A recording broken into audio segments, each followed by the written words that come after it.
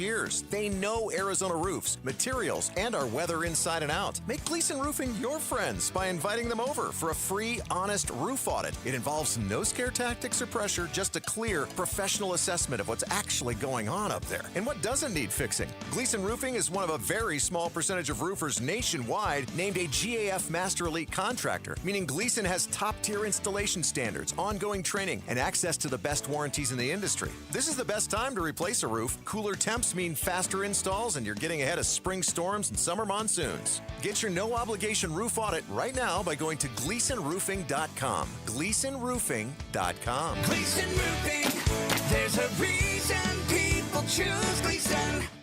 KMVP FM Phoenix. Live from the Casino Arizona and Talking Stick Resort Studio. Arizona Sports, the local sports leader.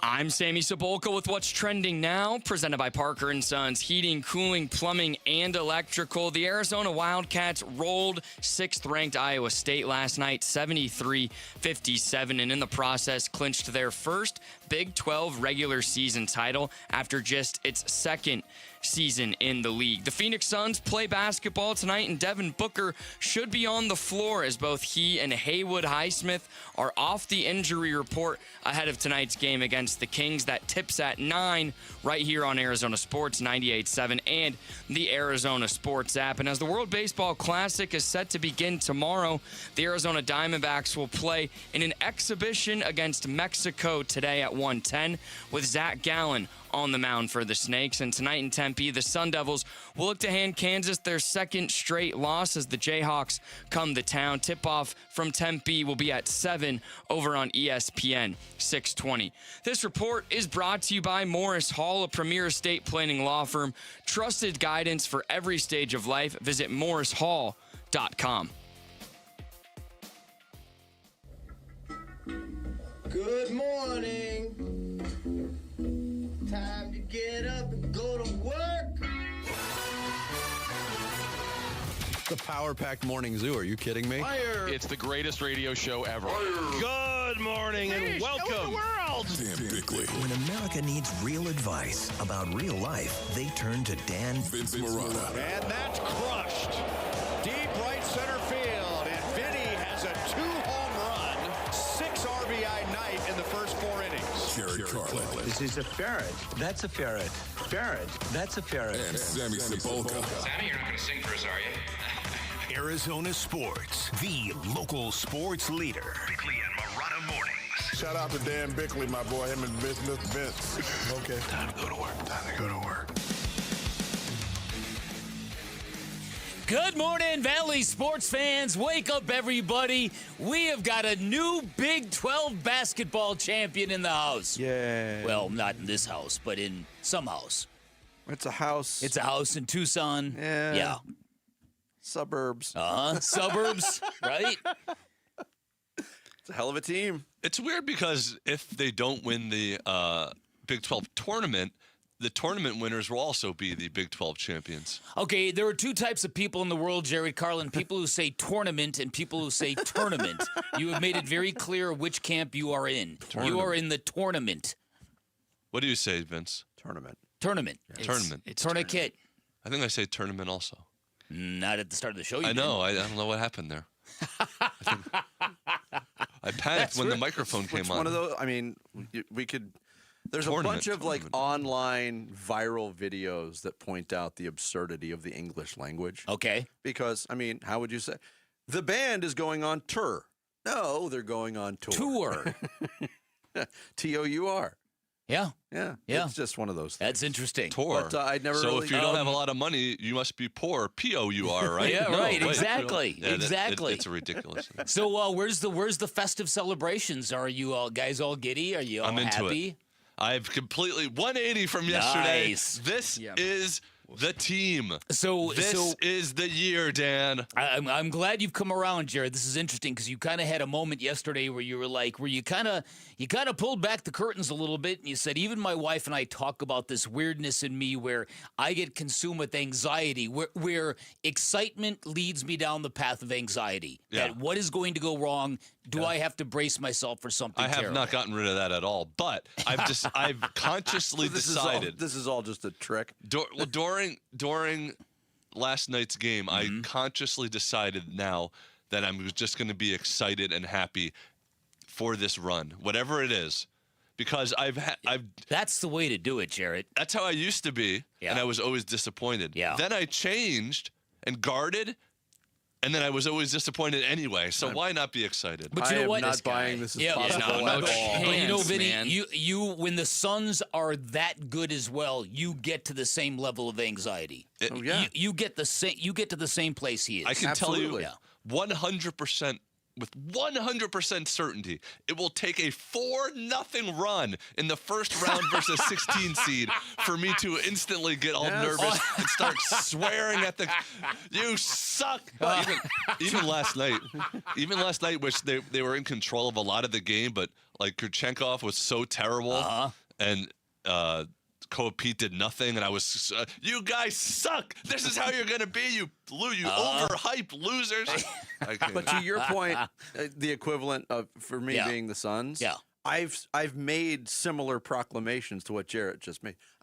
Why am I like this? Just enjoy it. You can't choose. Enjoy the ride. I know. No, that's your nature is your nature. That's very, very accurate. But I think that's more of a sign that you really care and that you're really a true passionate fan, is that every little stupid thing affects you, and that I understand there's different ways of fandom where it's like you just cheer and root for them no matter what. I don't know. I'm consciously going to try to enjoy this now because I do think they're really, really, really good this year. You're bringing up an interesting discussion. We don't have time for it now. But okay. How much? Well, we got 4 hours, man. How much criticism does a good fan? How much is that person allowed? If you're a fanatic of a team, is criticism part of it? I think absolutely. 100%. I think if you are that deep as a fan, you are allowed to feel and say whatever you want to feel and say. If you are that vested emotionally, I think you are allowed to be wherever that takes you, is what I believe. Someone said this the other day, and it really resonated with me. The biggest fans, the most like Philly fans, like the biggest fans in sports actually hate their team. Yeah, I think there's some truth to that. That's interesting. Yeah. Someone said that, and I had to stop and think about it, and I thought about it the rest of the day. The most diehard fans, the people that care most about their teams, actually hate their team. It's two different. Like you said, there's a bigger conversation, but there's two different ways to look at that. There's the fan that supports their team no matter what, because that's the kind of fan they are. They always support, and then there's another fan that is critical almost no matter what. Yes. And almost to a fault where their expectations are so high and nothing can satisfy them. It's a love-hate relationship. Interesting.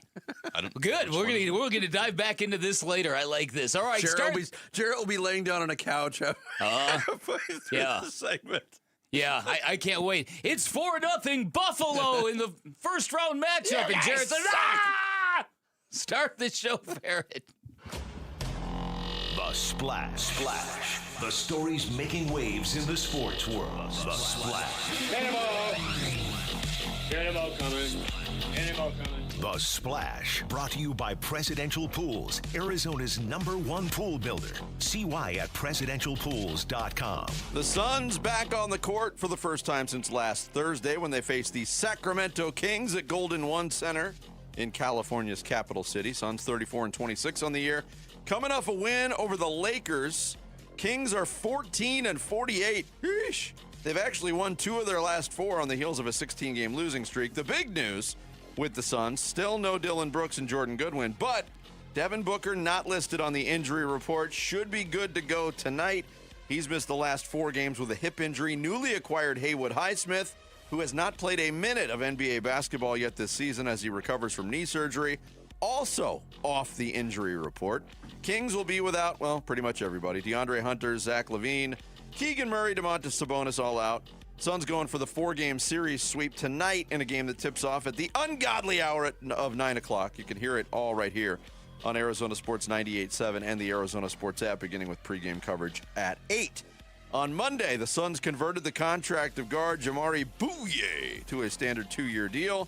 This comes just days after the Suns finally waived guard Cole Anthony, whose rights were acquired in the trade deadline deal that also brought Amir Coffey to Phoenix from Milwaukee. Bouye, 6.5 points in 33 games this season. Suns also re-signed forward TJ Huntley to a 2-year deal.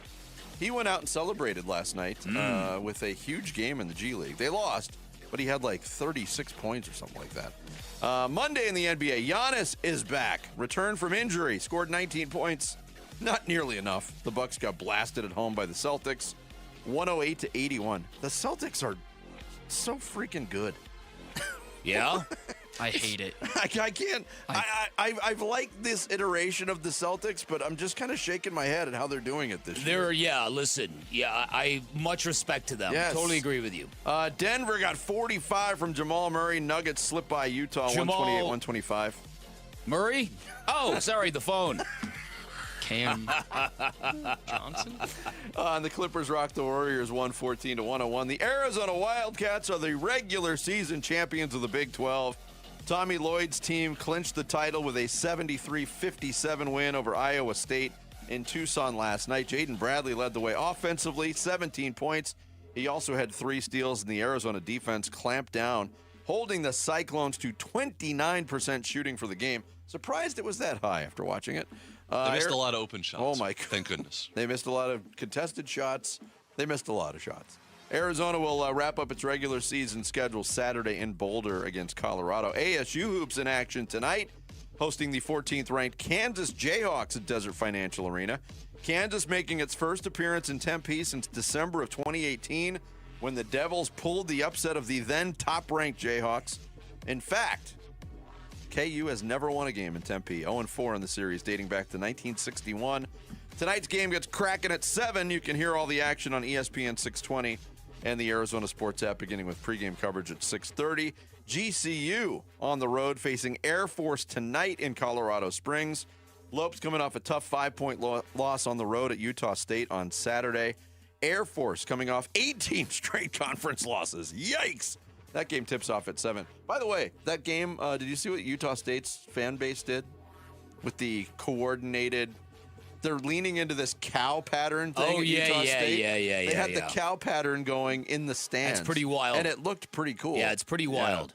The top 3 teams in the country stayed in the same order in the newest AP Top 25 college basketball rankings released yesterday. Duke, number 1, 55 of 59 first-place votes.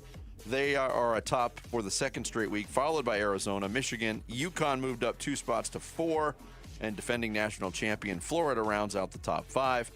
D-backs had a day off from Cactus League play Monday. They're back on the diamond today at Salt River Fields, hosting Team Mexico as they gear up for the World Baseball Classic. Zach Gallen will be on the hill for the D-backs. And Team USA, by the way, will play its first pool game in the World Baseball Classic against Brazil Friday night in Houston. D-backs and Mexico get underway at 1:10 today. There you go. There is your splash for this Tuesday morning on the 3rd day of March. Coming up next, we'll give you the latest rumblings, rumors, and ruminations regarding Before we go to break, Kyler can I bring up one last thing real quick? Did any of you all see the blood moon this morning when you walked in? I did. It was cool. I didn't know what it was going on, but I saw it, but on my phone. It's right out the window. Apparently, I didn't look up. Neither did I. I heard that it was going to be, and then I completely forgot about it, and I didn't notice it. Look out that side of the building. It's still here? Yeah, it might be. It was when I pulled up. Yeah. Yeah, it's wild. All right, sorry, Vinny. I didn't mean to. If I get extra hairy and... Let's take a real quick Walk show out- field trip. Oh, yeah, let's do it. Let's do it. Can you wait till after my live read? The latest on Kyler Murray coming up. It's Bickley and Murata Mornings live from the Casino Arizona and Talking Stick Resort Studios of Arizona Sports, the local sports leader. Phoenix Suns basketball. Green steps back for a deep 3, and that's banked in off the window for Jalen Green. The bank is open late on a Thursday night, and now Jamari Bouye steals the inbounds pass, throws it cross-court O'Neal for 3. He got it. Back-to-back trifectas for the Suns, and this place is going crazy. Suns at the Kings tonight for a late tip. Pre-game at 8, and the play-by-play begins at 9 on the Arizona Sports app and 98.7. LASIK and Evo ICL from King LASIK gives you freedom from glasses and contacts. Refractive lens exchange from K2 Vision eliminates readers and cataracts. Hey, it's Vince Murata back to tell you more. I'm one of those people that had LASIK a long time ago, 25 years ago, and it was really, really good at the time, and it's still good. My vision's still pretty strong. But as I've gotten older, my vision has changed. I do find myself squinting at times at distance, and yes, I've had to grab readers on occasion. Dr. King at K2 Vision gave me a thorough exam, and like many people who have had LASIK in their younger years, I'm a perfect candidate for a refractive lens exchange, a permanent solution that would ensure I'll never get a cataract. The doctors at K2 Vision gave me info on my vision, which I was seeking, and they gave me options without any pressure. The team of surgeons at K2 Vision has performed over 400,000 procedures, so they will know the best procedure for you. Schedule your free Zoom consultation today at K2VisionRLE.com. K2 Vision RLE, no glasses, contacts, readers, or cataracts. That's K2VisionRLE.com. At Fisher Investments, we may seem like other money managers, but we're different. What makes you so different than the rest of us? We ensure clients receive unparalleled service at every step of the relationship. Tell me more. Our investment counselors focus on service over sales, prioritizing clients' needs. How do you make money? We don't sell any commission-based products. We have a simple management fee based on the value of our client's portfolio. So we do better when our clients do better. What about client portfolios? We get to know each client, their finances, family, health, lifestyle, and more, and then we tailor a portfolio based on their specific goals and needs. Your clients really come first then, huh? Yes, we make them a top priority. Our goal is helping them achieve a comfortable retirement. Wow, maybe we are different. At Fisher Investments, we're clearly different. Learn more at FisherInvestments.com. Investing in securities involves the risk of loss. Now is the time to start building your defense against the sun with All Pro Shade Concepts. Exactly right, Wolf. Smart homeowners are getting their free estimates now for retractable shades and awnings for their patio. Yep, if you wait until the playoffs to fix your defense, you're getting cooked. That's right. Our shades are custom fit, so the earlier we measure, the sooner your home is protected. Beat the summer rush and get your free estimate today and receive free installation. Go to allproshade.com because you gotta have shade. Hi, this is Stuart Willis, President of Asset Preservation Wealth and Tax. A personal relationship with your financial advisor really matters. It's super important that you have the ability to talk about anything you need to with your advisor. So if you have been pushed off to a call center and you don't have a one-on-one relationship with your financial advisor, then reach out to us at assetpreservationwealth.com. That's assetpreservationwealth.com. Investment advisory services offered through Foundations Investment Advisors, LLC, an SEC registered investment advisor. With Sun Devil women's basketball, it's not just a game, it's a show.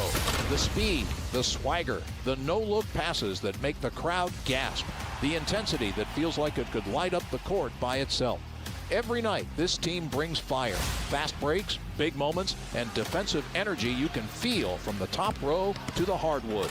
If you want basketball with heart, hype, and pure showmanship, you want Sun Devil women's basketball. Get your seats now at sundeviltickets.com. Staples has hot deals and super low prices on everything for your business. And right now, brand your business at Staples with up to 30% off custom labels. Shop Staples in store, online, or in the app. Ends 4/18. Visit staples.com/print for details. What happens to Kyler Murray? They can cut him, but they would be taking a big cap hit. Arizona Sports, the Cardinal Decision. The Cardinal Decision. With Bickley and Murata. I want to say good morning on this Tuesday morning and a thank you to our followers, listeners, viewers in Whitman. Appreciate the support out in Whitman. They're on the hook for, they've already paid or locked into some guarantees. I think it's $18 million, somewhere around there. He's got another big trigger coming up, I believe the 5th day of the new league year. So I think mid-March is an artificial deadline. I think it's close to $20 million. It's a pretty big number they would be on the hook for if they let him stay on the roster through, say, March 15th or whatever that date is. So that's an artificial deadline that they are going to move on. It would be a shock if they kept him on that number. So if you cut him, that does open up a situation where a team, because of the guarantees he's already been paid, can get him on a cheap contract potentially.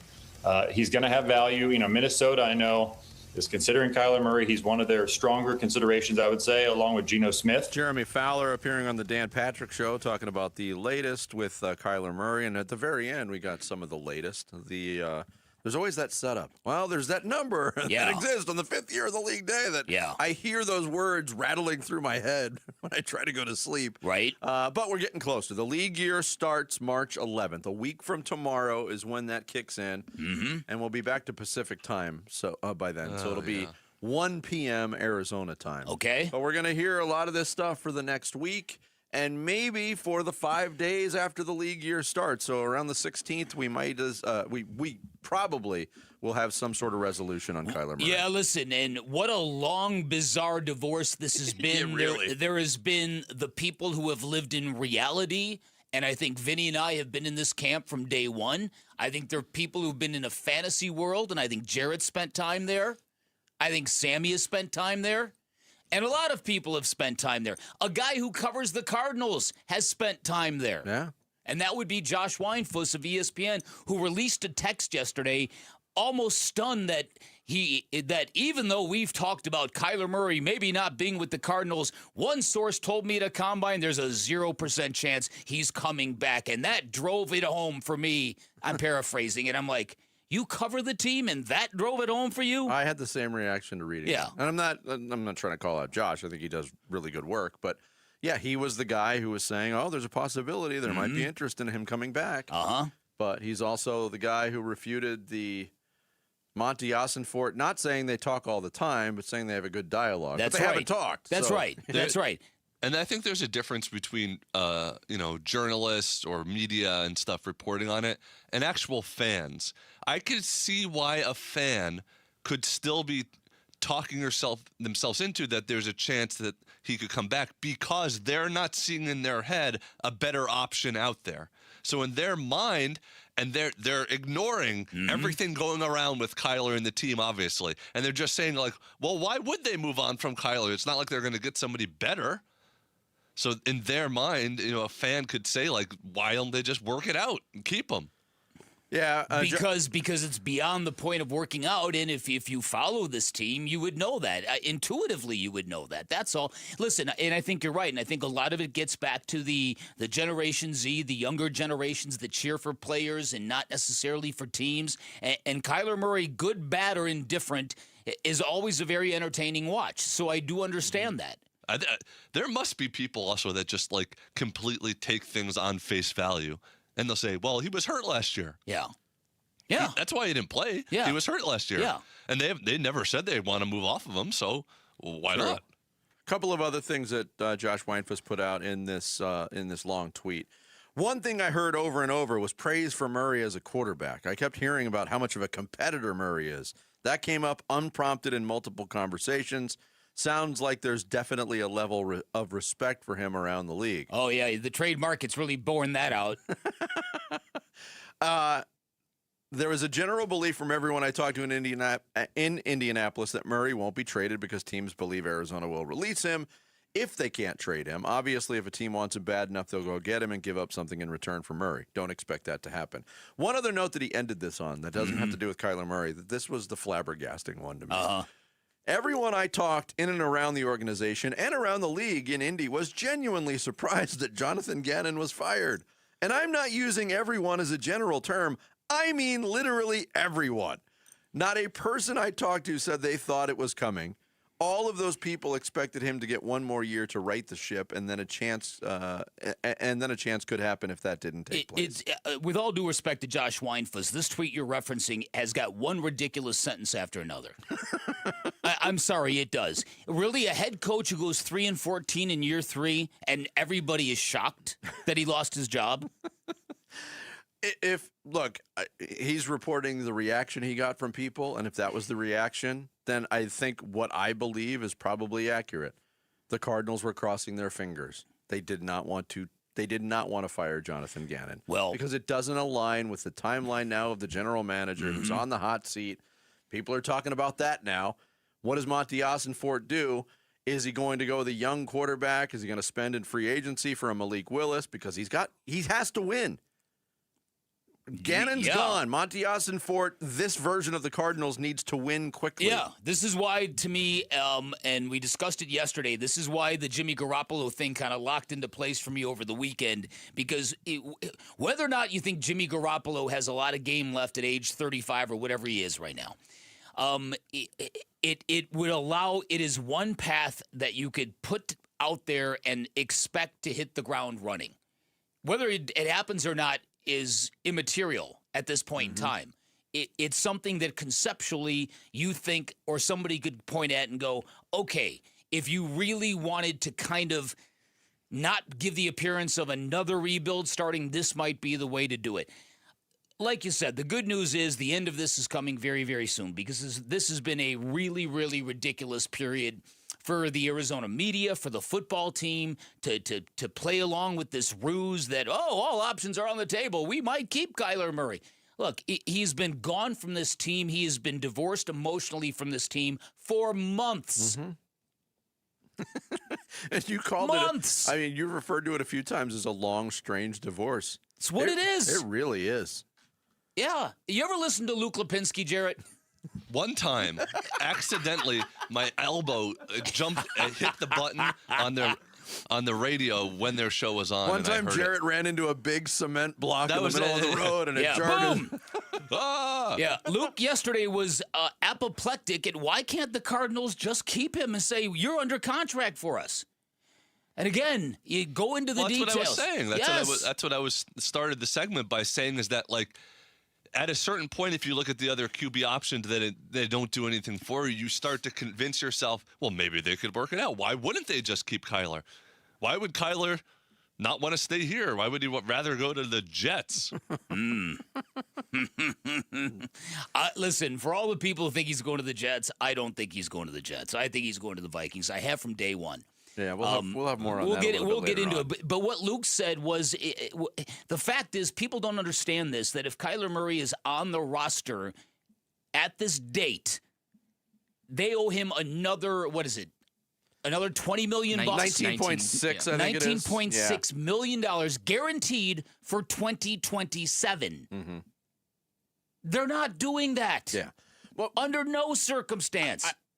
We talk about, the nature of what we do for a living, and the phrase I always use in conversations with you off the air, Bick, is we work in the possibilities business. Yeah. Keep all the possibilities open. I just don't think that one's open. No, that one is not open. Yeah.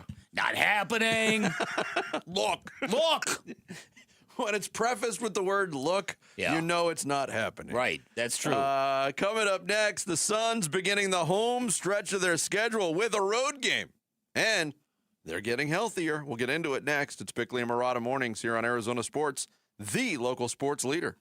Wolf and Luke, middays 10 to 2. This year's crop of quarterbacks for the Arizona Cardinals and the potential of drafting one. Yeah, I could see that happening.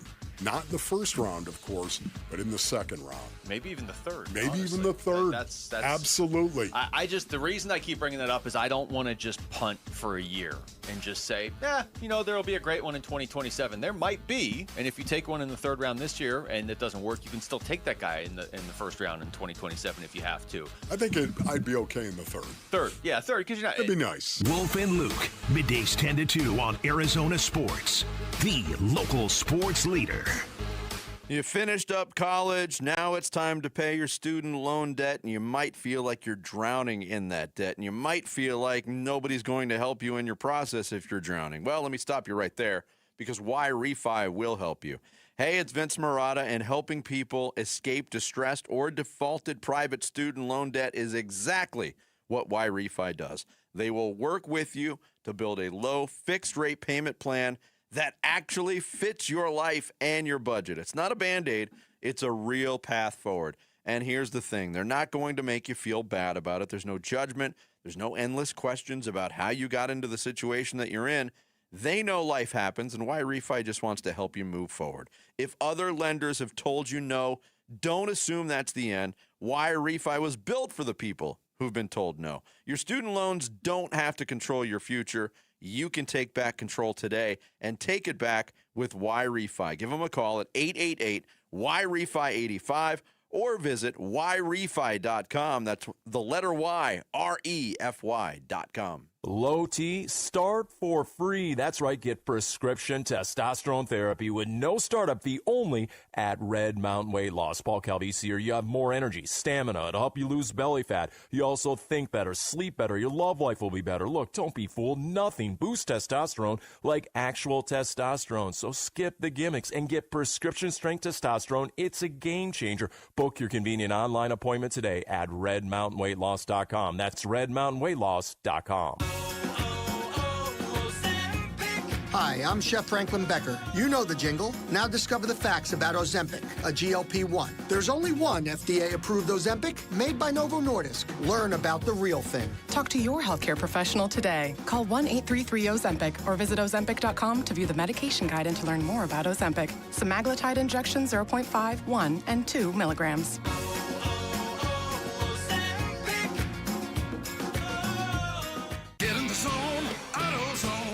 Welcome to A to Z Savings, our biggest sale of the year. Happy to be here. Can I get some rotors? Would you like brake pads with that? How much are the brake pads? Free with Duralast rotors. Free. Really? Really? Free. I also need some oil. Would you like an oil filter with that? Yeah. How much is that? Free with the oil. Free. Really? Really. Free. It's part of A to Z Savings with hundreds of deals. From A to free. Get in the zone, AutoZone. Ends March 9. Restrictions apply. If you don't have gas in your home, but something doesn't smell good. Ew, what's that smell? If it smells like rotten eggs, there could be a leak in your neighborhood. Now what do I do? If you suspect a leak, move fast, call 911 and Southwest Gas. From a safe location. But I don't have natural gas in my home. Gas lines are buried all around, so even if you don't have gas, I know, call 911 and Southwest Gas. One thing sports taught me is how to look beyond the moment, to think about what comes next. Hey, it's Tom Chambers. When I retired from basketball, I learned quickly how important it is to have a long-term plan, not just for money, but for peace of mind. That's why I partner with Galaxy Lending Group and their Goal Loan. Goal stands for Galaxy's Ownership Accelerator Loan. But to me, it's the Get Out and Live loan because it helps people work towards something huge, retiring with their home paid off sooner, using the income they already make. And here's the truth. When retirement gets close, it's not about chasing interest rates. It's about whether you're still carrying a mortgage when you want more control over your time. Goal helps shorten that timeline so retirement feels more real and a whole lot more comfortable. If you want to see how it works and whether it fits your situation, text GOAL to 620-620. That's GOAL to 620-620. Galaxy Lending Group, because 30 years is optional. NMLS ID 142766 and Equal Housing Lender. Message and data rates may apply. I'm Sammy Cebulka with what's trending now, presented by Parker & Sons Heating, Cooling, Plumbing, and Electrical. Sun star Devin Booker is off the injury report and looks to be available as the Suns are back in action after 4 days off tonight against the Sacramento Kings. That game doesn't get going till 9 tonight, but you can hear it right here on Arizona Sports 98.7 and the Arizona Sports app. The Arizona Wildcats and Tommy Lloyd are your Big 12 regular season champs after dominating Iowa State last night 73-57. This is the Cats' first Big 12 title after joining the league just 2 years ago. As the NFL draft is in the sights of the Arizona Cardinals, what will they do? Who are some players to know? For everything Arizona Cardinals draft, head to arizonasports.com. What else is going on today? The Diamondbacks will face Team Mexico at 1:10 from Salt River Fields as the WBC exhibition games get underway today. And then tonight, the Sun Devils in Kansas will tip off at 7 from Tempe, and you can hear that over on ESPN 620. This report is brought to you by Casino Arizona and Talking Stick Resort. Casino Arizona and Talking Stick Resort have one premier loyalty experience, Salt River Rewards. Join and get up to $25 in free play. Visit saltriverrewards.com to get started.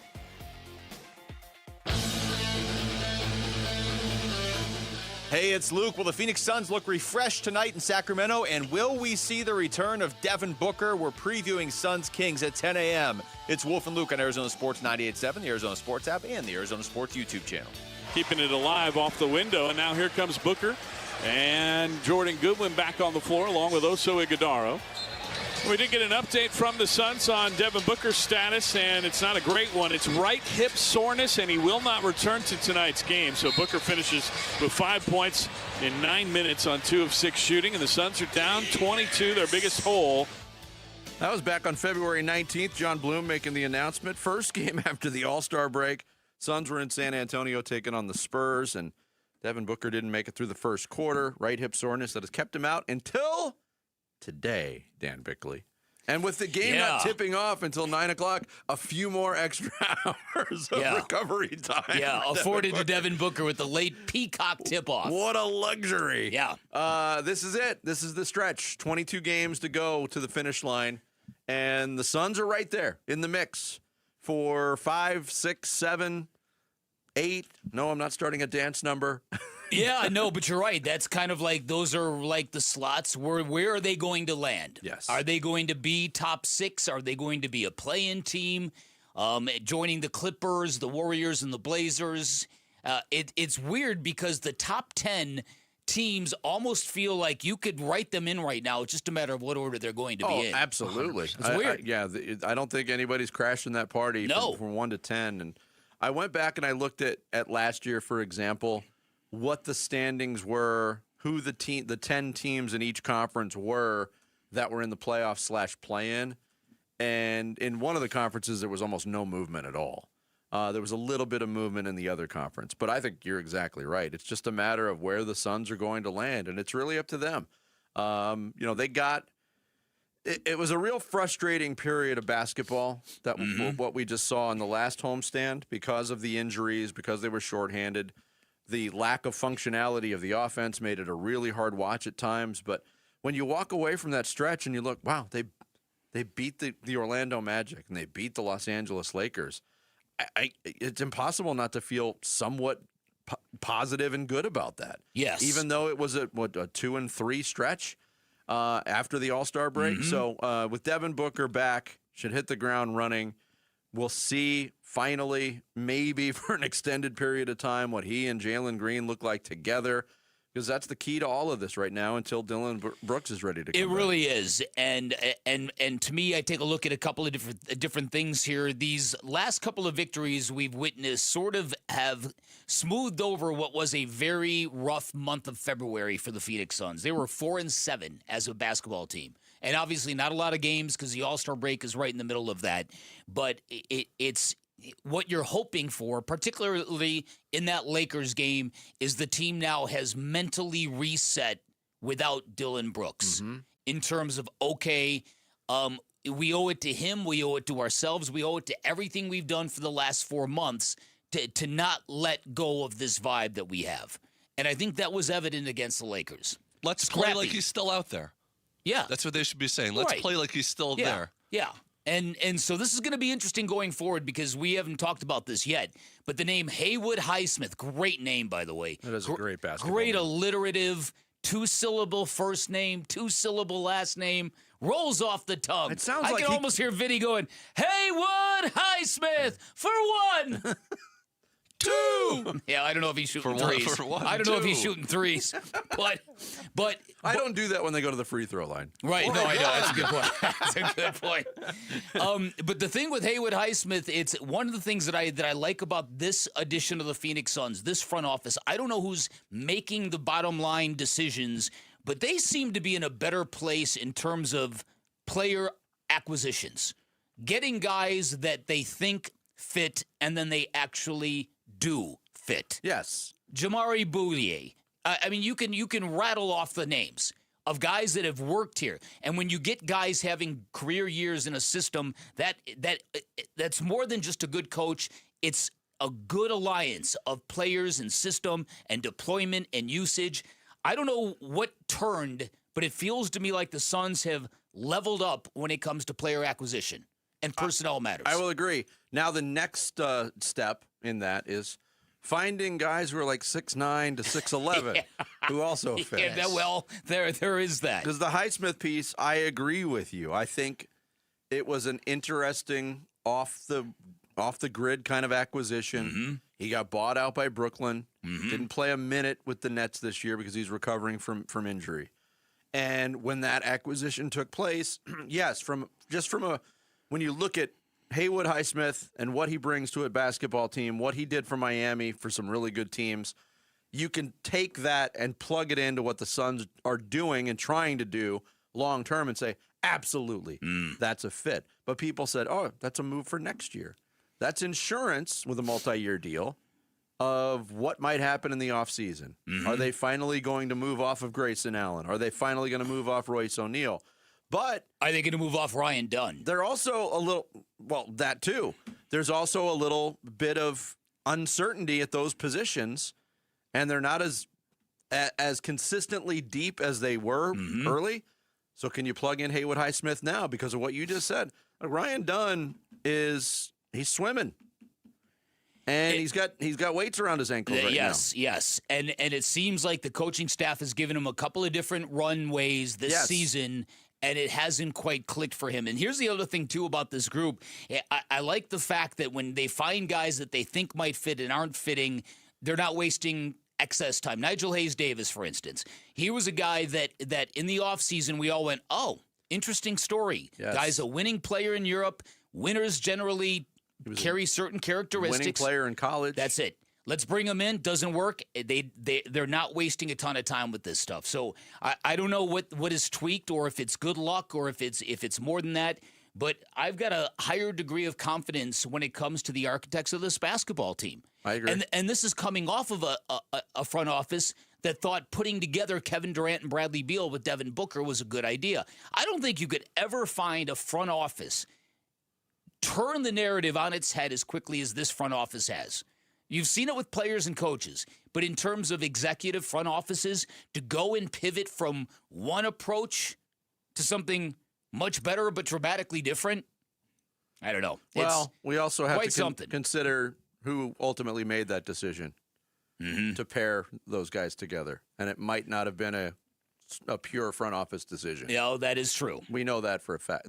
I think this is a combination of what you said, Brian Gregory coming in with a real eye for things, and the front office finding its place and moving in the right direction. And I also think it's been a realization on the part of Matt Ishbia. I can't get distracted by the shiny object. Got to build something. And I understand why he did it when he did it, because he had just taken over the team. But that was a great learning lesson, too. And we'll see what fruit I would this agree bears. with that. I would agree with that because everybody was like, well, let's just wait until the next big star becomes available and the new owner syndrome kicks back in and will he be able to contain himself? It's worked out pretty well. It has. Tonight, Suns in Sacramento to take on the Kings, a 9 o'clock tip. Coverage starts at 8 here on Arizona Sports 98.7 and the Arizona Sports app. Coming up next, the Atlanta Hawks are planning a very special night to honor a thriving local business, and some nerd wants to ruin it. This is not my words. We'll explain next. That's how I interpreted the story. Yeah, well, wow. You're not delivering the tease, Jared. Jared's going to tell you his thoughts next. It's Bickley and Murata Mornings here on Arizona Sports, the local sports leader. Burns and Gambo, afternoons. That was supposed to be Merrill Kelly's day to throw Friday night. He is on the Merrill Kelly path in terms of Merrill Kelly starting opening day. Friday night was supposed to be the night Merrill Kelly was going to throw in that game. So Ryan Nelson has basically taken Merrill Kelly's spot in terms of when that spot in the rotation is coming up, which very much suggests to me that what you said last week, that Ryan Nelson is going to be the opening day starter. I think it's going to be him. Burns and Gambo, afternoons 2 till 6 on Arizona Sports, the local sports leader. So there's a myth in the electronics industry that prices have to be best at the big box stores, and that's because when you walk into a big box store, chances are pretty good you're going to see a television at the front of the store, super low price, and you think to yourself, man, I got to come here to buy a television. What you don't know is that television you're looking at is likely hot garbage. It's going to rob you of quality and experience and stuff that you cannot compromise if you are a sports fan. That's why I highly recommend you go visit my friends at Waltz TV and Appliance, a Valley institution. They've been serving the Valley since 1957. They have great selection, all the major name brands you're looking for. Big screen televisions up to 115 inches. Great selection of outdoor televisions. Great selection of audio components from speakers to sound bars. You pair up the right combination as a sports fan, you will have magic, and I know that. Waltz did it for me. They gave me a great price. They'll do the same for you, and one better. Head on down to Waltz. You purchase a QLED or OLED Samsung television, 75 inches or larger. You're going to get a second Samsung 43-inch television for free through the end of March, and while you're there, drop my name. You get an additional 10% off installation or a 3-year warranty for free just by dropping my name. Lots of great reasons to head on down to Waltz. You can find them off the I-10 in Warner, right behind the IKEA. You can shop online at waltz.com. Shop local, shop Waltz. Have you heard about Global Credit Union? Hey, everybody, it's Dave Burns. They're helping Arizonans keep more of their money. Last year, members saved over $194 million through better rates and lower fees. Perks include early payday, access to your paycheck up to 3 days early, and 24/7 U.S.-based support whenever you need it. Join at globalcu.org or visit one of their 9 Phoenix area branches. I'm a member, and you will feel the difference right away. Global Credit Union. Better rates, fewer fees, real savings. If you're squinting at 30, hunting for reading glasses at 50, or dealing with cataracts at 80, your eyes don't care how old you are. They just want freedom. Hi, it's Dr. King from King LASIK and K2 Vision. From LASIK to lens replacement to cataract surgery, we have vision solutions for every stage of life. Trust the experience of 250,000 procedures and schedule your free Zoom consult at kinglasik.com. No glasses, contacts, readers, or cataracts. kinglasik.com. Cashback is not available on gas in New Jersey and Wisconsin. Couponing. Wow, you didn't strike me as the coupon type. Just trying to stay ahead of inflation. Gas, groceries, everything. It's all more expensive. I need to save wherever I can. Have you tried Upside yet? Upside? What's that? It's a free app that I use that pays cash back for every gallon of gas I buy. You've got to buy gas to get around anyway. Might as well get paid for it. Come on, does that really add up to anything? I've already made around $200. The extra cash helped pay down my bills, and I even had a little extra left to treat myself. And the Upside app is free? Totally free, and the cash back is real. You can transfer the cash right to your bank account. I'm downloading Upside right now. Download the free Upside app now to earn cash back every time you buy gas. Use promo code ENJOY to get an extra 25 cents per gallon on your first tank. You can cash out anytime right to your bank, to PayPal, or a gift card for Amazon and other brands. Just download the free Upside app and use promo code ENJOY for a 25 cents per gallon bonus on your first tank. That's code ENJOY for a 25 cents per gallon bonus. Luke Lipinski back to tell you about Orchard. How's this for a plan? You find your dream home and then you just move in right away without the frustrations of waiting around to sell your old place first. That's the way to do it. And you know what? Orchard gets it. That's why their Move First, Sell Later program exists, because with Orchard, you can buy the dream home now. Don't waste time, just go. Then sell the old one later. Here's how. Orchard gives you cash so you can buy, move into your new home first. You can do it on your timeline. No waiting around, no showings, no double moves. You ever tried to do a double move before? You don't want to do any double moves. Then the Orchard experts take it from there. They handle repairs on your old home. They make price-boosting upgrades. And once they're done, a local Orchard agent will list and sell your home for top dollar. They can do that because their agents are some of the most experienced around town, with smart tools and products to help you attract the right buyers. Orchard's Move First program gives you the freedom to sell your old home later so you can focus on buying and moving into your new home now. Buy before you sell. Still get top dollar for your home with Orchard. If you're ready to find out how much your home is worth, visit Orchard.com to get your free home valuation. That's Orchard.com. Come on. I'm burning. Come on. Come on. Arizona Sports. Floor Burns with Bickley and Murata. Like you dunk it. Right in straight.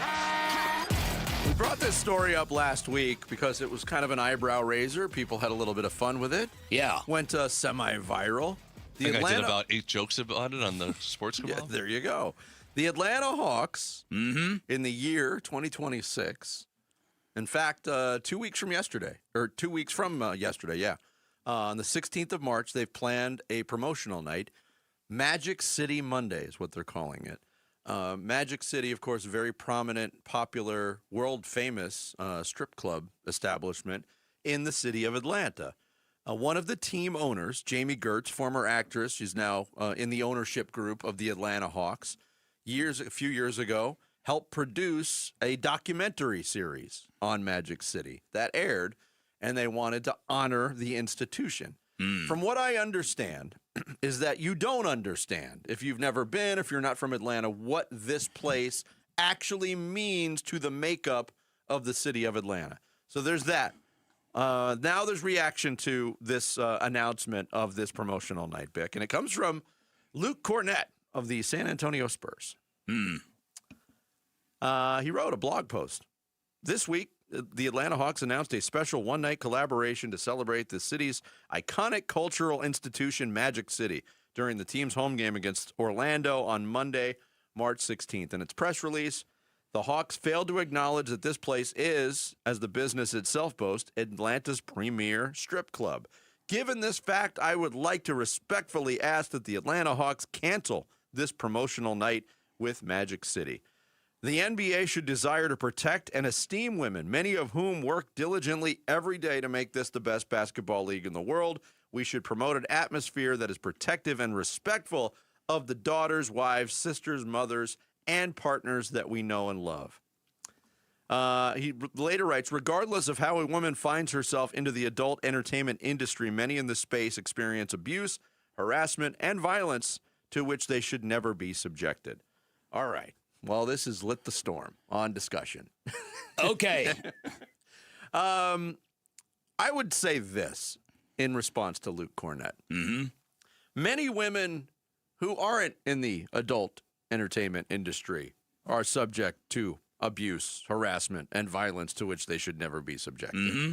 Again, I don't speak from a great area of knowledge because I've never stepped foot in the city of Atlanta. I've never been to this institution, but when people bring it up, it is revered. It's part of the cultural vibe of Atlanta. And I've never been there. But I've read about it. We all have heard about this place, I assume. Like Mr. Williams, during the COVID, lemon pepper wings. Right, exactly. This dude broke quarantine during COVID to go. I think he had a death of a grandparent, and then he made a side trip to Magic City. Not for the women. For the wings. For the wings. Okay, so 12 piece. And I don't know whether this is a point of differentiation, but this place isn't just your ordinary strip club. This is a place that is revered for those wings probably more than anything, number one. And then number two, it became the epicenter of hip-hop music in Atlanta. That's where all the artists kind of went. Yes. And so, yeah, there's the seedy element of it that Luke Cornett is railing against, but this place is a little outside of that standard definition, if I can say that. I feel like, to me, and again, I can't believe you're just so into the objectification of women, Jared. I'm really stunned by you. You can't believe that about me? You've never seen my search history. No, but I'm just, to me, and I'm also just a dumb middle-aged male saying this as well. But to me, what Luke Cornett is saying is as insulting to women as he thinks these kind of establishments are to women. Yeah. To be the moral police on what they should do or shouldn't do as jobs. I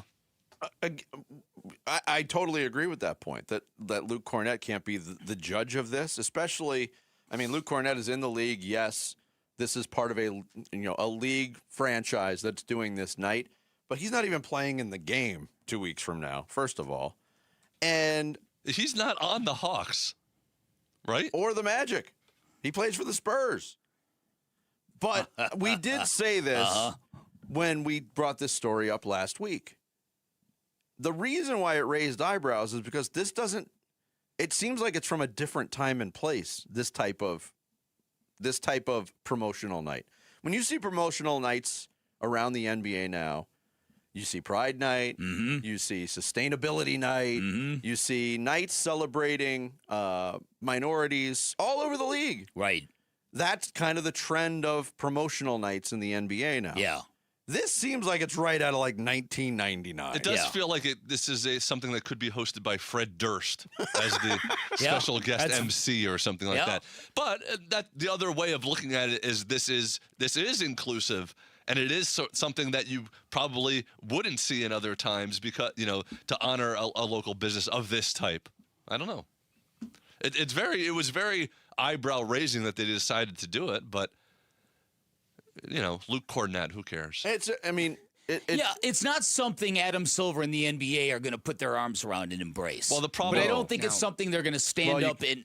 No touching the dancers. Well, that's true. Hands to yourself. First rule. Keep your hands to yourself. Now, had James Harden written this blog, we might be having a different discussion. James Harden has requested a trade to the Hawks just for that game. Just for that game. He's like, am I off on Monday night?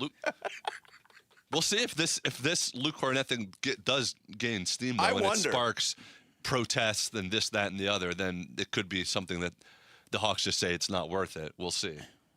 I'm very curious to see what the reaction from the franchise is going to be. I think they're probably they're gonna stand by this, and this night will happen. But Jarrett brings up a good point.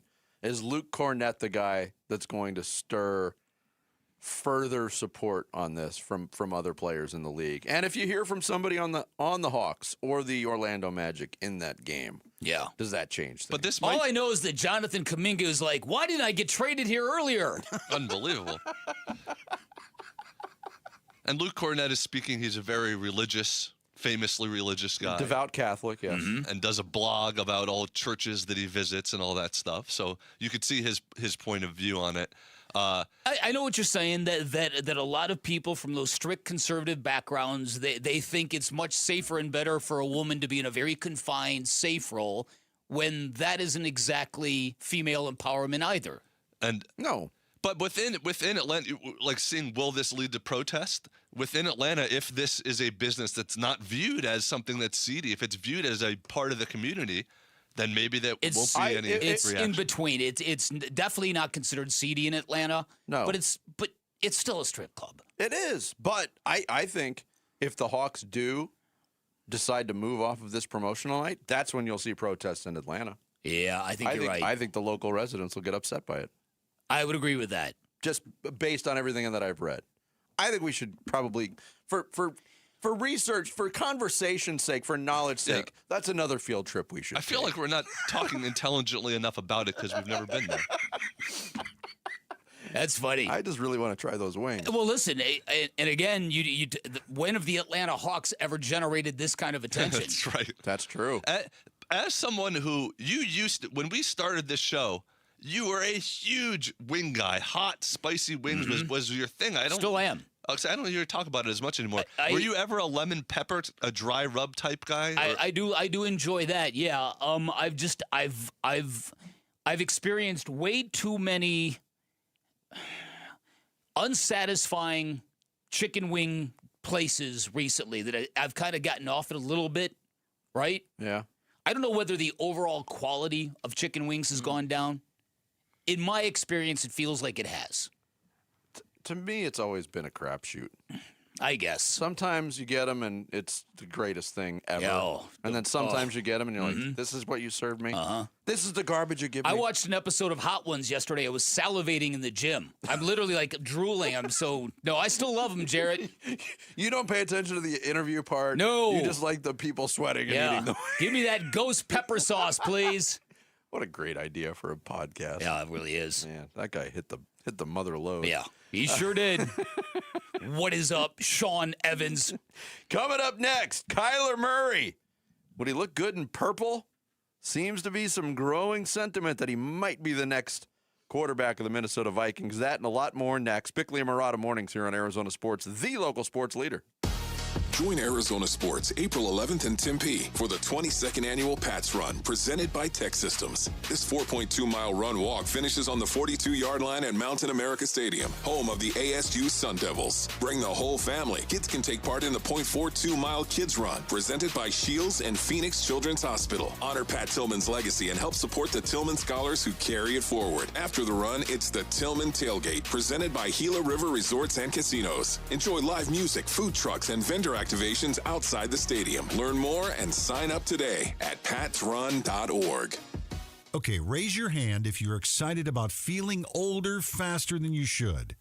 Exactly. Yeah, I didn't think so. If ongoing pain makes you feel older than you are, there is good news. QC Kinetics patients are getting relief, feeling younger, jumping back into life at full speed. The QC Kinetics medical professionals use the latest regenerative treatments backed by real science. Treatments that take the tiny, powerful healing tools inside your body and concentrate them right where you need relief. That's how Mike is training for a marathon instead of giving up running. Patrick's golf game is on fire again. All real QC Kinetics patients. The sooner you start treatment, the sooner inflammation eases and the sooner joint damage slows down. Find out if you're a candidate for QC Kinetics regenerative treatments. Your visit and consultation are free. Call now with clinics in Phoenix, Scottsdale, Peoria, and Chandler. 602-837-PAIN. That's 602-837-PAIN.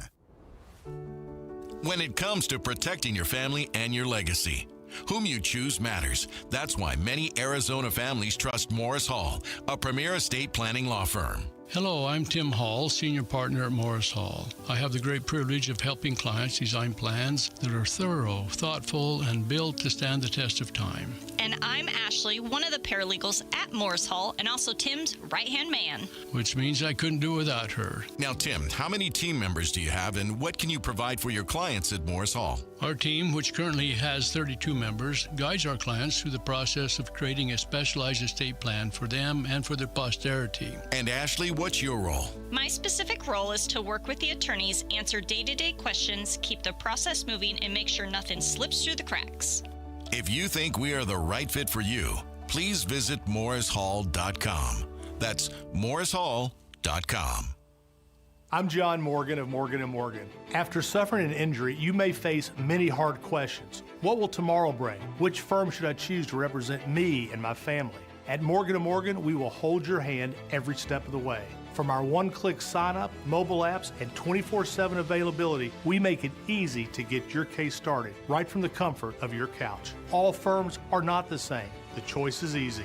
Morgan & Morgan, for the people. Injured? Visit forthepeople.com for an office near you. Hey, it's time to find that F-Series truck you want at a price you can't afford to miss because it is Ford Truck Month. Yep, and Ford Truck Month is about the only way that America's best-selling line of trucks for 49 years running gets better. Ford Truck Month at our Desert Ford dealers. Hey, Paul Calvise here. Man, we wait all year for these amazing offers. The Ford F-150. America counts on it. We get to drive it. And that's not all we get. Check out these savings. How about 0% APR for 60 months with zero down, zero payments for up to 90 days, plus $1,000 in truck month cash on a 2025 Ford F-150. We're talking on the job site, hauling the family camper, off-roading. F-150 trucks are icons of muscle and performance. And again, during Ford Truck Month, get 0% APR for 60 months with zero down, zero payments for up to 90 days, plus $1,000 in truck month cash on a 2025 Ford F-150. But it all ends March 31st. Just click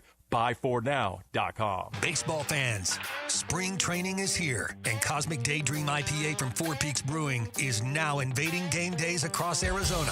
Whether you're soaking up the sun, watching from home, or meeting your crew at Four Peaks 8th Street Pub, before or after the game, Cosmic Daydream IPA is brewed to keep the good times invading all spring training long. Plus, for your chance to win tickets to a D-backs game, text SEATS to 620-620. Cosmic Daydream IPA from Four Peaks. Brewed for every inning. Best data rates may apply. Heart issues don't always come with warning signs. That's why early detection matters. It's Gamble for Lifeguard Imaging. Right now, you and someone you love can each get a coronary artery heart scan for just $69 combined, saving over $1,000. In only 3 minutes, you'll learn your risk of heart disease before small problems become serious. Quick, comfortable, no claustrophobic tubes. Do it for yourself. Do it for each other. Do it today. Text SCAN to 620-620. It could save your life. Message and data rates may apply. KMVP FM Phoenix, live from the Casino Arizona and Talking Stick Resort Studio. Arizona Sports, the local sports leader. I'm Sammy Cebulka with what's trending now, presented by Parker & Sons Heating, Cooling, Plumbing, and Electrical. The Arizona Wildcats rolled 6th-ranked Iowa State last night, 73-57, and in the process clinched their first Big 12 regular season title after just its second season in the league. The Phoenix Suns play basketball tonight, and Devin Booker should be on the floor as both he and Haywood Highsmith are off the injury report ahead of tonight's game against the Sacramento Kings. That tips at 9 right here on Arizona Sports 98.7 and the Arizona Sports app. And as the World Baseball Classic is set to begin tomorrow, the Arizona Diamondbacks will play in an exhibition against Mexico today at 1:10 with Zach Gallen on the mound. And tonight in Tempe, the Sun Devils will look to hand Kansas their second straight losses as the Jayhawks come to town. Tip-off is at 7 from Tempe over on ESPN 620. This report is brought to you by Ready Services Plumbing and Air Conditioning. Ready Services Plumbing and Air Conditioning, home of the no-fee emergency. Want to save money on your AC or plumbing issues? It's ReadyServices.com, saving you money since 1957. Get ready, because here we come. What happens to Kyler Murray? They can cut him, but they would be taking a big cap hit. Arizona Sports, the Cardinal Decision. The Cardinal Decision. With Bickley and Murata. First of all, I love it for Kyler Murray, right? Don't pursue the biggest contract necessarily, pursue the situation, rebuild your value. But I also really like it for Minnesota. Guys, I feel like the league is way too low on Kyler Murray right now based on the way, first, Arizona is obviously willing to absorb a lot of a big cap hit to release him, but also the way he's talked about. That is Mina Kimes from NFL Live on ESPN, loving the fit between Kyler Murray and the Minnesota Vikings. And you've been on record for months, a bit now, saying that you think that's where Kyler Murray is going to end up. It makes all the sense in the world, because if you're Kyler Murray and you're able to pick the team you're going to, that seems to be the best, most ready-made team to win. You've got a great defense. You've got a great head coach who's until J.J. McCarthy produced a lot of great results working with quarterbacks, and you got Justin Jefferson playing wide receiver. Yes. So I think that, and it's a great football city. It just makes a lot of sense to me. But the thing that I can't get out of my head, because like everybody else, I loved Kyler Murray at one point in time. I thought he had an incredible skill set. I was the one pushing for the Cardinals to draft him. Sorry about that. I was also somebody who thought this guy could be the next Steph Curry, the Steph Curry of the NFL. Undersized quarterback becomes national sporting icon, defying his size and playing in a league of giants. Yeah. And he's hinted at it, but he's never really grabbed it, and it's never really sustained itself. The one time they got to the playoffs, it turned into one of the most embarrassing games we have ever witnessed, and that's been it. And so this is, for me, the people who go back, well, weren't the Cardinals 7-0? Dude, that was 5 years ago. It was. And they were 7-0. Yeah. How did they finish with that same quarterback? And not all on him, obviously, but it did not work out for them. And it ended in that embarrassing playoff defeat. But you could see, though, if you're another team, not the Cardinals, and you're looking at the other kind of motley crew of available quarterbacks, how Kyler could be the most desirable. He could be, but the Minnesota Vikings are in an interesting spot because, and most people will say, it was quarterback play and injuries at that position that derailed them last year. They went from 14 wins. I think they finished with 9 wins, didn't they? Were they 9-8? Right in that area. Mm-hmm. Better quarterback play, and they are a Super Bowl contender. They have to get this right. Dan Orlovsky on Get Up on ESPN doesn't love the fit of Kyler Murray to Minnesota. I only like it. I do not love it. If I were Minnesota, I'll go back to last week. My number one goal, trade for Mac Jones. Number 2 would be Aaron Rodgers, and then I would entertain Kyler. This is why I only like it. Kyler still, in Kyler's words, I want to be a playmaker. I want to be a playmaker. I want to be a playmaker. That's not the role of the quarterback in this offense. And this offense, point guard. That's why you see some guys that maybe aren't these wow physical talents thrive, because they don't rely on like, oh, okay, let me go be the guy above the X's and O's. And that's why you sit there and go, there's guys that I sit there and say from a skill set make more sense. So, Orlovsky said, Orlovsky brought up a couple of names, Mac Jones being one of them. There's no market reportedly right now for Mac Jones. It's still developing. But a name that's popping up that people are saying, hey, this guy would fit better and is probably going to be available. Geno Smith to Minnesota. Yeah. And so if you're a Vikings fan, I think then you go, no, I want the upside and the sizzle of Kyler Murray. Because Geno Smith is still viewed a certain way. He broke out of that for a couple years in Seattle, but I think last year sort of dragged him back down a little bit. I think that when I look at Kyler Murray, and with all due respect to Dan Orlovsky, when did Kyler Murray ever say, I want to be a playmaker, I want to be a playmaker? Those words have never come out of his mouth. Yeah. So I don't know where he got that from. Here is my thing with Kyler Murray in the here and now. Two things that would lead me why I'm off of him, the fear in which he is playing with. It has grown significantly in recent years, and you see it in a variety of different ways. He never liked to be hit. He really hates being hit. And I have seen this many times in the NFL. We grew up in Chicago with a running back named Neil Anderson. We saw it here with David Johnson. Yes. Great player one day. Next day, the hunger is gone. Kenyon Drake's another guy. Yeah.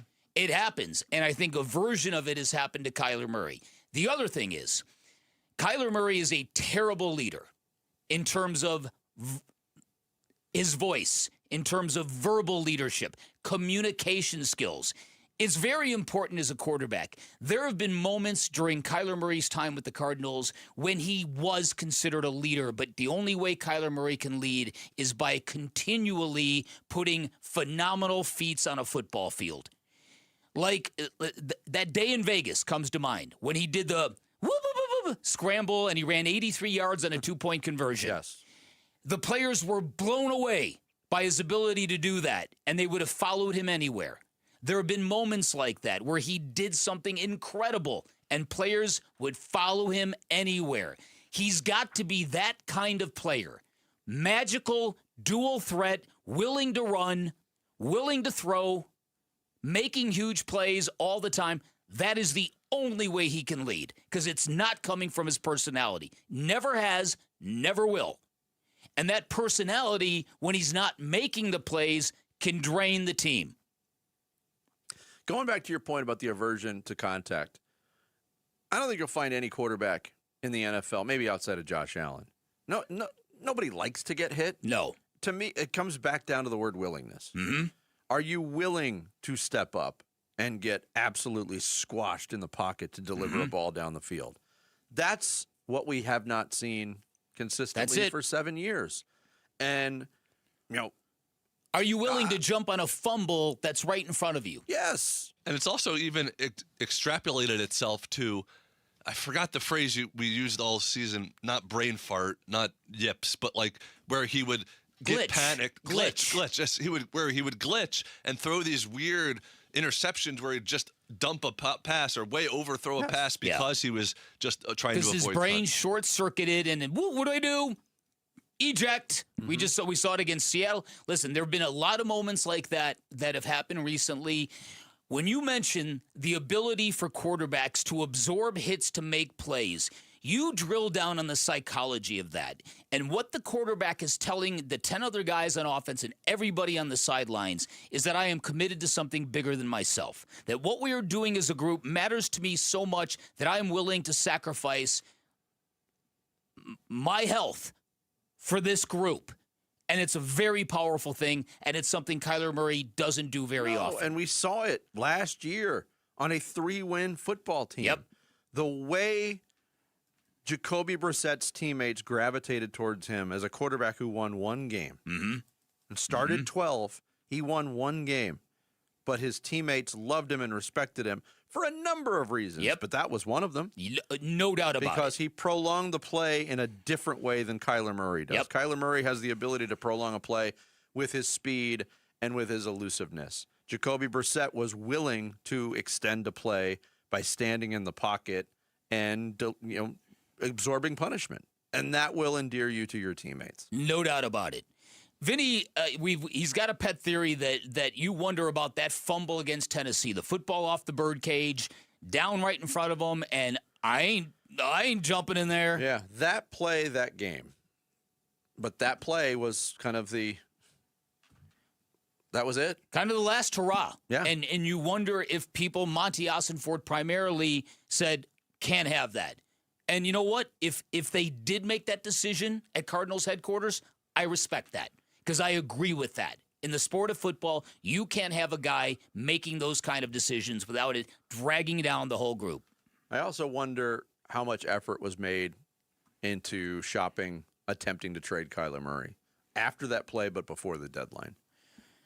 And I know there was a time crunch there, but I'd be willing to believe that took place as well. Yes. Coming up next, the last time the Arizona Wildcats were in the Final Four, Sammy Sabolka was wearing a diaper. Oh, he's not still?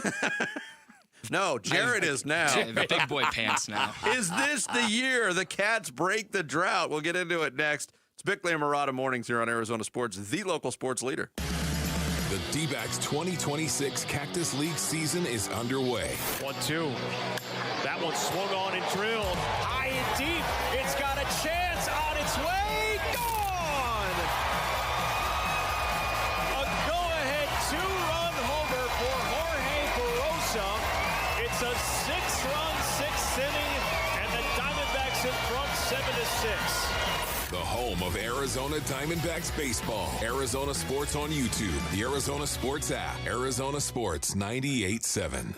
Hey everybody, Dan Bickley here, and if you're in the market for a new car, you should have really high standards. You should want a great brand, a great experience, a fair price, and a vehicle you cannot wait to drive. That's what you're going to get from my friends from Chapman BMW and a whole lot more. Chapman BMW, your premier destination for luxury and performance. This is an award-winning family-owned business for nearly 6 decades that does everything differently in all the best ways. They've got 2 great locations, which means you are going to get an extensive selection of new BMWs, certified pre-owned BMWs, high-quality used cars, and as many of our listeners will attest, they deliver an exceptional car buying experience, efficient, first-class, red carpet treatment the whole way. One of our listeners said it took him less time to buy a brand-new BMW at Chapman BMW than it did to buy a suit at a clothing store on a Saturday afternoon. And then once you become part of the Chapman family, their state-of-the-art service center is staffed by BMW certified technicians, ensures your vehicle will receive expert care. You're part of a great family. Finally, you got a friend in the business.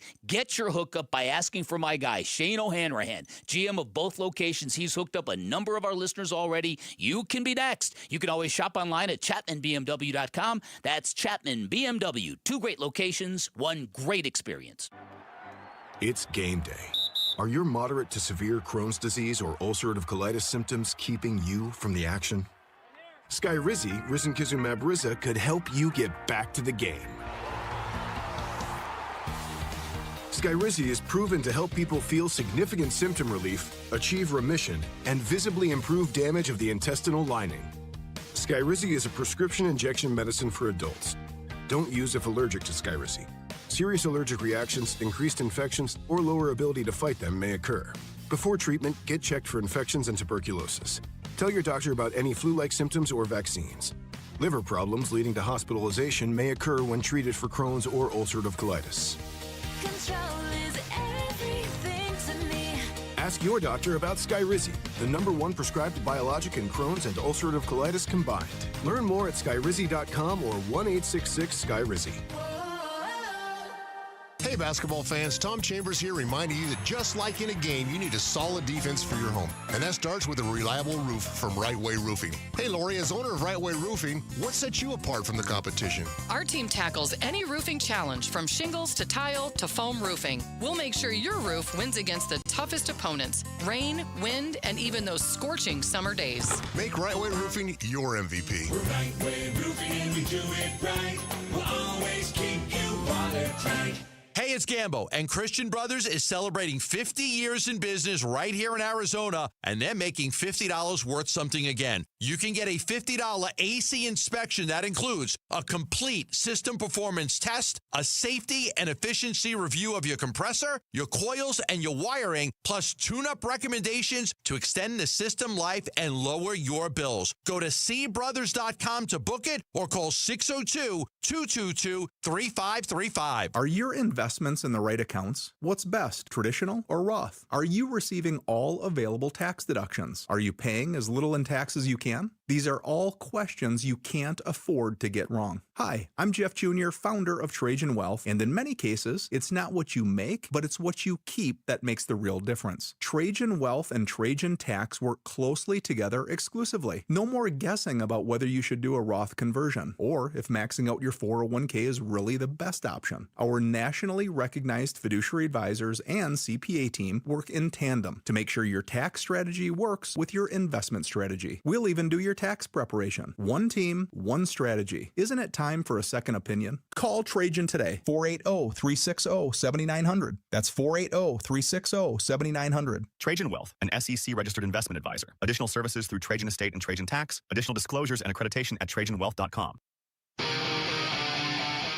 Hey, it's Wolf. What can the Arizona Diamondbacks accomplish this season?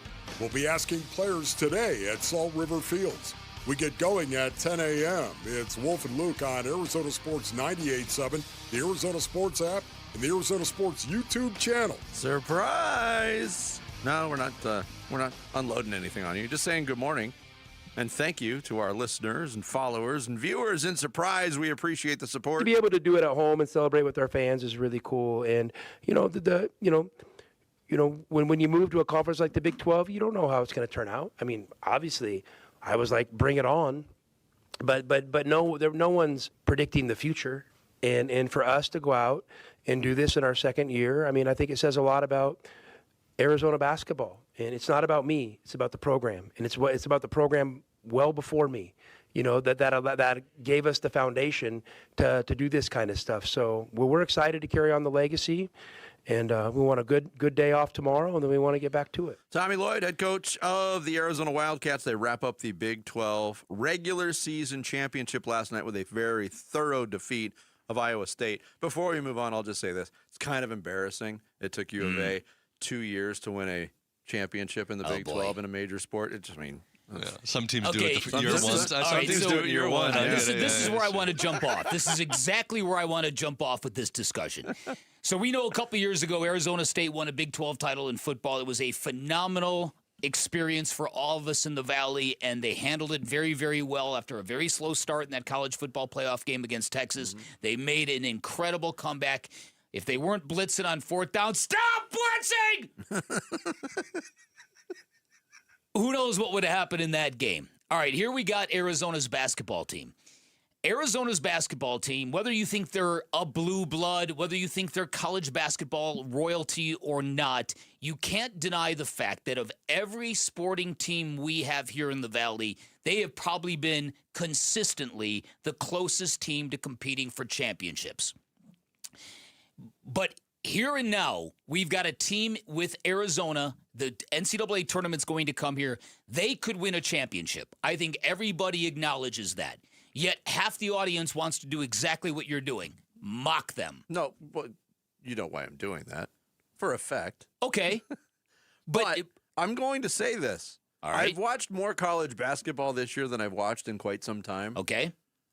Arizona's the best team in the country. Yes. I didn't necessarily believe that earlier. Uh-huh. They're winning the championship this year. Whoa! Whoa! Come on! Don't react to that. Stop it. They are. Absolutely, they are. He tried this last night with me. He was texting me. Iowa State can't make a shot. They Congratulations. Look, I'll give you my experience. I was watching the game, and I tweeted out, if Iowa State got points for hitting the rim, Arizona would still win this game handily. And that turned into reaction, and I don't know if it was just U of A fans trolling me, if U of A fans can't comprehend writing, or a combination of both. But great to have you on the bandwagon. I will never, ever, ever root for U of A to do well in anything. That's my point. But I can acknowledge when they've got a great team This is a great basketball team that I don't see a weakness on. Yeah. So my feeling, again, it gets back to this thing. For us, we've been doing this show for a couple of decades. It feels a long time. when you get a team that's capable of winning a championship, that is so rare in the Valley, and yet when it's Arizona basketball, there's a line of demarcation. Because they're not in the Valley. And because their rival, there is a distinct line of demarcation. Their rival it's like if there was a second NBA team and they were the Suns' biggest rival and they both were in the Valley or they were both in Arizona, you could understand why it would be divided. I understand it. Look, this team has got balance. They've got size, contrary to what Tommy Lloyd thinks is their perception. We'll get into that. They've got strength. But you can tell that's a connected basketball team. Guys are cool with their roles. Guys are cool with coming off the bench. Guys are just cool with this, and that's the sign of a really good coach. They do the move where during post-game interviews on ESPN or whatever, the rest of the team always comes up behind the person being interviewed. Yeah. But you're right. They last night was senior night, and they had Del Orso came back coming off the bench. Awaka coming off the bench. Mm-hmm. These are guys that. And Awaka started all last year. In the age of NIL, these guys decide to come back to the program and come off the bench for a team. Yeah. They are a team that has 7 guys that are all pretty much all exactly as good as each other. Yeah. And any given game, 2 or 3 of those guys will be really good. Listen, you bring up Anthony Del Orso, you're exactly right about that, because it's very, very rare for a transfer kid who comes in and starts all of one year, he's a senior, right? He's a senior now. Yes. Yeah. And now he's coming off the bench. And I won't say most, we're conditioned. We're conditioned to believe that at that point in time, that dude is either checking out literally, mentally, or both. The only question I have on whether or not Arizona can win it is, you brought it up, it's a strength now, the balance, because it is a different guy every night. Last night, it was Bradley, and he did the bulk of his damage from the free throw line last night offensively. Braden Burries has gone off. Koa Pete has that ability. Krivas can have a big game. Del Orso's had a big game recently. But when it comes down to it, do they have a guy, when everybody is struggling, do they have the guy that can step up and be the go-to guy? They might not have to deal with it. If they do, it might be a problem. I'm not worried about the three-point shooting. When you can get points in the paint the way they do, with their size and their ability to rebound the basketball on the offensive glass, I don't worry about the threes.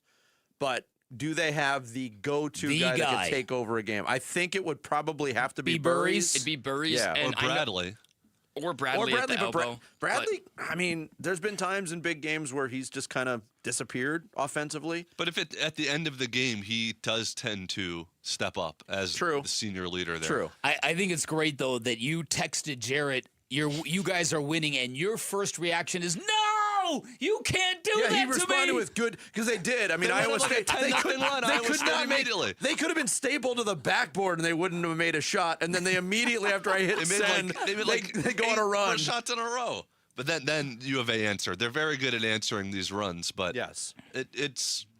Look, they don't have the best player in the country. I think the best player in the country is Cameron Boozer. Yes, he is. I think this year it's Duke, Michigan, and U of A are by far the top 3 teams. Yes. And then it's whoever gets the 4th number 1 seed, who knows. Yep. I think any one of those 3 teams. But anytime where it's a 1-game elimination, you got to win 6 in a row. Who knows? That's true. U of A has 2 losses. This is going to be fun. And for the record, just so you know, Jarrett and his fatalism / pessimism / coping mechanism, he's putting it to the side. He's jumping full in the pool. If you weren't listening at the beginning of the show, I have decided to be optimistic and happy and cheerful and joyful during this U of A run. I was having this thought last night, too, watching the game. We have a pretty robust video department now here. We have to have a big game, a camera crew following Jarrett, just filming Jarrett's reaction for social media and clips. I would watch that. I would watch Jarrett watch a game. I'm sorry. I would. Last time they put a camera on Jarrett on a pickleball court, he took off his shirt and started running around the court. Scared the kids. Scared the kids. That's true. We had to remind him this is a family event, Ferret. I was indistinguishable between me and the gorilla. Yeah, that's right. Really was. Which one's the Suns mascot? I can't tell. Why are there two gorillas on that team? Here, this is me being the bigger person. Congratulations to the Arizona Wildcats on their Big 12 regular season championship. And even if you say that authentically, which you are, it will be perceived as gaslighting on the other side. You can hear it in his voice. Come on. I know. Oh, I know. It disgusts me to every fiber of my being. It's got the sincerity of a bowl of peanut butter. Coming up, the Rush Hour reboot with Sammy Sabulka. It's Bickley and Murata mornings here on Arizona Sports, the local sports leader. Wolf and Luke, middays 10 to 2. I think Ron Nelson, I think he's going to give us a special year. I really do believe that. He put himself in this position. He put himself in this position. I think he's going to give us a special year. And who might actually start, of course, down the road, I don't know.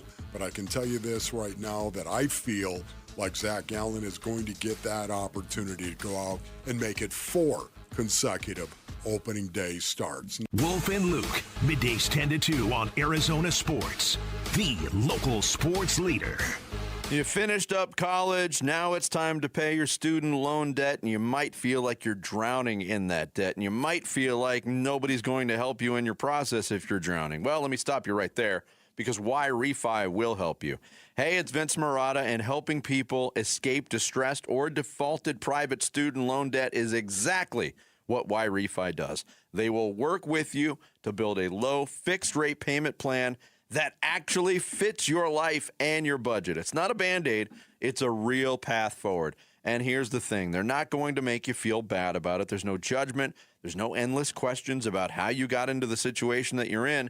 They know life happens, and Y Refi just wants to help you move forward. If other lenders have told you no, don't assume that's the end. Y Refi was built for the people who've been told no. Your student loans don't have to control your future.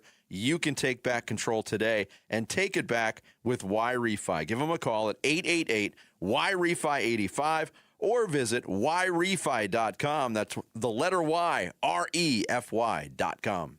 Low T? Start for free. Get prescription testosterone therapy with no startup fee. Only at Red Mountain Weight Loss. You'll have more energy, stamina, and it'll help you lose belly fat. You'll also think better, sleep better, and your love life will be better. Look, don't be fooled. Nothing boosts testosterone like actual testosterone. So skip the gimmicks and get prescription strength testosterone. It's a game changer. Book your convenient online appointment today. Go to redmountainweightloss.com. That's redmountainweightloss.com. Snapshot from Progressive wasn't created for just anybody. Oh no, we made it for you. Smooth accelerators. When that light turns green, you're off. Like a warm knife through firm butter. Going from 0 to the speed limit in an appropriate amount of time. Sure, your car has horsepower, but your horses prance around as silky smooth as your right foot. Fancy Prancerton. With Snapshot, safe drivers like you get personalized rates based on your driving habits. Sign up today at Progressive.com. Progressive Casualty Insurance Company and Affiliates. Snapshot not available in California or from all agents. Jackson Hewitt knows taxes are complicated. And with multiple jobs and tax forms, they're like Sonata complicated. Our no surprise pricing keeps things simple. Jackson Hewitt does your taxes for only $149 or less. And since we know all the new tax codes, you could get thousands back. So what are you waiting for? Hurry. File with Jackson Hewitt today for only $149 or less, guaranteed. Limited time offer for new clients on federal returns. Participating locations only. Terms at jacksonhewitt.com/149. There's nothing like it. The rush when the band plays, the roar when the Sun Devils take the court, the energy that shakes the building and pulls you to your feet. This is Sun Devil men's basketball, where every night brings the sound of something electric, something unpredictable, something you have to feel to believe. From the first tip to the final buzzer, Sun Devil Hoops is where passion lives. Be a part of it, bring the noise, and let's light up Desert Financial Arena together. Get your seats now at sundeviltickets.com. When it comes to protecting your family and your legacy, whom you choose matters. That's why many Arizona families trust Morris Hall, a premier estate planning law firm. Hello, I'm Tim Hall, Senior Partner at Morris Hall. I have the great privilege of helping clients design plans that are thorough, thoughtful, and built to stand the test of time. And I'm Ashley, one of the paralegals at Morris Hall, and also Tim's right-hand man. Which means I couldn't do it without her. Now, Tim, how many team members do you have, and what can you provide for your clients at Morris Hall? Our team, which currently has 32 members, guides our clients through the process of creating a specialized estate plan for them and for their posterity. And Ashley, what's your role? My specific role is to work with the attorneys, answer day-to-day questions, keep the process moving, and make sure nothing slips through the cracks. If you think we are the right fit for you, please visit morrishall.com. That's morrishall.com. I'm Sammy Cebulka with What's Trending Now, presented by Parker & Sons Heating, Cooling, Plumbing, and Electrical. Sun star Devin Booker is off the injury report tonight and looks to be available as the Suns are back in action after 4 days off against the Sacramento Kings. That game doesn't get going till 9 tonight, but you can hear it right here on Arizona Sports 98.7 and the Arizona Sports app. The Arizona Wildcats and Tommy Lloyd are your Big 12 regular season champs after dominating Iowa State 73-57 last night. This is the Cats' first Big 12 title after joining the league just 2 years ago. And as the NFL draft is in the sights of the Arizona Cardinals, what will they do, and who are some players to know? For everything Cardinals draft, head to arizonasports.com today. This report is brought to you by Asset Preservation Wealth and Tax. Required minimum distributions can trigger a tax bomb, raising taxes, Social Security costs, even Medicare premiums. Schedule your retirement tax and income stress test at assetpreservationwealth.com. Arizona Sports, the local sports leader. Bickley and Bellotto mornings. Rush Hour Reboot. Rush Hour Reboot. Getting you up to speed on everything happening in sports this morning. Good morning. It is 7:30. It is time for the Rush Hour Reboot. I am Sammy Cebulka, here to get you guys caught up in the sporting world. And we're going to start with a team that hasn't played in 4 days, the Phoenix Suns. And Devin Booker is off the injury report, should be back for the Kings tonight. So with that, do you expect Jalen Green to just play better basketball given the presence of Booker in the lineup tonight? Wow.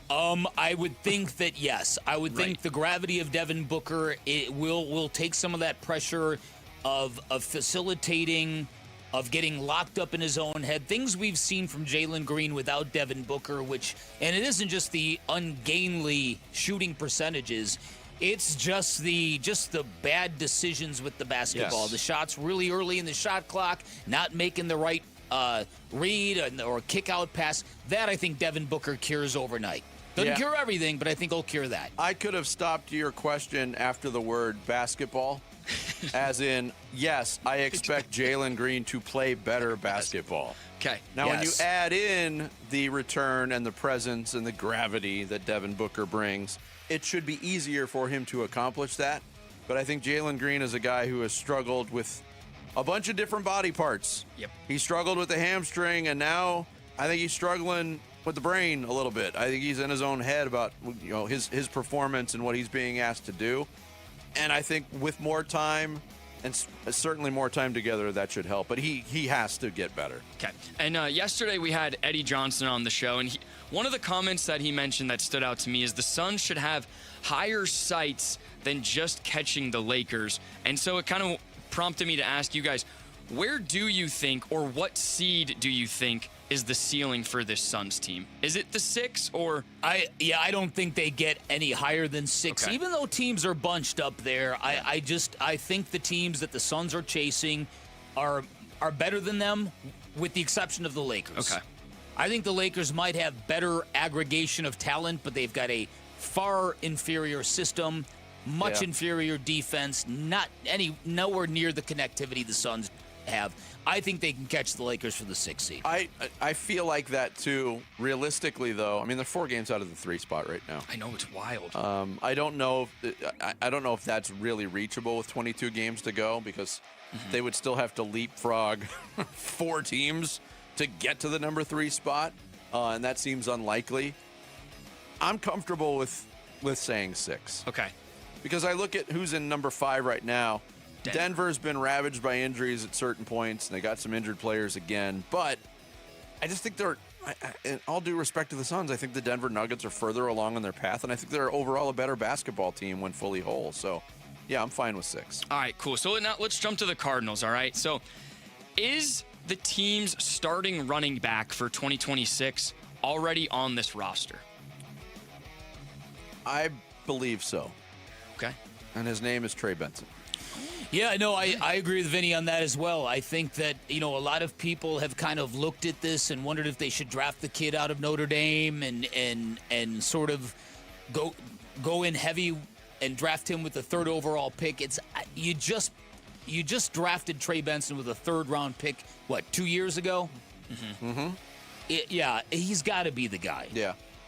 Matthew Berry writes for NBC Sports. He had 35 most interesting things he heard at the Combine, and he had quite a few notes on the Cardinals. Number 17 on his list, Arizona is expected to release James Conner, and unless they re-sign Conner for a cheaper deal, they will likely go into the season with Trey Benson and a lower-end free agent running back to pair with him and have it be running back by committee. Think someone like Rachaad White or Tyler Algier, which I could get behind either one of those guys, quite honestly. I'm a big Rachaad White fan, obviously. Yeah. Good Sun Devil. Mm-hmm. I think Tyler Algier is a good football player. Okay. And I'll miss James Conner if that's the path that they go down, but sometimes you got to make those tough decisions. And so my brief follow-up, so you guys wouldn't have deja vu if the Cardinals drafted a lineman and then passed on a generational running back, maybe like in 2007. I mean, where is does Jeremiah Love come with a certificate of authenticity that he's going to be a can't-miss generational running back? I don't know. I'm just saying. Everyone said that about Ashton Genty. Everybody. Guy's going to blow up the NFL on a Pete Carroll team that wants to run the ball. Didn't happen. I will say in real time, the Levi Brown pick over Adrian Peterson got... It got ravaged. It got raked over the coals by a lot of people. But I'll still say this. Levi Brown started in the Super Bowl for the Cardinals. That he did. How many Super Bowls did Adrian Peterson play in? I don't believe any. All right, so lastly, we're on the eve of the World Baseball Classic. I know the exhibition games start today, Mexico, the Diamondbacks. So will this tournament have some of the same buzz we saw from, like, the U.S. hockey? Will people actually care about the U.S. winning this? When it gets to a certain point, yeah. I think this is one of those tournaments because of the timing of it, because it's right in the middle of exhibition season. It doesn't have quite the same feel. But when you get towards the elimination rounds, I think people will start to care. Listen, if you can duplicate Shohei Ohtani facing Mike Trout in a championship game, then sign me up. Specifically won't because he's Trout's not pitching. Not on the roster. And Ohtani's not pitching. I don't mean, you know what I mean. I know, but that moment. Yeah, if you get a moment like that, listen, I think what happens with this is that you need great fan experiences. You need great fan participation to kind of lift it out of this, hey, we're only in the spring training phase of baseball. Yeah. Why should this matter? What are we watching here? Yeah.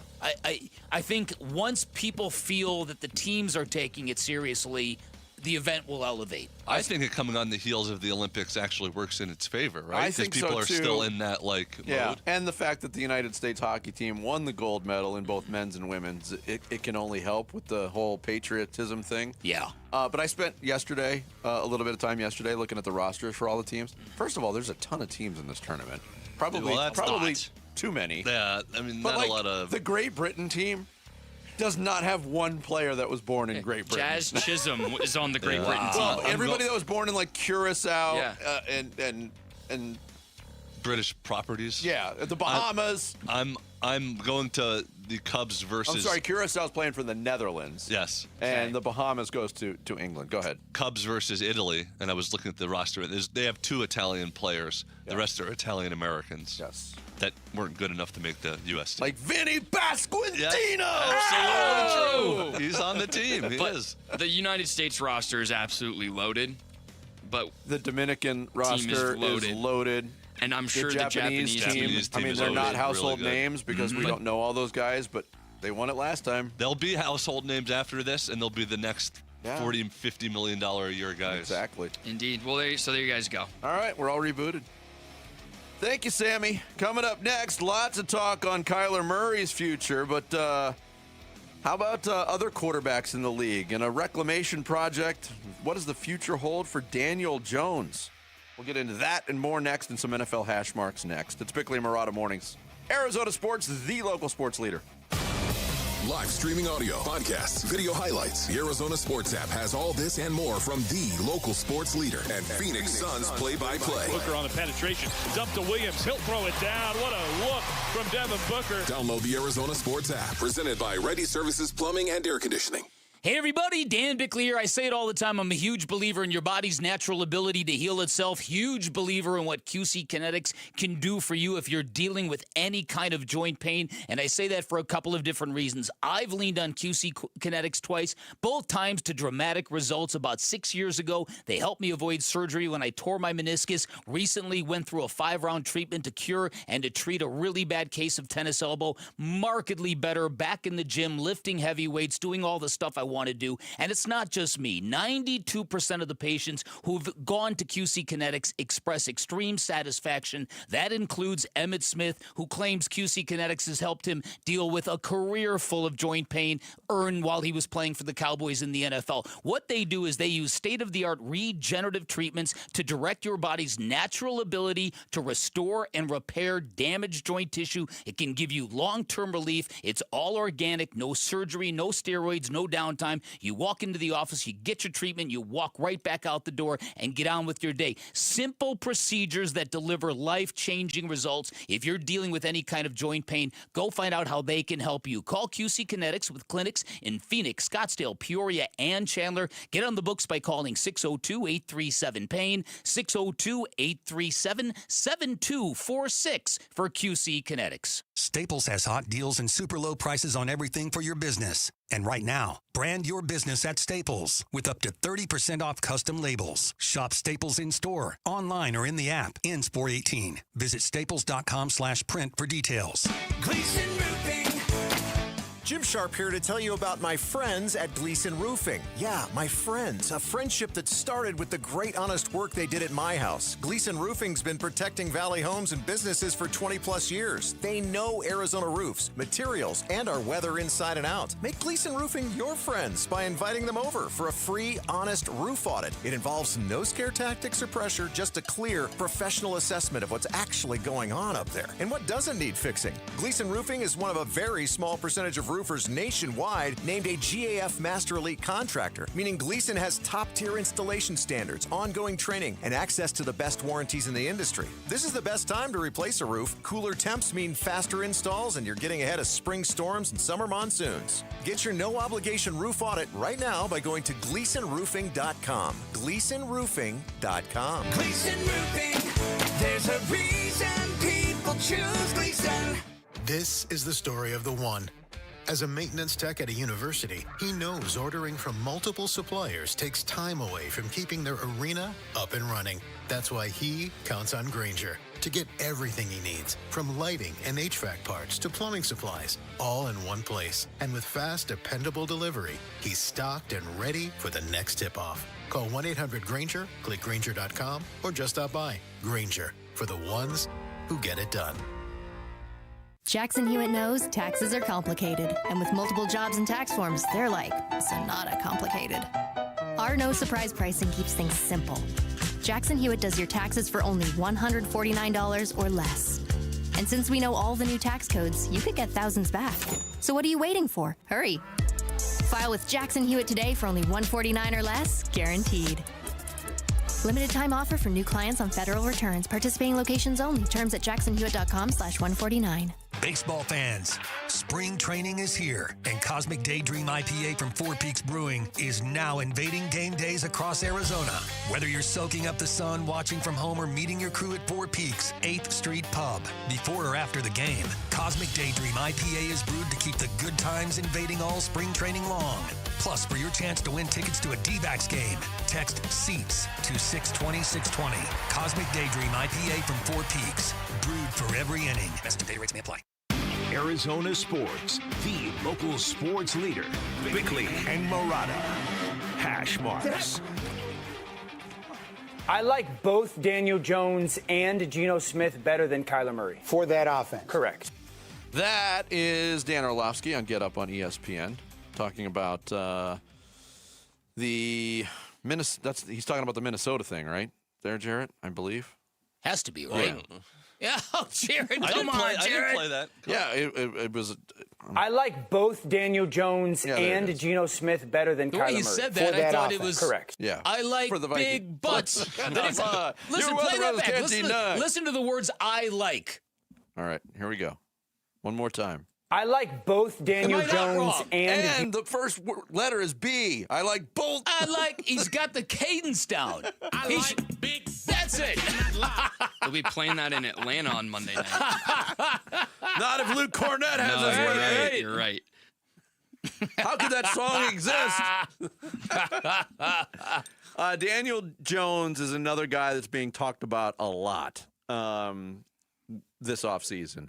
One of those. It's not the sexiest quarterback carousel. There's a lot of names on it, though. Mm-hmm. Listen to what Mike Tannenbaum, former NFL executive now with ESPN, had to say about the teams that could be interested in Daniel Jones. There's a bunch of teams that you could say, could the Steelers identify him and say, hey, we got a new head coach and we think this guy's the quarterback of our future?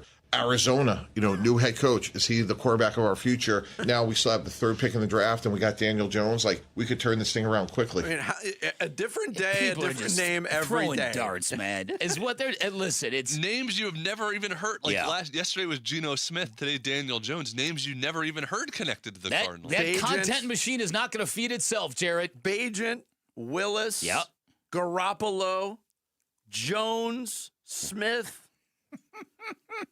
Steve Grogan, I read a report. I bet. Listen, why would the Indianapolis Colts not just tag Daniel Jones one way or the other? Because what he was doing for them before he got hurt was pretty terrific. I would get the reticence on giving him another huge contract. Yeah, see if what you experienced last year was legit. That's it. And they have the built-in fail-safe of the franchise tag. Yeah, it's a lot of money, but it's an important position. Safety net for and you. he was pretty good. And they don't. Ideally, they won't have the looming presence of Anthony Richardson, who's been given permission to seek a trade. I don't know what the market is going to be for Anthony Richardson this offseason. But, yeah, I agree with you. Daniel Jones going back to Indianapolis seems like a no-brainer. Yep. But if he doesn't. But Mike Tannenbaum has him coming to Arizona, baby. New coach. Wow.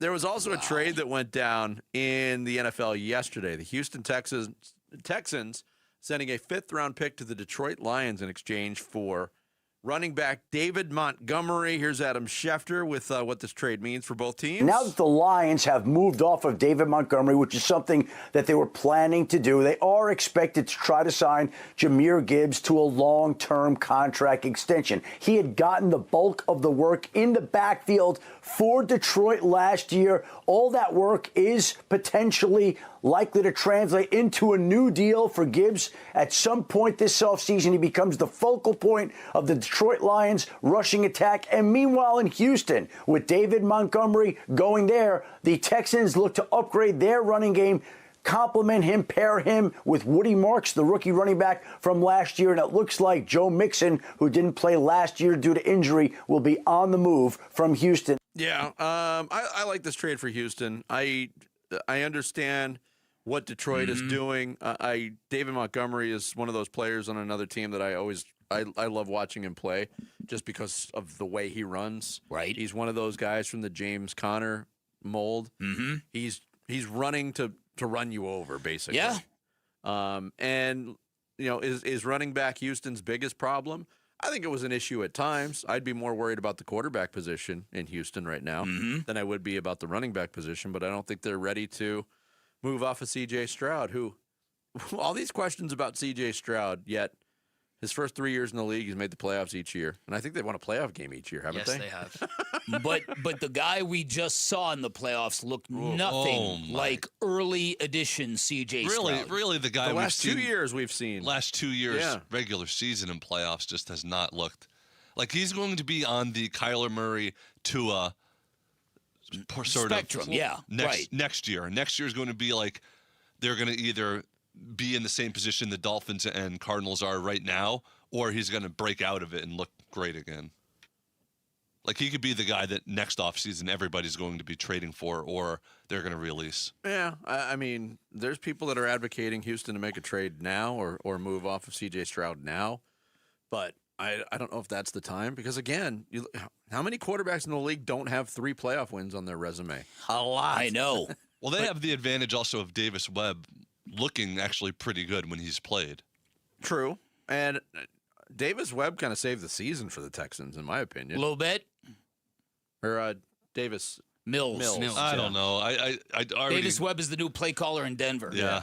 Sorry. Not to be confused with Davis Love the Third. I told you I get all 3 of those guys confused. And I fell for it. I took your cue. No, but you knew. I could tell when you were saying it that you knew something wasn't right there. Who looks at a baby and says, "You know what? That looks like a Davis." That is weird. Oh, did you say David? Okay. No. Davis. Or, hey, that baby looks like a Floyd. Huh? Wow.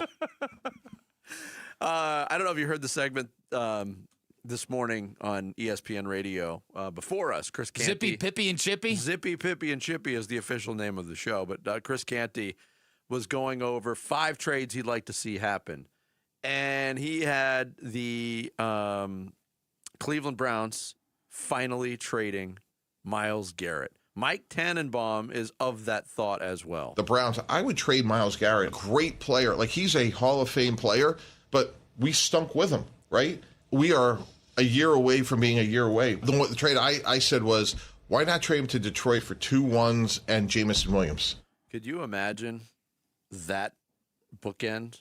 Aiden Hutchinson, Myles Garrett. That would be coming at the quarterback. Yeah. Now, again, what would you get from Myles Garrett? Would you get multiple first-round picks? Is that accurate for a defensive player? I think so. I think there was a question in years past about who the best defensive player in football was. I don't think there's any question now. It's him. The stats bear it out. The fact that he can't be stopped on a team that can't, I mean, their defense is decent to good. Yeah. He's a wrecking ball. And if you look at it this way, Myles Garrett came out after the 24 season and said, I want to be traded. Cleveland blinked. They gave him the big deal. You saw what happened. Mike Tannenbaum's phrase, they're a year away from being a year away. He can have the best of both worlds. He got his deal, and he doesn't have to be the bad guy now and demand a trade from Cleveland. Cleveland should do it to help replenish.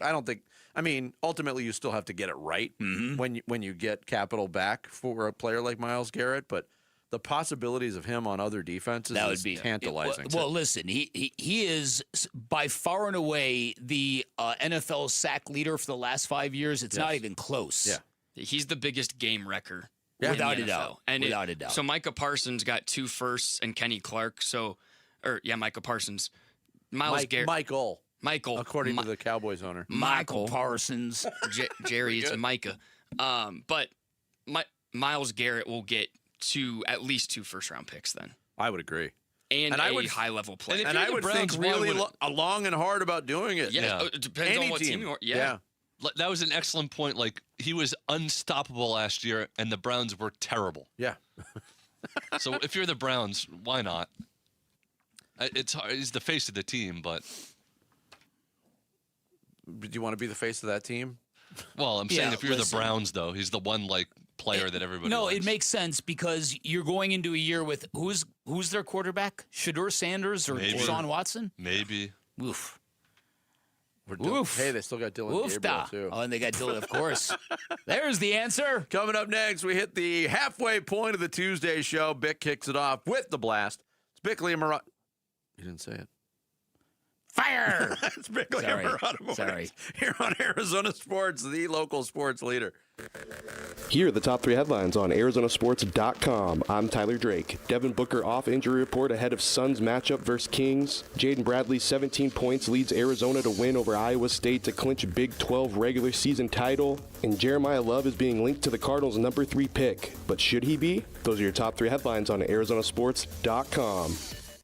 Hey, it's Vince Murata, and when it comes to pizza and hoops as a combination, Spinato's Pizzeria has got you covered. Spinato's, a Valley favorite for over 50 years. Of course, they're the official pizza of the Suns and the Mercury, and we're right in the midst of the 3rd annual Spinato's Pizza Competition. Yes, you can put your shooting skills on display during the pizza competition in a game that works just like horse. If you win it, 4 tickets to a Suns home game and a chance to shoot a free throw on the court during a timeout. You do that, you win Spinato's Pizza for a year. If you are interested, you need to know about the next and last qualifying competition. It's coming up Thursday, March 19th at the Spinato's Central Phoenix location, 7th Street, Missouri. Winners from all the qualifiers will face off at the championship event in Gilbert in April. But that qualifier on the 19th, also a Suns watch party. Suns are taking on the Spurs in San Antonio. So you come out, you shoot, even if you're not shooting.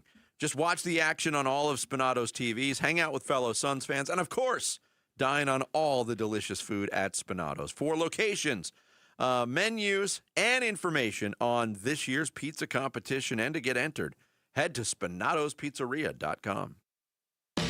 Confidence is knowing you're ready to handle whatever comes your way. That's what it feels like to take on your workday with Cintas. They make sure your AEDs are up to date, your fire extinguishers are tested and inspected, your floor mats are cleaned and delivered, and your workwear looks good, feels good, and is freshly laundered with the Cintas Apparel Plus program. So are you ready to take on today? Visit Cintas.com. Oh, I'm ready! And get ready for the workday. Tired of hearing scary radio ads about the IRS? Tax Relief Advocates is different. TRA is here to tell you that if you owe money to the IRS, whether it's $5,000 or $500,000, we have a solution. TRA can eliminate or reduce what you owe to the IRS with 0 risk to you. We have over 1,000 5-star reviews on Google and an A+ with a BBB. End your tax nightmare today by visiting TRA.com or call 800-583-6681. That's 800-583-6681. Yo, Harvey, Zoe, group selfie. Ooh, nice new iPhone 17, Drewski. Let's do a triangle formation. I'm in front. With a center stage front camera, everyone fits in the shot. You got it at T-Mobile. But switching takes forever. Not anymore. Now you can switch to T-Mobile in just 15 minutes. Focus, people. Nail your pose. And you get a new iPhone 17 on them. No way. Yes way. No way. Yes way, guys. Switch to T-Mobile and get iPhone 17 on us. And right now, we'll pay off your old phone up to $800. I'm grabbing my phone and switching to T-Mobile right now. Get back, Harvey. We're taking a... let's go again, y'all. With 24 monthly bill credits, finance agreement, 256 gigabytes, $830, eligible trade-in, example iPhone 13, and new qualifying line, $60 plus per month plan with auto pay plus taxes and fees. For well-qualified customers, plus tax and $35 device connection charge. Credits end and balance due if you pay off early or cancel. Contact us. $800 via virtual prepaid card. Card typically takes 15 days after rebate submission, no cash access, and card expires in 6 months. Check out in 15 minutes per line. Visit T-Mobile.com. Spring training is here, and Talking Stick Resort is your home base for all the action. Stay minutes from Salt River Fields and turn games into a getaway. Enjoy luxurious accommodations, incredible dining, non-stop gaming, and a perfect spot to relax after the final inning. Plus, take advantage of complimentary shuttles to and from the games at Salt River Fields. Book now at TalkingStickResort.com. That's TalkingStickResort.com. Must be 21 or older. Problem gambling? Call 1-800-NEXT-STEP. Snapshot from Progressive wasn't created for just anybody. Oh no, we made it for you. Gradual breakers. You keep your eyes on the road, so you've seen it all. As long as it all happened directly in front of you, like a Swedish masseuse, your foot knows exactly the right amount of pressure to apply to the brake. That's why your passengers feel totally relaxed with you behind the wheel and occasionally super sleepy. With Snapshot, safe drivers like you get personalized rates based on your driving habits. Sign up today at Progressive.com. Progressive Casualty Insurance Company and Affiliates. Snapshot not available in California or from all agents. This is the story of the one. As a procurement manager for a hospital system, she keeps every facility in her network stocked and ready. That's why she counts on Grainger to be her single source for thousands of products, from disinfectants to lighting, air filters, and more. And with fast, dependable delivery, Grainger helps her keep every facility stocked, safe, and running smoothly. Call 1-800-GRAINGER, click Grainger.com, or just stop by. Grainger, for the ones who get it done. KMVP FM Phoenix. Live from the Casino Arizona and Talking Stick Resort Studio. Arizona Sports, the local sports leader. I'm Sammy Cebulka with what's trending now, presented by Parker & Sons Heating, Cooling, Plumbing, and Electrical. The Arizona Wildcats rolled 6th-ranked Iowa State last night, 73-57, and in the process, clinched their first Big 12 regular season title after just its second season in the league. The Phoenix Suns play basketball tonight, and Devin Booker should be back on the floor as both he and Haywood Highsmith are off the injury report ahead of tonight's game against the Sacramento Kings. That tips at 9 right here on Arizona Sports 98.7 and the Arizona Sports app. And as the World Baseball Classic is set to begin tomorrow, the Arizona Diamondbacks will play in an exhibition against Mexico today at 1:10 with Zach Gallen on the mound. And tonight in Tempe, the Sun Devils will look to hand Kansas their second straight loss as the Jayhawks come to town. Tip-off is at 7, and you can hear it over on ESPN 620, and that's what's trending now. Bickley and Marotta Mornings. Arizona Sports. The local sports leader. Bickley Blast.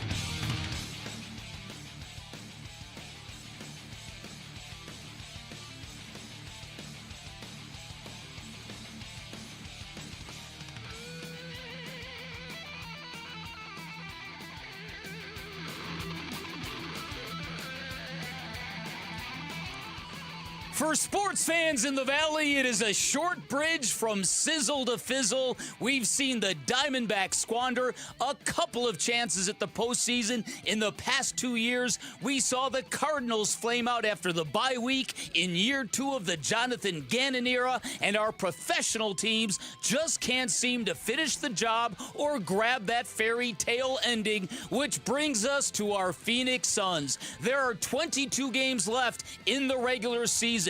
They are coming off their worst month of the year when they went 4-7 in February, and they're getting Devin Booker back for tonight's game in Sacramento. And without Dillon Brooks, they're going to need the best we've ever seen from Book for this team to finish among the top 6 seeds and avoiding the play-in, possibly earning a matchup against Kevin Durant and the Rockets. Well, that would be exactly the kind of delicious dessert we need to cap off a wildly satisfying meal. And all we ask is for good health, a fair shot, and that rare Phoenix team with a great finishing kick, a team that arrives on time at the right time.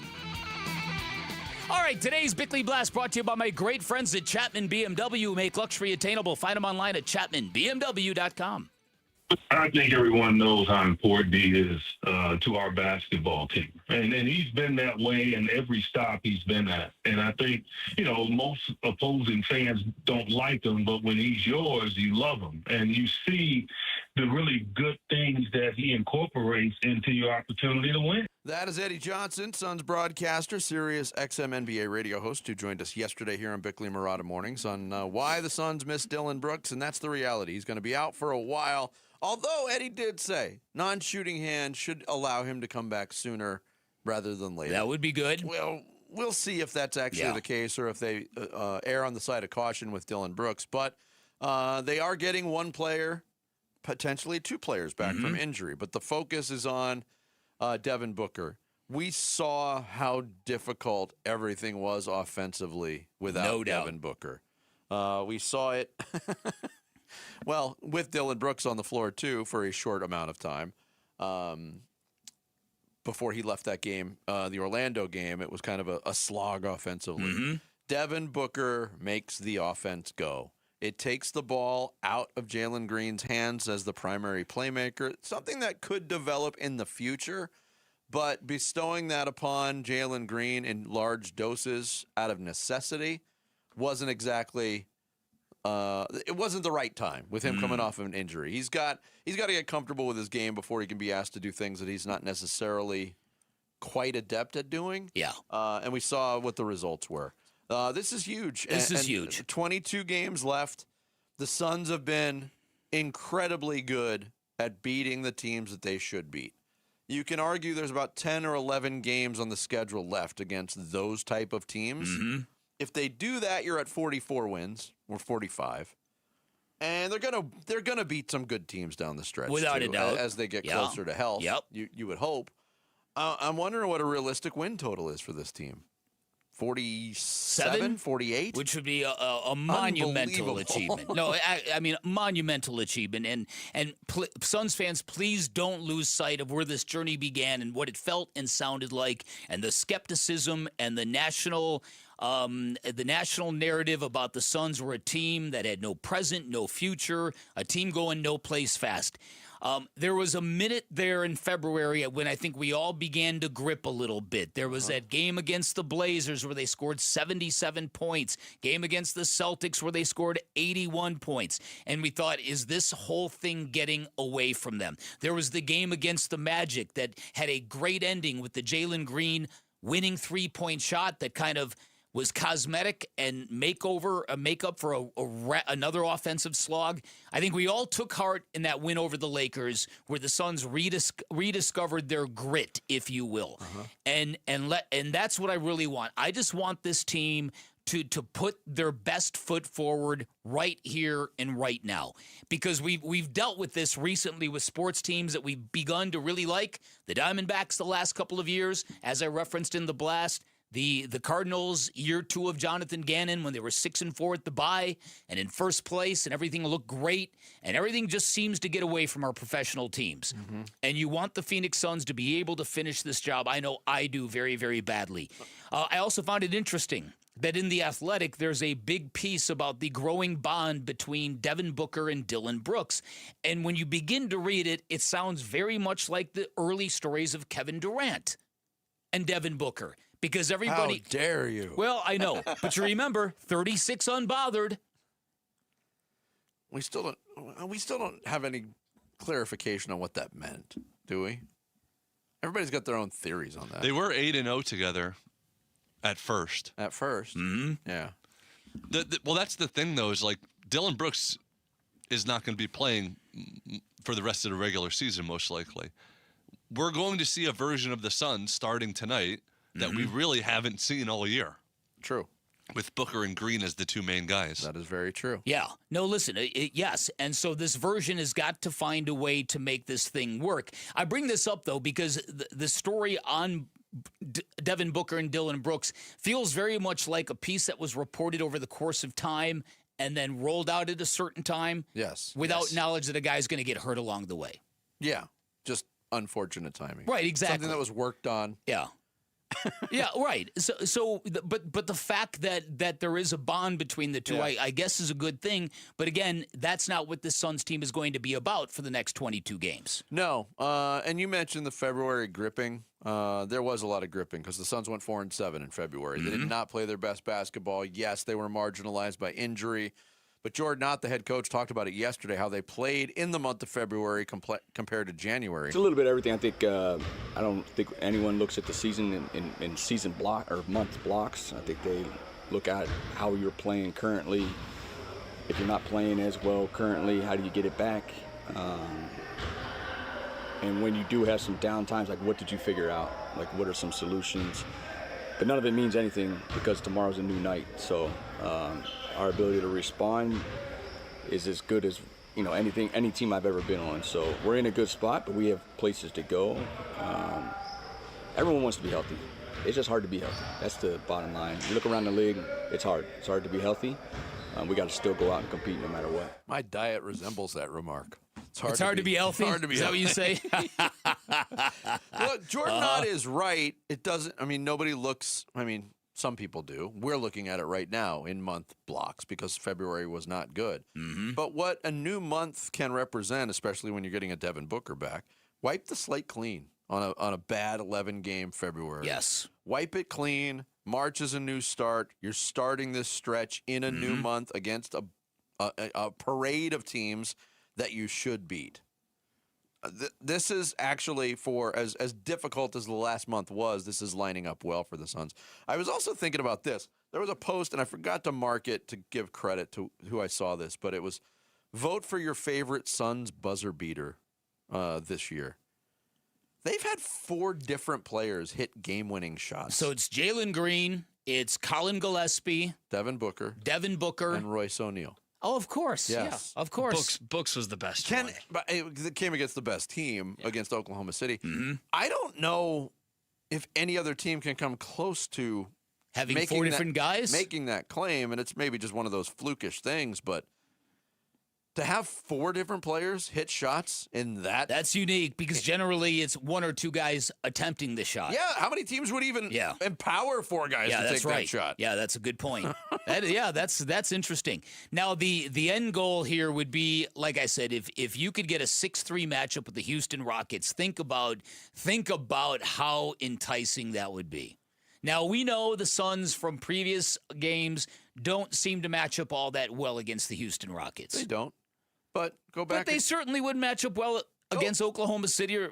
No. Go back a couple years, though. We were all dancing in the street. Wow, the Suns got Minnesota in the first round. This is going to work out great. That's right. Oh, that's right. And they got their heads handed to them. That's right. That's exactly right. So that's all we want. No more stupid injuries that just come up out of nowhere. Look, without Devin Booker, we have seen Grayson Allen struggle with his role at times. Mm-hmm. We've seen Colin Gillespie struggle at times. We've certainly seen Jalen Green struggle. I think the return of Devin Booker and the gravity alone is going to instantly lift all 3 of those gentlemen back to where they were previously. I would agree with that. Let's go. Coming up next, we will talk some baseball, and we'll do it with Jeff Passan, ESPN Baseball Insider. Next, Bickley and Murata Mornings, live from the Casino Arizona and Talking Stick Resort Studios of Arizona Sports, the local sports leader. Phoenix Suns basketball. Green steps back for a deep 3, and that's banked in off the window for Jalen Green. The bank is open late on a Thursday night, and now Jamari Bouye steals the inbounds pass, throws it cross-court O'Neal for 3. He got it. Back-to-back trifectas for the Suns, and this place is going crazy. Suns at the Kings tonight for a late tip. Pre-game at 8, and the play-by-play begins at 9 on the Arizona Sports app and 98.7. Hey everybody, Dan Bickley here. By now you know Sweet James, the official accident attorney of your Phoenix Suns. You've seen the television commercials, I'm sure, of Sweet James dunking a basketball. Don't know if he's got that kind of vertical leap in real life, but I do know this. Sweet James and his accident attorneys, great at dunking on the insurance companies you're going to be battling if you're ever injured in an accident. Here's what Sweet James will do for you. They will get you the medical treatment you need so you can heal. They'll get your car fixed. Then they're going to go out and get you the most amount of money possible and the justice you deserve. They're a law firm full of award-winning, extremely talented attorneys who are not afraid to litigate, and all that trial experience gives them great leverage against those insurance companies, so they know when they send a demand letter to insurance companies, those companies can't deny, or play games. This is why Sweet James consistently delivers some of the largest settlements in America, and remember this, having the right attorney on your side can mean the difference between a $2,000 check and a $2 million settlement. If you're hurt in an accident, do not settle for less. Call Sweet James at 1-800-9-MILLION, 1-800-900-0000, online at sweetjames.com. Don't miss out on some of the biggest matchups of the 2026 season when the Blue Jays, Mets, and Dodgers visit Chase Field. Get your tickets today at dbacks.com. Cashback is not available on gas in New Jersey and Wisconsin. Couponing. Wow, you didn't strike me as the coupon type. Just trying to stay ahead of inflation. Gas, groceries, everything. It's all more expensive. I need to save wherever I can. Have you tried Upside yet? Upside? What's that? It's a free app that I use that pays cash back for every gallon of gas I buy. You've got to buy gas to get around anyway. Might as well get paid for it. Come on, does that really add up to anything? I've already made around $200. The extra cash helped pay down my bills, and I even had a little extra left to treat myself. And the Upside app is free? Totally free, and the cash back is real. You can transfer the cash right to your bank account. I'm downloading Upside right now. Download the free Upside app now to earn cash back every time you buy gas. Use promo code ENJOY to get an extra 25 cents per gallon on your first tank. You can cash out anytime right to your bank, to PayPal, or a gift card for Amazon and other brands. Just download the free Upside app and use promo code ENJOY for a 25 cents per gallon bonus on your first tank. That's code ENJOY for a 25 cents per gallon bonus. When it comes to protecting your family and your legacy, whom you choose matters. That's why many Arizona families trust Morris Hall, a premier estate planning law firm. Hello, I'm Tim Hall, Senior Partner at Morris Hall. I have the great privilege of helping clients design plans that are thorough, thoughtful, and built to stand the test of time. And I'm Ashley, one of the paralegals at Morris Hall, and also Tim's right-hand man. Which means I couldn't do without her. Now, Tim, how many team members do you have, and what can you provide for your clients at Morris Hall? Our team, which currently has 32 members, guides our clients through the process of creating a specialized estate plan for them and for their posterity. And Ashley, what's your role? My specific role is to work with the attorneys, answer day-to-day questions, keep the process moving, and make sure nothing slips through the cracks. If you think we are the right fit for you, please visit morrishall.com. That's morrishall.com.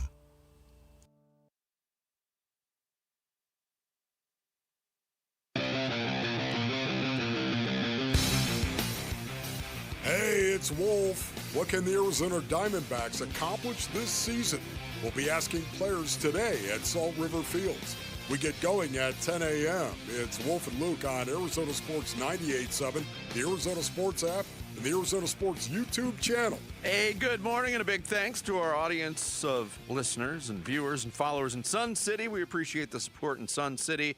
We are smack dab in the middle of Cactus League play. We got the World Baseball Classic gearing up, and, of course, regular season Major League Baseball not far off. Nobody better to talk baseball with than our next guest. ESPN senior baseball insider Jeff Passan joins us here on the Arizona Sports Line. Jeff! Welcome back to the show. Always great to have you on. Gentlemen, how are you? We're doing good. I want to start off on a somber note. So I had this thought last night about, being on the doorstep of baseball season and being in Phoenix, Arizona, 350 some odd miles east of Los Angeles where the world champions reside. And I couldn't get past the thought, Jeff, of if I was picking my Major League Baseball champion for this year, it comes down to two things. It comes down to the Dodgers or the field. Who would you take? The Dodgers. Thank you. Yeah, there you go. All right, so given this...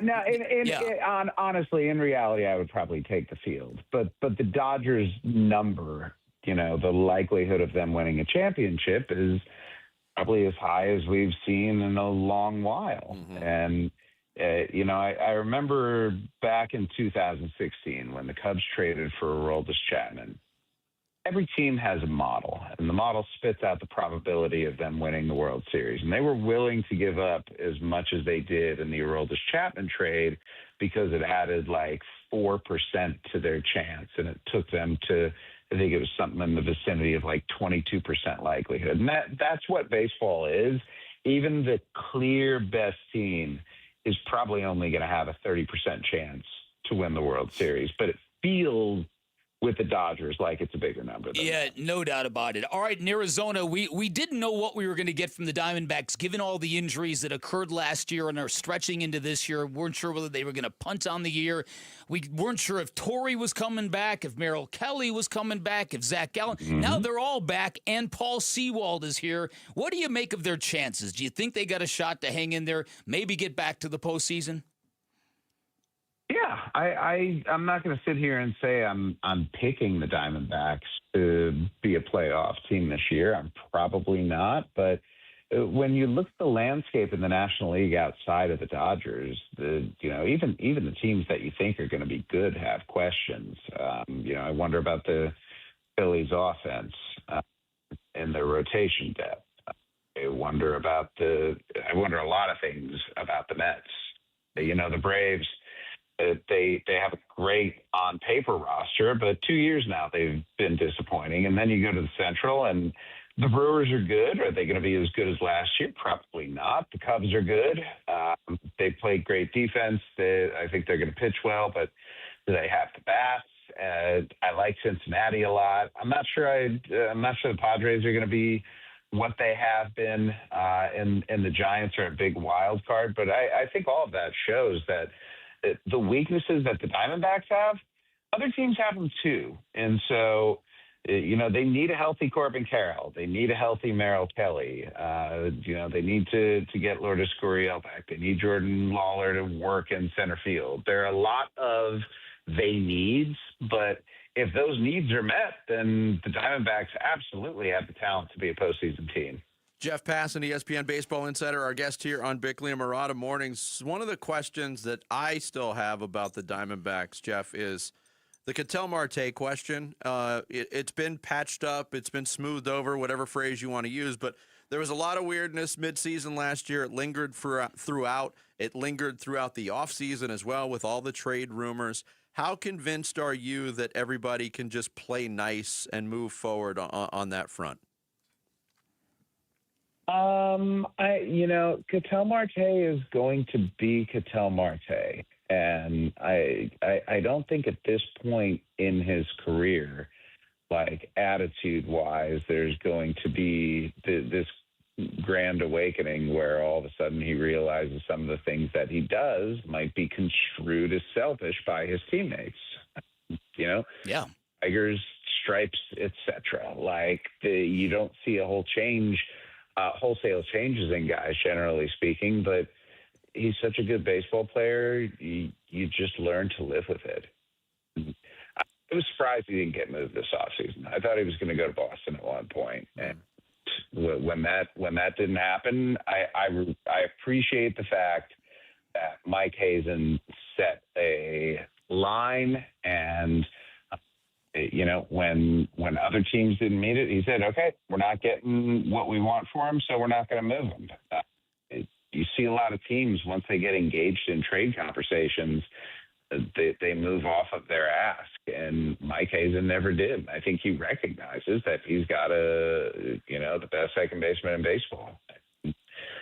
When you're moving a guy of that caliber, the return needs to be overwhelming because you're making your team worse by not having him in your lineup. Yeah. So, I think at the end of the day, keeping Ketel Marte is going to be a good thing for the Diamondbacks. But if they're out of contention by July, is his name going to come up again? Absolutely. No question. Yeah. It's just it's a weird time at the trade deadline for position players where they just tend not to get as much in return as they do in off-season trades. The trade deadline is much more pitching focused.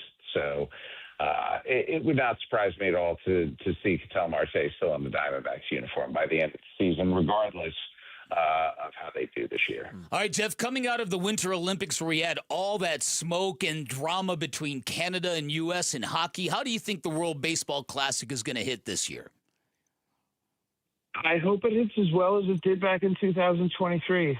That was a really memorable tournament, and I'm approaching a quarter century of doing this job now, and there are only a handful of moments I can think of that are up there with the Mike Trout, Shohei Ohtani at bat to end the entire thing. And Team USA is coming back this year with its most loaded roster by a mile since the Classic began. We're looking at almost 20 years now.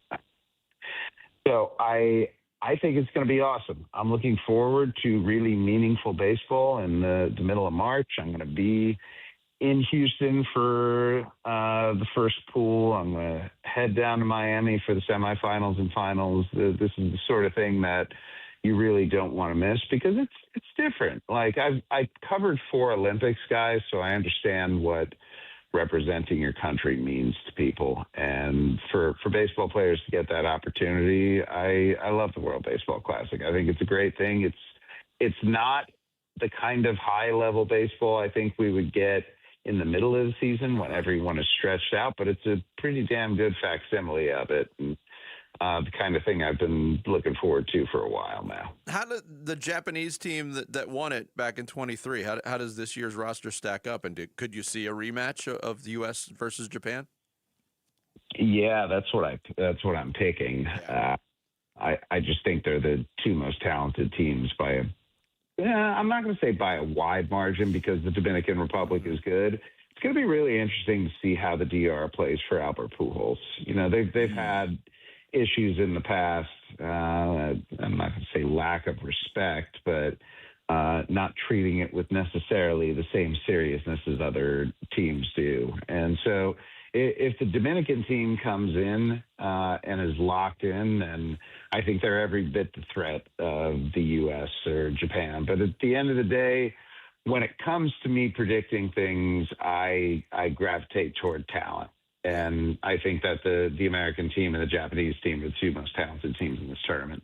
All right, Jeff, last question for you. Loved your piece on Connor Griffin, the 19-year-old phenom with the Pittsburgh Pirates, and watching clips of him hit, it's just jaw-dropping. But I'm thinking, here's a franchise with maybe the best stadium in baseball, great sports town, and yet from Paul, everyone's waiting for them to deal Paul Skeens.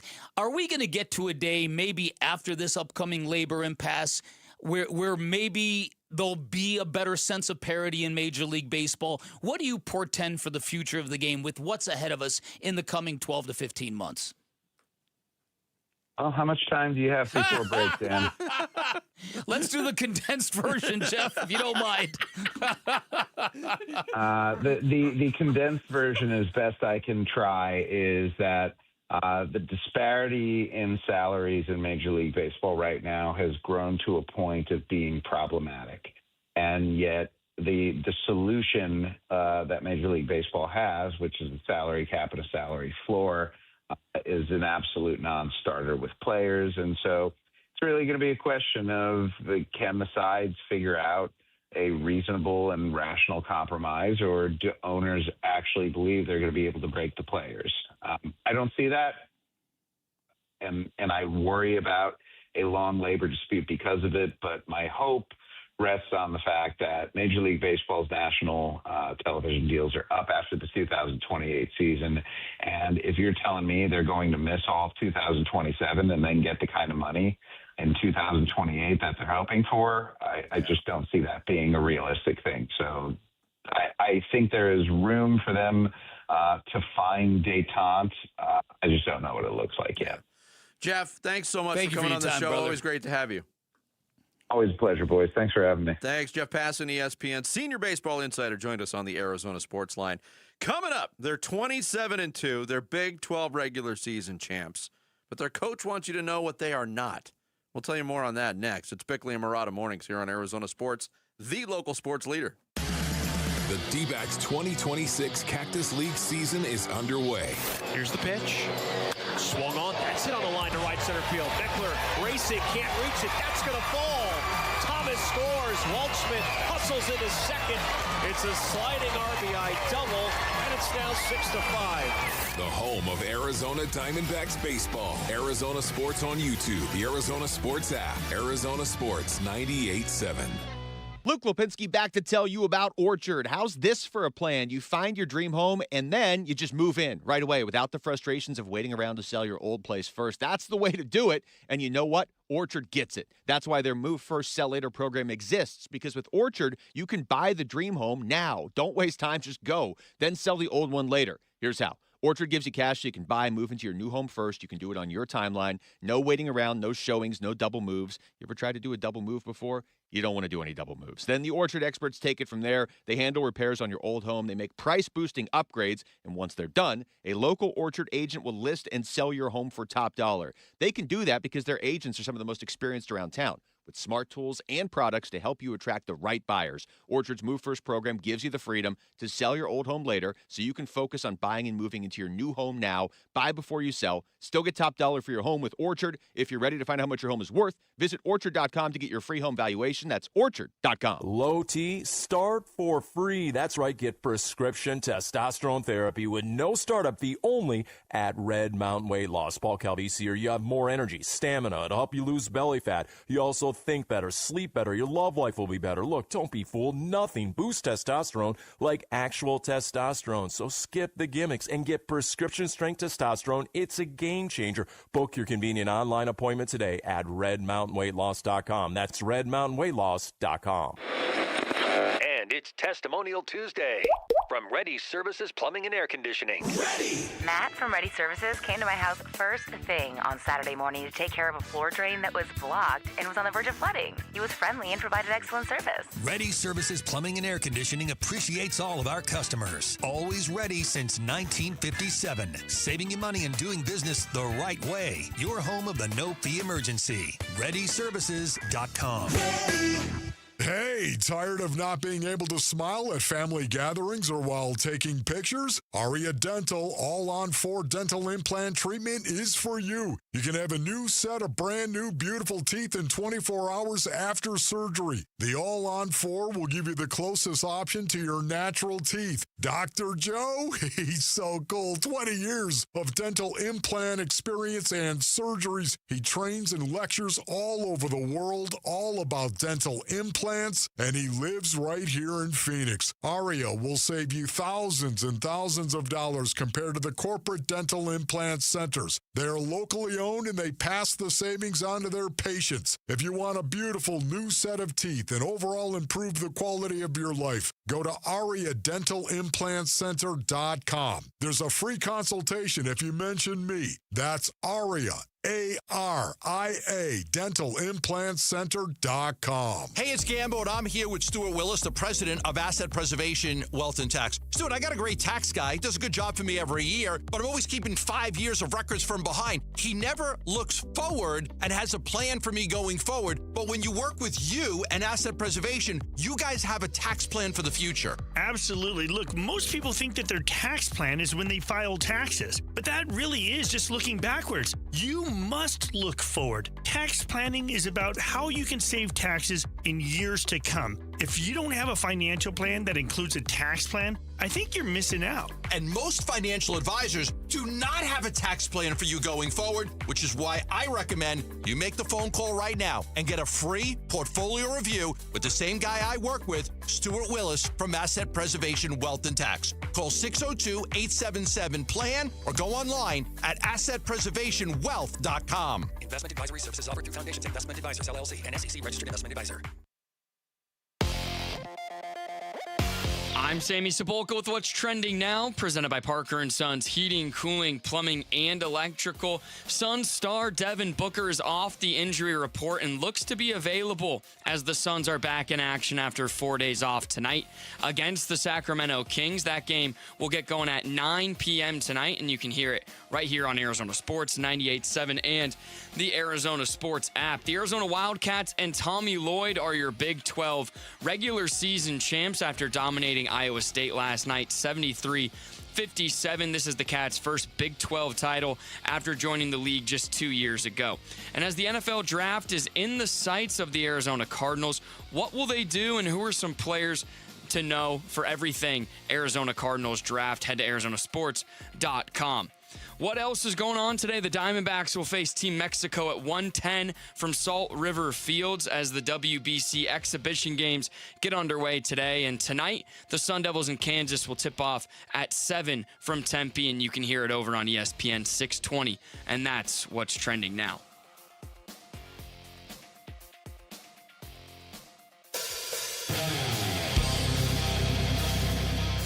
Hey everybody, it's Bernsey, and we are out at Salt River Fields today watching the Diamondbacks take on Team Mexico and talking D-backs baseball. Be sure to join us. We start at 2 on the Arizona Sports YouTube channel, the Arizona Sports app, and 98.7 FM. I think the narrative that we were soft is lazy.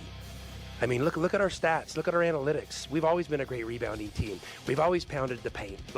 So, if you want to just be lazy and not pay attention and say we're soft because we're on the West Coast, be lazy. And I'd love to play against you because we know we got dudes and we love this game and I'm okay with this style of game. I have no problem with how it played out. And, if you want to compete at the highest level of college basketball, you better be able to go toe-to-toe with somebody. And so that's how we're built, and I think we've always been built that way. Tommy Lloyd, head coach of the Arizona Wildcats. On the night, the Wildcats clinched the Big 12 regular season championship with a thrashing of the Iowa State Cyclones. I have to channel my inner Aaron Andrews when I ask this question. Who's disrespecting talking you? About you? We kind of all came in separately this morning to our pre-show meeting. The subject of Arizona basketball came up. That particular soundbite came up because it's made national headlines that Tommy Lloyd's debunking the soft label. And we kind of all separately asked, where did that come from? Has that been something that has been lobbed towards Arizona this year? Because all you have to do is watch the way they play, the size they have. I mean, watch Awaka work the boards, and you tell me that team saw. I know. Not this year, though, but yes, Tommy Lloyd teams, yes. And maybe that was him railing. Now that he's done, reached the pinnacle of the regular season with the Big 12 crown, he felt compelled to kind of lash out at that thinking from his past, but it doesn't apply this year. And maybe it's tied. If Tommy Lloyd's got a few defining characteristics, being a huge Beastie Boy fan, one of them, Beastie Boys fan, one of them. But he's probably got the best pipeline to European players you're going to find in college basketball. And I think that perception comes along with that until it's no longer that perception. And that was especially his first few years at U of A when he couldn't really recruit, freshmen to come in. It was a lot of European transfers, and it was a lot of Tabellus-type guys that were very soft. Yeah, but it was also continuing what he had done, and he kind of planted the seeds as an assistant coach in Gonzaga. He was kind of the guy, and that was the program that went to Europe more often than others. But I guess it does go hand in hand with that. Yeah. So, but it's interesting what you said, because they do have physicality, they do have balance there. They've got a very good offensive team with weapons all over the floor. They got a handful of guys that can go for 20 plus on any given night. Is that a benefit, or is that a problem when you get into the tournament and you get up against other stifling defenses, or you get in buildings where it's shooting, where if you get into a dome, for instance, and the shooting vantage point and perspective gets skewed? Do you have that dude who can be that guy? I don't know. I don't know what the answer. I think it's probably just individual with each team. But I like the way this team is constructed. And as I said earlier, I haven't watched as much Arizona basketball as you guys have, but I certainly watched them over the weekend and last night, and their connectivity jumps off the screen. They're a team where everybody is very, very cool with doing what they do. You know what I would say is you could argue that they do have that guy.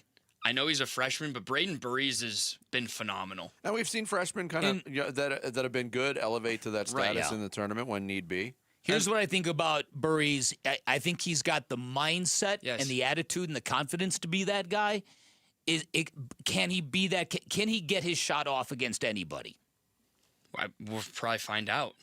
But I think he's been pretty well conditioned that in big games this year, early in the season, it was like Florida game, Koa Pete was phenomenal. But then you've seen him kind of fizzle out for whatever reason. The opposite could be said about Braden Burries, that at the beginning of the season, Burries was coming into his own as a freshman guard, and now he is one of not only the best freshman guard in the country, he's one of the best guards. I said earlier they have like 7 guys in their rotation that are pretty much all as good as each other. Yeah. If you had to say who is the best player on U of A, I would say it's probably Burries. It is Burries.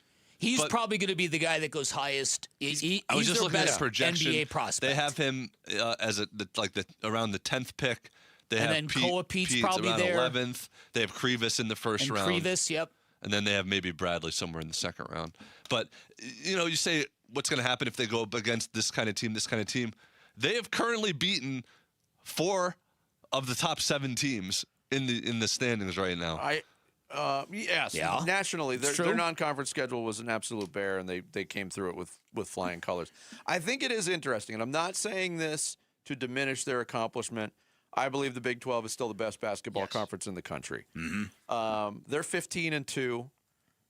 Houston and Texas Tech have 4 losses, but this was viewed going in as 6 elite teams in the Big 12. I think at different levels, I can certainly say it about 4 of the teams.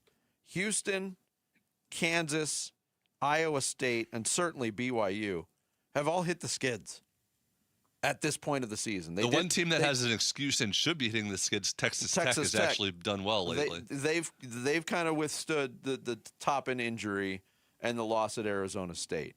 But I guess that's. I mean, I wasn't because all these teams are playing each other at the end of the year too, which makes it even more difficult because it's a marathon to get there. And Arizona's got the best lungs, I guess. Oh, because they're the team with the crown. I think you'll see. And I'll say it again. I think they're winning the national championship this year. And if they don't, you've said that in other years. If they win it, I look like a prophet. If they lose, I'm very happy.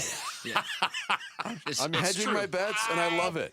To real quick, lastly, to Bick's point of when they run into that team that has the guy or has the defensive wherewithal to put together a great game, the Cats are that team to other teams. I think if you'd ask, I genuinely believe if you ask anyone across the country who is the last team they would want to play, I do think it's Arizona. Oh, they just swallowed up that Momcilovic kid last night. Just swallowed him up. They have the ability to take away anything, and they're going to be felt for the full 40 minutes. Iowa State, I think, is one of the most physical teams in the country, and they tried to bully U of A in their home building last night.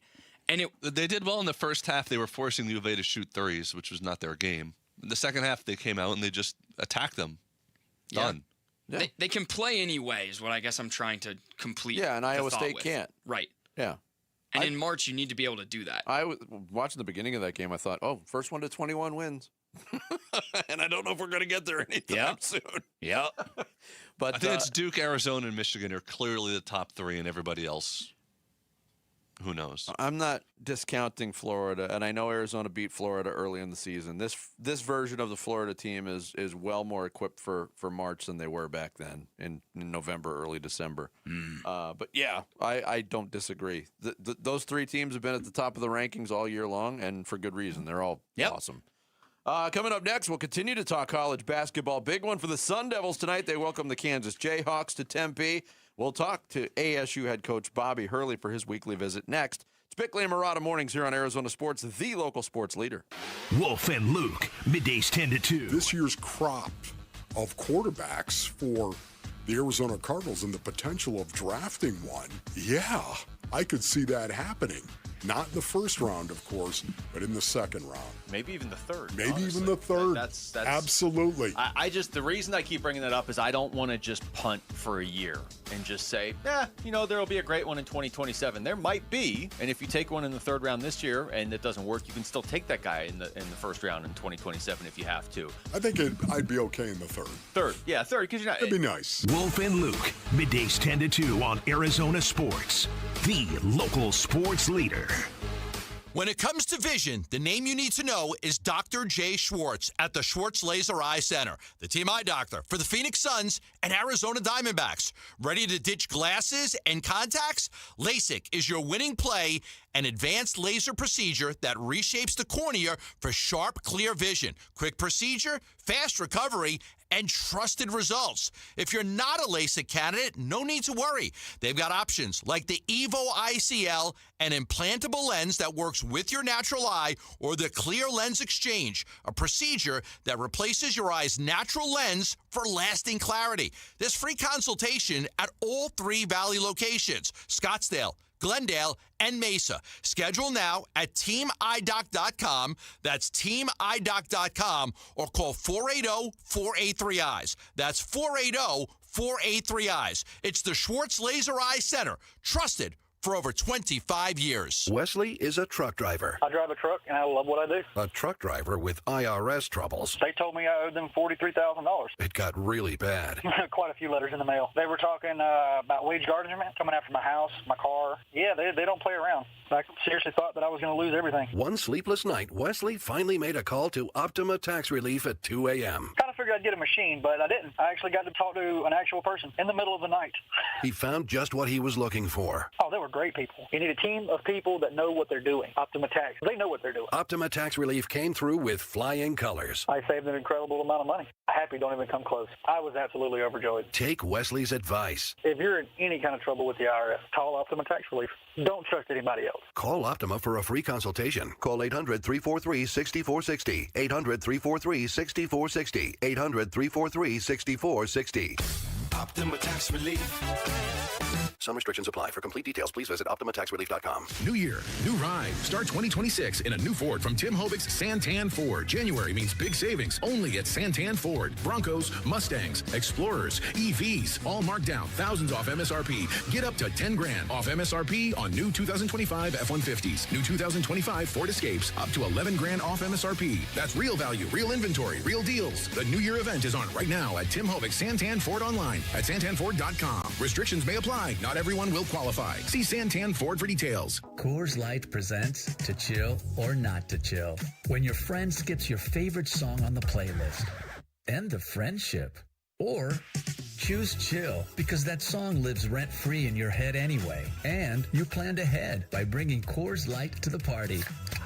And the sound of that ice-cold can cracking open was music to your ears already. Coors Light. Choose chill. Celebrate responsibly. 2024 Coors Brewing Company, Golden, Colorado. Check it out. At Gila River Resorts and Casinos, no one does it better. So, make a splash. Taste all the flavors. Pop in bottles all night long. And shake it till you break it. However you do you. No one lets you take it to a legendary status like we do. Gila River Resorts and Casinos. You do you. Is your roof ready for Arizona's extreme weather? Trust the experts at Multi-Pro Roof Solutions, the Valley's top roofing team with over 40 years of experience. From quick repairs to full replacements, they bring championship-level service and premium materials to every job. They're also excited to announce they're a proud partner of Sun Devil Football, supporting the Sun Devils on the field and your home off of it. Call Multi-Pro Roof Solutions today for a free inspection or visit multiproroof.com, your roof's strongest line of defense. This is the Sun Devil Fast Break with ASU men's head basketball coach Bobby Hurley. The Sun Devil Fast Break is presented by Arizona Ford Dealers. A big one for the Devils tonight. They welcome 14th-ranked Kansas to Tempe. And here to talk about ASU basketball, the head coach of the Sun Devils for his weekly visit, Bobby Hurley, joins us on the Arizona Sports Line. Bobby, good morning. How are you? Morning, guys. Coming off the win against Utah, you guys dug a hole early but fought back. I thought it was a really sturdy and kind of a gutty win, all things considered. Your thoughts on the win over Utah last Saturday? Well, you're right. We didn't get off to the start we wanted, but our defense rallied and really played great for the final 36 minutes. They scored, I think, 13 points in the first 4 minutes of that game and ended up with 60 for the game. So I thought, changing our defenses was effective. We played man and zone.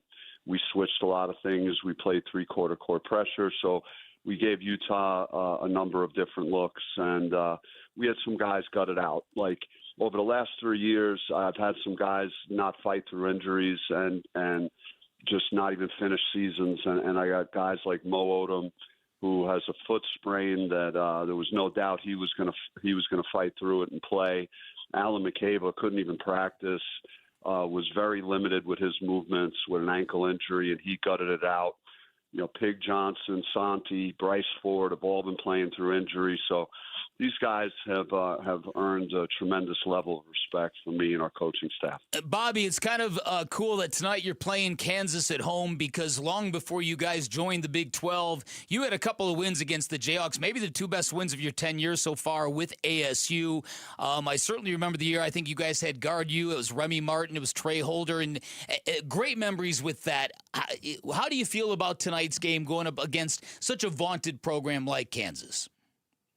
I mean, as a competitor, it's the games you love to be a part of and you live for, and it's senior night for this group, and it's been a fun group to coach. Mo Odom gave me everything he's got this year, and this will be his last game. And Pig Johnson, who's one of the greatest values in college basketball this year, where we found him and where he came from and the humble beginnings that he's had and what he's had to fight through to get where he is right now to the point where he's, a 14-point-a-game scorer in the Big 12. It's just been astonishing what he's personally overcome in his life. And then Alan McCabe. So it's always a a very sentimental night, and to play an opponent of the caliber of Kansas, add something to that equation. Going back to what you said earlier and after Saturday's game, Bobby, about players maybe not playing through injury at the end of seasons and giving credit to these guys that did.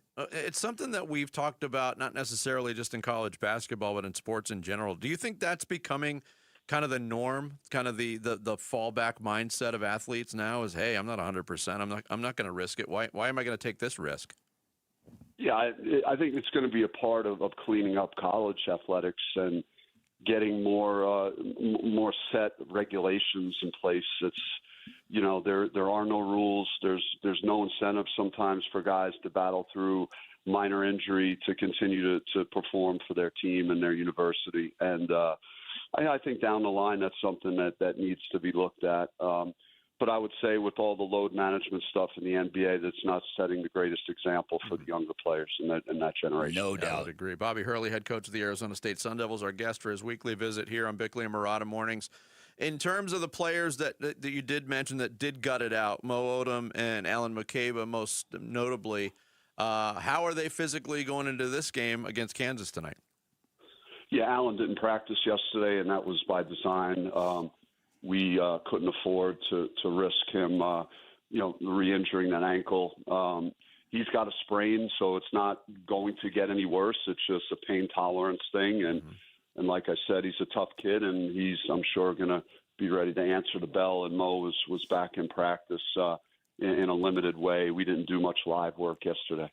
All right, Bobby, you have been ASU's head coach since April of 2015. Can you believe it's been that long? A lot of people have kind of speculated, is this the end of the run for Bobby Hurley at ASU? I know we've had this conversation with you before. I'll preface this question by saying I think you've done a very, very admirable job this year under difficult circumstances, getting a team together when you're recruiting as a quote-unquote lame duck coach. How do you feel about possibly being the head coach at ASU for the last time at home tonight? Are you comfortable with everything you've done? Can you discuss any of this as it applies to your future? I'm just so, and I appreciate the question, and it's certainly a valid question. I've done this to try and help young men, and I've had a great career, and basketball's been so good to me and my family, and it's been special here. But really, all my thoughts are, with the guys that I'm coaching, and this will be the last time we go to battle this year, at DFA. And, we're one game over 500, and there's still some things to play for. And I'm just excited to go to war with my guys tonight, this evening. But it's just the overall things you're asking has not really hit home and hasn't resonated with me. Fair. Bobby Hurley, head coach of the Arizona State Sun Devils, our guest. I know you're aware of this, but I'll just put it out there again. Kansas has never won in Tempe. 0-4 all time. What kind of? With a team like Kansas coming off, a loss, a bad loss at Arizona, and knowing Coach Self and how hard he coaches, I know that team is going to be fired up and ready tonight. So we're going to have, an angry opponent, in Desert Financial tonight. Yeah, and look, we've seen them at their best. We've seen them flounder at times, Kansas this year. But when they're at their best, what are the biggest challenges that they present to you? Well, they're very good defensively when they're locked in, engaged. They're holding Big 12 opponents to 40%. They have a guy that is a difference maker. Peterson, the way he could score and get to his spots, and they run good stuff on offense to put you in dilemmas with ball screen coverages, and so we gotta do a good job on the boards. That's been a problem for us this year, and trying to keep them out of transition. They're very good in the open court with Council and Peterson, obviously. Vinny pointed out a couple of days ago your team fighting through some injuries the way they did, and you mentioned earlier in this conversation about how the load minute management in the NBA isn't exactly the best kind of modeling for young players. I had never thought about that before, but you're exactly right about that. Could you elaborate on that? Because I think that's something that the NBA, as they try to kind of get their house in order, needs to recognize that these are the models for the younger generation of dudes playing basketball. Yeah, I mean, I don't know what to say about that level, and again, I just was more referencing the example that and the NBA guys are always players that our younger kids look up to for all the right reasons. But certainly, that's something that I've noticed that's kind of filtering into the college game right now in a number of different situations I've come across the last couple of years, and maybe you can point to that as there's some type of relationship between those two things. Yeah, Bobby, best of luck tonight. Best of Thanks luck, for the conversation as always, and we will talk to you soon. Thanks, Bobby Hurley, head coach of the Arizona State Sun Devils. He joins us weekly here on Bickley and Murata mornings. Kansas 0-4, going all the way back to 1961. Good stat. Yeah, and you're right. And again, that last time they were in town was the height of the Bobby Hurley era. And again, the facts are this probably is Bobby Hurley's last home game at DFA. How fitting would it be to get another win against Kansas? That would be cool. Yeah. Yeah, that would be very cool. Coming up next, we'll roll into the 9 o'clock hour with some social studies. Sammy will take us through it here on Bickley and Murata Mornings. Arizona Sports, the local sports leader. You've been listening to the Sun Devil Fast Break with ASU men's head basketball coach Bobby Hurley. The Sun Devil Fast Break was presented by Arizona Ford Dealers. More Bickley and Murata next on Arizona Sports, the local sports leader. Burns and Gambo, afternoons. Last year, what we all agree, it was a very lost season for you. Kind of like in the same way this year was a big year for Darius Robinson and the Arizona Cardinals. Okay, we'll give you your first year. Didn't turn out very good. You were hurt. You had some stuff going on with your family that wasn't good. Well, it's going to put extra emphasis on year number 2 for it to work. Next year, that's going to be the case with Jalen Green. It's going to be because if it doesn't work next year, then you can start drawing conclusions about how you can say, bad fit, they need to move on. Burns and Gambo, afternoons 2 till 6 on Arizona Sports, the local sports leader. Whether cooking a traditional meal, providing hot water for invigorating showers and baths, or creating ambiance for family gatherings, Southwest Gas proudly fuels our homes and our communities with a safe and reliable natural gas service. Hey, it's Vince Murata, and more than 92% of Arizona customers prefer natural gas service in their homes to power appliances. But natural gas is way more than an essential home ingredient. It also helps support economic development and growth in the community. Many of the recent large-scale businesses that have expanded their operations into Phoenix are dependent on natural gas to support their business and production.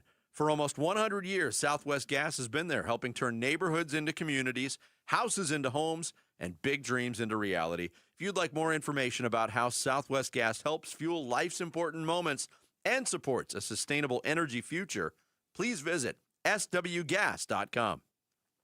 Hey Sun Devil fans, college basketball is back, so grab your friends in a cold, refreshing Dos Equis lager and make the most of game day. Whether you're at the bar with fellow Sun Devils or watching with your friend who went to that other school, Dos Equis is there for it all. So buy a cold, crisp Dos Equis and get those forks up on game day. Dos Equis, proud partner of the Arizona State Sun Devils. Get a dose. Enjoy Dos Equis responsibly. Copyright 2022, imported by Cervezas Mexicanas, White Plains, New York. When you invest in a swimming pool, don't settle for ordinary. Choose PebbleTech, the world's most trusted pool finish. Our Pebble Sheen finish leads the industry for its beauty, durability, and timeless appeal. Each PebbleTech surface is crafted with premium materials and applied by authorized applicators for a lasting, high-quality finish. So when it's time to build or remodel your dream pool, go with the best. Go with PebbleTech. Visit pebbletech.com to find an authorized installer near you. Get a debit card with real class. Desert Financial is now the official retail banking partner of ASU. When ASU fans open a free checking account, they can show their Sun Devil spirit and their Arizona pride with one of 3 new ASU debit card designs. Stop by one of our new branches at ASU Tempe and downtown Phoenix campuses, or visit desertfinancial.com/sundevils. All right. It's a beautiful day for football here at the stadium, and we're just about ready for kickoff. Score 0-0. And suddenly, I'm in the mood for a Coke Zero Sugar. Real Coke taste, zero sugar. Now that's a winning combo. Yeah, crisp, refreshing. That hits the spot. When it comes to great taste, Coke Zero Sugar's always on the scoreboard. Coke Zero Sugar. Real Coke taste, zero sugar. 1-877 Cars for Kids. KARS Cars for Kids. 1-877 Cars for Kids. Donate your car today. Call 877 Cars for Kids to reach your friendly live agent. Donation's super easy and your car can be picked up by tomorrow. Call now or go to carsforkids.org. 1-877 Cars for Kids. Donate your car today. Did you know you can donate real estate too? When it comes to protecting your family and your legacy, whom you choose matters. That's why many Arizona families trust Morris Hall, a premier estate planning law firm. Hello, I'm Tim Hall, Senior Partner at Morris Hall. I have the great privilege of helping clients design plans that are thorough, thoughtful, and built to stand the test of time. And I'm Ashley, one of the paralegals at Morris Hall, and also Tim's right-hand man. Which means I couldn't do it without her. Now, Tim, how many team members do you have, and what can you provide for your clients at Morris Hall? Our team, which currently has 32 members, guides our clients through the process of creating a specialized estate plan for them and for their posterity. And Ashley, what's your role? My specific role is to work with the attorneys, answer day-to-day questions, keep the process moving, and make sure nothing slips through the cracks. If you think we are the right fit for you, please visit morrishall.com. That's morrishall.com. KMVP FM Phoenix, live from the Casino Arizona and Talking Stick Resort Studio. Arizona Sports, the local sports leader. I'm Sammy Cebulka with What's Trending Now, presented by Parker & Sons Heating, Cooling, Plumbing, and Electrical. The Arizona Wildcats rolled 6th-ranked Iowa State last night, 73-57, and in the process clinched their first Big 12 regular season title after just its second season in the league. The Phoenix Suns are in action tonight, and Devin Booker should be on the floor as both he and Haywood Highsmith are off the injury report ahead of tonight's game against the Sacramento Kings. That tips at 9 here on Arizona Sports 98.7 and the Arizona Sports app. And as the World Baseball Classic is set to begin tomorrow, the Arizona Diamondbacks will play in an exhibition game against Mexico today at 1:10 with Zach Gallen on the mound for the Snakes. And tonight in Tempe, the Sun Devils will look to hand Kansas their second straight loss as the Jayhawks come to town. Tip-off will be at 7 over on ESPN 620, and that's what's trending now. Arizona Sports, the local sports leader. Bickley and Murata Mornings. Social Studies. Brought to you by Carol Royce, your home sold guaranteed realty. The 9 o'clock hour on a Tuesday. That means it is time for Social Studies. You know where to find us, but if you don't, we are at Bickley_Murata on X, at Bickley and Murata on Instagram and Facebook, and you can watch the show every single morning at Arizona Sports on YouTube. Shout out to the 241 of you guys watching on YouTube. But let's get it rolling. The first question for Social Studies today, we've talked a lot about Kyler Murray and the Cardinals, but who do you blame more for Kyler Murray's disappointing time in Arizona, and why? Is it the Cardinals or is it Kyler Murray? I mean, I hate to straddle the fence here, but it's 50-50. I mean, it doesn't come down to one specific player all the time. And if Kyler Murray was just not dedicated to his craft or didn't show up or didn't put in the work, you could say it's on him. He did those things. He was a average starting quarterback for the Cardinals, but when the Cardinals put proper amounts of talent around him, he was pretty good. Yeah. So it's both. There's two fingers to point. I think that's probably the accurate answer. I'm a big individual responsibility kind of guy, so I would lean to say more on Kyler Murray.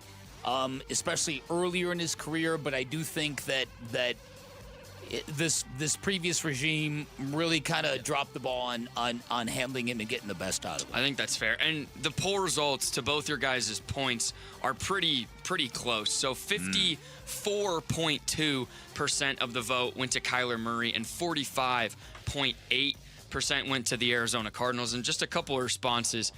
Daylight Film says, Kyler had been a winner his entire football life, and for whatever reason, it hasn't yet translated to the NFL, whether it's his height or whether it's his height not being the only issue.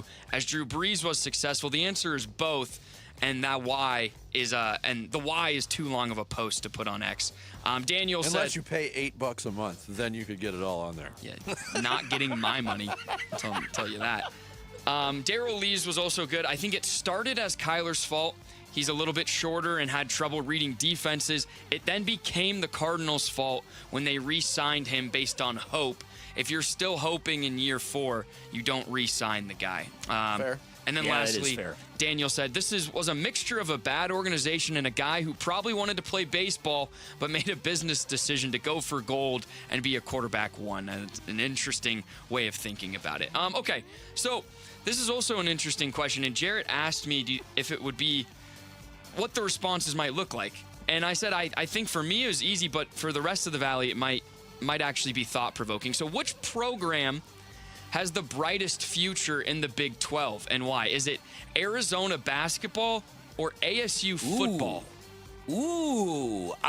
Probably Arizona basketball, even though the competition for basketball is much more in the Big 12. I think Arizona basketball is well down the road of being established. Sure. Yeah, that's got to be the answer, because even we talked earlier and brought up the fact that it's been 25 years since they've been in the Final Four, but they've competed for conference championships pretty much every single year in that time frame, regardless of what conference that they're in. So, I mean, they certainly are the more established program, even though the landscape is much tougher. It's amazing how pretty much, is the old Pac-12, are they going to get any other team in the tournament this year? The old Pac-12. Oh. It is amazing how that conference, in basketball specifically, has just What's UCLA's profile this year? year? They're 19-10. They'll maybe make it, but they're not. They're very a bubble team right now. They're like first 4 in or first 4 out. Okay.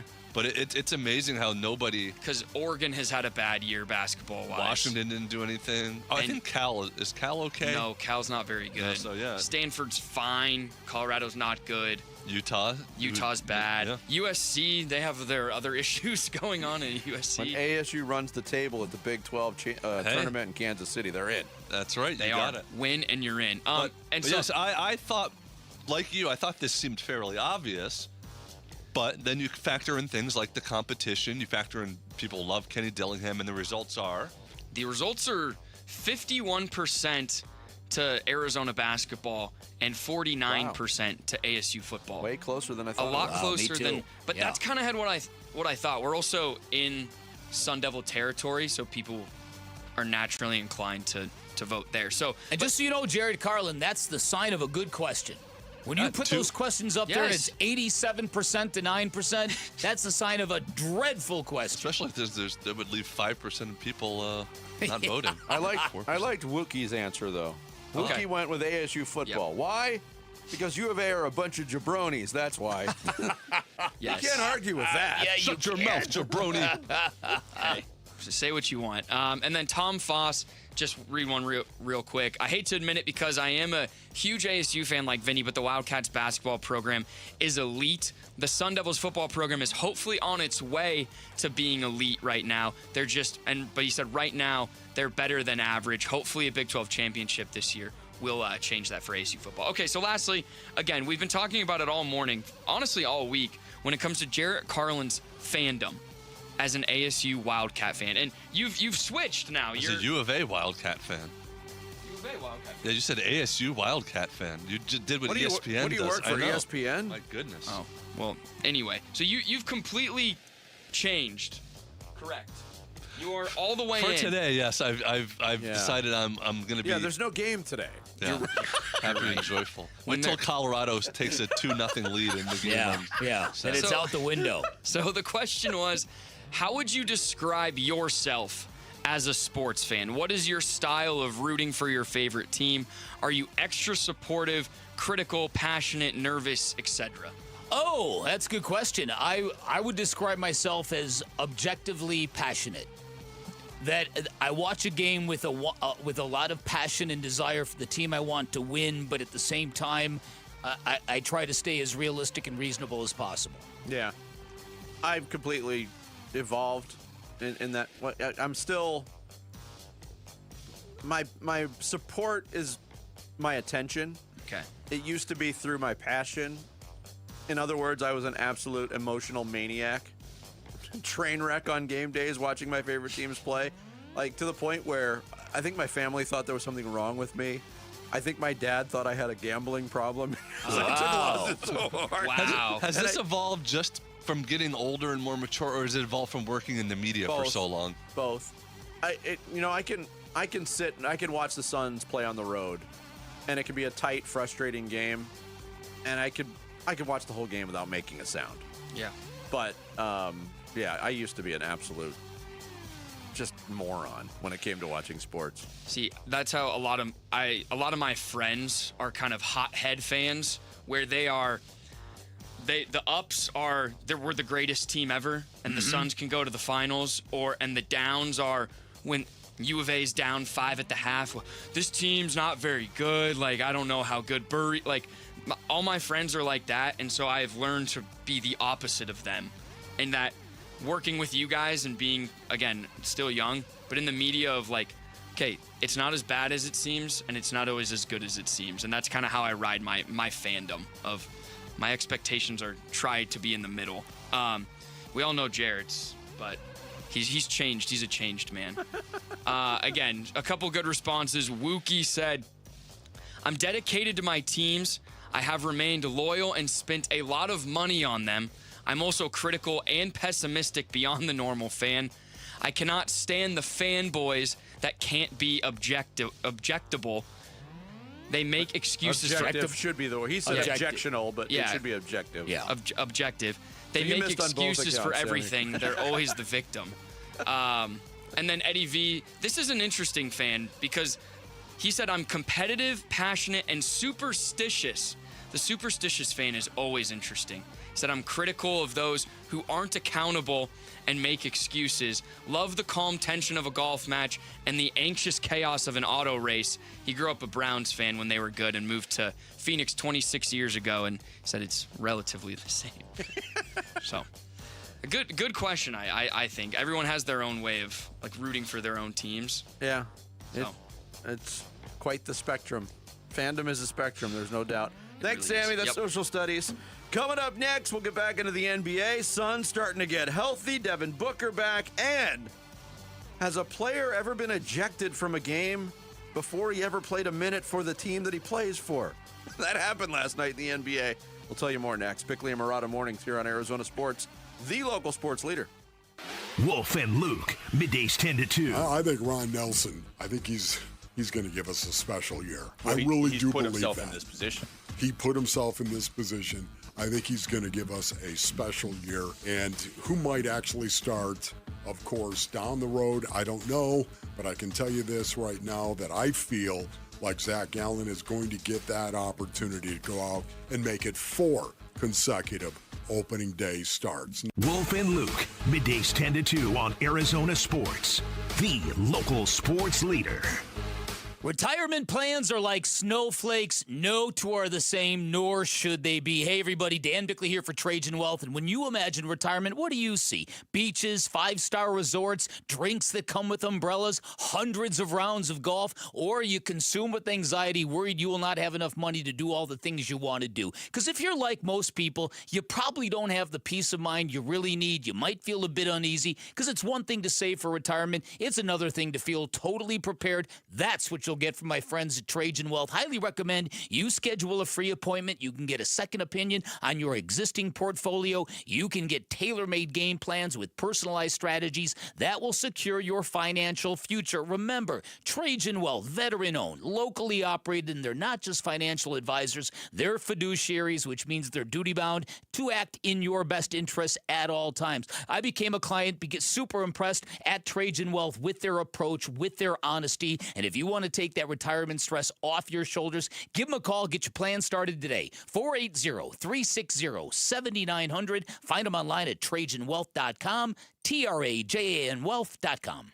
Advisory services through Trajan Wealth, LLC, SEC registered investment advisor, client paid advertisement. Additional disclosures at TrajanWealth.com. Hey, it's Gambo, and I'll be straight with you. I don't usually talk supplements. I'm skeptical by default. Most of them sell shortcuts, and shortcuts don't work. That's why I take M-Drive. I've been taking it for years. Not because it's flashy, because it makes sense. It's about routine, showing up every day, respecting what your body can still do even as it changes. Look, if you're still working, still competing and grinding, you probably noticed it. Energy dips, weight sticks around longer, burning it off gets harder. That's not laziness, that's biology. M-Drive Boost and Burn was built for that stage of life. It supports steady energy, a healthy metabolism, and fat burning. So the work you put in actually counts. No hype. M-Drive's been around nearly 20 years. High quality, clinically tested ingredients made right here in America. It fits my routine. Simple, consistent. You can find M-Drive Boost and Burn at Sprouts, Amazon, or at mdriveformen.com. Taking care of your health matters. Don't put it off. M-Drive, for men who still show up. Luke Lipinski back to tell you about Orchard. How's this for a plan? You find your dream home, and then you just move in right away without the frustrations of waiting around to sell your old place first. That's the way to do it, and you know what? Orchard gets it. That's why their Move First, Sell Later program exists, because with Orchard, you can buy the dream home now. Don't waste time, just go. Then sell the old one later. Here's how. Orchard gives you cash so you can buy, move into your new home first. You can do it on your timeline. No waiting around, no showings, no double moves. You ever tried to do a double move before? You don't want to do any double moves. Then the Orchard experts take it from there. They handle repairs on your old home. They make price-boosting upgrades.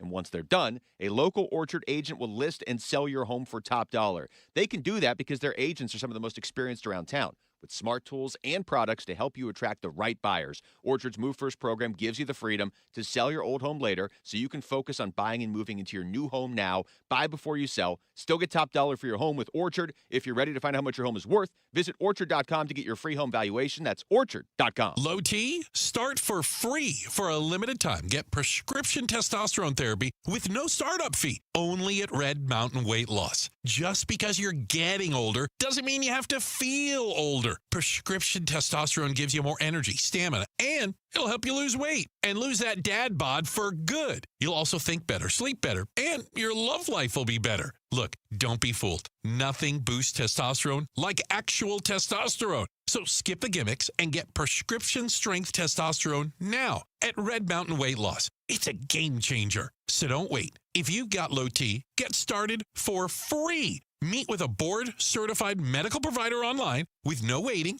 from the convenience of your home or office. Book today and feel like yourself again. Only at Red Mountain Weight Loss. Go to redmountainweightloss.com or dial pound 250 on your phone. Keyword Red Mountain. Red Mountain Weight Loss. Real testosterone. Real doctors. Real results. Hey, it's Luke. Will the Phoenix Suns look refreshed tonight in Sacramento? And will we see the return of Devin Booker? We're previewing Suns Kings at 10 a.m. It's Wolf and Luke on Arizona Sports 98.7, the Arizona Sports app, and the Arizona Sports YouTube channel. Hey, good morning to our audience in Maricopa. Whether it's through the radio, through YouTube, through the app, we appreciate you taking the show in Maricopa. Yeah, good. Just the next step, you know, no setbacks. Continual progress. Seems to be in a good spot. That was Jordan Lawler yesterday talking about all-star guard Devin Booker. Then the injury report for tonight's game in Sacramento came out, Bick, and Devin Booker's name not on it. Nice. I would say that's a good spot to be in. To not be on an injury list? Yes. Yeah, without a doubt, that's a good place to be. And to come back against a team like Sacramento, ease your way in. I think that, you know, we've spent a lot of time talking about Devin Booker post-NBA Finals 2021, whatever it happened to be. And we've all got standards. We've all got things we wanted to see him do, where we wanted to see him ascend. Could he be an MVP candidate? Something about Devin Booker has been very, very true from day one, and that is he's a bit different in terms of what he needs to accomplish in basketball. He doesn't need to be the guy that everybody supplants to and bows down to. That was proof when he went to play for Kentucky. How many young kids with his talent would go and be a six-man someplace? So the signs were there very, very early that Devin Booker had a little different kind of mentality about the sport of basketball. So there are people who thought, okay, without Kevin Durant, the Suns are sunk if he doesn't get back to being MVP peripheral, MVP adjacent, that kind of a player. he hasn't had that kind of season. Yet at the same time, we know how important he is because the team really struggles to function without him. Yeah. And so now you got 22 games left in the regular season. He's had a little bit of a break here. This would be a great time for Devin Booker to ascend. And again, I make this mistake all the time because I keep, okay, we're here. If Devin Booker can go whoop up here, then he's going to bring the team with him. It's much more nuanced than that, obviously. Devin Booker affects winning, and that's all that matters to me right now. This is not statistical. This is about bringing out the best in everybody. Yes. With his gravity and his shot making and his experience and his clutchness, that kind of stuff. Perfectly said. Thank you. Yeah, he rises. He's like Josh Groban. He raises people up. Yeah, he does, and so they can stand on mountains. Yep. Oh my goodness. Oh my goodness. Should I sing the rest? Yeah, give me a little, hum a few bars. When I am down. Oh my goodness. That's where it ends. Jordan Yacht yesterday also updated the status of Jordan Goodwin, who's been out with a calf strain. Goody's now on the court. He's been able to be on the court for the last 2 days. So, again, it's going to be a couple days here, but, I don't think anything's changed. His progression's going up each day. We just like having him in the building. His energy in the building. Talked to him today about bringing the juice. Every day. Every day he's here. Practice, we can film. On the sidelines, we can film. In the game, we need him around because we need his energy. Yeah, and that injury coincided with the Devin Booker injury, and that was a double whammy because you saw, the gravity that Devin Booker brings. I think juice is a perfect word, what Jordan Yacht just used to describe what Jordan Goodwin contributes to the Suns this year and has contributed to the Suns. He brings the juice to like really nobody else, and they've been missing that as well. To hear him say a couple days, that's a really good sign. Again, coming back, getting healthy and acclimated during a stretch where the competition isn't the toughest it's going to be. It's actually lining up. For once, we could say things are lining up well schedule-wise for the Suns. Yeah. Yeah, that's a good point. And so you've got these 6 games in front of them now. You win 5 of them. Could win all 6 of them. You might make up some serious ground. And then the final 16 games becomes just a battle for survival. Yeah. Last night, elsewhere around the NBA, a couple of interesting things happened. One of them happened in the Wizards-Rockets game. You'd say, nothing ever happens interesting in a Wizards game. Well, it did. We have a technical foul on Trae Young for running on the court, and he's been ejected. Oh, wow. Wow. Can't come on the court, though. We have a defensive foul on Houston, and the play is being reviewed to see if it's potentially flagrant. You don't mess with Tony Brothers. That's what Trae Young found out. Trae Young, in street clothes, got ejected from the ball game for yelling at the officials. Yeah. And he was shown the door. Trae Young has yet to suit up for the Washington Wizards, and he's already been ejected for a game. That's a record that might not ever be broken. That is something. I guess if Dylan Brooks got traded and started the year injured, Trae Young's getting close to a return. Surprise, surprise. I didn't think that would happen this year. He's supposedly going to play Thursday night against Utah, but man. So Trae Young has only been ejected twice in his entire career, and that's one of them. That's pretty funny, isn't it? And he tweeted out last night, too, don't expect me to get ejected too many more times, DC, but I'm definitely bringing that energy and competitiveness when I'm back for my brothers. So, wow. At least they have something to look forward to. Yeah. Trae Young is still, he's an entertaining player. He's going to play. I thought for sure he wasn't going to play this year. I thought that was sort of their he's not on MO when they traded for him. Yeah, it's their tanks for nuts and thing. He's not on the Anthony Davis plan, apparently. And Giannis came back last night. Yeah, he did. There was some speculation that when he got hurt, and it was around, he got hurt before the trade deadline, survived the trade deadline. Some people were saying, he might have played his last moments as a Milwaukee Buck.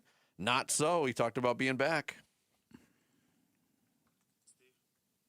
But obviously something new in my career, being out for such a long time.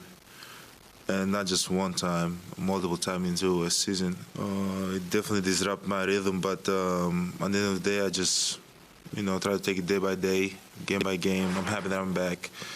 And I'm just happy that I'm on the court. Like, it doesn't matter if I play 18, 20 minutes, 22, whatever.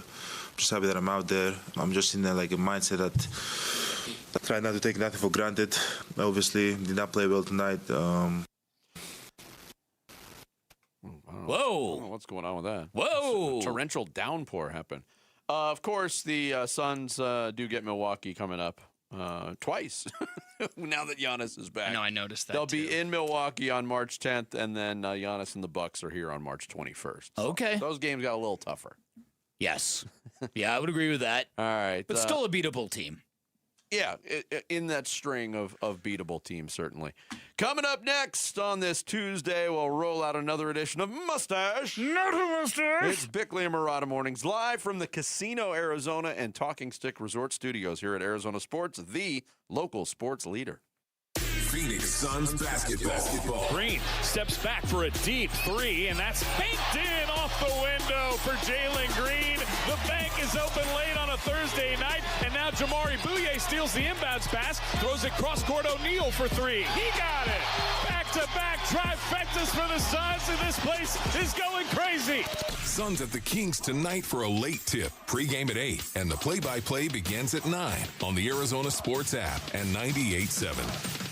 All right, so not that long ago, I had a summertime electric bill of $666. I thought it was a sign of the devil, proof that summers in Arizona are literally like living in hell. I was shamed by listeners for being a wasteful sloth. Truth was my windows were shot, and if you've been in your home around 15 years, chances are you might need new windows as well, and I highly recommend you check out my friends at Advanced Window Products, a local window and door manufacturing company that sells directly to the public. No middleman markups, which means you're getting great pricing. They're also a local window and door manufacturing company celebrating their 40th anniversary, which means they're built for the long haul. They've also got their own factory right here in their valley, which means they'll build your windows, they'll install your windows, then they'll guarantee them for life. That warranty is transferable if you ever sell your home, which adds value to your home when you sell your home. Plus, there are great financing options available. During their Spring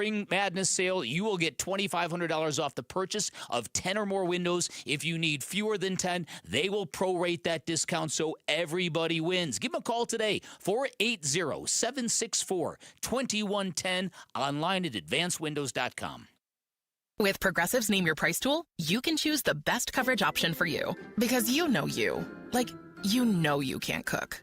You're not one of those people who say that they can, but when people come over for dinner, they find out the hard way, you can't. You can't even microwave popcorn, and that's literally just one button. Plus, measuring and patience are huge parts of cooking, and that's just not you. Only you know you. So get coverage options within your budget with Progressive's Name Your Price tool. Progressive Casualty Insurance Company and Affiliates. Price and coverage match limited by state law. This is the story of the one. As a maintenance tech at a university, he knows ordering from multiple suppliers takes time away from keeping their arena up and running. That's why he counts on Grainger to get everything he needs, from lighting and HVAC parts to plumbing supplies, all in one place. And with fast, dependable delivery, he's stocked and ready for the next tip-off. Call 1-800-GRAINGER, click Grainger.com, or just stop by. Grainger, for the ones who get it done. Hey, it's Gambo, and I'm with Stuart Willis, the president of Asset Preservation, Wealth, and Tax. Stuart, there's all these different phases to save in your life, 20s, 30s, 40s, 50s, 60s. But when you get close to retirement age, isn't it wiser to start to make sure that you're more conservative with your money instead of more aggressive? First of all, it all depends on your comfort level with risk. You don't want to mess up your retirement. You see the finish line is close and you want to be done. Most people know this. People who want to be rich buy stocks. People who are already rich buy fixed income, which is why you've moved to a more conservative approach personally. Yes, because it's important for me to make sure I protect the money I've been able to save so far. That's why it's important to know exactly what your comfort level with risk is. So if you want a financial advisor that can work with you and help you with the risk management, call Stuart Willis at Asset Preservation, Wealth, and Tax at 602-877-PLAN for a free portfolio review. Investment advisory services offered through Foundations Investment Advisors, LLC, and SEC registered investment advisor. I'm Sammy Cebulka with what's trending now, presented by Parker & Sons Heating, Cooling, Plumbing, and electrical. Suns star Devin Booker is off the injury report and looks to be available as the Suns are back in action tonight after 4 days off against the Sacramento Kings. That game doesn't get going till 9 tonight, but you can hear it right here on Arizona Sports 98.7 and the Arizona Sports app. The Arizona Wildcats and Tommy Lloyd are your Big 12 regular season champs after dominating Iowa State last night, 73-57. This is the Cats' first Big 12 title after joining the league just 2 years ago. And as the NFL draft is in the sights of the Arizona Cardinals, what will they do and who are some players to know? For everything Arizona Cardinals draft, head to arizonasports.com today. What else is going on? The Diamondbacks will face Team Mexico at 1:10 from Salt River Fields as the WBC exhibition games get underway today. And tonight, the Sun Devils in Kansas will tip off from Tempe at 7, and you can hear it over on ESPN 620, and that's what's trending now. Time to take a look at the Arizona Sports Poll Question. Brought to you by Sanderson Ford. The best play is at Sanderson Ford. All right, today's Arizona Sports Poll Question brought to you by Sanderson Ford is, will the Cardinals take Notre Dame running back Jeremiah Love with the number 3 overall pick? Yes or no? I will say no. We're going with no. I don't need to vote. He just voted. That seems. It would be a little bit of a shock, but yeah, 78% of the vote is no. 22% voted yes. They'll take Jeremiah Love with the 3rd pick. All right. Today's Sanderson Ford Poll Question. You could vote on it right now on the homepage at arizonasports.com. Mustache. Not a mustache. A mustache, a mustache, a mustache, big mustache, thick mustache, my mustache, your mustache. Say the word mustache. A mustache, a mustache. Now we both have said mustache. A mustache, a mustache. If you only got a mustache. He has a mustache and a beard. Yes, he does, a little girl. As we might be right near the anniversary of 6 years of doing Mustache, Not a Mustache. All right, so it's only 6? Speaking of mustache, not a mustache, yes. You might be curious to know I have not shaved since Saturday night. This is all I've got. Really? This is all I've got. Is that the longest you've ever gone without shaving? Probably. Are you going to keep it going? I don't Do know. It. Do it. Let's go. I left my razor in Vegas, and I haven't got new ones yet. But this is pathetic. I have all of this hair up here, and I've got none on my body. There's nothing wrong with that. That's actually enviable. Well, I guess you're right. That's a pretty good I have very little on my head and everywhere on my body. Right. But I can't even grow a mustache if I wanted to. It's pathetic. That's your British heritage. All I've got. It's the British heritage versus the Italian and Jewish, Middle Eastern, Greek heritage of myself. Let's go, man. All right, let's go. We are about to play America's fastest growing facial hair related quiz sensation, Mustache. What I was saying was, though, we're rapidly approaching the anniversary of the COVID shutdown, which led us to begin this game to begin with. So we've done 6 years of this great, fabulous, wonderful game where I'll be presenting an audio clue from a movie, TV show, interview, or song to Bickley and Murata. They have to tell me whether the person that's talking or singing has a mustache or does not have a mustache. They get a bonus point if they correctly identify the person first. One, the 10 points wins. And today's topic, because U of A are the Big 12 champions. Yeah. It's all things big. Oh, okay. Big things. And because you haven't shaved, I'll let you choose. You want to go first? I'll go first, bro. I haven't shaved either. Well, it's not I've had stubble since COVID. All right, we'll start with our big themed one with this one, Dan Bickley.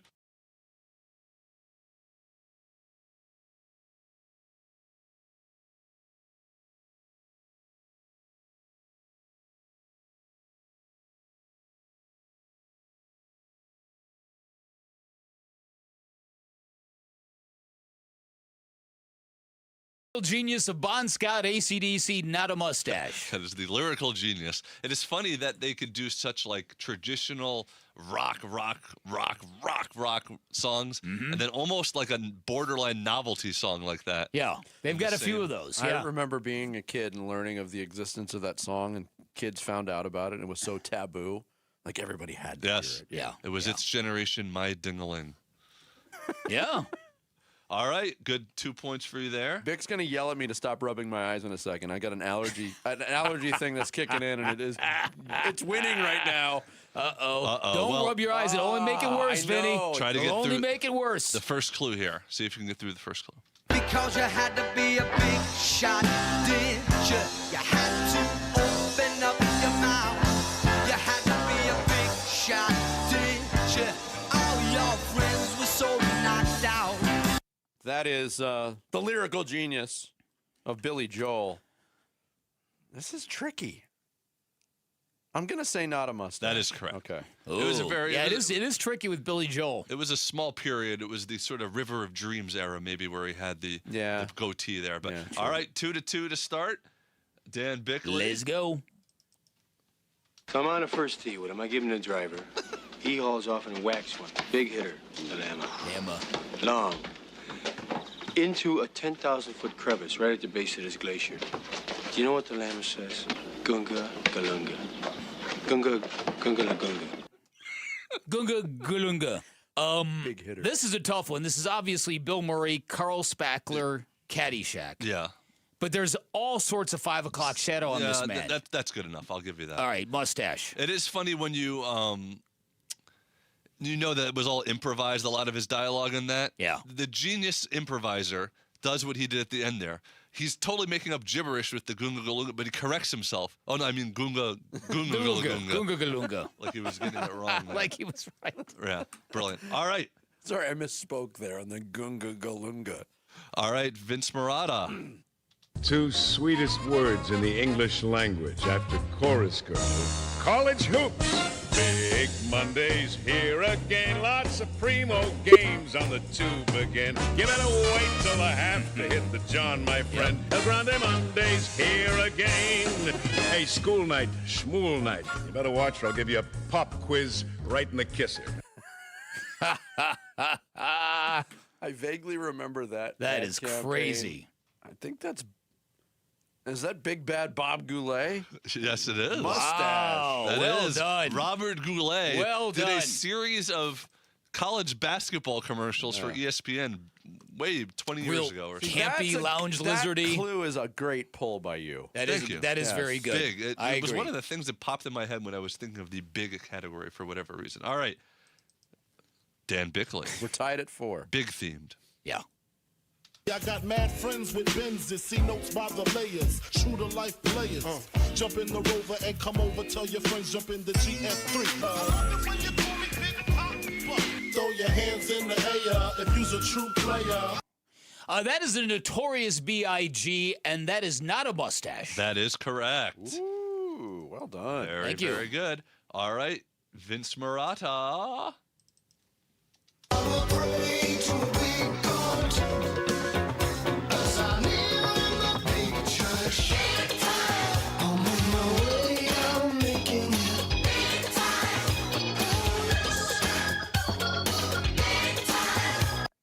That is Peter Gabriel. Not a mustache. That is correct. He was very post-Genesis. His 80s music videos were all very interesting. He had a little run for a minute where he Shock the Monkey. Shock the Monkey. Sledgehammer. Yeah, Big Sledgehammer Time. was a great song. Yep. All right. We got a good 6-6 score so far. All right. Dan Bickley with this one right here. I don't know how to put this, but I'm kind of a big deal. People know me. I'm very important. I have many leather-bound books, and my apartment smells of rich mahogany. What an amazing character he created there. Will Ferrell, Anchorman, Ron Burgundy, definitely a mustache. There you go. Transcendent mustache. Absolutely correct. Vince Marotta. Yes. That's 3 Super Bowl rings. And I told Jared, I said, Jared, boy, my rocks better be so big on that ring, I know so. I want some big old diamonds. Big diamonds. Big diamonds. How's it feel? Big diamonds. How's it feel to win? Big diamonds. I'm not positive on this, but using context clues and the level of annoyance of the subject, I'm going to guess Michael Irvin. Yes. Mustache. That is correct. An excellent use of context clues there. Yeah. The level of annoyance and obnoxiousness. And he's 8-8. 8-8 going into the final round. Here we go. Dan Bickley. I like big butts and I cannot lie. You other brothers can't deny. And when a girl walks in with an itty bitty waist and a round thing in your face, you get sprung. That is Sir Mix-a-Lot. Not a mustache. No, Dan, it's almost like your eyes were distracted when watching that video, and you didn't focus on the mustache. That's why, though, I had that all queued up earlier when we were playing. What was it, our Dan Orlovsky cut? I happened to have it just right there. Okay. It's like people who tell me, what do you think what Sydney Sweeney looks like? I've said I've never seen her face. All right. Luke Cornett's on line 2 for goodness sakes. Vince Murata. Yes. I think you can get this one. For the win.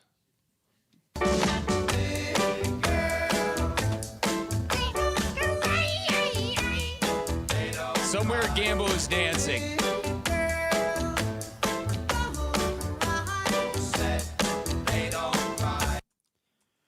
That is Frankie Valli and the Four Seasons behind him. Not a mustache. That is correct. Good job, you Vinny. did it. Good job. Very good edition of today's game. You both played very well, and I cannot wait. This time next week when we play, Dan Bickley may have a full beard. Stay tuned for next week's edition he of... won't. You'll have to play a clip from today's show to really Not a throw us off. That's right. I say let it go, man. Unless it starts really itching and bothering you, why not? Let it go. You don't have any TV. Do you have a TV game coming up for GCU? But again, it doesn't matter. This is not. true. Nothing's gonna grow. It's just ridiculous. Final thoughts up next. It's Bickley and Murata Mornings. Burns and Gambo, afternoons. A month ago, 6 weeks ago, the plan was re-sign Mark Williams, Colin Gillespie, Jordan Goodwin. I wonder if they're having internal debates on keep Oso, develop Malawach, get another center in here, and then let Mark go. Why pay Mark $16, $17, $18 million a year if you feel good about Oso? Burns and Gambo, afternoons 2 till 6 on Arizona Sports, the local sports leader. So the only downside to the Life Changer loan is that it's difficult to qualify for, especially for self-employed people. But the good news is the underwriting process has changed. It's easier to qualify. And if you're in the market to buy a home or refinance, you need to call Life Changer Loan. You are going to save a ton of money. Life Changer Loan, an innovative program where you do your banking inside of your mortgage. All of your income goes to paying off all of your debt. You do it without changing a nickel of your spending habits and without any anxiety, because you always have access to your equity, 24/7 access, which gives you the power to borrow back from yourself whenever you would like, whenever you need to do it. And when you become a Life Changer Loan client, 5 years is the average length of time it takes you to pay off your home, which does a lot of great stuff, quite obviously. But more than anything, you now get decades to build personal wealth, debt-free, while everybody else, chained to that 30-year fixed-rate mortgage, otherwise known as a debt sentence.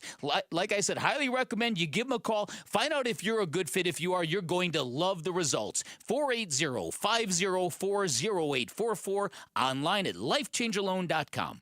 Now is the time to start building your defense against the sun with All Pro Shade Concepts. Exactly right, Wolf. Smart homeowners are getting their free estimates now for retractable shades and awnings for their patio. Yep, if you wait until the playoffs to fix your defense, you're getting cooked. That's right. Our shades are custom fit, so the earlier we measure, the sooner your home is protected. Beat the summer rush and get your free estimate today and receive free installation. Go to allproshade.com because you gotta have shade. Hi, Flo here from Progressive. Life changes quickly, so it's good to have flexible coverage. Oh, you mean like adding another vehicle? Yes, that's something we can do. Great, because I was thinking about getting a van so we could just keep the kids' softball stuff in the car. Oh, we don't need to get into specifics. Just saying it's easy to change. Oh, and Hannah wants to try the tuba. Again, we don't need the specifics. Last year, she wanted to be a tap dancer, but that only lasted 2 lessons. Okay. But she kept the shoes because they are adorable. Well, just know that with Progressive, you can easily add another car to your auto insurance because we know life changes. Progressive Casualty Insurance Company and Affiliates. Jackson Hewitt handles your taxes and your stress. Inhale our no surprise price of $149 or less. Exhale, paying more for complicated taxes. You won't. Inhale new tax law knowledge. Exhale, missing out on your biggest refund? Certainly not. Don't miss paying $149 or less. Rest easy. Jackson Hewitt's got your taxes. Guaranteed. Limited time offer for new clients on federal returns. Participating locations only. Terms at jacksonhewitt.com/149. Have you heard about Global Credit Union? Hey, everybody, it's Dave Burns. They're helping Arizonans keep more of their money. Last year, members saved over $194 million through better rates and lower fees. Perks include early payday, access to your paycheck up to 3 days early, and 24/7 U.S.-based support whenever you need it. Join at globalcu.org or visit one of their 9 Phoenix area branches. I'm a member, and you will feel the difference right away. Global Credit Union. Better rates, fewer fees, real savings. Arizona Sports, the local sports leader. Bickley and Murata. Song of the day.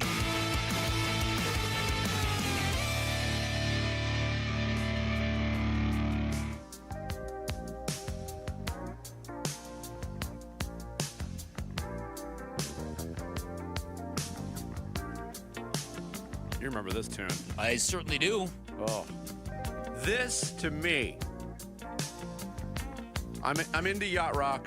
Okay. It wasn't a conscious choice. It's just the stuff I grew up with, and then you hear it, and you're like, oh, this is great.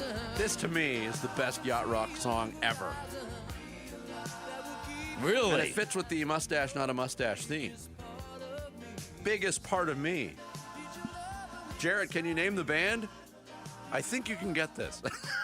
This is absolutely not my genre of music. Really? I thought you would love this stuff. No, I do not like soft rock at all. Yacht rock, soft rock, elevator music kind of stuff, not my genre at all. Wow. Ambrosia. Mm-hmm. I don't even like it like... This comes up, I'm on Apple Music all the time, and I don't care where I am, I'm singing. Except for here. Among... yeah.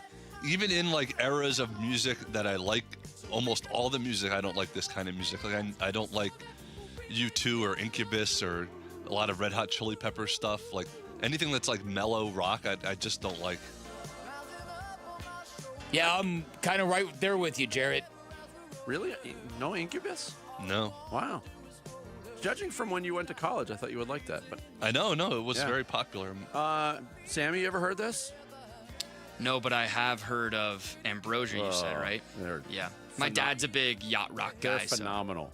Biggest part of me, Ambrosia, today's self-serving song of the day. Bickley and Murata going off the grid. Off the grid. Brought to you by Sweet James Accident Attorneys. If you've been hurt in an accident, call Sweet James at 800-500-5200 or sweetjames.com. All right, our very own John Gambadoro this morning on Twitter put out Haywood Highsmith is expected to make his Phoenix Suns debut tonight.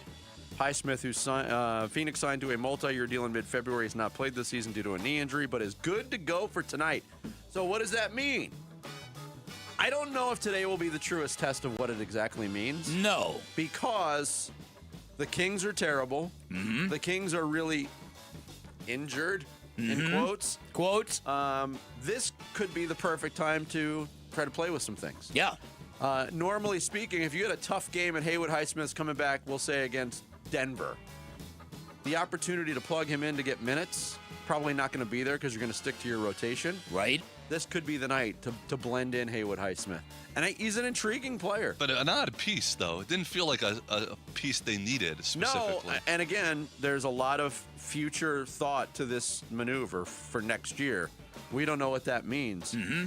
But to spell Royce O'Neal and, look, I mean, Ryan Dunn, Isaiah Livers, Amir Coffey, none of those guys have really put a stranglehold on rotation minutes. Totally agree with that. And it's been done by default, so we'll see what kind of workload Haywood has. Yeah, I'm very interested to see. I am what this piece might look like.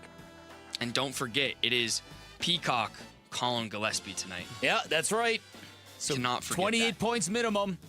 Peacock Colin. Peacock Colin. P. Colin. I did say 28, didn't I?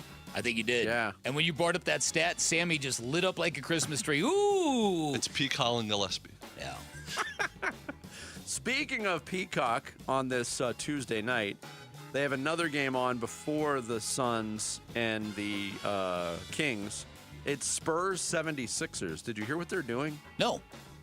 NBC/Peacock is turning the clock back 30 years for the broadcast, straight down to the announcers, graphics, pregame show, and scorebook.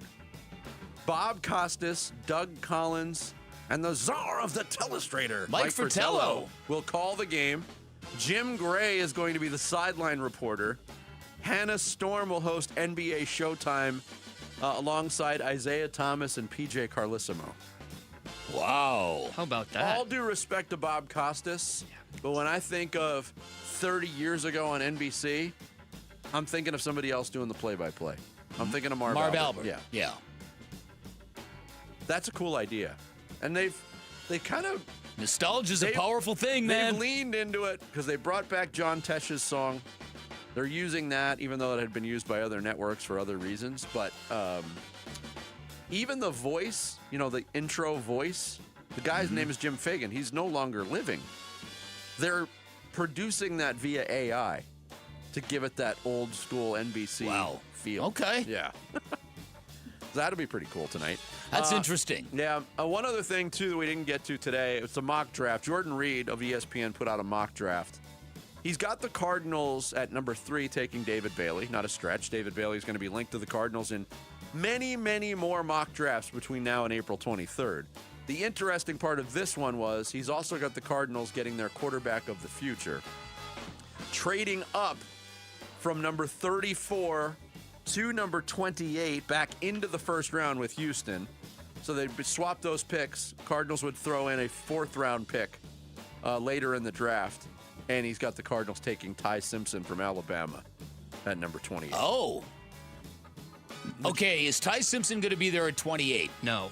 If he's QB2, he won't be. But there's no guarantee he's going to be QB2. Well, here's one note about Ty Simpson from Matt Miller of ESPN about Simpson's combine performance. Ty Simpson did a good job. He stood out to me. He came in a little bit smaller than listed, 6'1", 211 pounds. He's listed at 6'2", so that's like something you got to look at, right? I was like, okay, this guy's an inch shorter than we thought. But I thought he threw the ball with a lot of command, and he finally looks healthy. So like that's a big part of it for him. Is okay, he finally looks healthy. He's throwing the ball well. That's key for him. 6'1", that's 3 inches taller than the last quarterback. Still 3 inches short. Looks like a giant back there. Look, when you're dealing with quarterback height and it gets to be 5'9", 5'10", 5'11", I think if you're 6'1", I mean, has that been a knock on Ty Simpson in his career that he's too small? No, and he doesn't look it in college, but when you make that next step to the NFL, it does matter. I'm curious about the case of Trinidad Chambliss because one of the things I wanted, had he declared for the draft, he would have been at the combine. He would have had an official measurement because his height is going to be an issue. Now, his situation at Ole Miss is still not resolved. He's won a court injunction to go back, but the NCAA is fighting it. Yeah. So he might be a late kind of addition to the draft without a lot of information. In their infinite wisdom, the NCAA is fighting a guy that wants to go back to college. Is that the dumbest thing? For a premier program and a great story. Right. Right. Well, meanwhile, they're granting 7th, 8th, 9th years of eligibility to other others. People. Yeah. it's insane. It doesn't make any sense. No, it does not. Which kind of leads me into something that was floating around there yesterday in the college basketball world. Chad Baker-Mazara from USC, who's played for like 11 different schools. He's already 26 years old.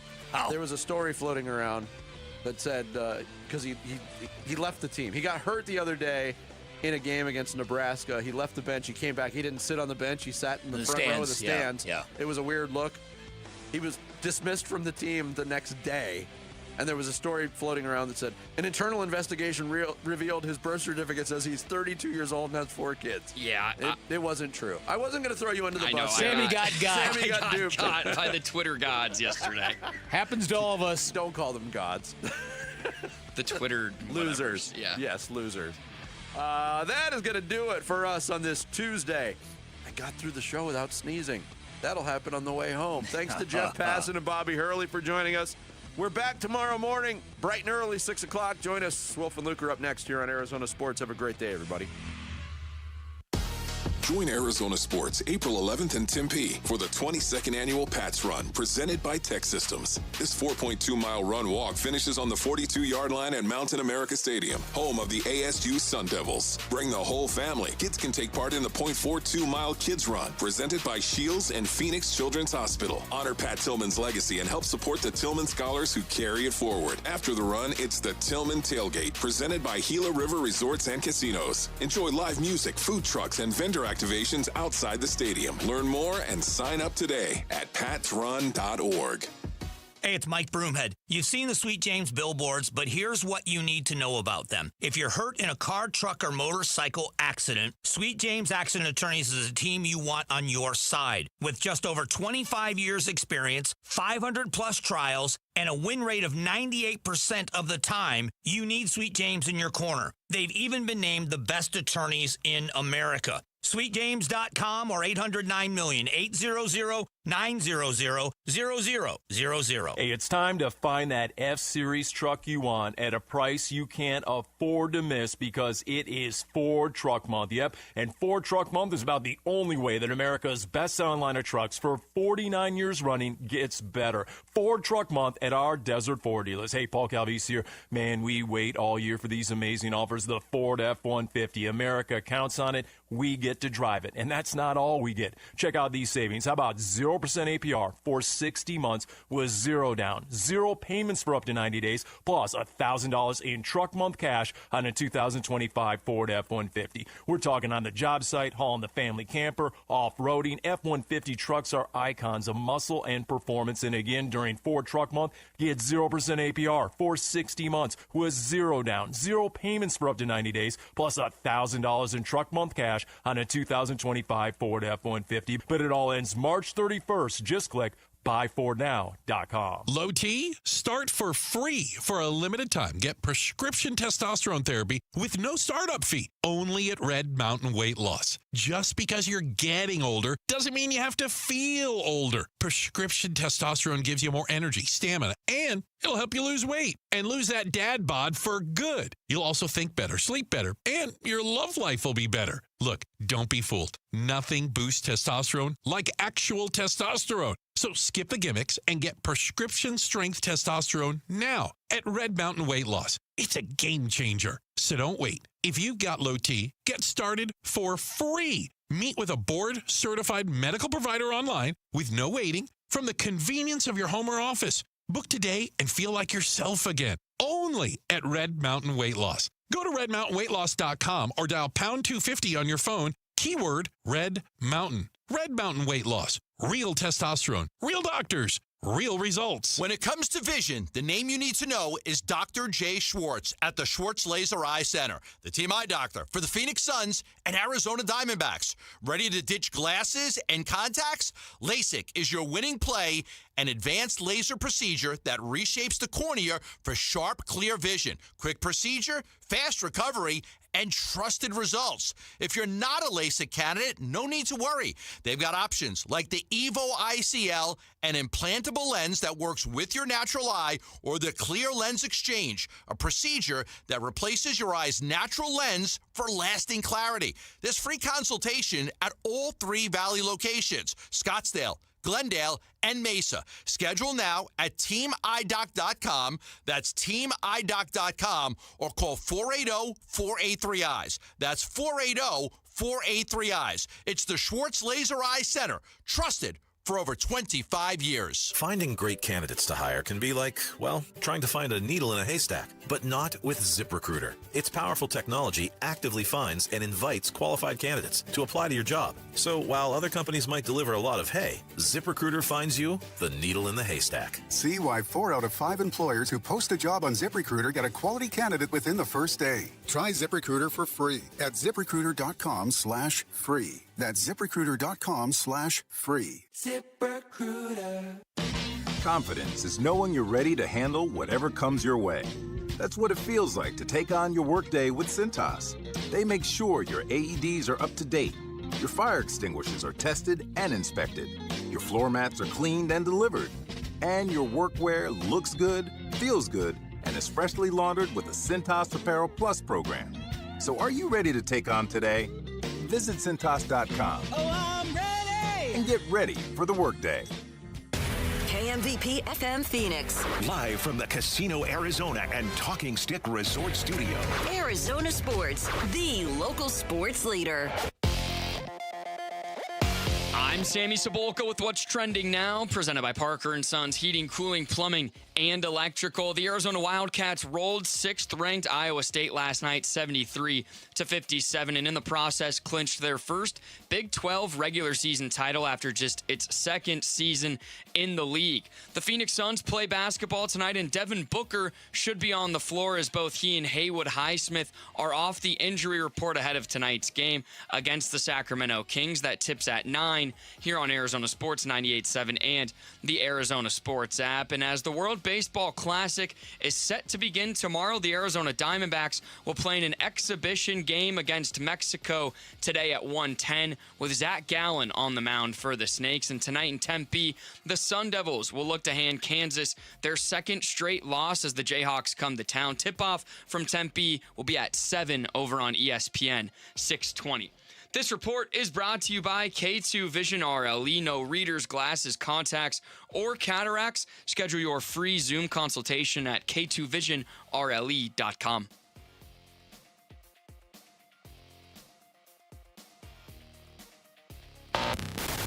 Check 1, 1, 2, 1, 2, 3. Ha! Chaw! Arizona Sports, 98.7 FM. Oh, Luke, Wolf, hey, my brothers, are you kidding me? This does not suck buttermilk, right? Ron Wolfley. Hey, that was a wedge blister. How are you? Luke Lipinski. Hey, guys, welcome back to the show. It's Wolf and Luke. We are live from Salt River Fields out here in Scottsdale, Arizona. It's the Wolf and Luke Show on a Tuesday morning. What's going on, Wolf? What's going on, Luke? How you doing, buddy? You know, as I asked rhetorically, how you doing? You know, oh my goodness, this is one of the best days we could possibly have to be out here at Salt River Fields forever. Salt River Fields forever, broadcasting on the porch out here in left field, as we like to call it. Yes, perfect weather. Well, it is the porch, I guess. Yeah, that's why we like to call it that, because we like to call things by their actual names. That's one thing we won't stand for on this show is inaccuracy. No, look, it's perfect out here, Wolf. We got the Diamondbacks taking on Team Mexico here this afternoon at 1 o'clock. Zach Gallen on the mound. Walked in here and I was like, is the weather going to be ideal or truly perfect? So I wore the hoodie just in case it was only ideal. But Right. it has quickly switched to truly perfect, so we're switching here during the break. It is beautiful, and I love the smell of pine tar in the morning. Don't we all? And I've said this many, many times, and it's true, Basinonians. Forgive me on this, but you need to know this. I do not like being on the road. I don't like broadcasting out on the road. I really don't. I love the confines of Studio Shangri-La. I love to call it, yes, the Studio Muse, but man, this is the one place that we get to come to every year. And we come out here and hang out on the porch in left field at Salt River Fields forever, where I get jacked up. And I'm going to just apologize right now for the fact that I'm pretty jacked up right now for the Arizona Diamondbacks. I know there are a lot of people that are as well. What can the expectation be? That is the thing we want to talk about. What is the expectation right now? Let's parachute in from 30,000 feet, shall we? Okay, let's do it. You good to go? I'm ready. All right. Oh, you want my Well, expectation? I'm saying, yeah. I thought you were setting that up. No, I was setting you up, as a okay. matter of fact. Okay, wow. You just, you know what? You, It's like you I just didn't like passed you the that. ball. You had an open three, and you threw it right My back to me. And I'm in goodness. triple coverage. My expectation for this team is a wild card spot. I think they're a playoff team, and I Wow. think if they make the playoffs, they're dangerous. Because if they make the playoffs, that would indicate that Corbin Burns is back and healthy, and Justin Martinez and or A.J. Puck are back. But it would also indicate that guys developed early in the season into either a closer role or at least prominent bullpen roles. I mean, they have to, on some level, survive until they get their number one pitcher back and their two of their key relievers and Lourdes Gurriel Jr. and Merrill Kelly at this point too. That might only be a week or two, or it might be longer. Who knows, right? Once we get into the season, but if they can hang around in the race until the All-Star break, I think they're a playoff team. And then if they're a playoff team, I think they can be dangerous. Yeah, for me, that is the question as well. Can they hang around? And I do not expect them to be a wild card team. I don't expect them to make the postseason right now. There are so many question marks that you have to have answered, and we don't have those answers. And that's the problem right now. So many key personnel that need to come back. Corbin Burns, of course, needs to be able to come back and be Corbin Burns. Can we really have that kind of expectation for him coming off of Tommy John? Justin Martinez needs to come back. A.J. Puck. They need these guys to come back, especially late innings and the leverage, the high leverage situations. They need these guys to come back and be ready to go.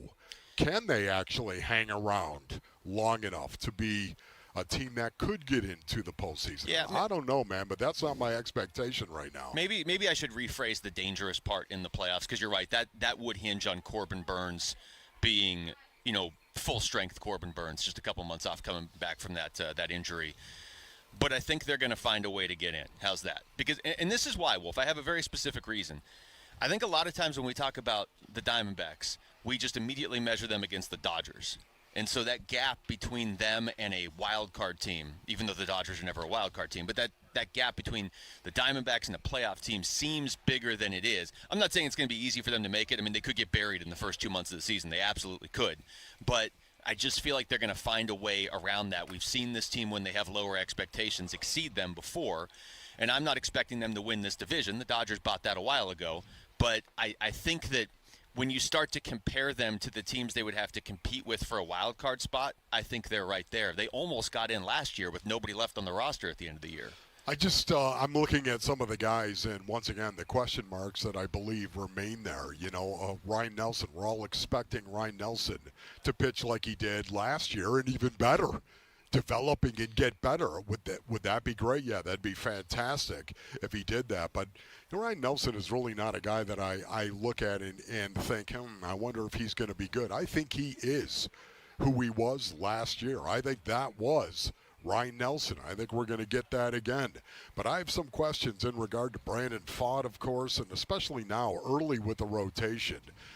Brandon Pfaadt stepping up and pitching like Brandon Pfaadt 2 years. That's right. And we believe in you, Brandon Pfaadt. We believe in you, but it is a question mark. And I think, once again, Brandon Pfaadt, being the accountable guy that he is, would step up and say, I've got to do better. I've got to do better this year. Eduardo Rodriguez, once again, hey, Eduardo, we need you to step up as well. We're paying. Okay. Wow. I don't know what that was, but the living on the edge thing seemed appropriate for Eduardo Rodriguez. And then again, the back end of the bullpen. Listen, there are a lot of questions with the rotation and the back end of the bullpen right now. So, again, to your point, if they can hang around and be relevant until they can get healthy in July, man, there's a lot of question marks. There's a lot of question marks. My prediction of them getting in hinges on a lot of ifs. I get that. But I do think, like I said, we've seen this team excel in the past when the expectations are low. And I also think the way baseball is set up now, it's set up to keep you in the playoff race for a while, to keep a lot of teams in the playoff race. And it's such a unique setup.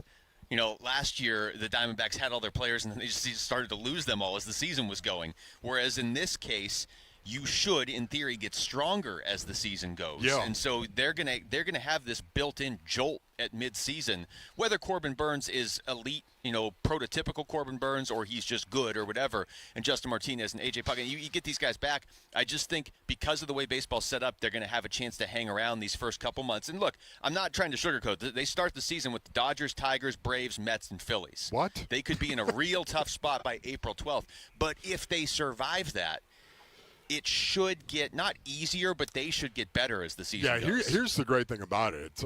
Some guy who's, a savage and 63 sitting up here talking about him has absolutely zero bearing on what is going to happen. You just want to drive those infield. That is the great thing. Right, that's right. That is the great thing about it. It's one of the things that I love about competition the most, Basinonians. Tell me I can't do it. Tell me I can't do it. Okay? Can I tell you right now, typically we don't think of getting angry and getting intense when you play the game of baseball, yet at the same time, these guys are competitors. And because of that, there's going to be a lot of question marks about the Arizona Diamondbacks going forward. I can tell you right now, there are a lot of baseball analysts that are just writing them off, as a matter of fact, right now. Hey, that's your prerogative. That's fine if that's the way you feel. And again, I feel this way. That's not my expectation. But you know what? This team has got a prove-it-type mentality inside the clubhouse, and I like that. A chip maybe, not on their shoulder, but in their heart. And I like that. And because of that, I might give them a chance. But the question marks, there are just too many of them right now. I look at the way last year's standings played out, and if you're telling me the Diamondbacks have to compete with the Reds and the Giants and maybe the Cubs or Mets or whatever for a wild card spot, I think they can compete with them. They got to survive early in the season, man. I think we're going to know early in the year because of the schedule I just read off to you, and we don't know for sure that Corbin Carroll will be back at the start of the season. We don't know when Merrill Kelly's going to be back, and you certainly have those other guys that aren't going to be back for a while. And the schedule, not that it's totally front-loaded, but at the very beginning it's tough. But if they can stay afloat in that first month of the season, I think they're going to be in a position to really make this a race. We got a lot of guests coming up on the show. We got, Kevin Ray is going to join us for Game Day with K-Ray. Suns are finally playing again tonight. We're going to have some D-backs guests up here in the second half of the show as well as we get closer to first pitch. And Matt Miller is going to join us next to talk some NFL draft, ESPN NFL draft analyst Matt Miller. First, though, join us April 11th for Pat's Run, presented by Tech Systems. This 4.2-mile run and walk honors Pat Tillman's life as an Arizona State Sun Devil, Arizona Cardinal, and Army Ranger. Learn more and sign up today at patsrun.org. When we come back, what exactly should the Cardinals do with that number 3 pick? We're going to talk to ESPN NFL draft analyst Matt Miller next. It's Wolf and Luke on Arizona Sports, the local sports leader. Phoenix Suns basketball. Green steps back for a deep 3, and that's faked in off the window for Jalen Green. The bank is open late on a Thursday night, and now Jamari Bouye steals the inbounds pass, throws it cross-court O'Neal for 3. He got it. Back-to-back trifectas for the Suns, and this place is going crazy. Suns at the Kings tonight for a late tip. Pre-game at 8, and the play-by-play begins at 9 on the Arizona Sports app and 98.7. All right, Basinonians. Ron Wolfley here from our brothers over at Aria Dental Implant Center. Go to ariadentalimplantcenter.com. Choosing dental implants, would you say that's important? Yes, it is. It's also an important health decision. It's one of the most important health decisions you're ever going to make, as a matter of fact. At Aria Dental Implant Center in Phoenix, they are locally owned and proud to offer world-class care in their state-of-the-art facility right here in Phoenix, of course. Listen, unlike gimmick dentistry you might see elsewhere, they've got a lot of bait-and-switch stuff, fake limited-time offers, surprise add-on fees. At Aria, you'll always know exactly what to expect. It's one of the reasons why they've earned over 500 5-star Google reviews from patients who felt truly cared for. What you need to do, Basinonians, is go to ariadentalimplantcenter.com. Choosing dental implants, once again, super important. Go to ariadentalimplantcenter.com. Heart issues don't always come with warning signs. That's why early detection matters. It's Gamble for Lifeguard Imaging. Right now, you and someone you love can each get a coronary artery heart scan for just $69 combined, saving over $1,000. In only 3 minutes, you'll learn your risk of heart disease before small problems become serious. Quick, comfortable, no claustrophobic tubes. Do it for yourself. Do it for each other. Do it today. Text SCAN to 620-620. It could save your life. Message and data rates may apply. Hey, it's Tom Chambers. I partner with Galaxy Lending Group because their goal loan, Galaxy's Ownership Accelerator Loan, reminded me of the way athletes train. Stick to the plan and get results. The goal loan helps homeowners pay off debt faster using the income they already have. without changing their lifestyle. If getting out of debt is something you're serious about, text GOAL to 620-620. That's GOAL to 620-620. Galaxy Lending Group, because 30 years is optional. NMLS ID 142766 and equal housing lender. Message and data rates may apply. 1877 Cars for Kids. KARS Cars for Kids. 1877 Cars for Kids. Donate your car today. Call 877 Cars for Kids to reach your friendly live agent. Donation's super easy and your car can be picked up by tomorrow. Call now or go to carsforkids.org. 1877 Cars for Kids. Donate your car today. Did you know you can donate real estate too? Gleason Roofing. Jim Sharp here to tell you about my friends at Gleason Roofing. Yeah, my friends. A friendship that started with the great honest work they did at my house. Gleason Roofing's been protecting Valley homes and businesses for 20 plus years. They know Arizona roofs, materials, and our weather inside and out. Make Gleason Roofing your friends by inviting them over for a free, honest roof audit. It involves no scare tactics or pressure, just a clear, professional assessment of what's actually going on up there and what doesn't need fixing. Gleason Roofing is one of a very small percentage of roofers nationwide named a GAF Master Elite contractor, meaning Gleason has top-tier installation standards, ongoing training, and access to the best warranties in the industry. This is the best time to replace a roof. Cooler temps mean faster installs, and you're getting ahead of spring storms and summer monsoons. Get your no-obligation roof audit right now by going to GleasonRoofing.com. GleasonRoofing.com. Gleason Roofing. There's a reason people choose Gleason. Hey everybody, Dan Bickley here with my great friend Shane O'Hanrahan, GM of Chapman BMW, and a new year is a great time for something that's new and exciting. What do we have going on at Chapman BMW in 2026? You're right, Big. There's never been a better time to buy a brand new BMW at Chapman BMW. Not only do we have a great selection, we have rates from 1.9% financing, the incredible trade values that we can give you right now, and let me help you put your dream into your driveway. That's Chapman BMW, 2 great locations, 1 great experience. Arizona Sports, the Cardinal Decision. The Cardinal Decision with Wolf and Luke.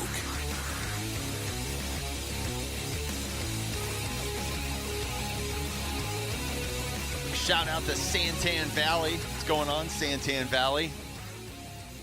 What up, Santan Valley? Out here at Salt River Fields today, getting ready for the Diamondbacks against Mexico. And Burns and Gamble will be out here today as well. We're going to talk to Matt Miller here shortly. We're efforting to get him, but we have a chance here to talk a little draft before we get him on the line. Wolf, I tell you, and I don't know why, and it's probably because I was watching U of A and they were just dismantling Iowa State last night. Yeah. So I was doing just a lot of draft research and looking for a lot of draft stuff last night, and listened to a draft podcast at some ridiculous hour. The love for Jeremiah Love, is we're going to get into this later on in the show. We'll get into it with Matt too, but I tell you, I think he won the combine more than anybody, and people were already pretty high on him, and it raises an interesting question because he might just be the best player available when the Cardinals pick. But if you want to draft an offensive lineman instead, I get it. I wonder how far you can trade down. Yeah, I know, exactly. How far can you actually trade down Monty Ossenfort and still get Mawanoa? That's what I want to know. Francis Mawanoa. How far can you trade down and still get Francis Mawanoa? That is the guy that I'm in the danger zone on it once again. Listen, Monty Ossenfort knows a lot more about what he's doing than I do, Basinonians, guaranteed. And because of that, I've got all sorts of confidence. Monty's going to make the right move. He's going to do the right thing. But to me, I hope that right move and right thing brings the Arizona Cardinals Francis Mawanoa. I mean, I think I'm just like most of the mock drafts out there, and even the ones coming out since the combine. A lot of them have the Cardinals just taking Mawanoa at 3. Yeah. But then they don't have another offensive lineman going in like the top 8, 9, 10, 11 or whatever. So that's why I'm just trying to think like Monty, a guy who quickly came in on his first ever draft and swung a couple first-round deals. And then multiple times at the Combine last week when people asked him about the 3rd pick, he's like, I'm not even sure we're picking at 3, Yeah. So he's certainly leaving the door open at least. I'm trying to think like him and think, okay, Jeremiah Love, and we're going to play this cut later on in the show, but it was Dan Orlovsky yesterday on NFL Live.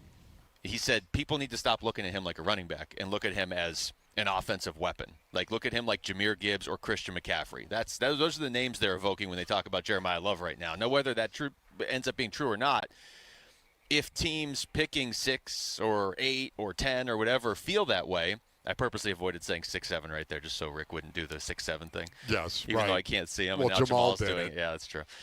If teams picking in that range feel like this is Jahmyr Gibbs or Christian McCaffrey, they will trade up to get certainly trade up to get Jeremiah Love. All right, we'll get back into that conversation in a little bit. We are joined right now by ESPN NFL draft analyst Matt Miller on the Arizona Sports Line. Matt, thank you for the time. How's it going? Going well, guys. Appreciate you having me. Absolutely. We were just talking about Jeremiah Love, actually, so I guess let's just start there. How big of a deal is this guy, and how much did he help his stock at the Combine? He is a very big deal. He was my number one player in the class headed into the Combine. So I don't think he helped his stock because you can't really go up from one, but he solidified his stock, right? I think he proved who he is as a prospect. And, that's what you want. You want a player who the film is great, the character's great, and then the athletic testing's great. That's literally what a blue-chip prospect should be, and he showed at the Combine that he's that caliber of player. Matt, generally speaking, is the Combine as important for prospects as it used to be? No, I don't think so. I mean, that's a great question. I don't think it is because I think we have things like GPS times from gameplay. You have it's much easier for scouts to see players in this day and age. I can sit at home in Missouri and watch every player in the country. I can get cut-ups of what they look like on third down, fourth down, red zone, any situation you could put yourself in. So it's easier, right? It's easier to see players. I think the Combine is always going to be important for medicals and interviews. That's never going to go away. The on-field testing has probably lost some importance, and we've seen that. You guys have a receiver, Marvin Harrison Jr. out there, who went through an entire pre-draft process and never even got measured, much less tested. So yes. I think some of the things that we used to rely on the Combine for maybe aren't as important anymore. And then also, there's the players have a little bit more control, a little bit more power in how the pre-draft process goes. We're talking to Matt Miller. Matt, when you look at the Cardinals and the fact that they have the third pick right now, correct me if I'm wrong, but it seems like there's not a whole lot of consensus in this draft on how the top 10 should go. And look, nobody ever knows how it's going to go each year, but it feels like a lot of years there's kind of a feeling like you brought up Marvin Harrison Jr. It seemed like he was going to be there at 4 and that was going to be the pick at 4. It seems fairly wide open with what teams might do after Mendoza at 1. If you were the Cardinals, what would you do with that third pick? Best player available. Truly. I think anytime you are consistently drafting in the top 10, it means you're not a very good team.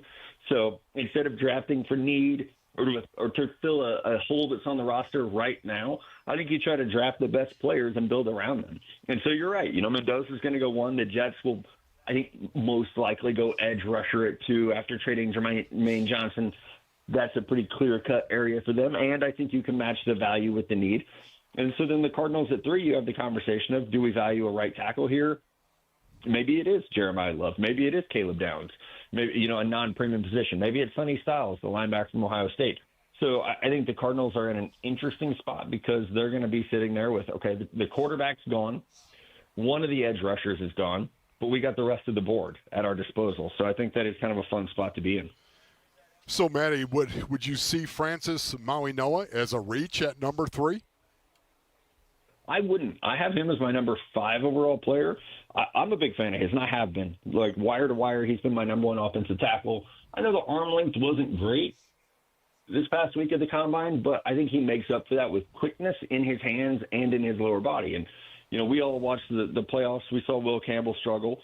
I think some of that was due to injury as much as it was due to poor technique, not necessarily poor arm length. So guys with, a little bit shorter arms at tackle, you can have a good career that way if you make up for it with punch timing and with footwork, and I think he does have that. Joe Thomas.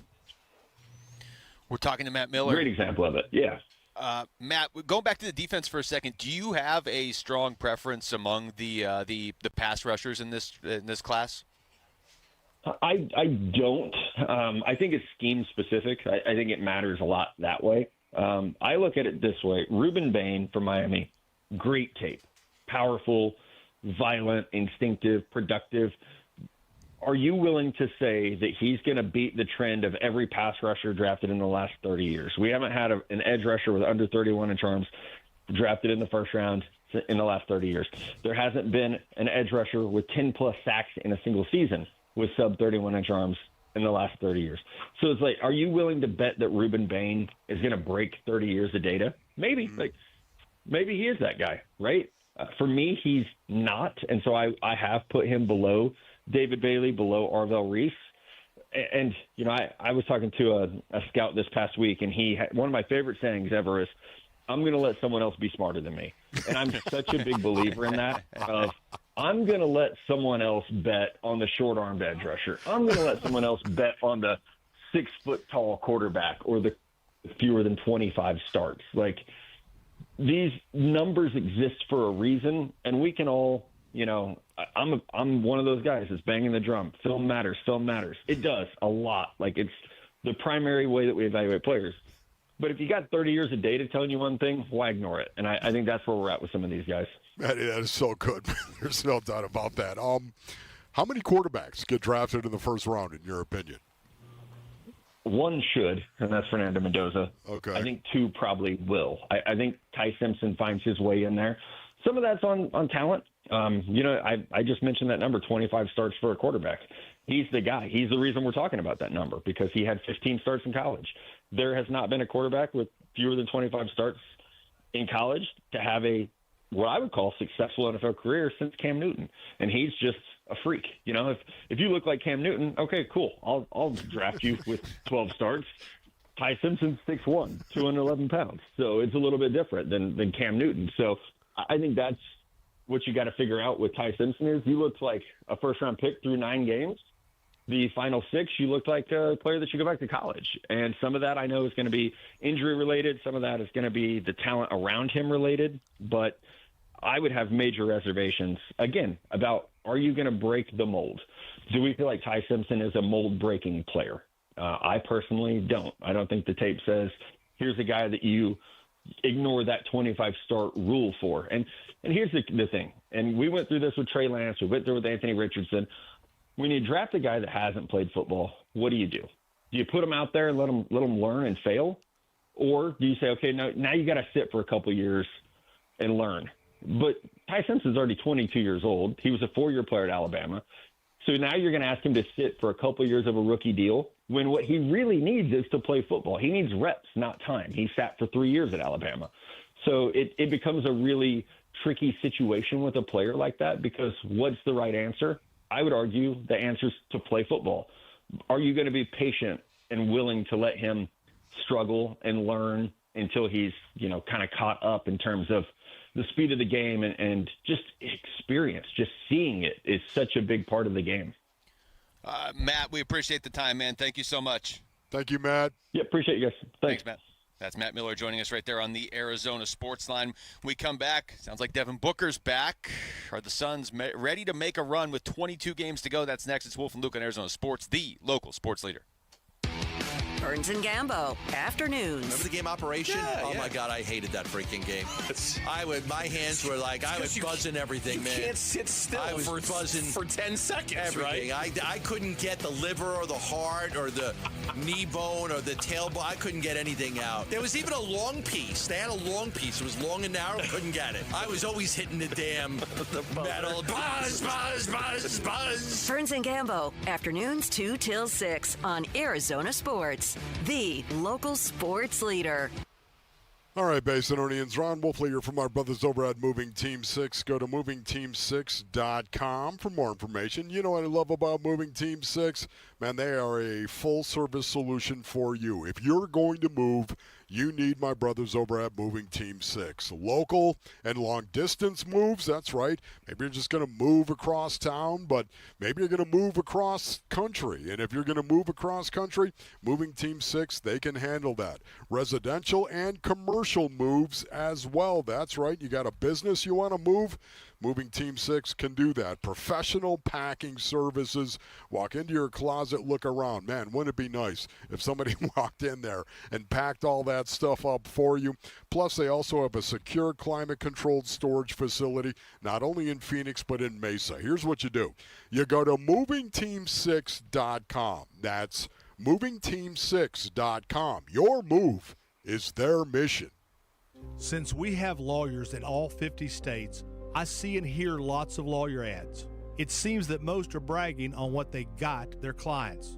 But be careful. If you heard that someone sold their car for $500,000, you would be impressed. But if you later learned that it was a rare $10 million Ferrari, would you say that person got screwed? And that's before you even know if it's true. Who is fact-checking? And how much went to medical bills and lawyers' fees? If you want to get an idea what your case may be really worth, visit forthepeople.com and go to Settlements and Verdicts. You will see what a law firm like ours is capable of. And fact-check for yourself. All that glitters is not gold. We became America's largest injury firm for a reason.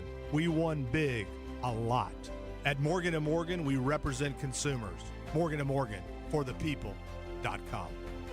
Injured? Dial pound law or visit forthepeople.com for an office near you. Low T? Start for free for a limited time. Get prescription testosterone therapy with no startup fee. Only at Red Mountain Weight Loss. Just because you're getting older doesn't mean you have to feel older. Prescription testosterone gives you more energy, stamina, and it'll help you lose weight and lose that dad bod for good. You'll also think better, sleep better, and your love life will be better. Look, don't be fooled. Nothing boosts testosterone like actual testosterone. So skip the gimmicks and get prescription strength testosterone now at Red Mountain Weight Loss. It's a game changer. So don't wait. If you've got low T, get started for free. Meet with a board-certified medical provider online with no waiting from the convenience of your home or office. Book today and feel like yourself again. Only at Red Mountain Weight Loss. Go to redmountainweightloss.com or dial pound 250 on your phone. Keyword Red Mountain. Red Mountain Weight Loss. Real testosterone. Real doctors. Real results.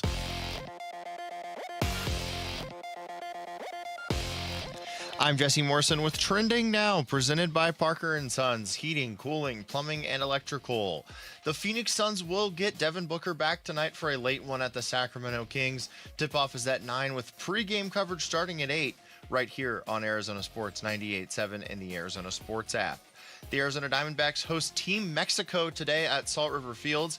Zach Gallen gets the start for the Snakes with first pitch at 1:10. And Arizona State men's basketball hosts number 14 Kansas tonight at Desert Financial Arena.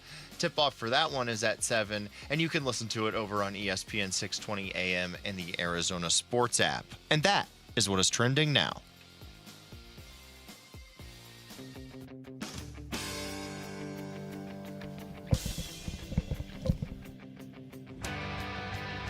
Hey, it's Gambo. The Suns are back tonight to face the Kings. Can they carry the momentum of the Lakers win into tonight?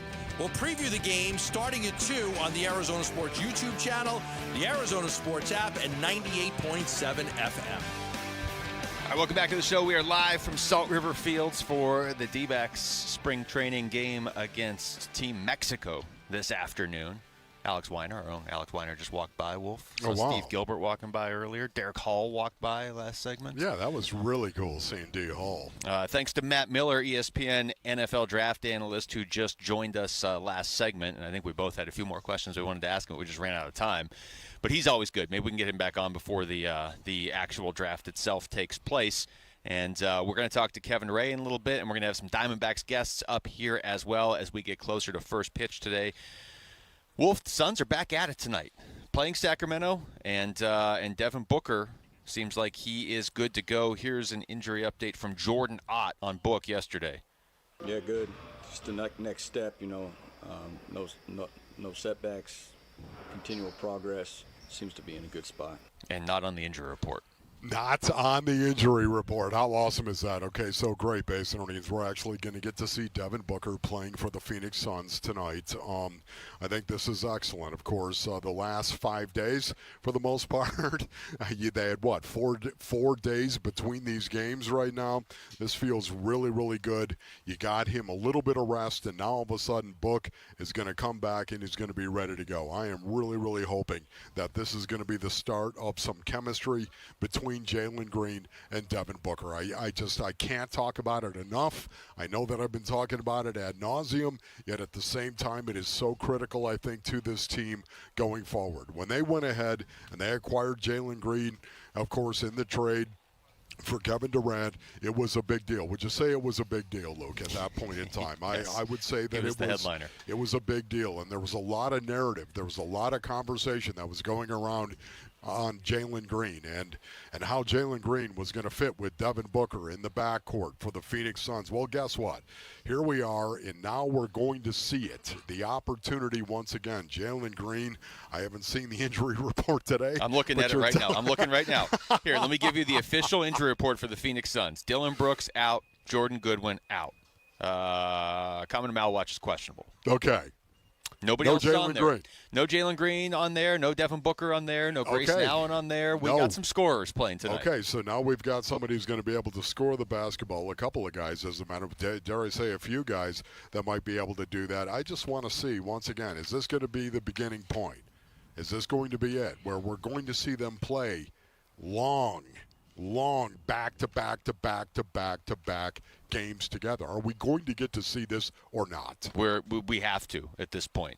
I mean, this is game 61 of the season. You just talked about questions we all had when the season was beginning. Okay, how's Devin Booker and Jalen Green? How are they going to fit together? And anytime a major player is traded to or even rumored to the Suns, I mean, even back when the Suns decided to take DeAndre Ayton over Luka Doncic for whatever reason, one of the pushbacks was, well, I don't know that Book and Luka could play together. It's always, how does a guy play with Devin Booker? Although, as I think we've seen throughout Devin Booker's entire career, he can play with most good players. Now, Jalen Green's not on Luka's level. I get that. But, we really haven't seen it for any level of consistency. Am I going to overreact to what we see tonight? Yeah, I am. We have a show tomorrow. I tell you right now, I'm going to overreact. Specifically, I can tell you I'm looking at what Jalen Green's shooting percentage is in this. But the reality is we got to give those two a couple weeks together of playing basketball, and they don't have a ton of weeks left before the end of the regular season, so they need to actually start doing this now. Yeah, no, they need to start. There's no doubt about it, and this would be the team to start it against, the Sacramento Kings. I say that once again, Basinonians, not trying to attack them in any way, shape, or form, but as I said, they got 14 wins. 14 wins on the season right now. One of the worst teams in the association. It's time to go out and handle their business. I want to see this laser focus between the Phoenix Suns, of course, and their coaching staff for the rest of the season. 22 games, is it 22? Is that the number games. Correctly? Yeah. 22 games remain, Basinonians. They've got to go. It is go time right now. If they want to be ready to go for the postseason, get in the postseason and be ready to go. Now is when it needs to start. Tonight is when it needs to start. I know that that's an overreaction in and of itself. Yet at the same time, I honestly believe the more exposure you can get with Devin Booker and Jalen Green on the floor together, the better for the Phoenix Suns. Here's more from Jordan Ott giving an update on Jordan Goodwin. Now we know he's out for tonight, Jordan Goodwin, but here's an update on his status going forward. Goody's now on the court. He's been able to be on the court for the last 2 days. So, again, it's going to be a couple days here, but, I don't think anything's changed. His progression's going up each day. We just like having him in the building. His energy in the building.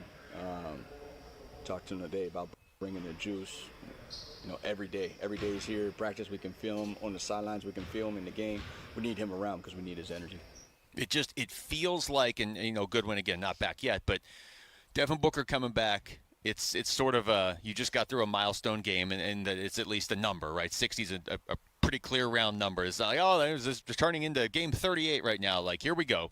Game 60, you're basically in the final quarter of the season.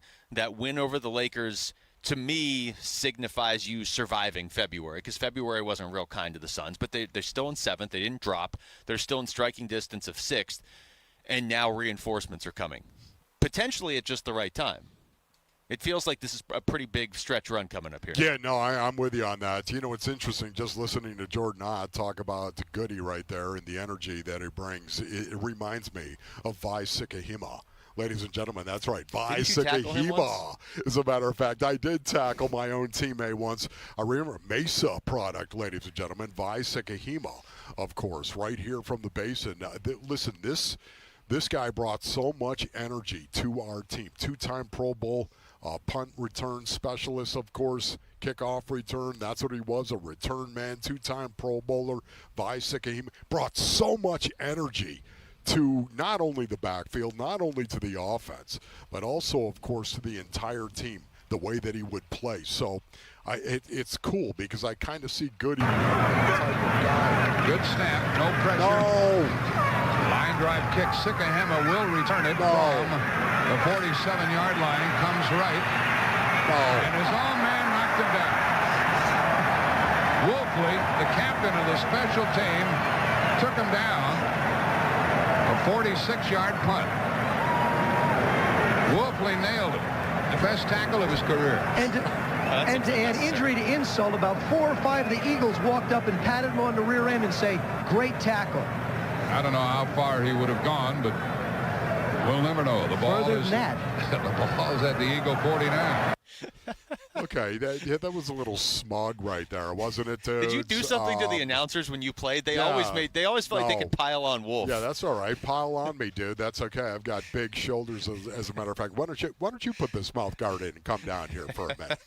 And you know what? Yeah, okay. Anyways, yes, it's just, I tackled. You always get those comments of like, you never know how far he would have gone. I guess we'll never know now because of Wolfley. Yes, and you know what? You're going to call him Sikahema too. Okay, it's Sikahema. Okay, just get it right. You would think broadcaster would have the name right, but yeah. Did you finish your point? Because now we're going to break. Yeah, you know what? My point was this. Jordan Goodwin is that guy.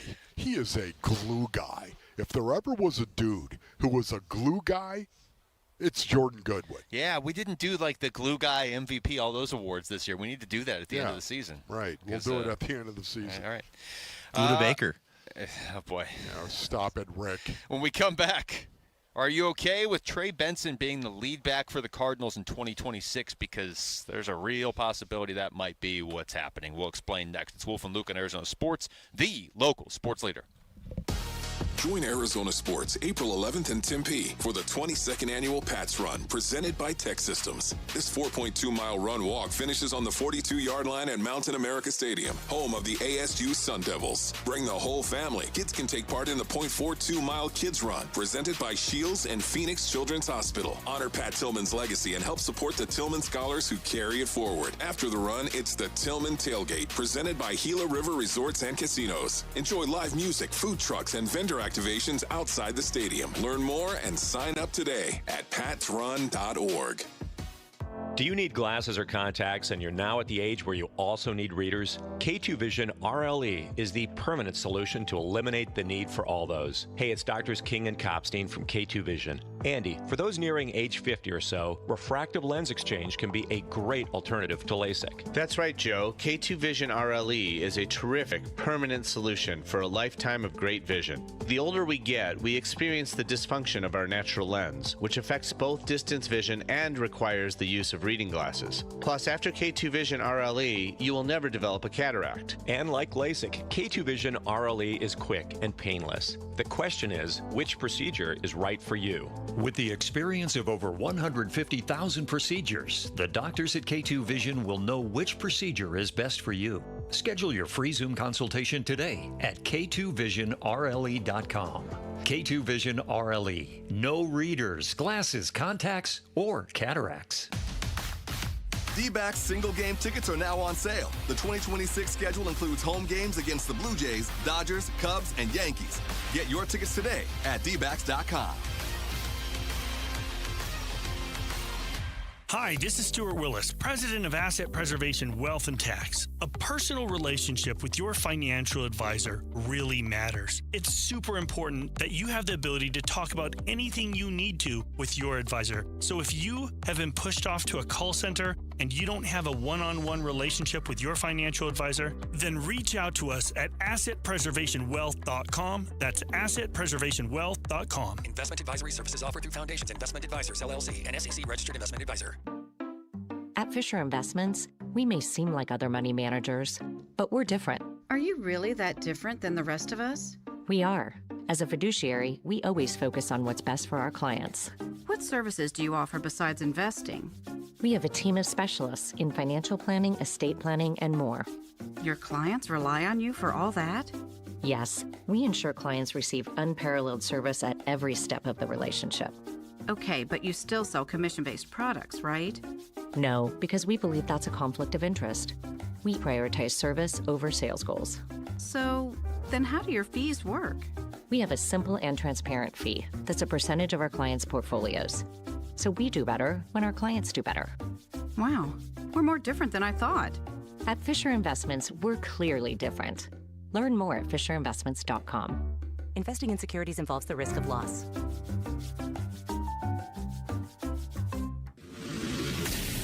What happens to Kyler Murray? They can cut him, but they would be taking a big cap hit. Arizona Sports, the Cardinal Decision. The Cardinal Decision. With Wolf and Luke.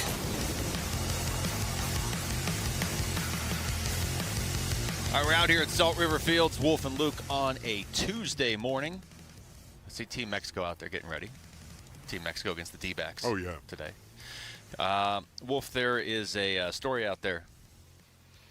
Matthew Berry saying that the Cardinals are likely to move on from James Conner this offseason, which I know is not a shock to a ton of people. I know that this has been something that was even talked about during the season, but it's still significant news. I mean, this is one of your, I don't know, two main leaders on this team. Certainly one of your main leaders. Whatever the number is, he's one of your main leaders.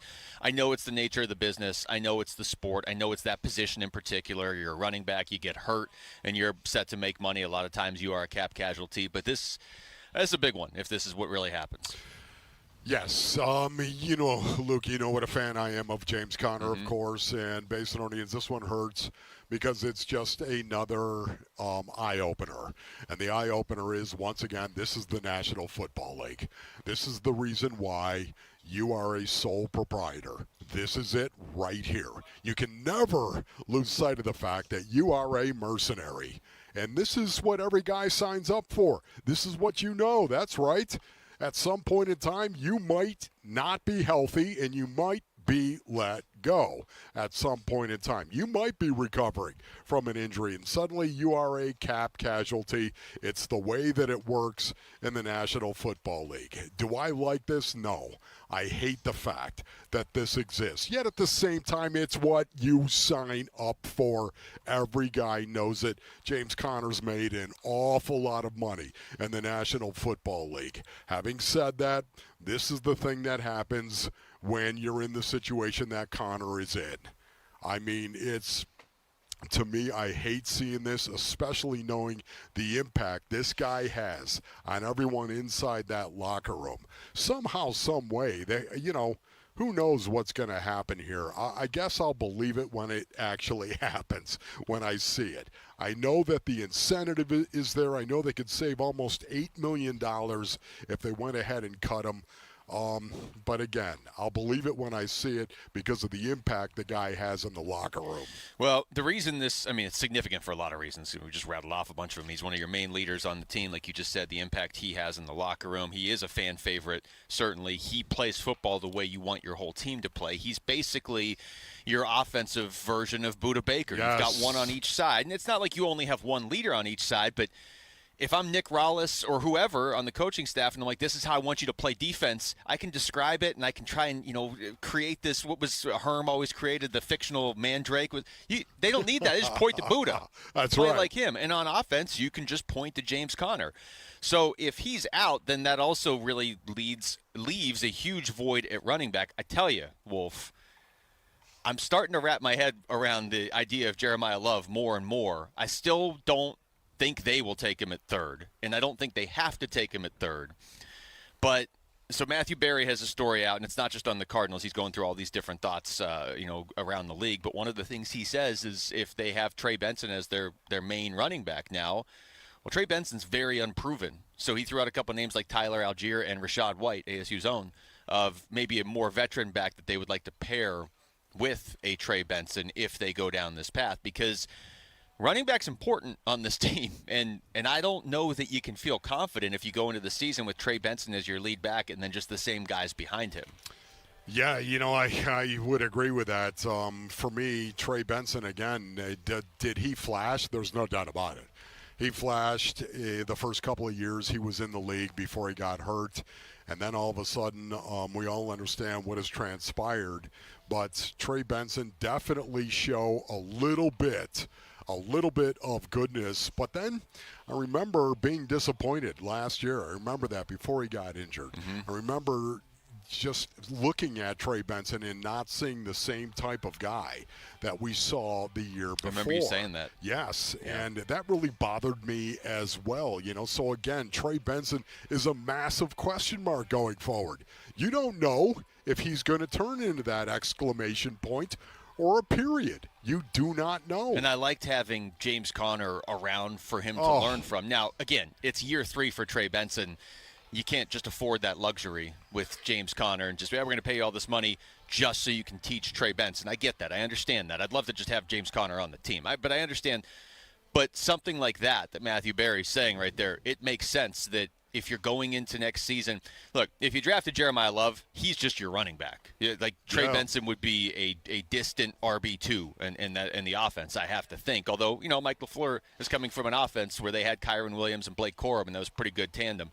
But it does make more sense that you would just go out and get a veteran running back to pair with Trey Benson because, A, he hasn't shown he can stay on the field, and B, we don't know for sure how good he is at the NFL level yet. He's your upside guy if you brought in Tyler Algier from Atlanta. The thing that changes the entire conversation, and you brought him up, was Jeremiah Love. Once again, you hit Jeremiah Love at number 3. Do I want Francis Mauigoa? Yes, I do. I've set my heart on this guy because I think not only is he going to help your running game, of course, regardless of which running back is going to be back there, but he's also going to help protect your quarterback as well. It's kind of a big deal. Just want to be physical up front. Okay, having said that, I don't think I'm going to cry if they draft Jeremiah Love at number 3. I don't think I will either. I don't think I'm going to, Luke. You said you were coming around to it? I'm coming around on it, yeah. And here's why. Here's why I'm coming around on it. You just brought in an offensive-minded head coach. It's entirely possible Mike LaFleur looks around and is like, get me that guy. And I know we're going to get more into this later on in the show, but let me just say this, okay? Is there not a world where you could go Jeremiah Love with the 3rd pick, offensive line, top of the 2nd round, offensive line, top of the 3rd round maybe even, and address offensive line and free agency? Even if you didn't use your 2nd and your 3rd, let's say you use the early 2nd round pick on an offensive lineman, and then you go out and you sign a guard, like a good one in free agency. That's your priority in free agency. So then you have a good guard in free agency. In theory, a good offensive lineman you just drafted, Yelda Froholt, and Paris Johnson Jr. Yes. In theory, that's 4 out of your 5 you feel really good about. And then, and I know you don't have a quarterback, but there's nothing you can do about that yet.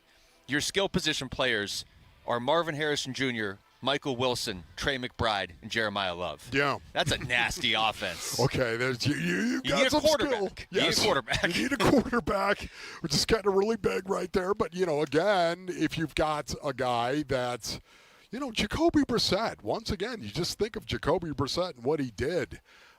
He moved the offense. They didn't win games, and that's where you got to get better, but your quarterback needs help as well, and there's no doubt about it. Their defense fell off a cliff when he was the quarterback. The defense definitely fell off the cliff. The offensive line continued to underachieve. It was a brutal, brutal season in that regard. But, again, the whole Jeremiah Love conversation based on needs, I want Francis Mauigoa. Okay, that is the guy right there that you're aware. That is the dude that I'd love to have.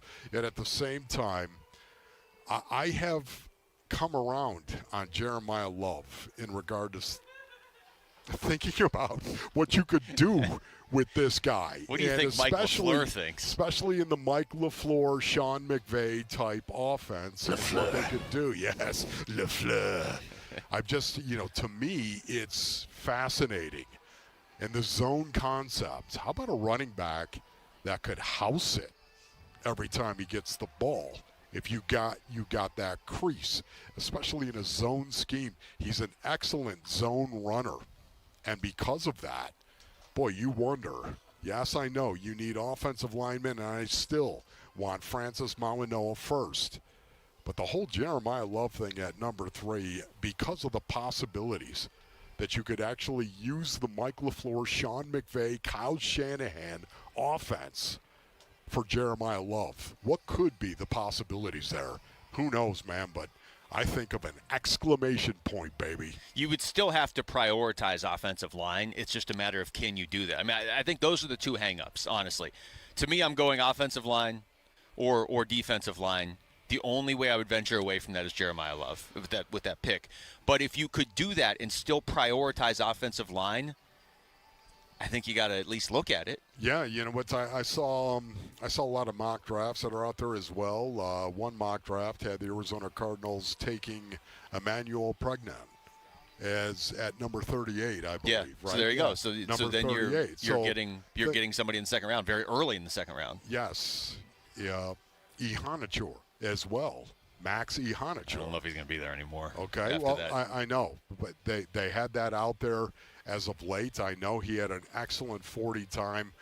I agree with you. I think he's going to go probably late in the first round, but you just have to wonder, could they get a good interior offensive lineman at number 38? Yeah, I think they could. I think that's really the question internally. I think there's two. Are you admitting defeat on the Trey Benson pick if you go out and take Jeremiah Love? I mean, are you nullifying any value in that pick? But he was also a third-round pick. Is that worth holding up your team if this is the right move? I think the main question you have to ask yourself, because Love should be there. The Raiders aren't taking him. The Jets don't need another running back if they're franchising Breece Hall. And it seems like, everywhere now is saying he's going to be a top 5 pick, Jeremiah Love. If you can still significantly upgrade your offensive line, and you feel like you can, then I think it's a conversation that I'm sure they're having internally. All right, we come back. We're out here at Salt River Fields. Any less concerned about Corbin Carroll's injury now that it's been a couple weeks? And we talked to Jake Lamb yesterday right at the end of the show. He said something that might make you feel better about the injury as well. That's next. It's Wolf and Luke on Arizona Sports, the local sports leader. The Arizona Sports YouTube channel for live shows, podcasts, viral clips, shorts, and more. Just the local sports leader doing what we do on YouTube. Serve yourself some Arizona sports. Subscribe to the Arizona Sports YouTube channel. Progressive Insurance knows pets, and one of the biggest differences between people and pets is that we don't eat things off the floor. But dogs definitely will, and it makes them so happy, no matter what it looks like, smells like, or what state of decomposition it's in. We all want to go through life that carefree, and that's also why you should get Progressive Pet Insurance, because they eat things off the floor. So protect your pet from all the questionable life decisions they make. You know where they drink from when you're gone, right? Progressive Casualty Insurance Company and Affiliates. Covered subject to policy terms and conditions. Jackson Hewitt knows taxes are complicated, and with multiple jobs and tax forms, they're like Sonata complicated. Our no surprise pricing keeps things simple. Jackson Hewitt does your taxes for only $149 or less. And since we know all the new tax codes, you could get thousands back. So what are you waiting for? Hurry. File with Jackson Hewitt today for only $149 or less, guaranteed. Limited time offer for new clients on federal returns. Participating locations only. Terms at jacksonhewitt.com/149. Heart issues don't always come with warning signs. That's why early detection matters. It's Gambo for Lifeguard Imaging. Right now, you and someone you love can each get a coronary artery heart scan for just $69 combined, saving over $1,000. In only 3 minutes, you'll learn your risk of heart disease before small problems become serious. Quick, comfortable, no claustrophobic tubes. Do it for yourself. Do it for each other. Do it today. Text SCAN to 620-620. It could save your life. Message and data rates may apply. Hey everybody, Dan Bickley here, and you've seen the billboards. Sweet James is everywhere. It's a fun name and a fun brand, but when you've been hurt in an accident and it's game time, Sweet James plays to win. They are unstoppable in their pursuit of justice, and they are the heavy hitter you need when dealing with the insurance companies. Sweet James Accident Attorneys is a world-class law firm with over 25 years of experience, more than 500 trials, and over $2 billion recovered for accident victims. They even have a full in-house trial team, and they win 98% of the time. Remember, having the right attorney can mean the difference between a $2,000 check and a $2 million settlement, and Sweet James delivers some of the biggest wins in the country, and they've been named best attorneys in America. So if you're hurt in an accident, don't settle for less. Call Sweet James at 1-800-9-MILLION. That's 1-800-900-0000, online at sweetjames.com. If you're sitting there thinking, I'm drowning in private student loan debt and nobody's going to help me, let me stop you right there. Why Refi will help you. Hi, it's Vince Marotta, and helping people escape distressed or defaulted private student loan debt is exactly what they do. Why Refi works with you to build a low, fixed-rate payment plan that actually fits your life. Not a Band-Aid, a real path forward. And here's the thing. They're not going to make you feel bad about it. There's no judgment, no endless questions about how you got here. They know life happens. They just want to help you move forward. If other lenders have told you no, don't assume that's the end. Why Refi was built for people who've been told no. Your student loans don't have to control your future. Take back control today. Call Why Refi at 888-WHY-REFI-85 or visit whyrefi.com. That's the letter Y, REFY.com. Low T, start for free for a limited time. Get prescription testosterone therapy with no startup fee, only at Red Mountain Weight Loss. Just because you're getting older doesn't mean you have to feel older. Prescription testosterone gives you more energy, stamina, and it'll help you lose weight and lose that dad bod for good. You'll also think better, sleep better, and your love life will be better. Look, don't be fooled. Nothing boosts testosterone like actual testosterone. So skip the gimmicks and get prescription strength testosterone now at Red Mountain Weight Loss. It's a game changer. So don't wait. If you've got low T, get started for free. Meet with a board-certified medical provider online with no waiting from the convenience of your home or office. Book today and feel like yourself again. Only at Red Mountain Weight Loss. Go to redmountainweightloss.com or dial pound 250 on your phone. Keyword Red Mountain. Red Mountain Weight Loss. Real testosterone. Real doctors. Real results. KMVP FM Phoenix, live from the Casino Arizona and Talking Stick Resort Studio. Arizona Sports, the local sports leader. I'm Jesse Morrison with Trending Now, presented by Parker & Sons, heating, cooling, plumbing, and electrical. The Phoenix Suns will get Devin Booker back tonight for a late one at the Sacramento Kings. Tip-off is at 9. Pre-game coverage starts at 8, and you can listen to it all right here on Arizona Sports 98.7 and the Arizona Sports app. The Arizona Diamondbacks host Team Mexico today at Salt River Fields. Zach Gallen gets the start for the Snakes with first pitch at 1:10. And ASU Men's Hoops hosts number 14 Kansas tonight at DFA. Tip-off is at 7 over on ESPN 620 AM and the Arizona Sports app. And that is what is trending now.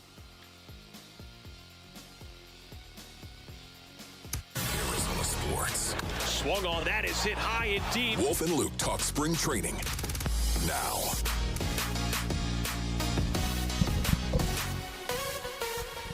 It's the party out here, Wolf. Saw Steve Zinsmeister, pre- and post-game host for the Diamondbacks, out here walking around. He was almost in that role that you always talk about, because it's spring training. You kind of walk around. They're not, not doing pre- and post-game for every game, so he can kind of walk around and be like, hey, pick that up. Yeah.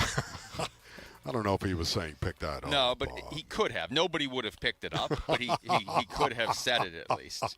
Because he's just kind of out here watching baseball. Zeke would never say that to somebody else. That's not him. All right, so we had Jake Lamb on yesterday, Wolf, right at the end of the show, which was cool to kind of catch up with him, and he sounds so excited about his new role with the Diamondbacks. But we didn't get to react to anything he said. So I'm going to play this cut. He threw it in an answer talking about, the hitters on this team, and he mentioned Corbin Carroll's injury and how Jake Lamb himself had that injury when he was a player. Corbin Carroll, obviously, it's tough to see him go down with the hamate injury, but being somebody that had that early in my career, that is, in my opinion, nothing to be worried about long term. It's just more of he really wants to get back opening day, and I'm not too worried about him long term over the season. It's just kind of a pain tolerance thing early on. I mean, pain tolerance, that goes back to the are you hurt or are you injured, right? Now, obviously, Corbin Carroll's injured right now. But just ask Jalen Green how nice it would be to just have an injury that, hey, here's a clear-cut 4 to 6 weeks, right? So when Corbin Carroll comes back, if it's just a pain tolerance thing, quote, just a pain tolerance thing, but he doesn't have to worry about re-injury or anything. I mean, Corbin Carroll was out there swinging the next day, one-handed, remember? So I think he'll be fine. Yeah, I do remember that. You know, Corbin Carroll, of course, last year, I don't know if you remember this or not, but he got off to a hot start, especially when you're talking about hitting home runs. I don't know if you remember this or not, Basinonians, but through 14 games, the first 14 games of the season, he had already had 5 home runs, which put him near the top of Major League Baseball, of course. And by May 13th, as a matter of fact, May 13th, he had 14 home runs. By May 13th. I'll take that again. He was absolutely on fire in that. That is the one thing that it was so good to see Corbin Carroll after 2024, where his numbers were down a little bit in terms of power hitting. His numbers were down.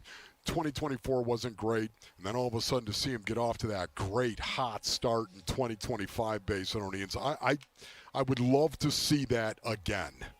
This hamate fracture, of course, it puts that into question. That's the one thing about it again. Another question mark. You just don't need it for the Diamondbacks. You don't. I'm tired of the question marks. You don't, and you don't need. It was Tim Kirkjian we had on a few weeks ago. It was like, yeah, you just never want to mess with a hitter's hands. You know, let's just keep this simple. You don't ever want to mess with a hitter's hands.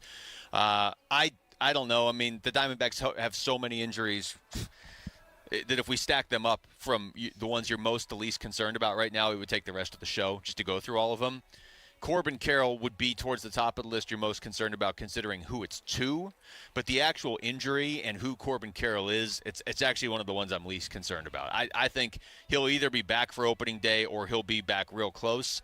And I know that the one concern with guys coming back from that injury seems to be the power. For some, not all of them, but for some of them takes a while to come back. I just think Corbin Carroll is so unique anyway. When you just look at him, you wouldn't think he would be a hit for power guy. I don't think it's going to suffer. Now, I hear what you're saying. He might not get off to a hot start, but I think Corbin Carroll is going to be fine. Here's Torey Lovello on Sunday talking about Carroll's progress. Corbin making progress, and as we all know Corbin, he's right up to that line of doing too much. He's pushing as hard as he can and as far as he can, and we love that. So he'll continue to get updates from Don Sheridan and our medical team about what the next steps are. But, yeah, he's doing really, really well. Man, I think of Corbin Carroll. Do you think of a dog when you think of Corbin Carroll? Because I do. I think of a dog. I think of a predator. He's not, yes. Not one of those. Well, a dog, of course, back in the day used to be a predator, Basinonians, okay? He definitely is. He's just got that mentality and that attitude. And you really don't think about baseball being that intense. And yet, watch him play the game of baseball. Watch him run the bases. It's one of the things that I love the most, watching Corbin Carroll. With all the look on his face, the intensity level, and the amount of effort that he's bringing to running the bases. The pressure he puts on the other team. Oh, my goodness. It is a thrill to watch him play the game of baseball. And again, does he have an impact on this team? He's got a massive impact on this team with a clubhouse. He is a guy that I think I'd like to see more leadership from. I would like to see more leadership from Corbin Carroll. Now, again, it's a situation where you got a young guy like he is, who's still growing and still developing, and he's more of a do guy. He's more of a lead by example type guy. And I know these guys. I've seen many, many guys that were just like that. Buda Baker is largely a lead by doing type guy. Yeah. Lead by example. That's what he does. But Buda, of course, will walk up on somebody and say, "What are you doing?" Corbin Carroll, I'd love to see him develop a little bit more in that regard. Well, this is becoming his team. You know, I mean, it's not just because he's arguably the best hitter. I think he is the best hitter, although Geraldo Perdomo was an MVP candidate last year. And we could tell Marte is on. He's been an MVP candidate in the past as well. But either way, it's becoming his team. It's clearly he is the face of where this is all going. And, you know, we laughed about this the day after he got hurt because there was nothing else to do at that point. Is you can either just be miserable and livid about it or laugh about it. I have to laugh. Can't you just see him walking into the trainer's room being like, am I ready yet? Am I good to go? And they're like, Corbin, it's been 9 hours. Yeah. We said 6 weeks. And then after we said that, he is out there doing one-handed batting practice, you know, with his other hand right there, you know, like, just hey, Corbin, maybe put the other one behind your back so it doesn't get hit. He's going to be, I know, we all know he wants to be out there for opening day. He has set that personal goal. I'm sure he is not real happy that he doesn't get to play for Team USA in the World Baseball Classic. He talked to some of these guys, and they are so fired up to represent their country, and he definitely was deservedly going to be one of the main guys on Team USA. I think he's just going to come out on fire when he comes out. Whether he's there for opening day, I don't doubt him if that's his goal, but I certainly think we're going to see him within the first week of the season. You know, there's an old football axiom, a coaching axiom that says you'd rather say whoa than sick him. You'd rather have to say to a guy, whoa, than sick him. And a lot of coaches use that for, you know what, you don't want to always be prodding a guy to try harder. And yet in baseball, I really don't think about trying harder. It does, you know, you don't think of baseball being, you know, this, you just got to try harder to actually hit that ball. Yet, when I think of Corbin Carroll, it changes everything for me. The axiom actually applies to Corbin Carroll. Not baseball, baby, but it applies to Corbin Carroll. I mean, you know, it's honestly. The way he trains. Yeah. Whoa, Corbin, whoa. Hey, bro. Tori just said it right there. You got to back it down. He's already up to the line of, hey, Corbin, dial it back a little bit. It's just incredible, his intensity level. I just love it, the way he approaches the game. It is, I think, most evident in how he prepares, certainly, and we saw that firsthand last year when we were out here, but also how he takes off running the bases, where you can almost see the other team. If he just a single into the outfield, they know, like, I got to come up with this perfectly, or this lunatic's going to second base. And he has that look on his face, like, I'll go to third. I don't even care. I'll just keep going. I could just see the strain on his face. Oh, my goodness. All right. Awesome. When we come back, Devin Booker back from injury tonight. What do we expect from him, and what will it mean for Jalen Green in Sacramento? We're going to talk to Suns broadcaster Kevin Ray. He'll join us next. It's Wolf and Luke on Arizona Sports, the local sports leader. The D-backs 2026 Cactus League season is underway. The 2-1 pitch. Swung on. That's hit hard on a line to center field. That ball's going to get down. It's cut off right before the wall. McLaughlin scores. Here comes Groover. Throw to the plate. A good one, but not in time. It's a 2-run double. And the Diamondbacks are back to within 2. The home of Arizona Diamondbacks baseball. Arizona Sports on YouTube. The Arizona Sports app. Arizona Sports 98.7. Cashback is not available on gas in New Jersey and Wisconsin.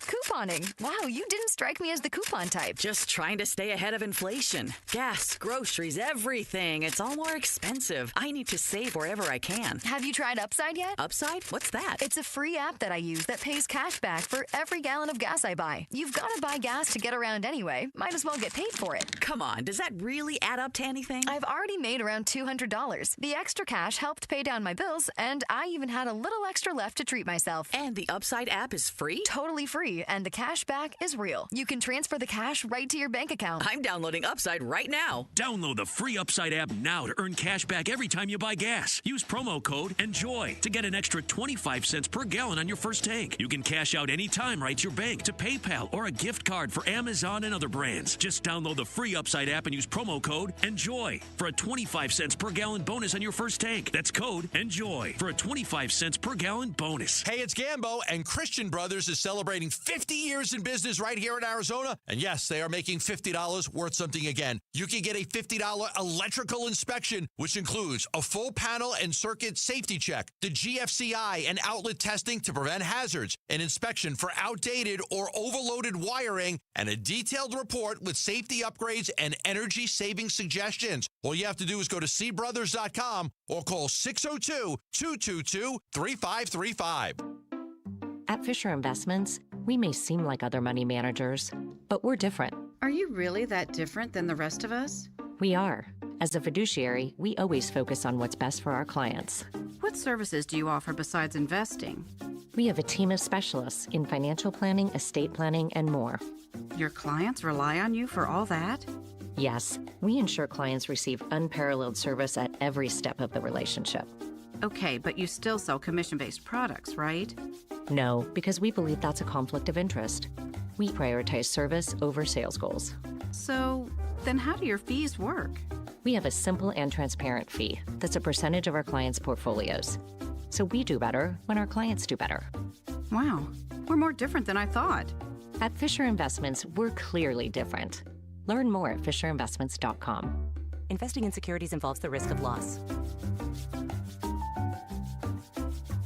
With Sun Devil women's basketball, it's not just a game, it's a show. The speed, the swagger, the no-look passes that make the crowd gasp, the intensity that feels like it could light up the court by itself. Every night, this team brings fire, fast breaks, big moments, and defensive energy you can feel from the top row to the hardwood.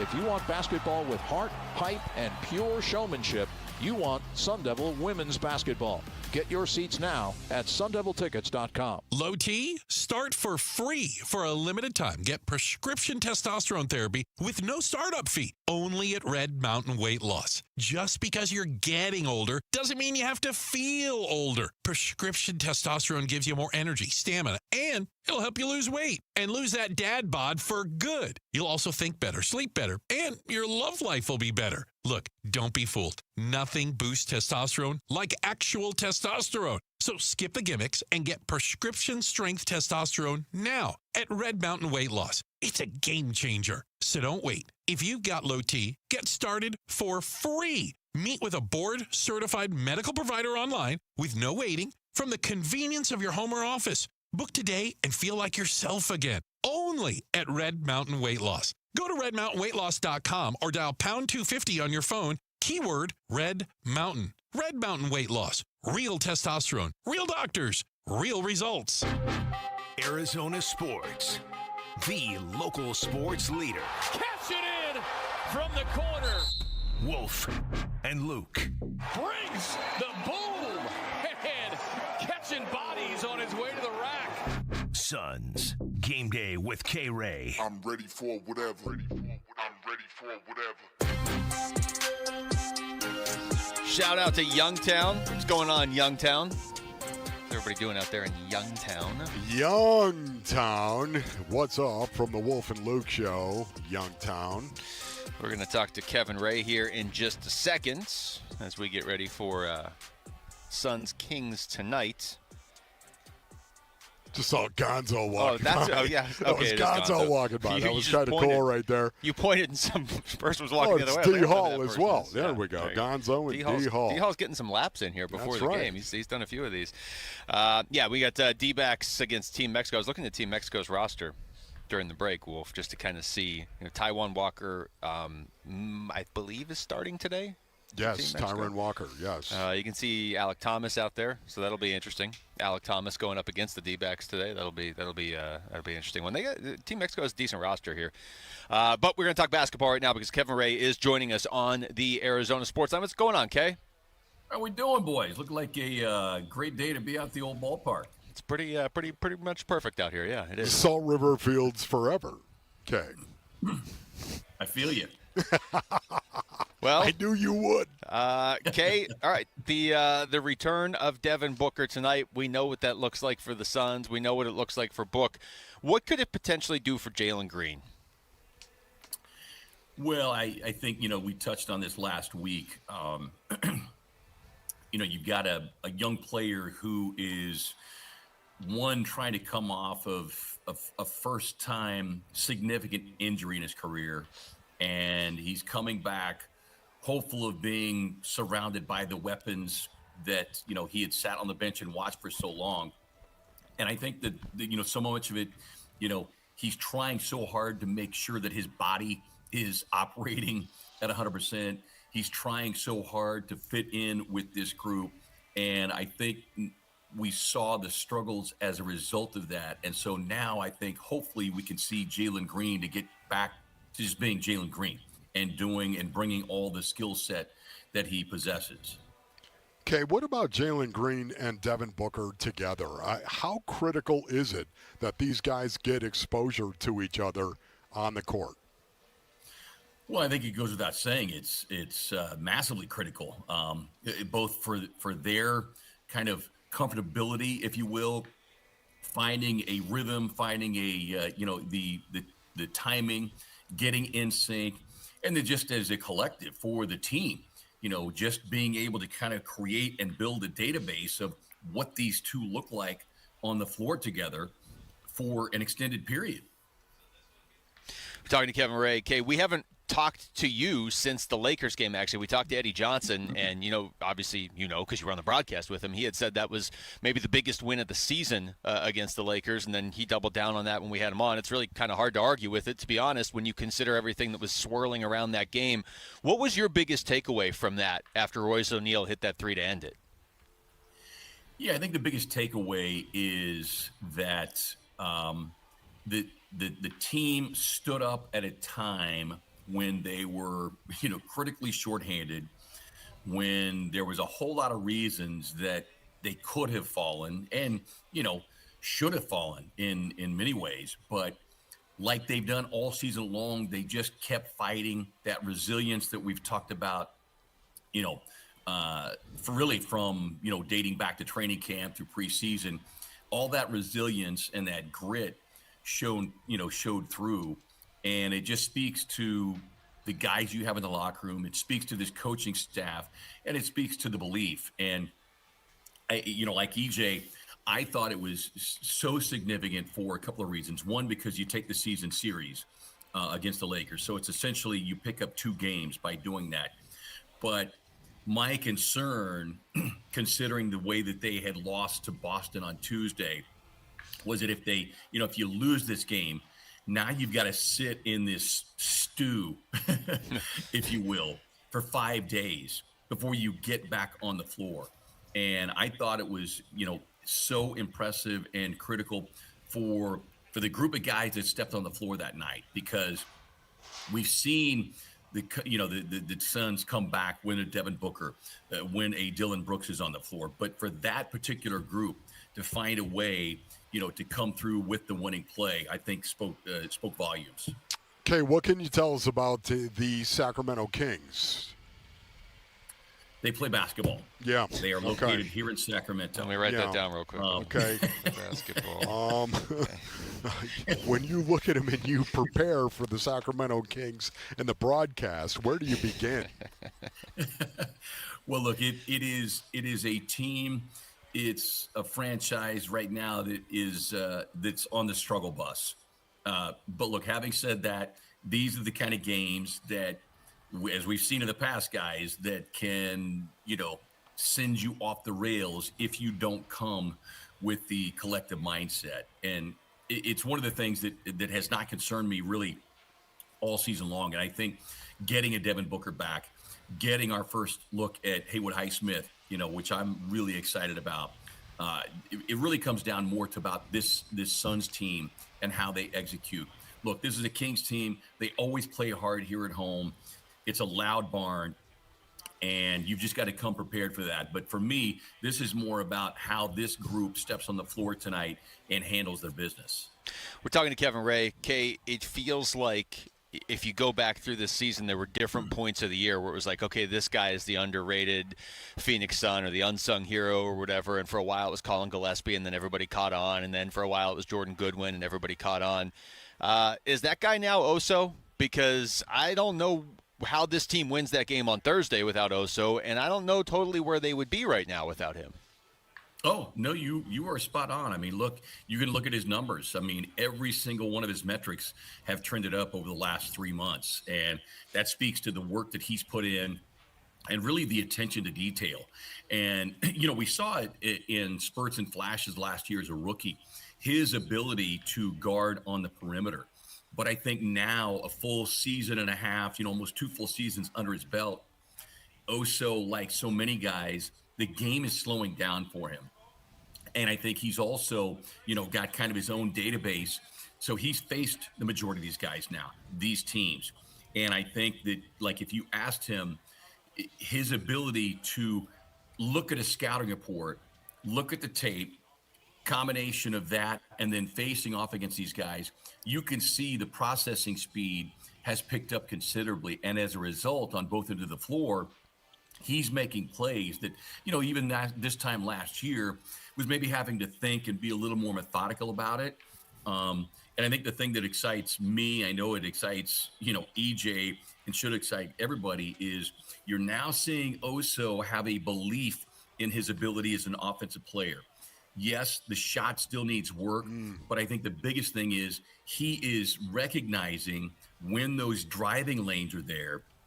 And for a guy his size, he's got a quick first step, and his ability to cross over on bigs continues to catch guys by surprise. And I think if he continues to do that, that's only going to, empower the guys on the wings, the Jalen Greens. Now the driving lanes are more open because that defender can't drop off of Oso. So it just, it enables and empowers everybody else. But I'm super excited about where he's taken his game over the last 2-3 months. Yeah, there's no doubt about it. I'm with you on that, Kay. Just watching Oso and the growth, the development of him, very encouraging. My last one for UK right now is, listen, tanking in the NBA has been a topic of conversation out there. Of course, there are some people who believe the Sacramento Kings are tanking. Do you think tanking is an issue, and what can Adam Silver actually do about it? Yeah, I mean, is it an issue? Yes. It's an issue for a variety of reasons. I mean, you can start with the comments from Suns owner Matt Ishbia. It's a loser's mentality. Yeah. And I understand, I guess, organizationally, if you're looking at your team and you see that it's flawed, right? You see that our roster is not in good shape, and the history will tell them, well, the best way to jumpstart that and give yourself an opportunity to start those steps in a rebuild is to get a high draft pick. But there's no guarantees. There are absolutely no guarantees. I mean, look, the Suns are a perfect example, right? And look, I'm not trying to throw a ton of shade on DeAndre Ayton, but DeAndre Ayton was the number 1 overall pick, correct? And yes, we got to the NBA Finals, but it wasn't just because of DeAndre Ayton. And we didn't see him continue that growth and that maturation process. So there is no exact science to it.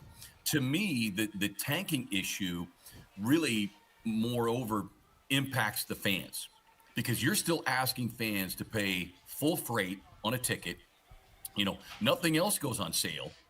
And so you're asking those fans, season ticket holders, single ticket buyers, to come in and pay your hard-earned money, cheer for our team, but in the shadows, we are going in the wrong direction, and we are taking the wrong approach.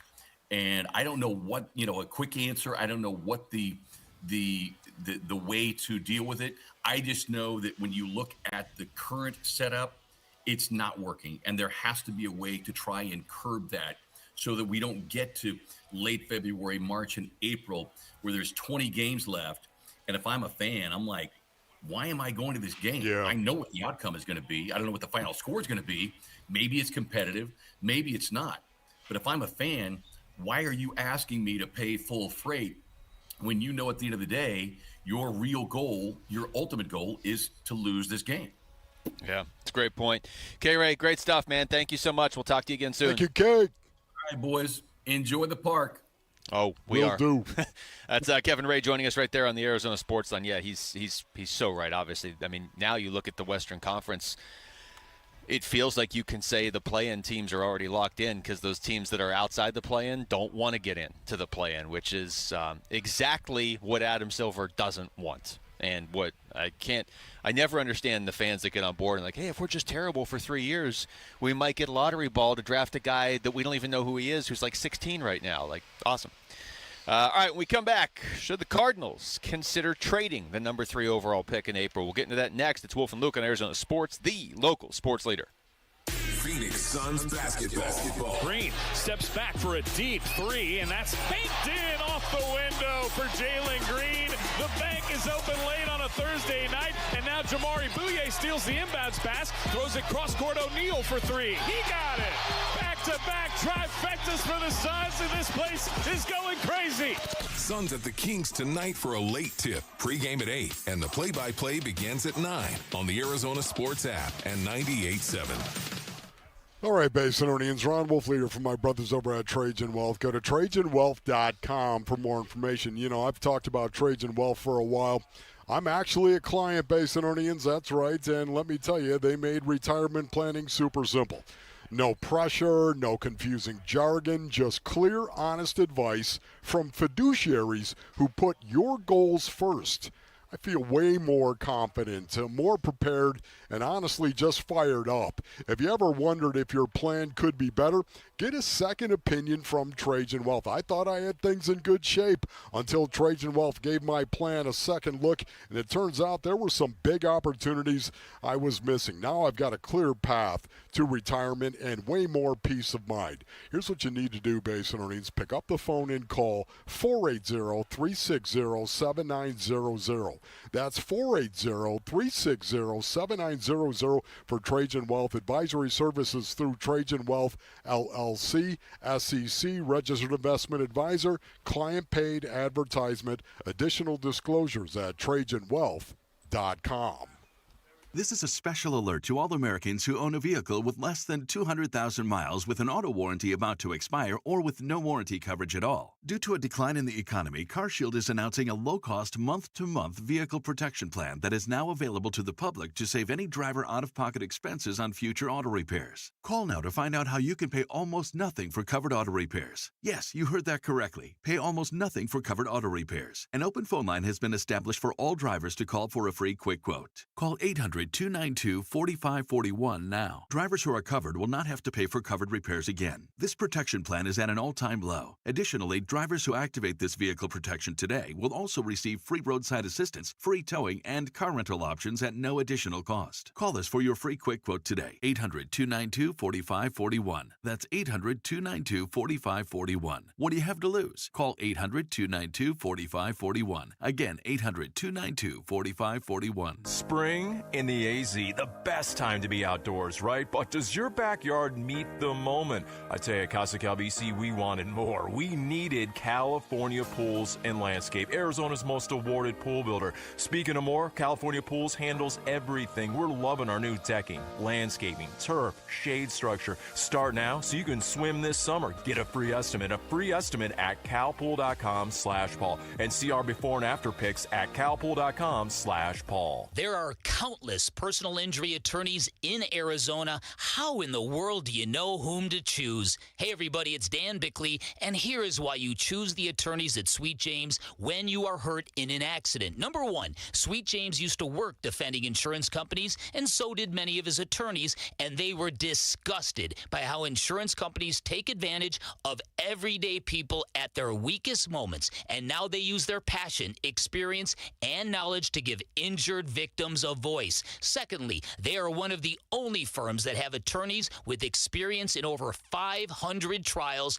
and they constantly deliver some of the top settlements in the state. Now, it's the compassion for injured victims that drive them to win and win big. So if you are hurt in an accident, call Sweet James at 800-9-million, 800-900-0000. Find them online at sweetjames.com. Proud partner of your Phoenix Suns.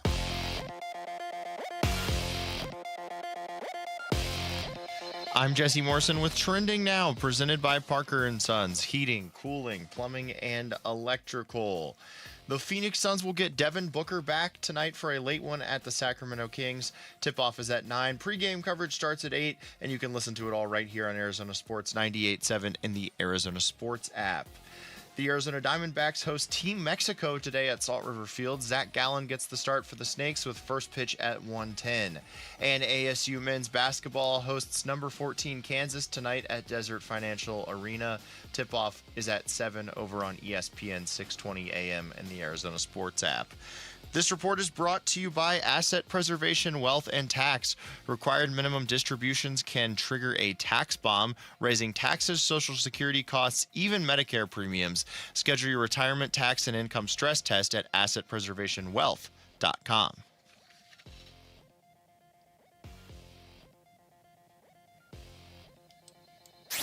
Arizona Sports. Right field on its way. See you later. Wolf and Luke talk spring training now. All right, welcome back to Salt River Fields. Diamondbacks against Mexico today. Pushing that Arizona Cardinals segment back 10 minutes for a very good reason, Wolf, because one of the favorites of the show, Ryan Thompson, is joining us out here in left field right now. Ryan, it's always great to talk to you, man. How you doing? Fantastic. How are you doing? Doing very good. Doing great, buddy. Really appreciate your time, as always. Absolutely. Yeah, I was talking with Alex. He said I had an opportunity to come on your guys' show, and I was like, I will do anything to talk with these guys. I love these guys. Nice. So, right on, Ryan. Perfect. Yeah. And the check's in the mail from Wolf for that. Right there. Yeah. So I expected that. We we've been marveling all day, as we do every time we're out here a few times a year, of just how amazing it is to be. It feels like we're getting away with something working out here. But this is where you're working every day right now. This is pretty great setup here to begin this season. What's the excitement level like this early in spring training when anything is still possible?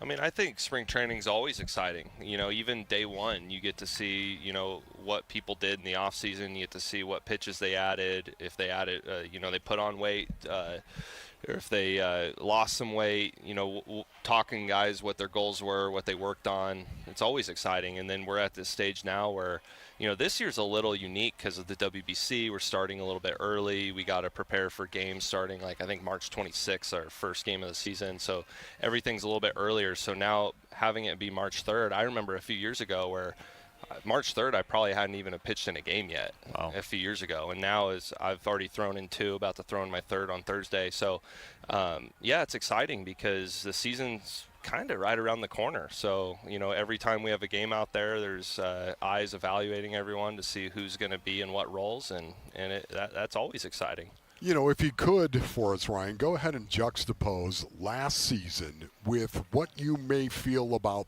this season. Do you do that year in and year out in terms of saying, hey, listen, you know what, this is where I was last season and this is where I want to go this season? Do you ever do that? I do it every year. Every year? Every single year. And that's the thing I think is what allows us to have longevity in this game, is to be realists about who you are, where you're at, how you can improve, and understanding you never got it completely figured out. That's right. And that, that's something I know that me and you have something very in common with our faith. Amen. Sometimes we'll sit there and we have people that think they got the whole thing figured out, and we're kind of closing ourselves off to revelation, future revelation from the Lord. So that's kind of what I'm doing with baseball, is I'm always trying to figure out, okay, this is where I was last year. How do I take the off season and make improvements this year? Or what did I do last year that really worked for me, and how can I expand off of that? And so one thing for me that I thought was just incredible was coming off of my injury last year and kind of not necessarily changing a whole lot about how I'm pitching or anything like that, but changing kind of a mindset that I had of, just kind of just relaxing a little bit. Stop white-knuckling that baseball. Stop trying to force it every day. Had some stuff off the field where I felt like my performance on the field was more so something that I needed, and it was kind of crippling me a little bit at times. And so kind of having that moment to sit back and say, okay, I'm out here in the clubhouse preaching the Lord's peace, joy, and freedom every single day, but am I living that?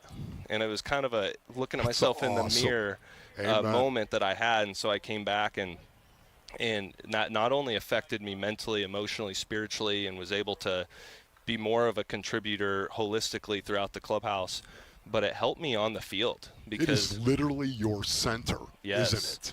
Yes, absolutely. Your faith. Absolutely. Amen. This is why it's always great to talk to you, because you're so thoughtful with your answers, Ryan. Seriously.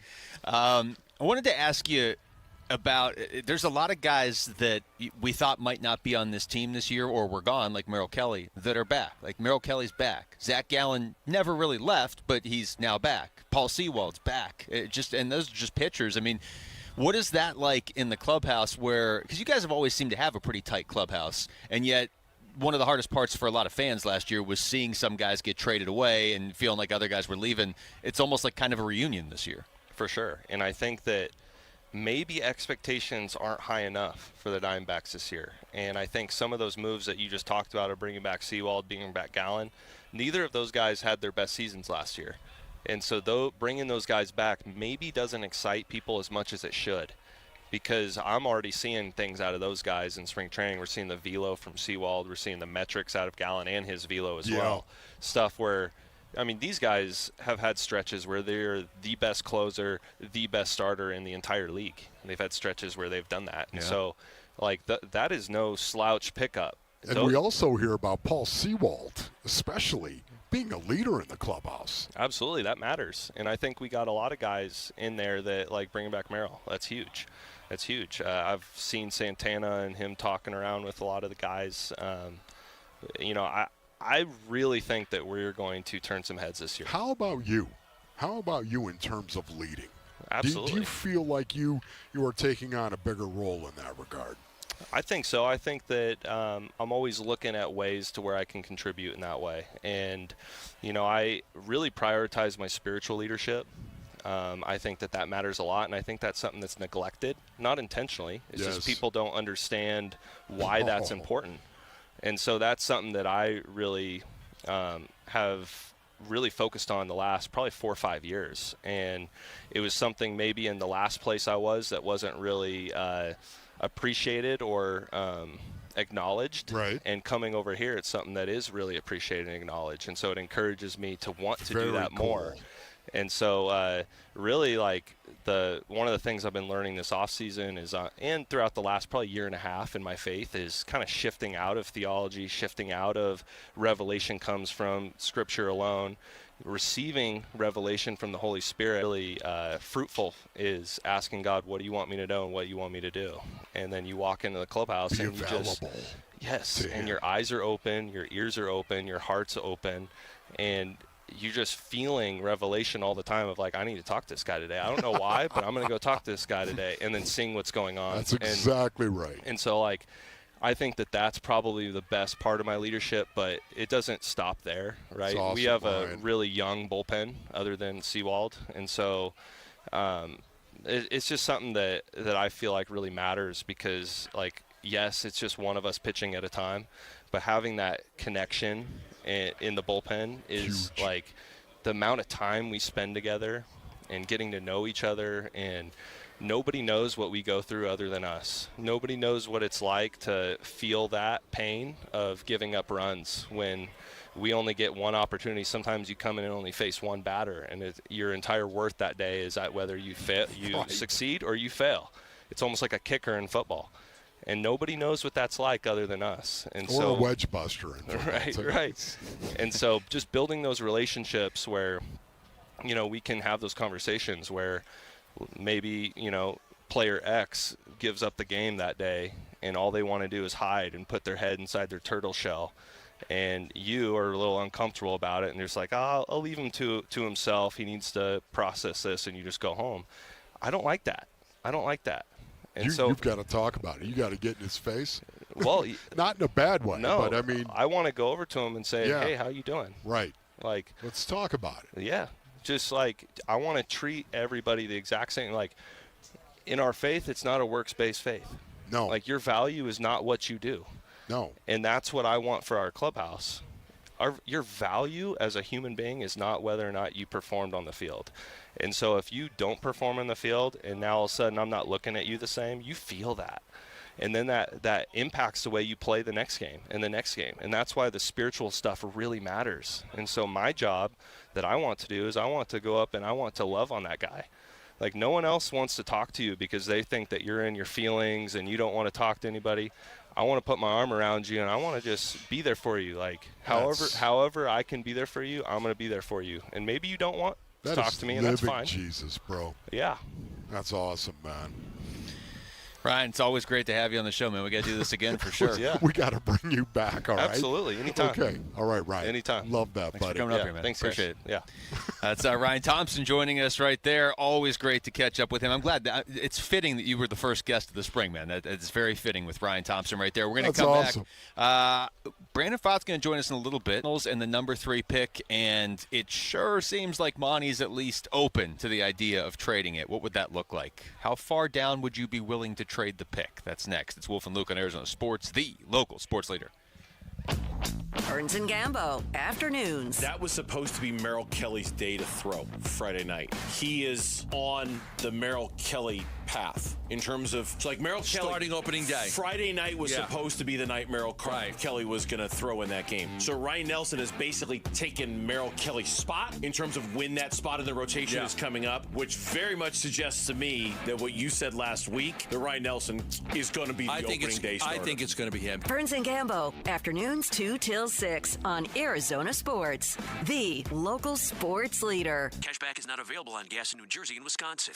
Couponing. Wow, you didn't strike me as the coupon type. Just trying to stay ahead of inflation. Gas, groceries, everything. It's all more expensive. I need to save wherever I can. Have you tried Upside yet? Upside? What's that? It's a free app that I use that pays cash back for every gallon of gas I buy. You've got to buy gas to get around anyway. Might as well get paid for it. Come on, does that really add up to anything? I've already made around $200. The extra cash helped pay down my bills, and I even had a little extra left to treat myself. And the Upside app is free? Totally free, and the cash back is real. You can transfer the cash right to your bank account. I'm downloading Upside right now. Download the free Upside app now to earn cash back every time you buy gas. Use promo code ENJOY to get an extra 25 cents per gallon on your first tank. You can cash out anytime right to your bank, to PayPal, or a gift card for Amazon and other brands. Just download the free Upside app and use promo code ENJOY for a 25 cents per gallon bonus on your first tank. That's code ENJOY for a 25 cents per gallon bonus. When you don't compromise on the court, you shouldn't compromise off of it either. Lose the calories, not the taste. Michelob Ultra, superior light beer. Enjoy responsibly. Anheuser-Busch Michelob Ultra Light Beer, St. Louis, Missouri. Copyright 2024.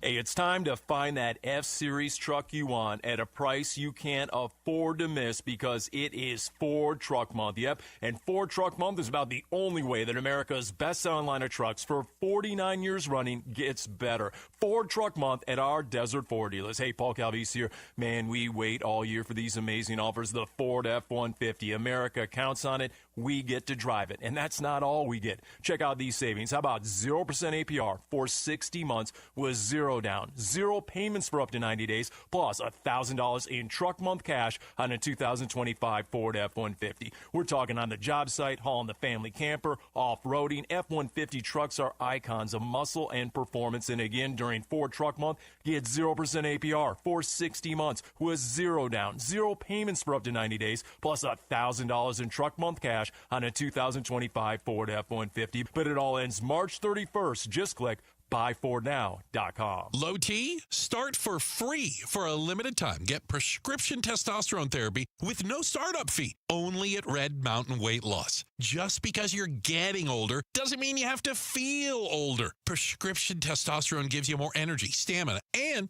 it'll help you lose weight and lose that dad bod for good. You'll also think better, sleep better, and your love life will be better. Look, don't be fooled. Nothing boosts testosterone like actual testosterone. So skip the gimmicks and get prescription strength testosterone now at Red Mountain Weight Loss. It's a game changer. So don't wait. If you've got low T, get started for free. Meet with a board-certified medical provider online with no waiting from the convenience of your home or office. Book today and feel like yourself again. Only at Red Mountain Weight Loss. Go to redmountainweightloss.com or dial pound 250 on your phone. Keyword Red Mountain. Red Mountain Weight Loss. Real testosterone. Real doctors. Real results. I'm honored to be the head football coach here at the Arizona Cardinals. It's the totality of the person, totality of the belief and how he wants to put together the program. And ultimately that led us to making sure that we wanted him to be our guy moving forward. As we went through the interview process, the clear winner was Mike LaFleur. Arizona Sports, a Cardinal decision with Wolf and Luke. All right, welcome back to Salt River Fields. Thanks to Ryan Thompson for joining us. Brandon Pfaadt's going to join us in about 15 minutes. Oh. And Gink is going to join us next hour. So oh, my goodness, that's awesome. Going right through the I guess not just the bullpen with Pfaadt, but the starting rotation and the bullpen. It is fitting we started with Ryan Thompson. I feel like he is friend of the show. We have him every year. It's great. We had him no doubt about it, man. Well.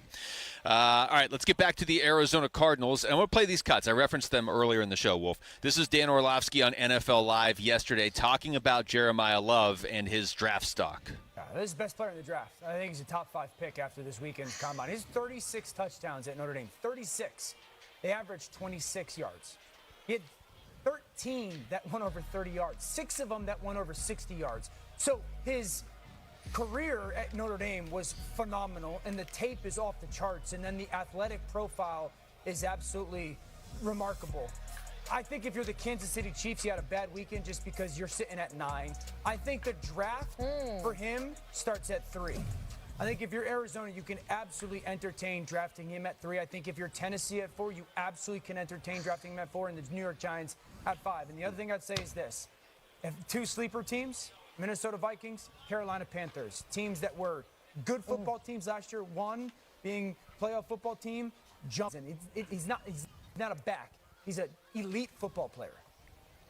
Oh, well, see, that is the difference right there. You know, honestly, anyone who's listened to this broadcast, you know how much I love Francis Mauigoa, the right tackle, of course, for the Miami Hurricanes. Love this guy.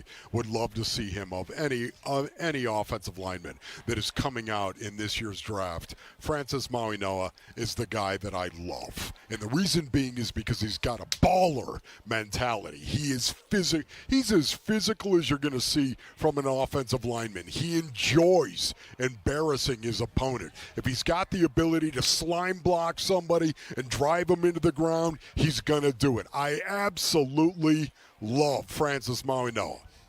Having said that, if you told me that the Cardinals were going to draft Jeremiah Love at number 3 because they think he is a once-in-a-generation type running back, or they think he is once-in-a-decade type running back, if they think he is that special that you've got to take this talent at number 3, I'm going to endorse that message. Yeah, I told you earlier in the show, and it's not the combine for me. That's part of it because it shows how much other teams value him as well, and we'll get into that in just a second.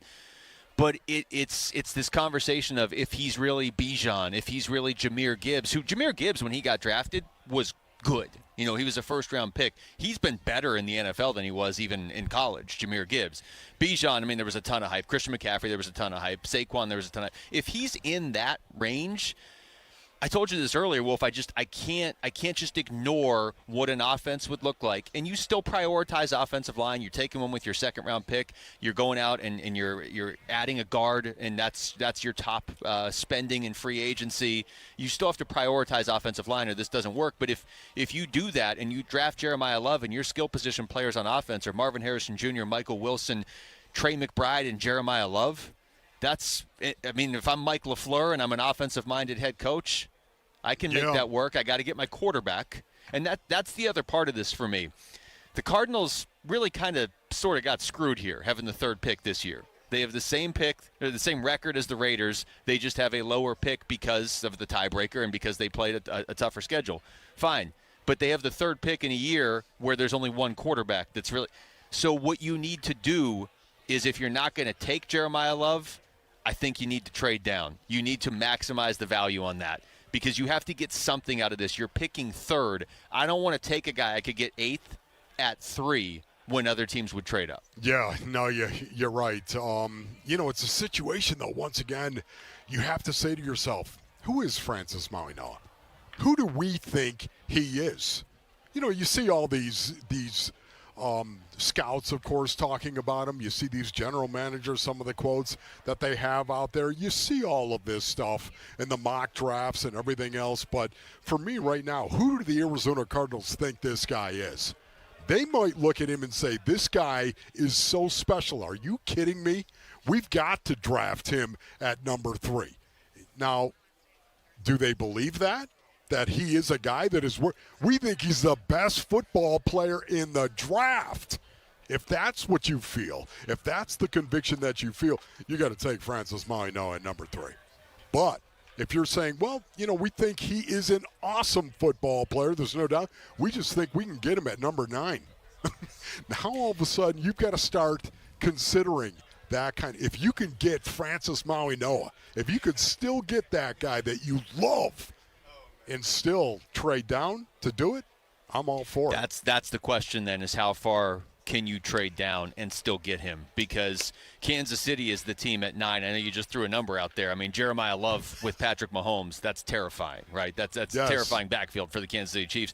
I don't know if you can trade down to 9. There's a lot of ifs here. If the Cardinals think Jeremiah Love's the best player, just take him. Yeah. If they think Francis Mauigoa is their guy, but they can trade down, then you got to figure out just how far down you can trade. I don't know that you can trade down to 9 and still get him. You know what I mean? Right. But you have to maximize this because the Raiders are going with a quarterback and the Jets aren't taking a running back, and more people are saying Jeremiah Love's actually the best football player in the draft.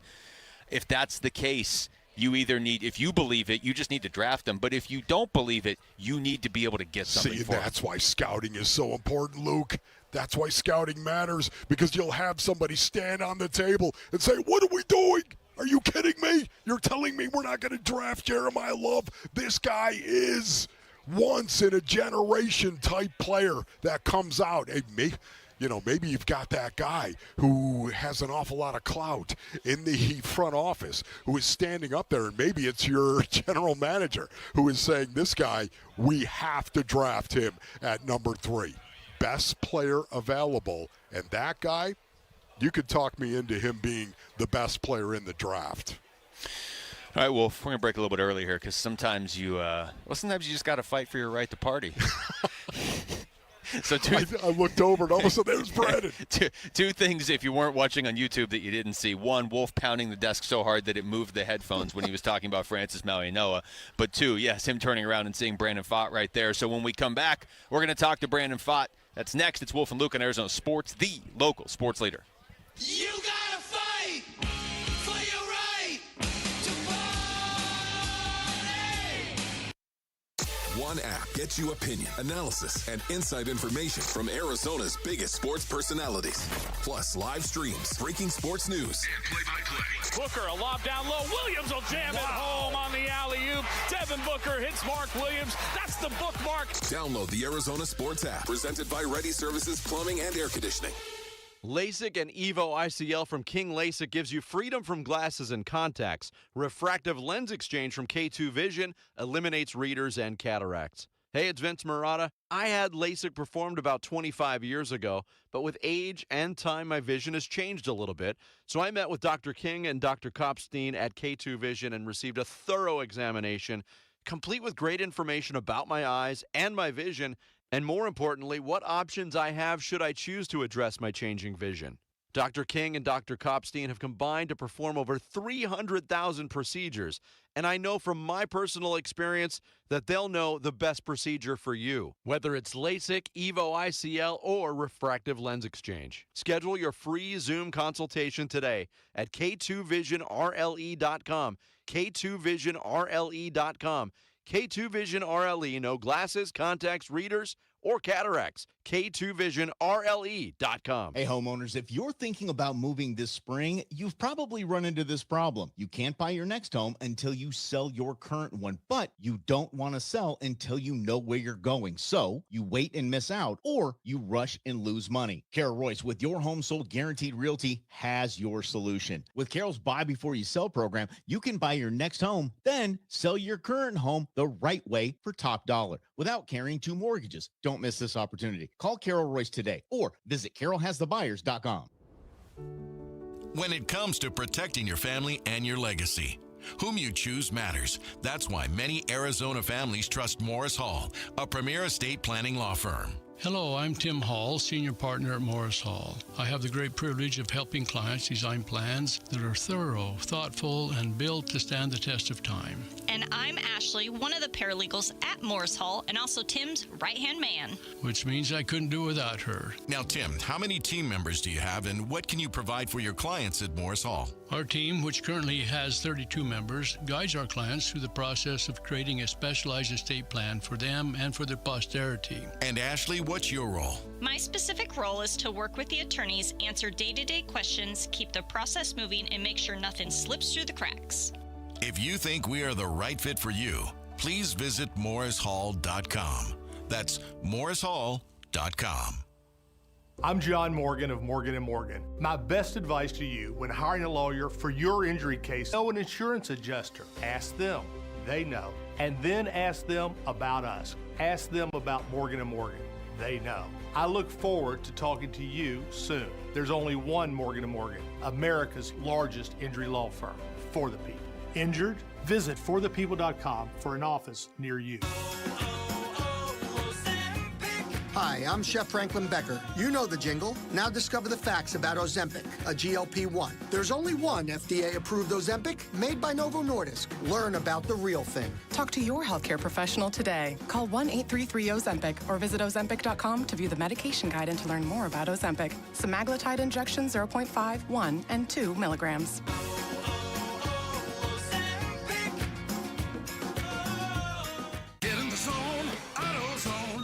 Welcome to A to Z Savings, our biggest sale of the year. Happy to be here. Can I get some rotors? Would you like brake pads with that? How much are the brake pads? Free with Duralast rotors. Free. Really? Really? Free. I also need some oil. Would you like an oil filter with that? Yeah. How much is that? Free with the oil. Free. Really?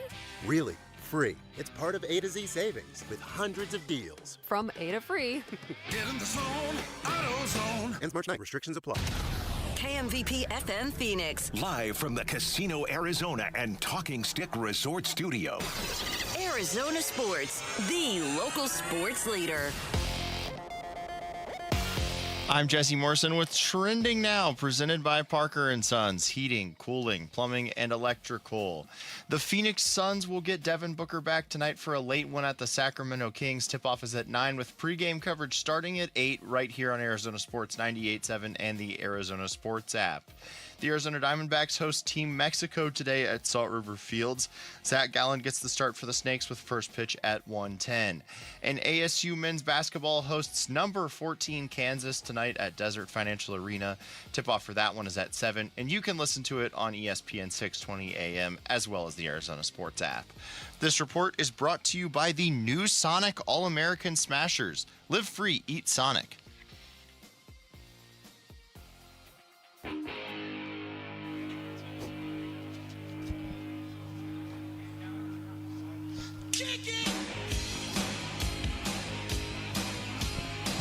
All right, welcome back to Salt River Fields. Knew Rick was going to play this, and he did. And for good reason. Well done, Rick. Let me just tell you, well done indeed. We are out here in left field. D-backs getting ready to take on Mexico in about an hour, and Brandon Pfaadt, kind enough to join us out here in left field right now as we get ready for this and as we get deeper into spring training. Brandon, thank you so much for the time. How's spring treating you? It's been great. So, Brandon, let's get this out of the way right now. You still okay with us playing You Gotta Fight of course. For Your Right? That's the only reason I came up here. You wanted to hear it in person. That's your walk-up music, and you're okay with that? I'm completely fine. Okay, that's all right. Good. We need to know that. We were talking at the start of the show. It almost feels like we're not working today because we're out here. Now, you just said, you're out here every day. It's perfect out here.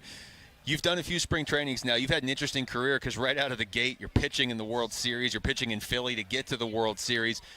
At this point, still early-ish in your career, what do you work on in spring training? Yeah, you can kind of work on a little bit of everything. I don't think anybody out here can stop getting better and honing in on your craft, and whether that's developing new pitches, working on existing pitches, feeling your position. I think a little bit of everything. That's what spring training's for, is to find your groove and not only keep getting better and better and come out better that year. You know what's amazing about it? You just said it right there, fielding your position. And I was talking to you earlier, and, it's a situation where Torrey has made this a point of emphasis this spring training that, we're going to come out here and we're going to start right from day one. And we're going to field our position with urgency. And I was thinking to myself, Brent, just don't think of baseball and the big picture of 162 games. And bring the urgency right now and the intensity. How do you think he means this, and how has he applied it so far in spring training? Yeah, one of the interesting things he told us was even when we're on defense, we're on offense. And I think that kind of stood out to me. And spring training is a perfect time to work on those things. Even out here in the games, we run plays, not necessarily knowing it's gonna work, but we're gonna work on it in these games to get ready for the season. But when he said that we were on offense, even though we were on defense, it made sense to how he wants us to play and how we've been playing in the past, and it's been working. And does that apply to you as a pitcher as well? Of course. We're, I think, more the pitcher than anybody else, especially in that situation, is knowing that you're on the offensive side of the ball and knowing that you're going to be as aggressive towards the hitter and give him everything you got. I think it's the ultimate game plan. Man, I love that. This is one of those things, we've talked to Torrey a lot, but we're not in the clubhouse, obviously. But it seems like from this perspective, he's really good at stuff like you just said. He's been the manager here for a while. He's had a lot of you guys on his team for a while, and yet he can still find a new way to deliver an important message like that. Yeah, it's impressive, and it's every year he comes out with the same mantra, but like you said, different things click for different people, and I think that's special. So talk a little bit about last year for you. How do you evaluate last season? How do you evaluate and process what you did? Yeah, I think I was pretty hard on myself when I gave evaluations to myself, but when I went and looked back at it, there was a lot of good in last year, a lot of good outings. Some of the outings that didn't go as planned, I learned a lot from those, and that's kind of where I'm taking my head into this year and working on those things, trying to get better, trying to get consistent, win as many games as I can for the team. Where do you think you can get better, Brandon? Yeah, I think just being, like I said, being consistent, going out there and knowing I have the ability to go out there and do my job, and some of the games that I've showcased some greatness and some bumps in the road. So I think just evening those out, kind of meeting in the middle and kind of trending upward. We're talking to Brandon Pfaadt. Brandon, we had Ryan Thompson up here about a half hour ago, and one of the things he said was you guys are maybe flying under the radar. I think he said people are maybe sleeping on the Diamondbacks a little bit this year, and we were talking during the break, and we even started the show with this before he even said that.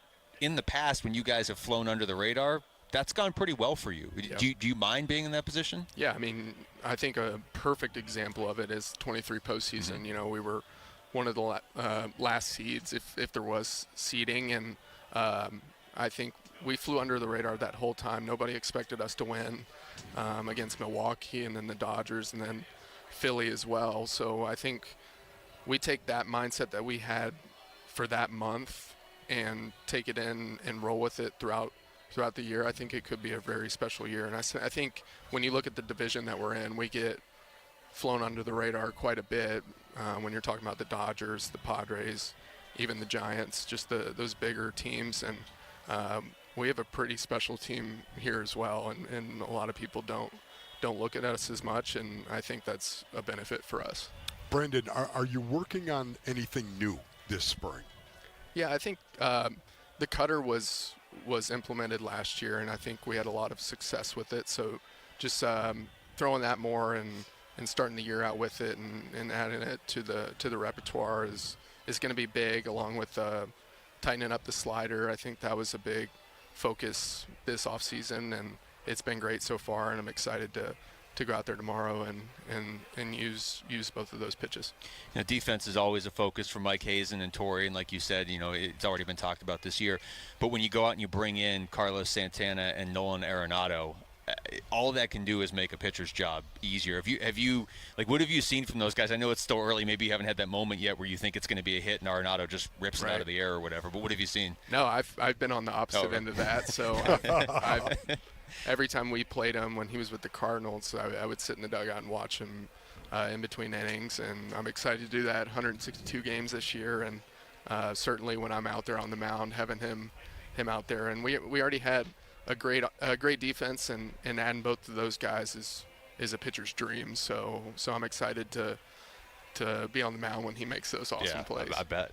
Yeah, no doubt about that. Talk a little bit about Merrill Kelly actually coming back and it being in that clubhouse. Merrill Kelly, of course. Talk about what kind of leadership he brings. Yeah, I think when you look at Merrill, not only what he does on the field, but in the clubhouse, he's kind of the glue to the whole organization. He gets along with everybody. He's kind of all I've known since I debuted, having him and Zach at the front of the rotation. And Merrill's one of the better teammates that I've ever had, and I can truthfully say that. And I'm not the only one that's happy that he's back. So you actually learn from Merrill. You can watch him. I think I've learned a lot just from watching Merrill as well, not even asking him questions. I've learned a lot over the past 3 or so years, just by watching him every fifth day and seeing what he does, how he handles his work. His mentality is next to none. So I'm excited to learn more this year. We're talking to Brandon Pfaadt. Brandon, what has that been like getting some of these guys back? Because last year I think a lot of people almost felt like you guys kind of got ripped off with all the injuries, and then you had to start trading guys away, and it seemed like maybe that team, maybe the core of that team that went to the World Series a couple years ago was getting broken up. And then all of a sudden, Merrill comes back. Zach never ultimately leaves, so he's back all of a sudden too. Paul Sewald's back. Like, you've gotten some guys back on this team, pitchers that have had a lot of success here specifically. Right. Yeah, and I think I don't think our core was ever broken, but we did get rid of some guys, but we got them back. And I think when we did that, we also saw a lot from the younger guys. Some younger guys had to step up, and we obviously acquired a lot of guys and via trades. So I think now we're in an even better spot with those guys that we got from those trades, and we got Merrill back, like you said. So I think I like how the team's looking this year, and I'm excited for it. Is there a different vibe in the clubhouse at all right now with the additions of that? I wouldn't say different vibe. I think it's the same culture that Torrey preaches, and the same feeling in spring training and excitement going into the season. You know, we opened up with the Dodgers, so we're ready to go, and there's a lot to look forward to with our team this year, and I think we're ready to take on the challenge. I'm trying to think back, Wolf. Maybe you can remember. I think it was Merrill a few years ago. We asked him for a young player to watch, and he said Brandon Pfaadt. Yeah, oh, really? And so now I'm going to ask you. It doesn't have to be a pitcher, but just like there's a lot of good young hitters on this team too. Is there somebody that's caught your eye early? Yeah, I think Waldschmidt's caught my eye. Just watching him in the dugout and seeing how he carries himself. So I think I'm excited to – I know he went to Kentucky, so I knew some people that maybe that makes my reason, but he's been hitting the crap out of the ball, and I'm excited to see where he goes. Absolutely. Brandon, thank you so much, man. This is great. It's always good to catch up with Thanks you. for having me. Thank you, brother. Yeah, of course. Appreciate you, Brandon. That's Brandon Pfaadt joining us right there. We'll come back with Wolf and Down Your Lunch next. It's Wolf and Luke on Arizona Sports, the local sports leader. You get a fight. Phoenix Suns basketball. Green steps back for a deep three, and that's banked in off the window for Jalen Green. The bank is open late on a Thursday night, and now Jamari Bouye steals the inbounds pass, throws it cross-court O'Neal for three. He got it. Back-to-back trifectas for the Suns, and this place is going crazy. Suns at the Kings tonight for a late tip. Pre-game at 8, and the play-by-play begins at 9 on the Arizona Sports app and 98.7. When you've thrown over 4,000 innings like I have, you know joint pain isn't a maybe, it's a guarantee. For you, was it climbing ladders or too much heavy lifting? Hey, we're all in the same boat. But surgery, that was never my answer. Baseball legend Roger Clemens knows there's a better way. That's QC Kinetics regenerative treatments that help your body heal itself. No scalpels, no fake fixes, just real relief. What I love about QC Kinetics, these are the most respected medical pros in the country that specialize in non-surgical therapies to get you moving again. Don't mask the pain, fix it. Call QC Kinetics now for a free consultation. I trusted QC Kinetics. You should too. Call QC Kinetics today and schedule your free consultation. Call QC Kinetics, 602-837-7246. In Phoenix, Scottsdale, Peoria, and Chandler. That's 837-7246. 837-7246. Hi, this is Glenn, the proud owner of GoodWorks Auto Repair in Tempe at the 101 and Broadway, where we've been located for over 20 years. We understand the last thing you need to worry about is your car. That's our job. That's why we provide digital inspections explaining what your vehicle needs, not just today, but also in the future. And every repair comes with a 5-year, 60,000-mile warranty. So if you're looking for peace of mind, go to GoodWorksAutoRepair.com to schedule your next visit and let us take the worry out of your auto repairs. Southwest Gas is proud to support the lifestyles of Arizonans along with economic development in our communities. Hi, it's Vince Marotta. Many of the businesses that have relocated their operations into Phoenix are dependent on natural gas to support business and production. Southwest Gas provides affordable, safe, and reliable natural gas service and helps provide a sustainable energy source our state needs for continued economic development. To learn more about the Southwest Gas commitment to community growth and economic development, please visit swgas.com. Jackson Hewitt knows taxes are complicated, and with multiple jobs and tax forms, they're like Sonata complicated. Our no surprise pricing keeps things simple. Jackson Hewitt does your taxes for only $149 or less. And since we know all the new tax codes, you could get thousands back. So what are you waiting for? Hurry. File with Jackson Hewitt today for only $149 or less, guaranteed. Limited time offer for new clients on federal returns. Participating locations only. Terms at jacksonhewitt.com/149. This is the story of the one. As a procurement manager for a hospital system, she keeps every facility in her network stocked and ready. That's why she counts on Grainger to be her single source for thousands of products, from disinfectants to lighting, air filters, and more. And with fast, dependable delivery, Grainger helps her keep every facility stocked, safe, and running smoothly. Call 1-800-GRAINGER, click Grainger.com, or just stop by. Grainger, for the ones who get it done. And I'm hungry like the wolf. Arizona Sports, the local sports leader. Yeah, can I have a number 3 with cheese and a large coffee? Wolfing down your lunch. Serving up today's top sports stories with Wolf and Luke. Man, does this smell good. Brought to you by Aria Dental Implant Center. Locally owned and affordable dental implants. All right, welcome back to Salt River Fields. Quick shout out to Peoria. What's going on, Peoria? Yeah, what's up, Peoria? Thanks to Ryan Thompson and Brandon Pfaadt, who just joined us. Kevin Ginkel's going to join us here in about 10 minutes, Wolf. But right now, it is time for Wolfing Down Your Lunch, which means Rick is here. Rick? All right, you guys are out at Salt River Fields. So we'll start with the Arizona Diamondbacks, and we'll go big picture. What are your expectations for this season, and will they make the postseason? Yeah, I mean, I do. I think they're going to be a playoff team. Some of it I can't explain with stats, but it's kind of how we open the show. There's a certain element of baseball you can't always explain with stats, Wolf. Yeah. And you and I talked about it early in the show. Ryan Thompson brought it up. We just brought it up with Brandon Pfaadt. This team tends to perform well when they're a little off the radar for people, and I do think the difference between the Diamondbacks and the Dodgers skews how people look at them, and they say sometimes a little bit, and it's like, well, how could they possibly be a playoff team? Look at the Dodgers. They don't have to catch the Dodgers to make the playoffs. They're going to have to catch like Cincinnati or the Cubs. I mean, it's going to be good teams. They're not going to be able to back into the playoffs. But I think the way things set up with guys potentially coming back from injury throughout the season, they should get better as the season goes. So I think if they can survive the first month, they're going to find a way in. Yeah, for me, once again, and this is not a backhand at all, because I love a professional athlete that will go out and prove it.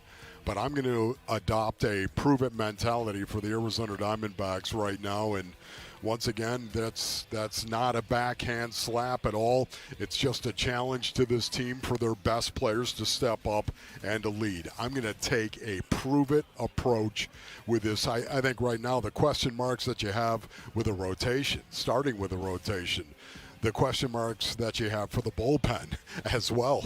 I think they, like a closer, I think that's really, really important. You got somebody who's going to be able to do that. Kevin Ginkel's one of the guys we're going to get the opportunity to talk about that very thing. But for me, once again, there's question marks, and those question marks can turn into exclamation points. There's no doubt about that. But they can also turn into a period, which typically isn't a good thing. They're going to have to prove it to me, and I don't think they'll have any problem doing that. That's what a professional athlete does, by the way. No, those are legit questions. I mean, they are real question marks. I just keep looking at last year's team and thinking they almost made the playoffs anyway, and everybody was hurt. But we'll see.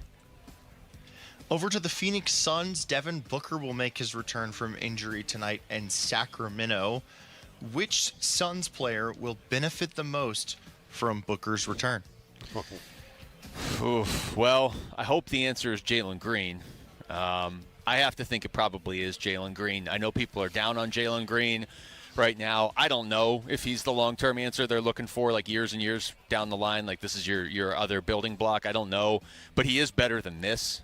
And I think Devin Booker's return can only help him. So I'll say Jalen Green. I would also say Jalen Green. If you're going to force me to pick one guy, I will also say Grayson Allen. Grayson Allen is another guy that you could consider.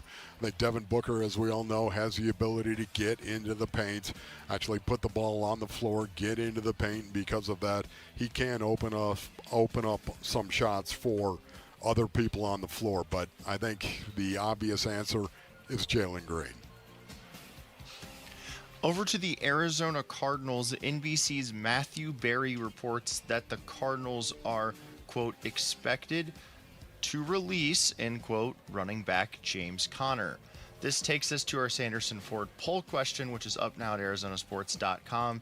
And it asks, will the Cardinals take Notre Dame running back Jeremiah Love with the number 3 pick in the NFL draft? Yes or no? I don't think they will, but I'm starting to think they should. How's that for an answer? Oh, my goodness. It feels like the sort of player that you pass on, and then in 5 years, everybody's like, man, look at the teams that didn't take Jeremiah Love. Even if your pick is good, even if you pick somebody, especially if you go offensive line, an offensive lineman could be exactly what you need. It could be the, quote, right pick. But if this guy turns out to be Christian McCaffrey or Bijan Robinson or Jahmyr Gibbs, as Dan Orlovsky was saying yesterday, that's going to flash a lot more. I really agree with very much of what Luke just said in regard to Jeremiah Love at number 3. Can I just mourn for a minute, just mourn the loss of James Conner?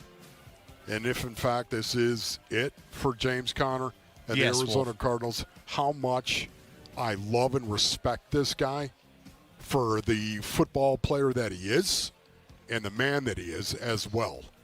If, in fact, this is it for James Conner, and I believe it probably is, man, I have to mourn the loss because the Arizona Cardinals do not get better right now in that locker room or on the field without James Conner. You know, looking back on as last season was going, it felt like the season ended with the Tennessee game. It's like, hey, we're about to go 3-2. All of a sudden, we're 2-3, and then everything just fell apart.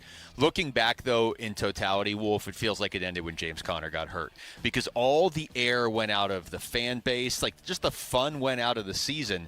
James Conner's done, and you knew it when it happened, and you were just like, man, like, not only are they going to struggle to run the ball and move the ball on offense, but they just – part of the heart and soul of the team was gone. You got a guy that just plays the game. And when he plays the game, just how he plays the game, he challenges everybody that's out on the field. I'm not just talking about the opponent. I'm talking about his teammates based on how he plays, how he runs the ball, the physicality that he brings to the field, the leadership that he brings. He challenges every man that is in between the white lines and standing on the sidelines. What are you going to do about it? That is leadership personified. Well, Wolf, do you think that the Cardinals will take Jeremiah Love to replace James Conner? I honestly, I don't know. I don't know what or how to answer that. Once again, what do they believe? Do they believe he is a generational talent? Do they believe he's that special, that particular as a running back? You don't see a lot of running backs going top 5 anymore. Now, I will say the pendulum in the NFL has swung back, has it not, where the running back is valued once again. So, having said that, if you think he's Saquon, go get him. Is that true? The cut from Dan Orlovsky we played before, I haven't had a chance to double check, but his average yards for a touchdown run was 26 last year. Is that real? I would have to do research on that, I mean, but that would it be sounds insane. real. Real. That means any goal line carry he got, he had to offset with a 52-yard touchdown. I know he had a 94-yard. I mean, he had some long touchdown runs, so maybe it's true. When I watched him run, it was a lot of long runs. But anyway. Well, when you run a 4.36, you can house it. And he did. A lot. Well, anyway, I will go no because that's what Luke said, and Wolf didn't answer the question. So, 79% of the voters say no, 21% say yes. And last one for you guys. Number 2 Arizona men's basketball clinched the regular season Big 12 title yesterday with a 73-57 win over number 6 Iowa State at McHale Center. So they've started to blow out really good teams. How far does this U of A team need to go in the NCAA tournament for the season to be deemed a success? I think they have to win it all at this point. No doubt. You don't think just getting to the Final Four is enough? No, they should win the whole thing. I mean, don't you think they should get to the Final Four? If you made me pick right now, I would convincingly. I don't know. I'm convinced they're going to win the whole thing. I'm thinking Michigan, Duke, U of A. Yeah, those three guys right there. I mean, would you expect them to get to the Final Four? Yeah, I would. If they lost a close one in the Final Four or the national championship to a Duke or Michigan, that's not a disappointing season. I got to see the bracket because I do think those 3 teams are so far above the other teams right now, and it's going to be such an advantage to the one that doesn't have to go through 2 of them. You know what I mean? Right. And a lot of times U of A kind of gets that because they're out here on the West Coast. So even if Duke is the number 1 overall seed and Michigan's the number 2, they might both end up on the same side of the bracket. So it's going to be one of those 3 teams. This is the best team I can remember U of A having. To answer your question, they have to at least get to the Final Four because it's been a quarter century. They look like a blue blood team this year, and the fact that they can add these players every year, and Tommy Lloyd is the coach that he is. But blue blood programs get to the Final Four more than once every 25 years. So they absolutely have to do that, but I think they have the best team. And they're so deep. They're so deep this year. All right, that was Wolfing Down Your Lunch. Thank you, Rick, except for the part where you made me say good things about U of A at the end. That was kind of rude. Kevin Ginkel is going to join us up here next. It's Wolf and Luke on Arizona Sports, the local sports leader. Burns and Gambo, afternoons. Last year, what we all agree, it was a very lost season for you. Kind of like in the same way this year was a big year for Darius Robinson and the Arizona Cardinals. Okay, we'll give you your first year. Didn't turn out very good. You were hurt. You had some stuff going on with your family that wasn't good. Well, it's going to put extra emphasis on year number 2 for it to work. Next year, that's going to be the case with Jalen Green. It's going to be because if it doesn't work next year, then you can start drawing conclusions about how you can say, bad fit, they need to move on. Burns and Gambo, afternoons 2 till 6 on Arizona Sports, the local sports leader. Hey everybody, Dan Bickley here, and if you're hurt in an accident, it is so important that you get medical treatment right away, and then you call the attorneys at Sweet James. It's critical that you make your health a priority and get representation quickly so Sweet James can help you with medical care, with your car, and getting you the most money for your injuries. Remember, you pay nothing at all until they win your case. Call Sweet James James at 800-9-MILLION, 800-9-MILLION, sweetjames.com. Proud partner of your Phoenix Suns. Nowhere can you buy a GMC for less than at Liberty GMC. Dave Burns here for Liberty GMC in Peoria, 87th Avenue and West Bell Road, or online all the time at libertygmcaz.com. Check out this brand new feature they have, concierge service. Liberty GMC will pick up your vehicle, perform the service, and return it to you. Perfect if you crave that convenience because your time is valuable. Schedule online at libertygmcaz.com or visit them in Peoria, 87th Avenue and West Bell Road. GMC, we are professional grade. With Progressive's Name Your Price tool, you can choose the best coverage option for you. Because you know you. Like, you know that hiking isn't for you. Sure, it sounds nice to be in nature while exercising, but that's what a gym and houseplants are for. I mean, you don't even like walking upstairs. So why would you walk up a hill for miles? To what, end up high in the air? Come on, you know you're scared of heights. Only you know you. So get coverage options within your budget with Progressive's Name Your Price tool. Progressive Casualty Insurance Company and affiliates. Price and coverage match limited by state law. Get in the zone, AutoZone. Jeff's day is off to a slow start. So he heads to AutoZone, America's #1 battery destination, where Sammy, a local AutoZoner, tests his battery for free. Looks like he just needs a charge. And Sammy does that for free too. In no time at all, Jeff is back on the road, ready to finish the day strong. Free battery testing and charging at every store. No hassles, just help.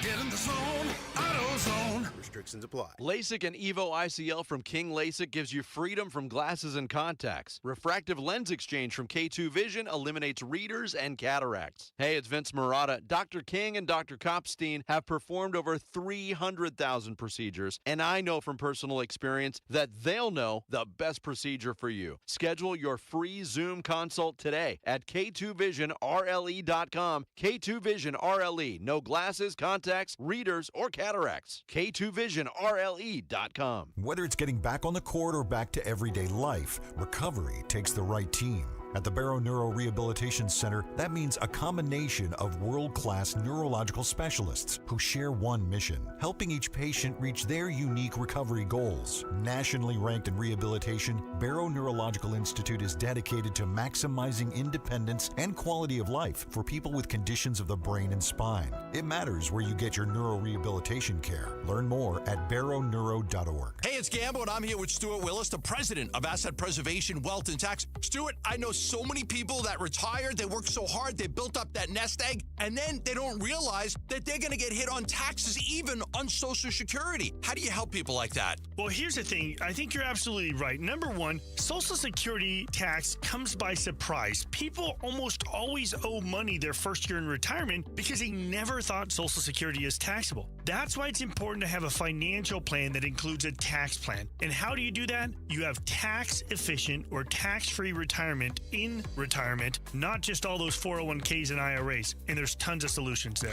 As long as I've worked with you, you've always said it's not about how much money you make, it's about how much money you're able to keep. If you want a great plan going forward, call Stuart Willis from Asset Preservation, Wealth, and Tax at 602-877-PLAN or go to assetpreservationwealth.com. Investment advisory services offered through Foundations Investment Advisors, LLC, and SEC Registered Investment Advisor. I'm Jesse Morrison with Trending Now, presented by Parker & Sons, heating, cooling, plumbing, and electrical. The Phoenix Suns will get Devin Booker back tonight for a late one at the Sacramento Kings.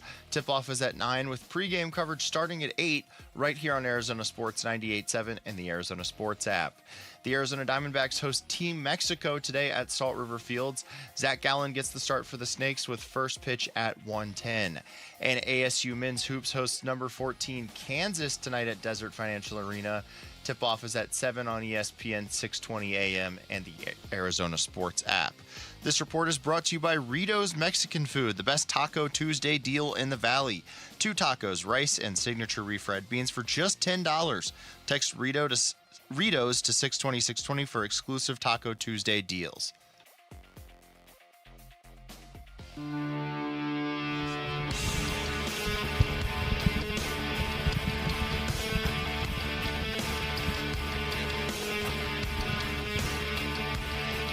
Here it is. We were just talking about this song. There it is. Right there. Yeah, that's it. That's Gink. Well, if you're hearing this, Yes, you know who our next guest is. Kevin Ginkel is joining us out here in left field. It's Wolf and Luke on a Tuesday afternoon now as we're getting ready for D-backs versus Mexico here in about a half hour.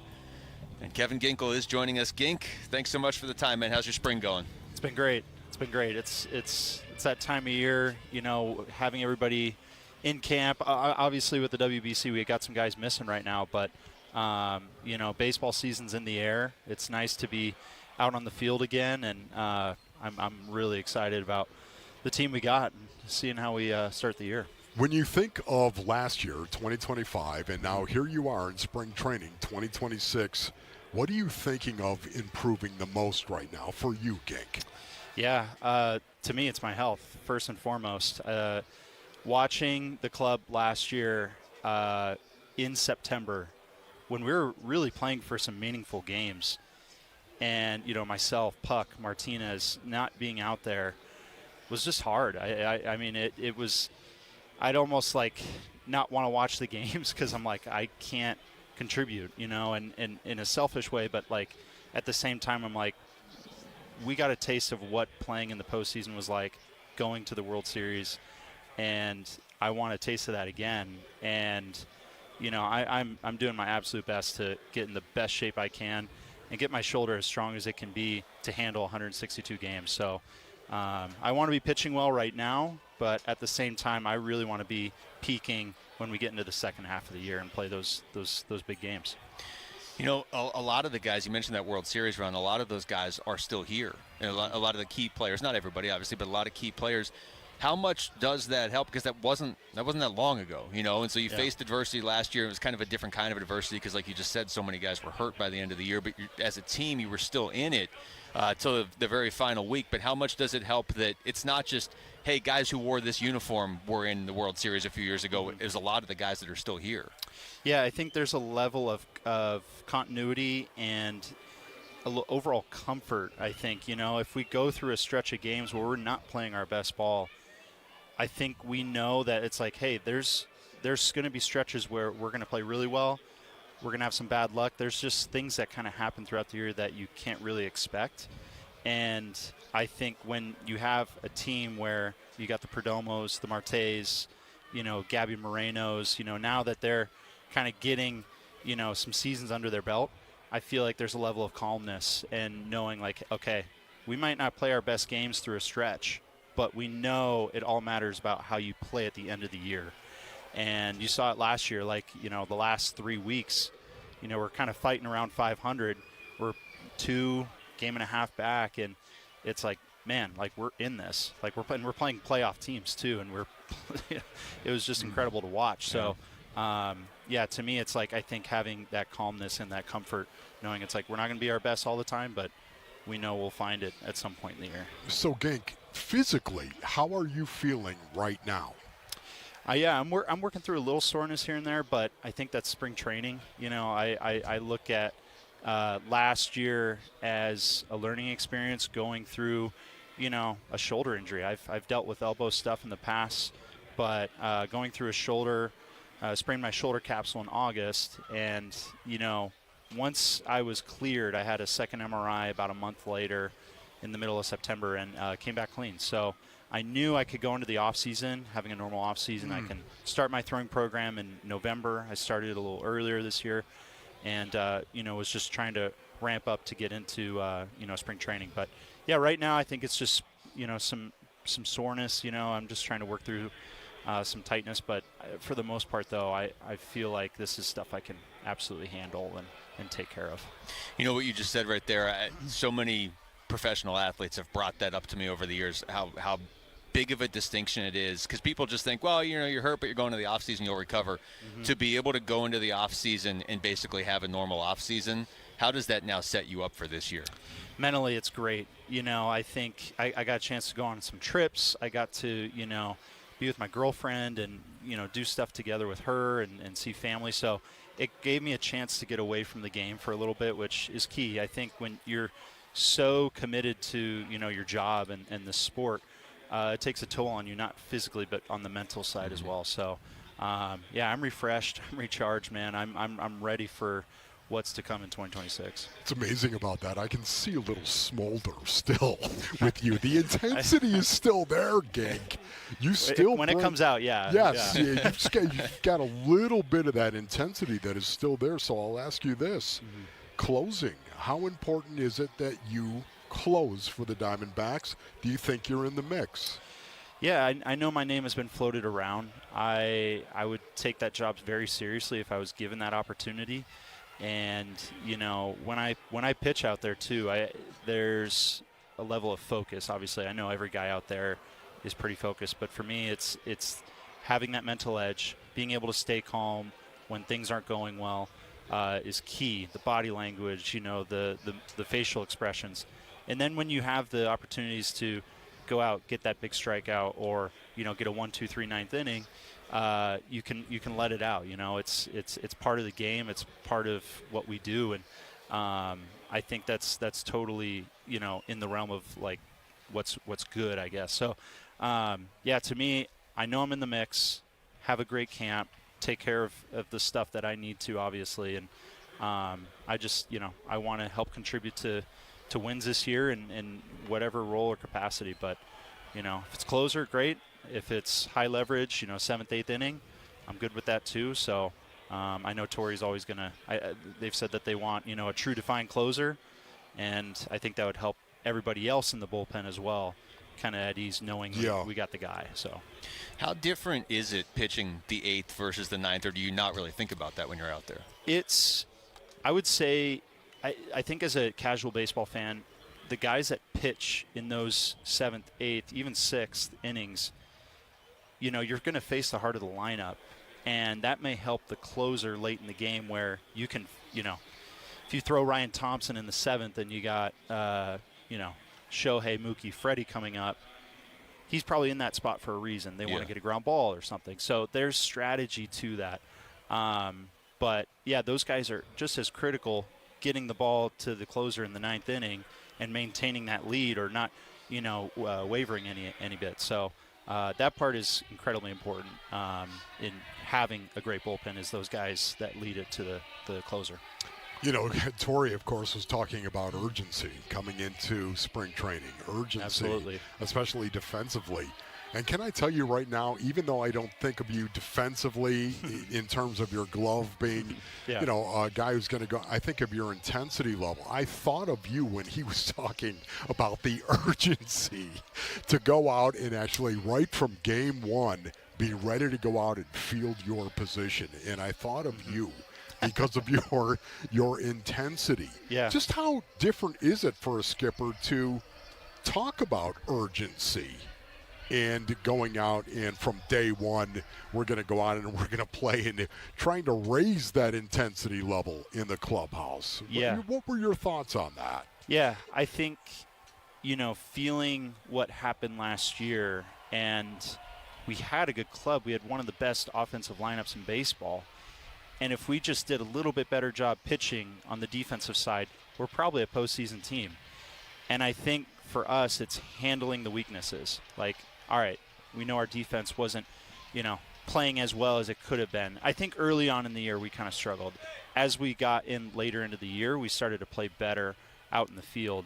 And so it's a huge piece, very underrated part of the game where if the defense doesn't make a play or two that's, let's say a routine play, it carries over and it could be a long inning. So those plays that are made that we need are critical to how wins and losses are stacked. So. Gink, before we let you go, I got to ask you about U of A basketball. We were just talking about it before you got up here and during the break. Your team is stacked, man. I love it. They're such a good club. I don't want to jinx it, but I think they're due for a Sweet 16 run and beyond. So I love how they play. They're a great defensive team. Like I said, they're a physical team too. They're not afraid to rebound and drive in the paint when they need to. And so I love it. Jaden Bradley, incredible year. Burries and him in the backcourt have been amazing. So I hope everybody stays healthy. we go into March Madness and they can go on an epic run. You guys are always good, but I just don't remember the team being quite this deep. No, I agree. They've had some good teams. This team, from a youth perspective, like they're very young, but they also have the experience part of it too. And I think Tommy now having a team like this, he can kind of just sit back and let them play. So it's a very cool team to watch. Gink, it's always great to talk to you, man. Thank you so much. Yes, thank you guys. Can't wait to see you great. step off that mountain. I appreciate love that. We got to get some wins, though. That's right, Gink. That's right, man. Thank you, buddy. It's Kevin Ginkel joining us right there. When we come back to football, if the Cardinals have to release Kyler Murray, that's the end of the story as far as Arizona fans following him. We'll get into that next. It's Wolf and Luke on Arizona Sports, the local sports leader.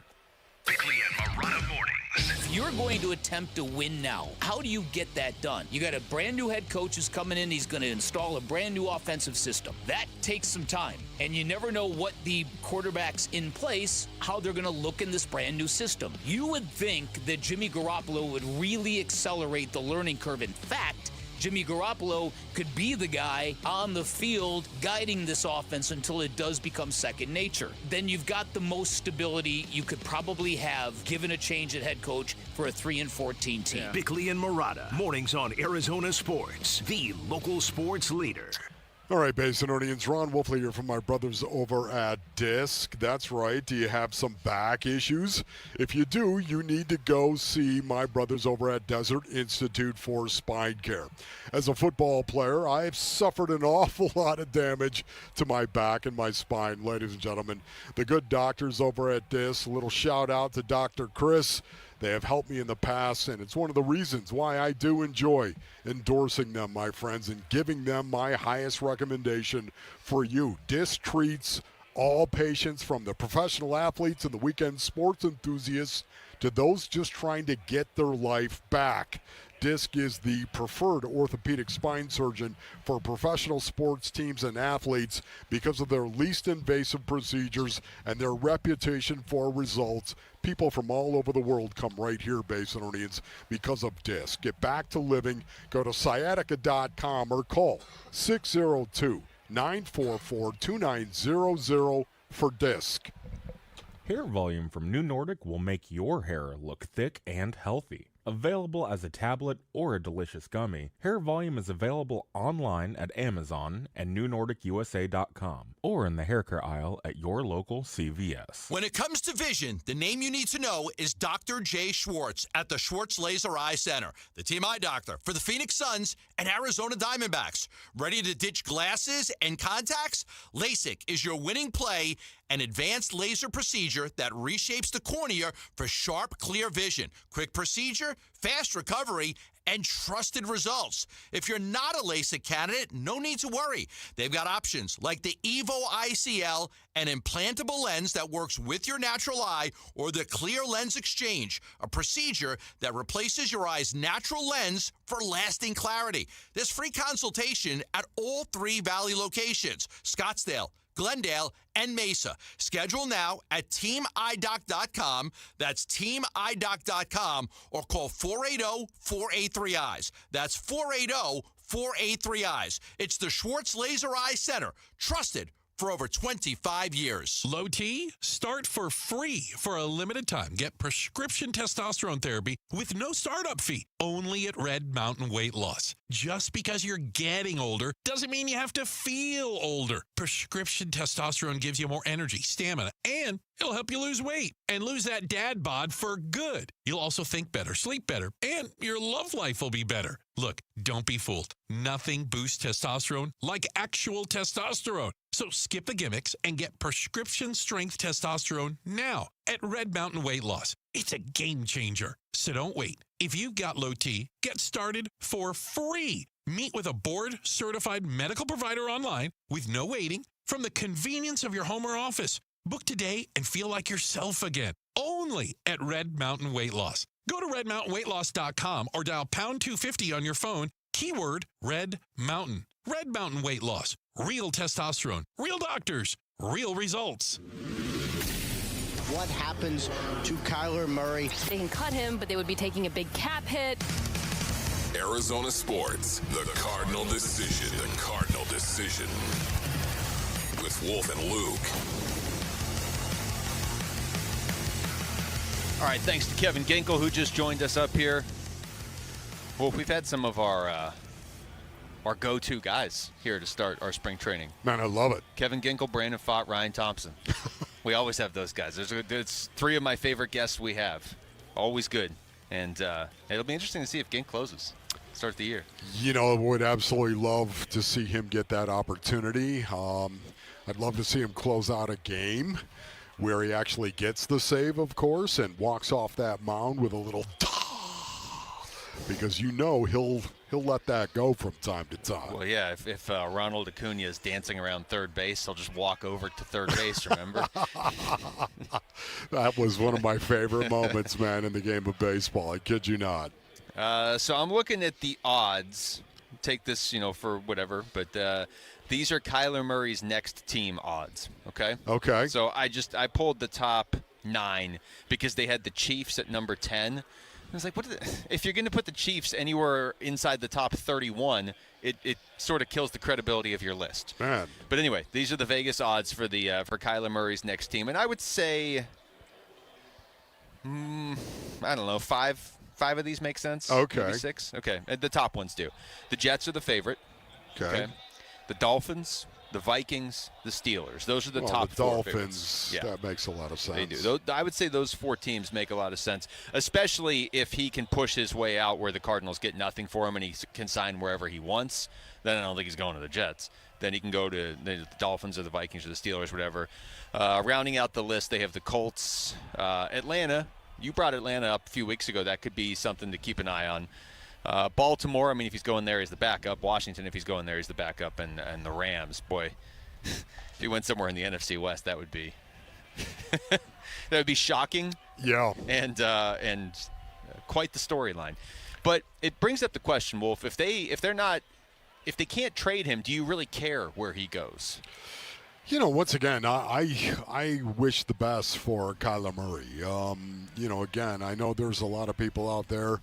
There's either a camp that has great angst because of Kyler Murray, and then there's a camp that totally supports and backs Kyler Murray for the most part. Listen, I don't root against anybody to go out and fail. I do not. I do believe Kyler Murray is done.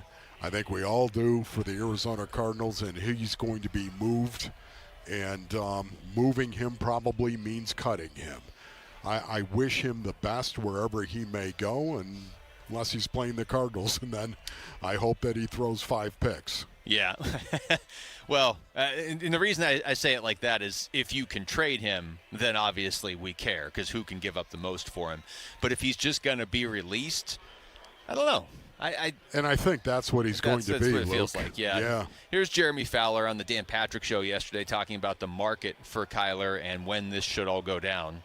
They're on the hook they've already paid or locked into some guarantees. I think it's $18 million, somewhere around there. He's got another big trigger coming up, I believe the 5th day of the new league year. So I think mid-March is an artificial deadline. I think it's close to $20 million. It's a pretty big number they would be on the hook for if they let him stay on the roster through, say, March 15th or whatever that date is. So that's an artificial deadline that they are going to move on.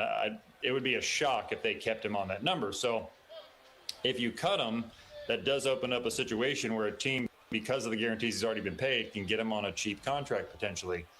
He's going to have value. Minnesota, I know, is considering Kyler Murray. He's one of their stronger considerations, I would say, along with Geno Smith. Oof. That is not the same quarterback. No, that is the thing that really, when I heard that earlier, based on needs, I just thought, what are you talking about? Really, Geno Smith, the Minnesota Vikings are looking at, we're going to go and we're either going to get Kyler Murray or Geno Smith. Where did they draft J.J. McCarthy? Pretty early, right? Yeah, but it's not even that. It's that I call him 9.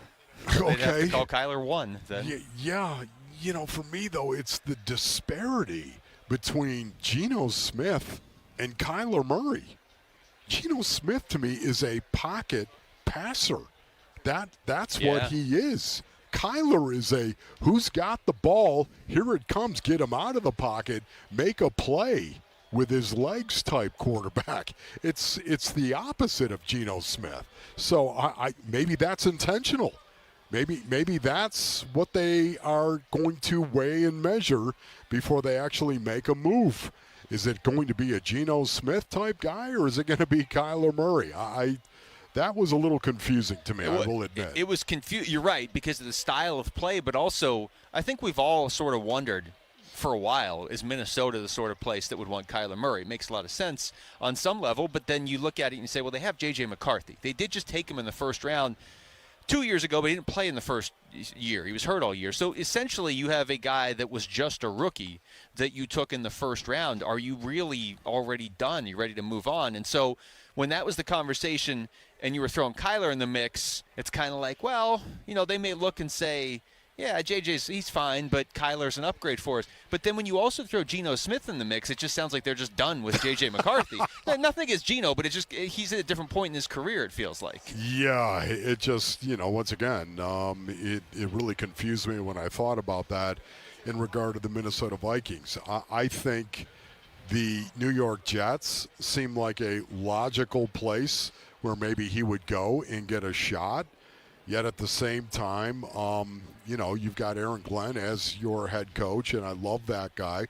Love the coach that he is. I think he probably values Kyler Murray because he knows how difficult it is to play against Kyler Murray and to tackle Kyler Murray when he's on his game. Here's Mina Kimes from NFL Live yesterday talking about a potential Kyler to Minnesota move. First of all, I love it for Kyler Murray, right? Don't pursue the biggest contract necessarily, pursue the situation, rebuild your value. But I also really like it for Minnesota. Guys, I feel like the league is way too low on Kyler Murray right now based on the way, first, Arizona is obviously willing to absorb a lot of a big cap hit to release him, but also the way he's talked about. I think the league is intentionally low on Kyler Murray, don't you, Wolf? It's sort of the posturing game. There's not really a whole lot of Kyler buzz. The second he becomes available and the Cardinals can't trade him, teams are going to line up for him. Yeah, once again, I do believe that there are teams that love the skill set of Kyler Murray. There are teams out there that absolutely love it. You know my feeling on this. There are offensive coordinators, specifically Basinonians, that look at Kyler Murray and think, that guy, you give me that skill set, and I'm going to turn that guy into a nightmare. I'm going to turn him into your opponent's worst nightmare.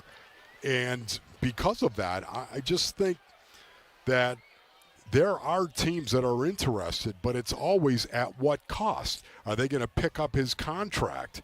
Could they possibly sign him as a free agent? I think that, more than anything else, is the reason why teams aren't going to trade for Kyler Murray. It's just because of the contract that they would have to pick up. Mina just threw something in there, too. I think we're going to learn a lot about Kyler Murray if he is able, if he gets his wish and the Cardinals have to cut him and they don't get anything for him and he can pick wherever he goes. He's already making a ton of money. Yeah. Now, I'm not saying don't go get paid, but if Minnesota is offering you X amount and the Jets are offering you X amount plus $3 million a year or whatever, I'd be looking long and hard at Minnesota or Pittsburgh or somewhere like Atlanta where you can rebuild your career instead of just being like, I'll take the extra couple million. I mean, he's already made so much and he's getting paid by the Cardinals next year. I don't know that I would just run for the Jets. There is the other option here, the other alternative as well, where, the Arizona Cardinals, they could absorb some of the salary.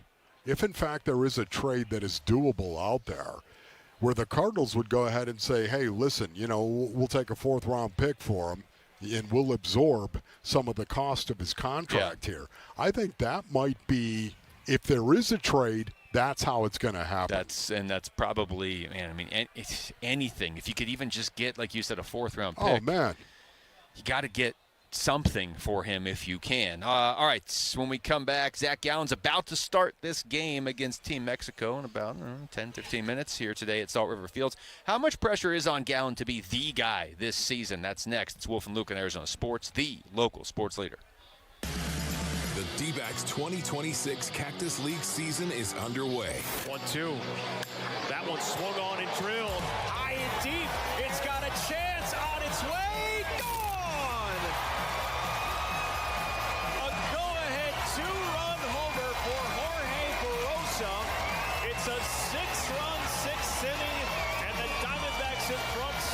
6. The home of Arizona Diamondbacks baseball. Arizona Sports on YouTube, the Arizona Sports app, Arizona Sports 98.7. Luke Lipinski back to tell you about Orchard. What if you found your dream home and instead of waiting around and debating what to do, you could just move in right away without having to sell your old place first? Sounds perfect, right?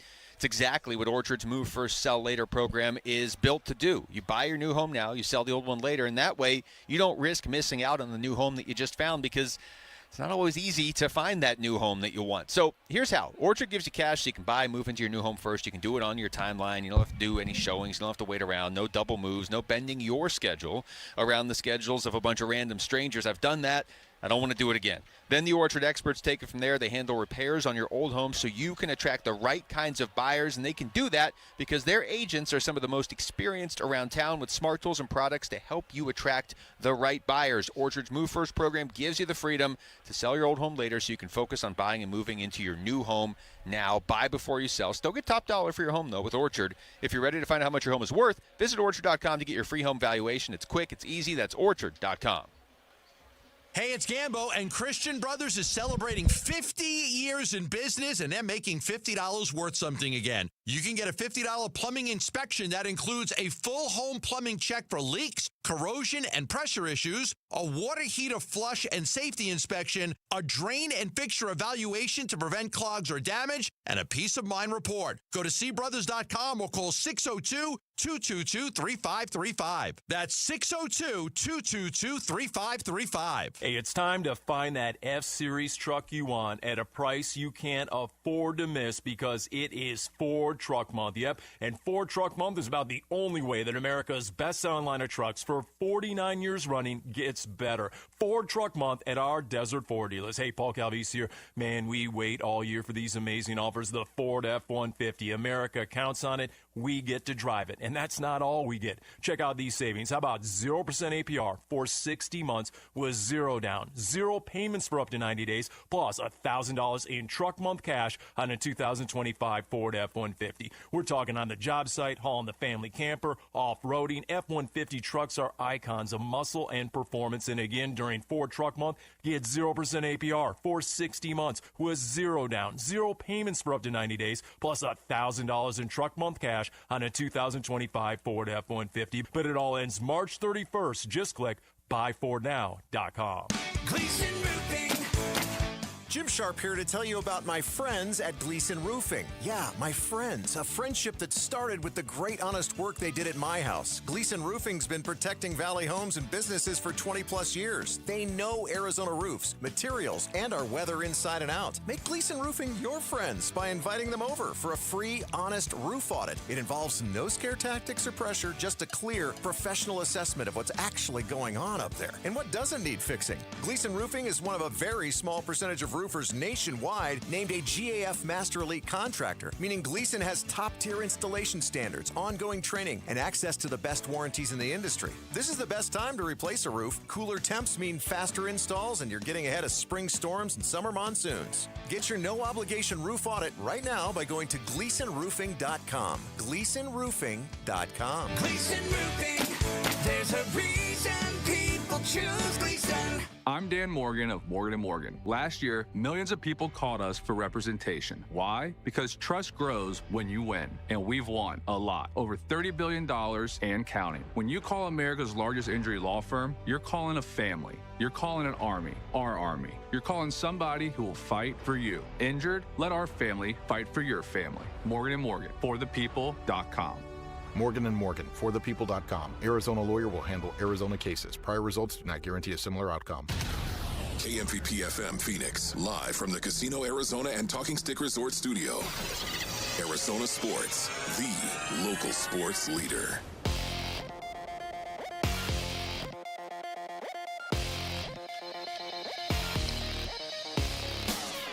I'm Jesse Morrison with Trending Now, presented by Parker & Sons, heating, cooling, plumbing, and electrical. The Phoenix Suns will get Devin Booker back tonight for a late one at the Sacramento Kings. Tip-off is at 9 with pregame coverage starting at 8 right here on Arizona Sports 98.7 in the Arizona Sports app. The Arizona Diamondbacks host Team Mexico today at Salt River Field. Zach Gallen gets the start for the Snakes with first pitch at 1:10. And Arizona State men's basketball hosts number 14 Kansas tonight at Desert Financial Arena.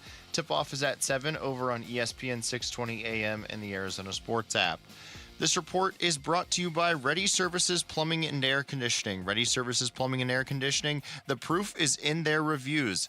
If you have any AC or plumbing issues and need a second look, they're online at ReadyServices.com. Proud sponsors of the Arizona Sports app. Arizona Sports. Right field on its way. See you later. Wolf and Luke talk spring training now.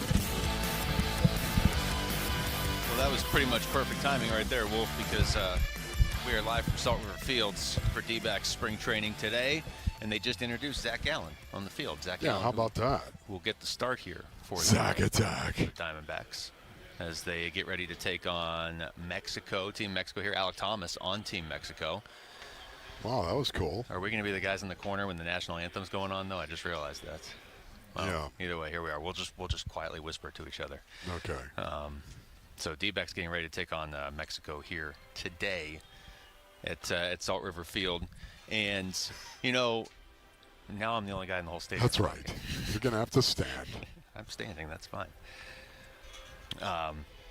Wolf, the pressure potentially now on Zach Gallen with no Merrill Kelly and no Corbin Burns to begin the year.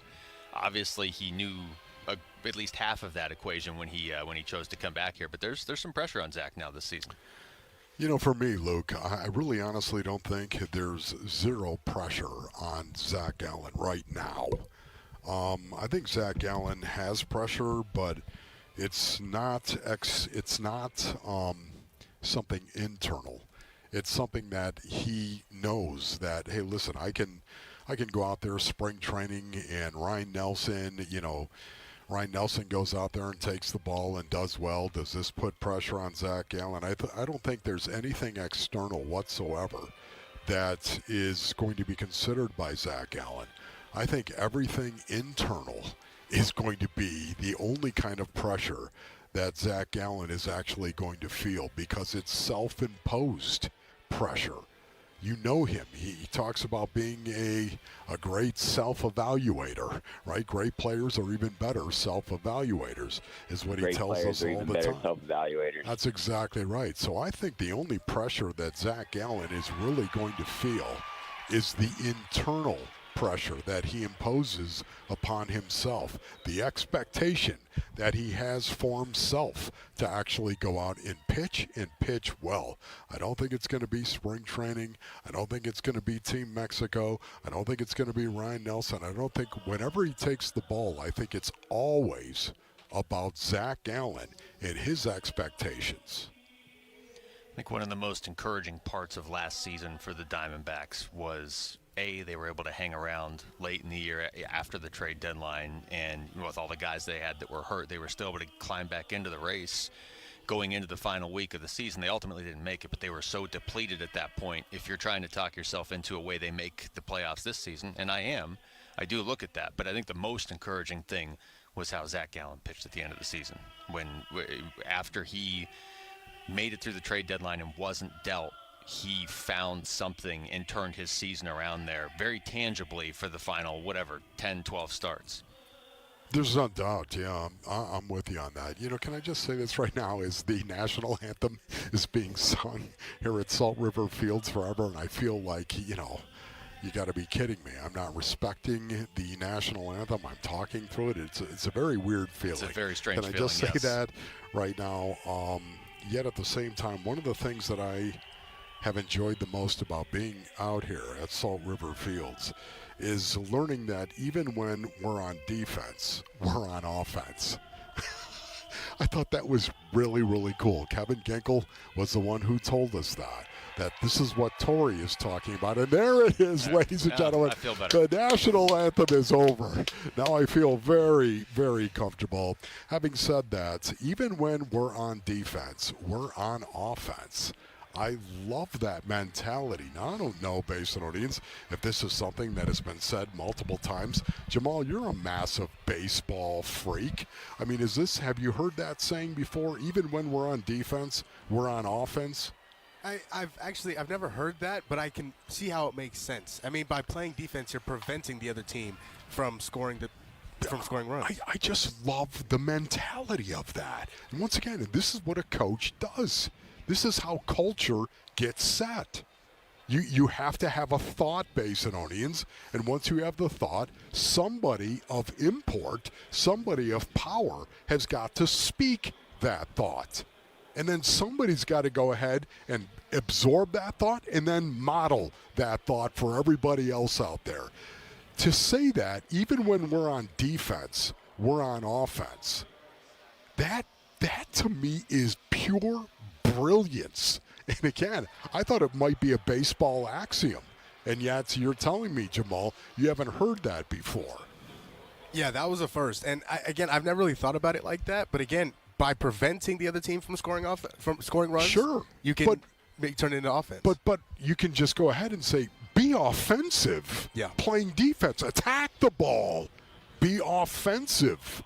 I be aggressive when you're in the field fielding your position. It makes a lot of sense, doesn't it? And I love that. That's a new axiom that I haven't heard in the game of baseball, and it's one of the coolest things that I heard out here today. I think the coolest part of it to me was the way Brandon Pfaadt said it, where you could tell, like, hey, this has gotten through to us. Oh, so it was Pfaadt. I said Gink. Yeah. But it's the way he said it, because then we followed up, like, Torrey's had a lot of these guys on this team for years. And Pfaadt, he's had Pfaadt for a few years, but it's not like he's had Pfaadt as long as some of these other guys. Torrey's been the manager for a while, and yet he can still find a way to get through to his players. Now, everything's going to be judged on wins and losses this year. I get it. And I think if you are a longtime Diamondbacks fan, there's parts of this that you really like, because a lot of the players that were instrumental in going to the World Series in 2023, like Merrill Kelly and Zach Allen, are back. And Paul Sewald even is back. And Torrey is still here. And it's almost like you're getting a do-over on last year because the injuries were so absurd. Yeah. But it does, and we haven't talked about this yet, it does put pressure. Maybe it doesn't inherently put pressure on, like, the players as they go out there, but I think we got to know in the back of our minds. And I like that they put this team back together in a lot of ways, because they were better than they showed last year. Too many guys were hurt.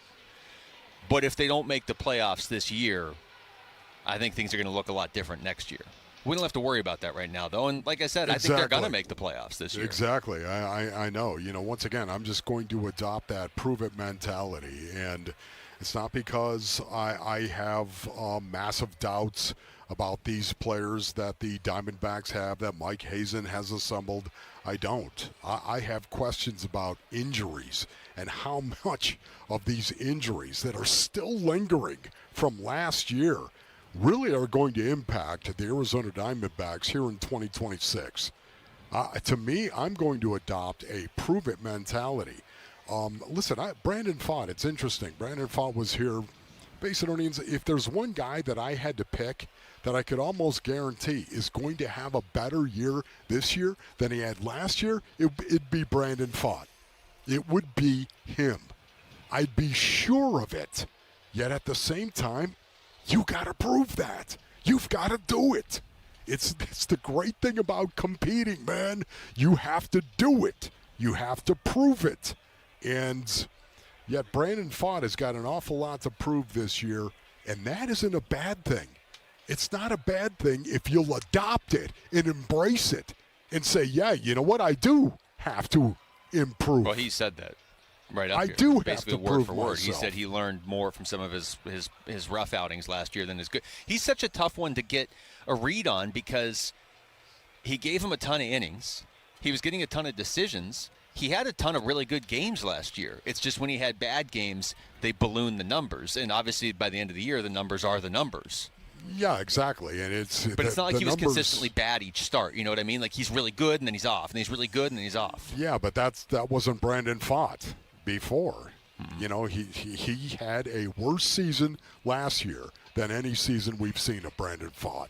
Well, there's pressure on all the pitchers in the rotation now without Merrill Kelly to start the year and Corbin Burns for the first probably half of the year. There's a lot of pressure on the guy who is about to take the mound here, Zach Gallen, because whether he starts opening day or not, he's got to be your ace. I mean, your 1-2 punch at the top of the rotation is Zach Gallen and Ryan Nelson. Whatever order you want to put it in, Gallen has been in that role before. All right, when we come back, the Phoenix Suns have a game tonight for the first time in what seems like forever. How much can the return of Devin Booker help Jalen Green find his way on this team? That's next. It's Wolf and Luke on Arizona Sports, the local sports leader.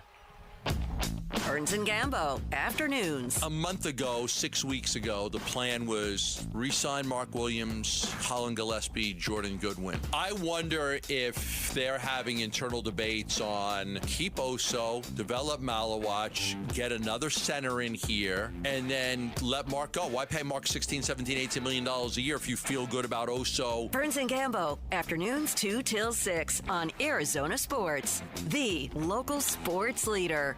All right, Basinonians, Ron Wolf here from my brothers over at Santan Ford. Go to santanford.com for more information. I am Santan Ford. I love saying that as I walk around the compound. Consider this your green light, brothers. Your green light on a new or pre-owned Ford, man. It's truck month at Santan Ford.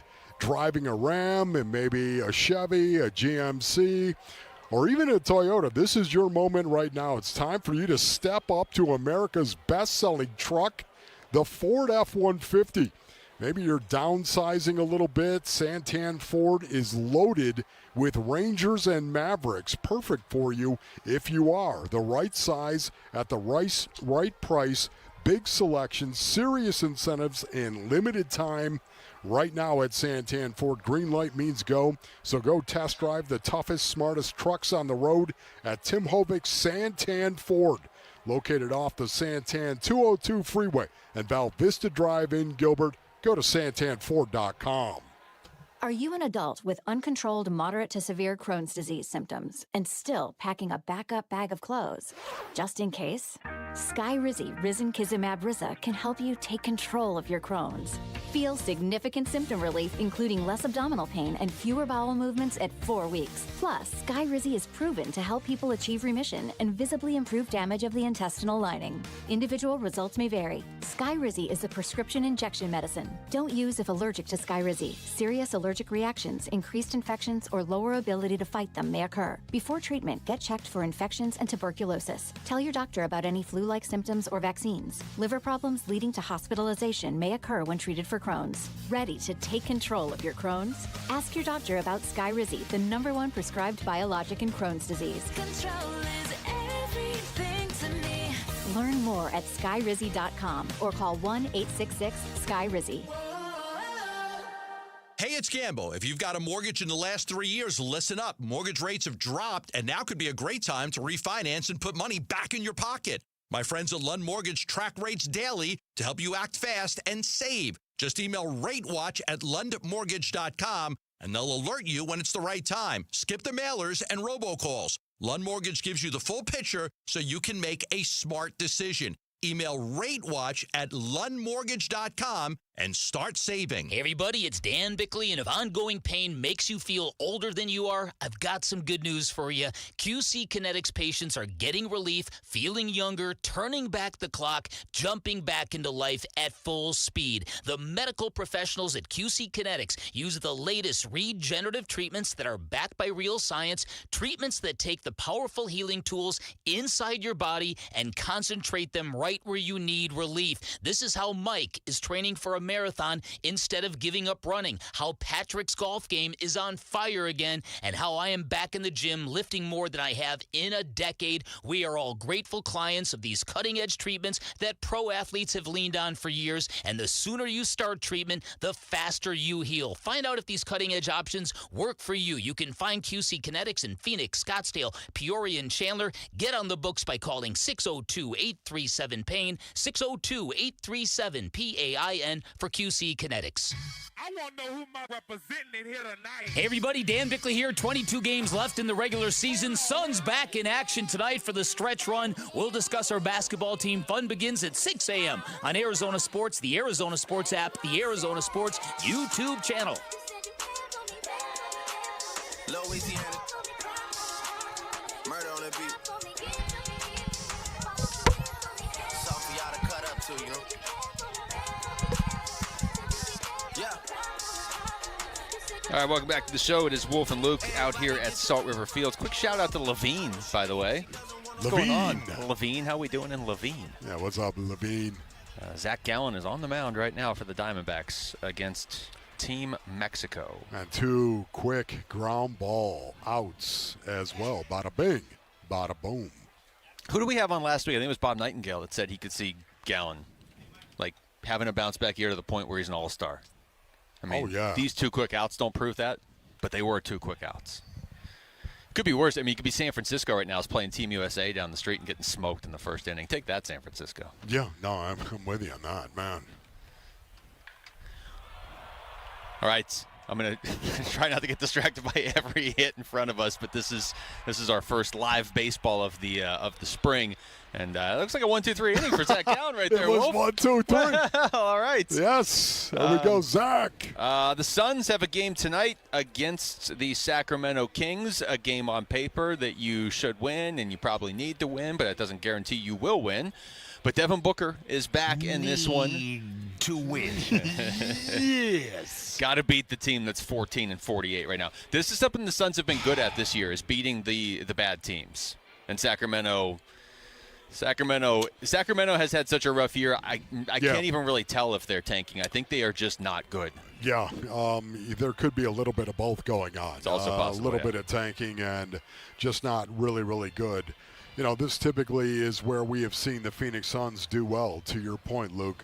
And I love that. It says so much about them individually and collectively that they would be able to bring that requisite intensity level to go out and beat the Kings and do it hopefully in a convincing fashion. Once again, just being able to go out and summon that intensity level to the requisite amount, I think that's what I'm looking for tonight, to see if in fact the Suns do that. Because that to me is who they are. More than anything else. That to me, it's not playing well against some of the best teams in the association. That to me, anybody can do that. Anybody can get up for a game like that. For me, what happens when you play the worst team in the association or the bottom 5 teams in the association? What happens when you play them? How do you bring that intensity then?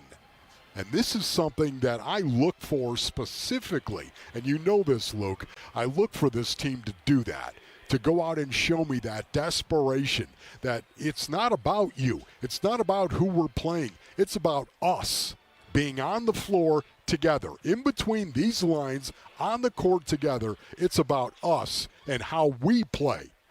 That's going to determine who's going to win or lose this game. I love that mentality, and I look for it in games just like this. We got a couple things at play now. I mean, obviously the Suns need wins if they want to hold on to the 7th seed, and certainly if they still want to make a run at the 6th seed, they need wins. They got that win over the Lakers going into this break, and it was huge because it kept you in the running. It gives you the tiebreaker over L.A., but since then L.A.'s won some games, so you need the win. But you also need to figure out this Jalen Green part of the equation. And here's Jordan Lawler. This is Sunday, talking about the need for patience as they work Jalen Green in. Yeah, I think what's different now is like everyone goes through these stages in an 82-game season. Now it just happens to be he's only played that many games. But I think it's pretty normal to go through these stretches, even when you're out for a couple weeks or a couple months, middle of the season. I think part of it is like the new teammates, the new system. And then we say 12 games, but there was some stretches in between where it was 0 games for a long time. So I think now we can see what the whole group looks like. And now he'll start to catch some rhythm for sure. Yeah, for me, once again, what the whole group looks like, it starts with 2. Not with 1. You thought I was going to say 1, Basinonians. It does not. It starts with Rick 2. had his hand right on the button. That's exactly right. It starts with 2. Devin Booker and Jalen Green. How is this going to go? Oh, my goodness. once again, I compared it to Kyler Murray and Marvin Harrison Jr. and the import that chemistry was going to have on the Arizona Cardinals season. I kind of feel the same way. You got 22 games left for the Phoenix Suns. 22 games. Can they actually get into the playoffs? Can they get one of the top 6 seeds in the Western Conference? I think they can, but I think it's going to be fully predicated on whether or not Devin Booker and Jalen Green build a chemistry, and all of a sudden a culture is going to build and form around that chemistry. The culture's already there, but you know what? Now the talent that's going to be inserted with Jalen Green and Devin Booker on the floor together, can they actually find a way where that fits inside their culture? Well, it's funny when you say stuff, when I hear you talking like that, it feels like when you say, okay, can they get this chemistry? This is what the season hinges on. It feels like before the football season with Marv and Kyler, right? Yep. Except there is a huge difference. You know what Devin Booker is. You know Devin Booker is one of the best players in the NBA. He's going to go down in history as the greatest Phoenix Sun of all time. So you know the big part of the equation was with the Cardinals. It was like, well, we don't totally know what Marv is, and we don't even really know what Kyler is after 6 years and now 7 years. You know Devin Booker's going to do his thing. It's just a matter of can that make Jalen Green? Can that make Jalen Green, or at least help Jalen Green? I mean, they at the very least need Jalen Green to be at the level he was for Houston last year. And when they got him, the goal was for him to evolve beyond that. But Jordan Ott's right. It's been a lot of, it's 12 games, but it was a game, and then it was 7 minutes, and then it was 2 months off, and then it was another game, and it was like 12 minutes, and then it was another month off. So, they just need an actual, rotation here. Man, a lot of people are walking by with food right now. Yeah, I know. How about that? For me, I was talking more about the situation where it was it was going to be huge going into the season for the Arizona Cardinals, for Kyler Murray and Marvin Harrison Jr. to build that chemistry. And if they did it, oh man, it was going to set off a chain reaction. It was more about the situation than it was about the people who are actually doing it. The same thing is here for the Phoenix Suns as far as I'm concerned. It's more about the situation. And the situation is what? Devin Booker and Jalen Green figuring out what it's going to look like for them to play together, and how it's going to result in wins to the degree in which we've seen this team win earlier in the season. Are they going to be able to do that? Because these are Mustangs once again. Mustangs. You're talking about Mustangs with Devin Booker and Jalen Green. How are they going to lead the pack, so to speak? Because I think it's important you're able to actually figure that out going forward within the entire collective of the team culture. There's more from Jordan Ott. He was asked if he is concerned at all with Jalen Green's struggles so far. I think it starts with his movement. He looks like he's moving the same. The conditioning piece. We obviously see him gas probably a little bit sooner. He's an incredible athlete. A young guy that's probably never had to deal with conditioning issues because you ramp right up into the season. So I think that's where to start. He knows he's a little out of rhythm, but it's good just to get him out there. And again, it's like the consistent number of games I think is good. I think this 4-day break is good for him too, just his body.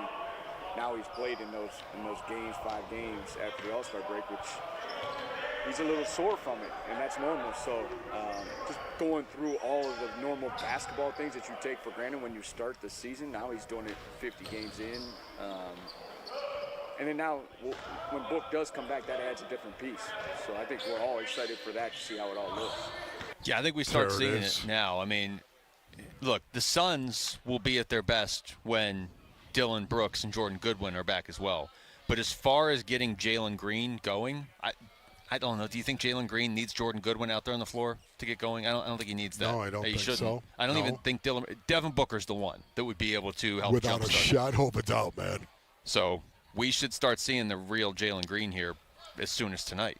How do the pieces fit when you have that kind of talent on the floor? How do they fit? Well, you got to make them fit. All right, we come back to football. Is taking Francis Mauigoa at number 3 the right thing to do for the Cardinals, even if there are flashier options out there? We'll get into that next. It's Wolf and Luke in Arizona Sports, the local sports leader. Bickley and Morada mornings.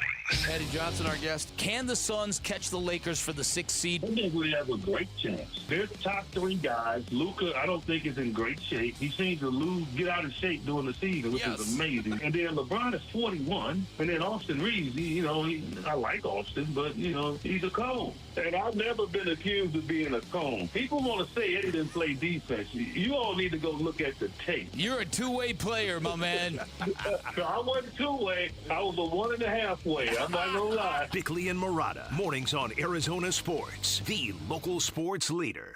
Hey, it's Paul Calvisi with Bright Wealth Management President Matt Dagas and Matt Taxis. They're one part of retirement that most people never get ahead of. That's true, and no one also plans for them. So once you start taking income from your accounts, taxes can impact everything. If you don't plan it right, you're going to pay Uncle Sam more than you should. But you help people take control of that. Absolutely. We look at all of your accounts, IRAs, 401ks, Social Security, all of these taxes to build a strategy designed to reduce all these unnecessary costs over time. And the difference adds up? It absolutely does. And smart tax planning can save you thousands of dollars over your retirement years. And listeners can start that process today. Call Bright Wealth Management at 844-726-9116 or visit us at brightwm.com for your complimentary tax review. If you want to keep more of what you've earned, make the call. Again, that's 844-726-9116 or brightwm.com. Investment advisory services offered through Foundations Investment Advisors, LLC, an SEC-registered investment advisor. The content provided is for educational purposes only. Hey everybody, Dan Bickley here with my great friend Shane O'Hanrahan, GM of Chapman BMW, the guy that can make your car buying dreams come true. It's true, Dan. I can't tell you how many times somebody has called or emailed me and asked for me by name and said, hey, Dan Bickley sent me to get the hookup. And you know what? We make it happen. So put me to the test. I will make your dreams come true. That's Chapman BMW, 2 great locations. 1 great experience. When it comes to vision, the name you need to know is Dr. Jay Schwartz at the Schwartz Laser Eye Center, the team eye doctor for the Phoenix Suns and Arizona Diamondbacks. Ready to ditch glasses and contacts? LASIK is your winning play, an advanced laser procedure that reshapes the cornea for sharp, clear vision. Quick procedure, fast recovery, and trusted results. If you're not a LASIK candidate, no need to worry. They've got options like the Evo ICL, an implantable lens that works with your natural eye, or the Clear Lens Exchange, a procedure that replaces your eye's natural lens for lasting clarity. There's free consultation at all 3 Valley locations, Scottsdale, Glendale, and Mesa. Schedule now at teamidoc.com. That's teamidoc.com or call 480-483-EYES. That's 480-483-EYES. It's the Schwartz Laser Eye Center, trusted for over 25 years. Being hurt in an accident can change your life, and we want you to be empowered in that situation,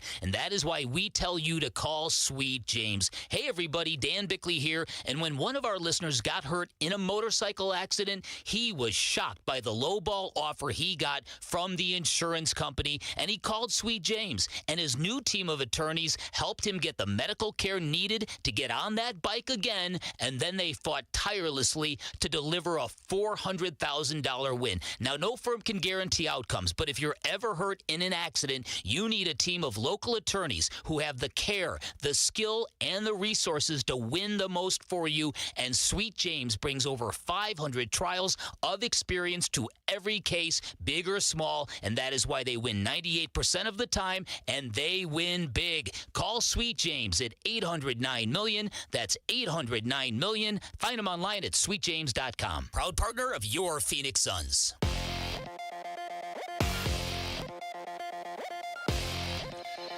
I'm Jesse Morrison with Trending Now, presented by Parker & Sons, heating, cooling, plumbing, and electrical.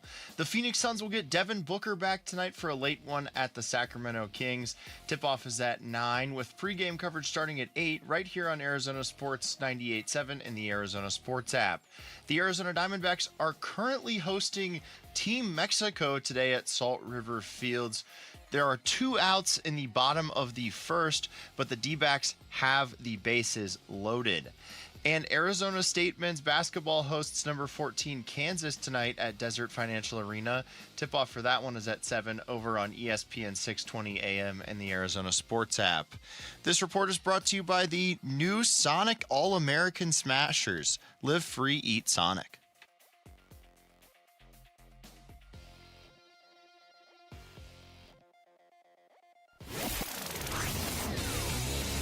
Arizona Sports, the Cardinal Decision, with Wolf and Luke.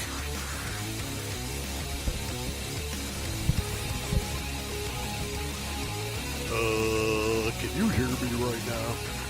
A lot of stuff going on out here.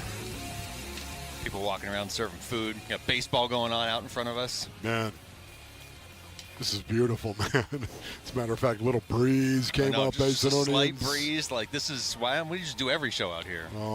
This has been awesome. They got Salsa Cam up there right now. On the Yeah, scoreboard. okay. Salsa Cam's out here on the porch, of course, in left field at Salt River Fields forever. Wolf, can you salsa dance? No. As a matter of fact, I tried doing that, a little ballroom dancing with the Warrior Queen, Basinonians, because that's what happens when a man loves a woman, of course.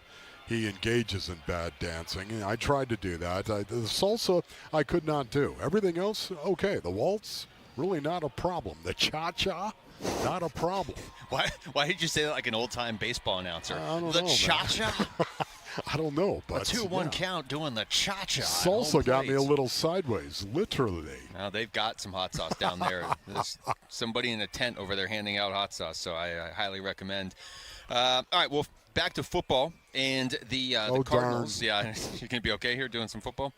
You know what? We're gonna take this in the direction where you've been going with it, where the Cardinals just keep the number 3 pick. And they take Francis Maui and Noah. This is Mel Kiper Jr. and Field Yates from the First Draft podcast last week, actually. And they were talking about Maui and Noah. Yeah, a lot of people like Pro Bowl caliber guard, start out at tackle, then move inside the guard, which we talked about. Happens a lot in the National Football League. You know, I think there are some people that just view this as one of the steadiest, safest players in the entire draft. That being said, you got to find the right suitor for a right tackle only and maybe a guard. The big question, I think, with Maui Noah, he was so good. He's such a controlled athlete, Mel. He never looks like he is playing on his heels. I absolutely love that. This does not make him different from Spencer Fano, but it makes him different from some of the offensive tackles that we have seen taken very high in the draft in recent years. He's probably what? And by the time that we're having this conversation, we might have more context on this, but he might be like a 33.5-inch arm, right? This is not some go-go gadget arm, 6'6" right tackle, right? This is more of a solidly built player as opposed to a tremendously built player. I think with Maui Noah, he does so many things so well. It'll be interesting to see if that impacts his value, though, just a little bit. Prototypes are going to usually find their way to rise up the board. Oh, okay, yeah, okay. You can say anything you want about his arm length. Is it ideal? It's not ideal. It isn't. Just watch the tape. And suddenly you're going to forget about the fact that his arms are not as long as you would like them to be. His feet are what makes him so special. He'll lock onto somebody and just railroad the dude. You know why? He's a dog. He loves the game of football, and the physicality that he brings to the field makes him an absolute dog. Your worst nightmare if you line up opposite of him. Well, so we played the cut earlier of Dan Orlovsky. In fact, we have time to play here. So I'm going to play these next 2 cuts, Wolf. One is Dan Orlovsky, one is Mina Kimes, both from NFL Live yesterday, talking about maybe the biggest obstacle to the Cardinals taking Francis Maui Noah, because by all accounts he's going to be there at 3. It just might be, do they have to take this guy instead? Yeah, this is the best player in the draft. I think he's a top 5 pick after this weekend's combine. He's 36 touchdowns at Notre Dame. 36. They averaged 26 yards. He had 13 that went over 30 yards. 6 of them that went over 60 yards. So his career at Notre Dame was phenomenal, and the tape is off the charts, and then the athletic profile is absolutely remarkable. I think if you're the Kansas City Chiefs, you had a bad weekend just because you're sitting at 9. I think the draft for him starts at 3. I think if you're Arizona, you can absolutely entertain drafting him at 3. I think if you're Tennessee at 4, you absolutely can entertain drafting him at 4, and the New York Giants at 5. And the other thing I'd say is this. If 2 sleeper teams, Minnesota Vikings, Carolina Panthers, teams that were good football teams last year, one being playoff football team, jump up and go get a game. This is Christian McCaffrey, Jahmyr Gibbs, Bijan Robinson. He's not a back. He's an elite football player. Okay, so that's powerful endorsement of Jeremiah Love. Yeah. And he probably doesn't even need that endorsement. I mean, 26-yard average on his touchdowns. That's insane. Okay, that is insane. You're telling me he scored 36 touchdowns at Notre Dame? Yes, that's but what he said. 18 last year. I don't know if he was just going off last year or what. But well, either no, way. he said 36. 36. Okay. And he said they averaged 26 yards. How could that? How can that be? That can't be. I know that just sounds absolutely ridiculous. But he was absolutely ridiculous. But once again, yeah, you know what? Listen, this is a situation where once again, everyone that has listened to this show, you know I want Francis Mauigoa. That's who I want the Arizona Cardinals to take at number 3. Can I just say, though, if they draft Jeremiah Love because they think this guy is unique, this guy is a generational talent at that position, and they draft him at number 3, I'm not going to cry. No, I don't think anybody's going to be upset if they take, because that is the flashiest pick you could possibly make in this draft, honestly, is taking Jeremiah Love, because nobody really knows quite how good he can be, but more and more people have him as the best player, the best football player in the draft, and the ones that don't, they almost all have him in their top 3. Now, the players don't always go in that order. I mean, teams have needs, I get that, but I don't know whether the Cardinals take him or if they're not going to take him, if they could maybe find a trade partner who wants a game changer like that. Here's Mina Kimes, same show. She said, yeah, okay, all that stuff with Jeremiah Love, it's true, but that might not be the best pick for the Cardinals. I do struggle with top 5, Dan. I obviously feel the same way about the player and his potential, and also the versatility, which I think is very important in how we value him, right? But if you're a team like an Arizona or Tennessee picking in the top 5, you have such great needs and in the trenches on both sides of the ball, to be honest. And to me, where you're picking, I would have trouble passing up on like an Arvell Reese out of Ohio State who can help you rebuild your defense. And in terms of Tennessee and Arizona, add some really much-needed speed and youth versus a player, especially a team like Arizona, where you're not competing right now, right, with the other teams in your very difficult division. And I feel like it would, from a team-building perspective, they just have greater needs at higher positions of value. Your thoughts on that, Luke? Yeah, you know, if you're going to go down that path, that's totally fine. I think you need to get something for that pick because it's seeming more and more like, and it felt this way during the season. It's not like Jeremiah Love is a combine guy. I mean, he had a great combine. And you got to be aware of what that does to the teams around you. If there was a team, like Dan Orlovsky said, like the Chiefs sitting there at 9, like, hey, you know, there's a chance Jeremiah Love drops to us. Well, not after the combine. He's not going to. So if you have this guy who is a true game changer, he certainly looked like it on the field, and now he looks like it's at the combine. If you're not going to take him at 3 and you're going to take a guy there you could get at 6 or 7, maybe you trade down to 6 or 7. Yeah, and once again, this is going to be decided by Monty Ossenfort, ladies and gentlemen. It is. Now, is he going to take a lot of input from Mike LaFleur? You better believe it. Is he going to listen to his scouts? You better believe it. But this is exactly what a general manager gets paid for, to make this kind of decision. You know what? Jeremiah Love, you don't see. You do not see this type of player come out every year in the NFL draft. You just don't see it. And because of that, we're going to go ahead and we're going to go out on a limb. And we're going to say, yeah, we need line of scrimmage help, but we're going to take Jeremiah Love. It's going to be a defining moment, I believe, for Monty Ossenfort and for the Arizona Cardinals. Even if they pass on him, and suddenly Jeremiah Love turns into a lot of hate. Adrian Peterson? Yes. Yeah, you need to figure. They've already had these conversations, but I think 2 of the main conversations you have to have are, 1, if you're going to take Jeremiah Love, can you still make offensive line your overall priority this offseason? Can you still address that in the second round and in free agency? Can you still do that? If you feel like you can do it, then I think that opens the door to take a guy like Jeremiah Love. Because what Mina Kimes says right there and what you've been saying is true. They have to address the offensive line first and foremost.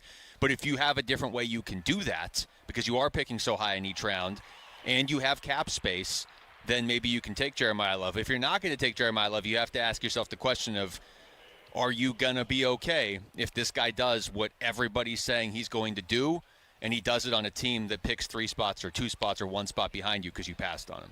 Defining moment. You have to come to terms with both those and pick your direction and go in it. You can't really waver on it. All right, when we come back, final segment of the show from out here at Salt River Field. Suns taking on the Kings tonight. We'll get into staring at the Suns. What we're watching for next. It's Wolf and Luke on Arizona Sports, the local sports leader. Here are the top 3 headlines on Arizonasports.com. I'm Kevin Zimmerman. The Cardinals land a QB with a first-round trade in ESPN's latest mock draft. Broncos owner Rob Walton reportedly bought a 10% stake in the Diamondbacks 2 years ago, and the Dominican Diamondbacks are eager to put their home country back on top at the World Baseball Classic. Those are the top 3 headlines on Arizonasports.com. Are your investments in the right accounts? What's best, traditional or Roth? Are you receiving all available tax deductions? Are you paying as little in tax as you can? These are all questions you can't afford to get wrong. Hi, I'm Jeff Jr., founder of Trajan Wealth, and in many cases, it's not what you make, but it's what you keep that makes the real difference. Trajan Wealth and Trajan Tax work closely together exclusively. No more guessing about whether you should do a Roth conversion, or if maxing out your 401k is really the best option. Our nationally recognized fiduciary advisors and CPA team work in tandem to make sure your tax strategy works with your investment strategy. We'll even do your tax preparation. One team, one strategy. Isn't it time for a second opinion? Call Trajan today, 480-360-7900. That's 480-360-7900. Trajan Wealth, an SEC-registered investment advisor. Additional services through Trajan Estate and Trajan Tax. Additional disclosures and accreditation at TrajanWealth.com. I'm John Morgan of Morgan & Morgan. If you've been injured in a car accident, call America's largest injury law firm. For over 35 years, my mission has been to deliver more for our clients, to deliver more for you. If you or anyone in your family has been injured in a car accident, call us now, as the time to file a claim may be limited. Last year, more clients hired Morgan & Morgan than ever before, protecting America, fighting for you. Morgan & Morgan. Visit forthepeople.com for an office near you. Low T? Start for free for a limited time. Get prescription testosterone therapy with no startup fee. Only at Red Mountain Weight Loss. Just because you're getting older doesn't mean you have to feel older. Prescription testosterone gives you more energy, stamina, and it'll help you lose weight and lose that dad bod for good. You'll also think better, sleep better, and your love life will be better. Look, don't be fooled. Nothing boosts testosterone like actual testosterone. So skip the gimmicks and get prescription strength testosterone now at Red Mountain Weight Loss. It's a game changer. So don't wait. If you've got low T, get started for free. Meet with a board-certified medical provider online with no waiting from the convenience of your home or office. Book today and feel like yourself again. Only at Red Mountain Weight Loss. Go to redmountainweightloss.com or dial pound 250 on your phone. Keyword Red Mountain. Red Mountain Weight Loss. Real testosterone. Real doctors. Real results. Nowhere can you buy a GMC for less than at Liberty GMC. Dave Burns here for Liberty GMC in Peoria, 87th Avenue and West Bell Road, or online all the time at libertygmcaz.com. Check out this brand new feature they have, concierge service. Liberty GMC will pick up your vehicle, perform the service, and return it to you. Perfect if you crave that convenience because your time is valuable. Schedule online at libertygmcaz.com or visit them in Peoria, 87th Avenue and West Bell Road. GMC, we are professional grade. What are we watching in tonight's Phoenix Suns game? It's Staring at the Suns with Wolf and Luke. All right, welcome back to Salt River Fields. Right now I'm staring at Alec Thomas facing the Diamondbacks at the plate. Wolf, this is kind of different. Kind of weird as we watch the Diamondbacks taking on Team Mexico out here. Little base hit. Fields, yeah. Well, good for Alec. Yeah. We like to see that. I don't know how to feel about Come on, that. man. Are you kidding me? Off the Diamondback pitcher. That's all good. Staring at the Suns for tonight as the Suns get ready to take on the Sacramento Kings. First game since last Thursday. Wolf, I don't know how you can look anywhere other than Devin Booker back on the floor for the Suns tonight. He's been so good in his career at coming back from an injury and not really missing a beat. And not every time. Sometimes maybe it takes a game or two to get going. But generally speaking, when he comes back, he's back. And they need him now. Maybe more than any other point this season because there's a lot on the line in these final 22 games. And so potentially perfect timing to get him back. Yeah. No, I'm with you on that. It's not just Devin Booker, though, based on it's for me, that I'm going to be looking at. It's the minutes with Jalen Green that they have on the floor together. Sharing those minutes, how do the Phoenix Suns look? How do they play offensively, of course? What kind of tempo do they play? And how do they play defensively? When Jalen Green and Devin Booker are on the floor together, this to me is really something that is paramount going forward, that they learn how to play together. I just don't think they've had enough time where you can look at it and say that they have learned how to play together. You can scheme it up, you can think about it, but it's quite another thing to actually go out and do it. Yeah. And I don't know if we've seen them actually get exposed to each other enough to actually say they're doing it. We definitely haven't seen enough to have any sort of read on what that's going to look like. And I don't think anybody thinks it's going to impact Booker all that much. I mean, I guess in theory, if Jalen Green starts hitting shots and he becomes a threat that the other team has to account for, in a perfect world, that could make life even easier for Devin Booker. But I think right now the focus is not on how can you make life easier for Devin Booker. It's how can you get more from Jalen Green, because are they going to make the play-in? I mean, Jalen Green could go out there and miss every shot for the rest of the season. They're still going to make the play-in. But if they're actually going to do anything and make the playoffs and, maybe give a team fits in the first round of the playoffs, they're going to need Jalen Green hitting shots. Here's Jordan Lawler from yesterday talking about how they played in February compared to January. A little bit of everything. I think I don't think anyone looks at the season in season block or month blocks. I think they look at how you're playing currently. If you're not playing as well currently, how do you get it back? And when you do have some down times, like what did you figure out? Like what are some solutions? But none of it means anything because tomorrow's a new night. So our ability to respond is as good as any team I've ever been on. So we're in a good spot, but we have places to go. Everyone wants to be healthy. It's just hard to be healthy. That's the bottom line. You look around the league, it's hard. It's hard to be healthy. We got to still go out and compete no matter what. Yeah, they got to compete no matter what. And this, to me, is the other thing that I'm going to be looking for, and something that we were talking about earlier on this broadcast, basically, and something we're very proud of, is the fact that the Phoenix Suns have gone out and typically taken care of business in terms of playing against teams that they should beat, going out and beating those teams. And to me, again, I want to see the requisite intensity from the Phoenix Suns against, what many people say is the worst team in the association. The Sacramento Kings have won 14 games. You look at some of the numbers. They're number 29 in points in the association. Remember, there's 30 teams. Number 28 in opponent points. Would you say that's good? That's not ideal. 29 in points, 28 in opponent Makes points. Makes me wonder who number 30 is. Opponent field goal percent, guess what? They're number 30, dead last in the league. 49.7% field goal percentage the Kings give up, and they're also 30th in terms of shooting the three. So it's a situation where, again, this is a bad team. But I want to see the Suns flex a little bit here because it's about them and not the Kings. That's their mentality. That's their culture. I want to see it. Yeah, wins are wins at this point in the season. You're heading into the final quarter of the year. If you sneak into that 6th seed because you tie the Lakers and you have the tiebreaker over them, which you've already locked up the tiebreaker, nobody's going to be like, well, yeah, but they got there because they beat Sacramento on early March. Like, no, win the game. Get a win over Sacramento right now is just as valuable as a win over Oklahoma City. So you're not going to have a ton of these sorts of games left. They have a stretch here coming up of 6. We talked about that, although I would say one of them got tougher with Giannis coming back.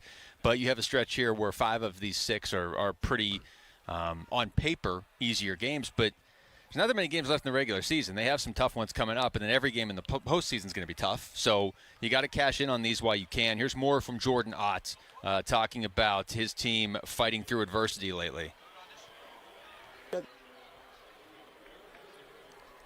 Well, maybe not.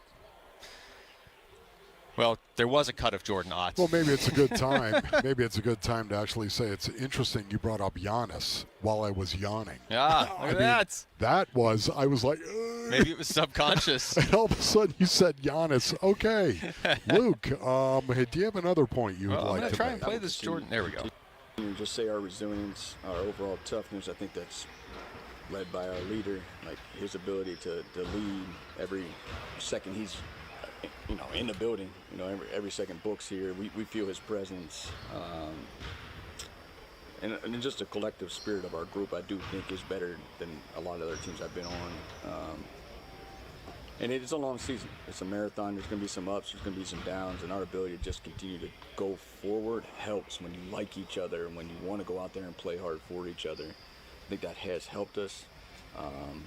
But just another stretch. Like, we're into March now. These games mean more and more. This week's a big week for us. And we're going to get some bodies back. But we got to play the right way. We got to play our style of basketball and do it together. Man, there's so many things I want to say about that. What do you want to say, Luke? It's been the calling card of this team this season. And you just yawned again when we talk about Giannis. What I wanted to say is Zach Gallen went 2 shutout innings here today. Okay, that's nice. That's great. For me, I just want to comment on something that Coach Ott just said, and he was talking about it's nice to be collectively minded, so to speak. I'm paraphrasing what he said, but he was talking about the collective mindset that is on his team. This is the reason why you go out and you get like-minded dogs. You get guys who feel the same way. Will their talent level be different, Luke? No doubt about it. Devin Booker's talent level is a little bit different from other guys that are out there. Dylan Brooks' talent level is different than other guys that are out there. But guess what? They still have the dog mentality. Both of those guys. Book has always had the smolder to him. It's just Dylan Brooks now has shown up and just blown away the smolder. And now you can see the fire a little bit easier from Devin Booker. I think, once again, to have like-minded individuals, I know what that does in a locker room and how it really helps a team adopt that mentality, that team mentality that you need to go out and win. Well, it's worked for them up to this point, and ideally now we're going to see them start to get back to full strength at just the right time in the year. As far as this game, it is scoreless. D-backs and Team Mexico, bottom of the 3rd inning. So Zach Gallen went 2 scoreless, and Taylor Clark pitched the last inning. He went 1 scoreless. So each of them gave up a hit. But Gallen now threw 3 innings this spring, 2 hits, no runs.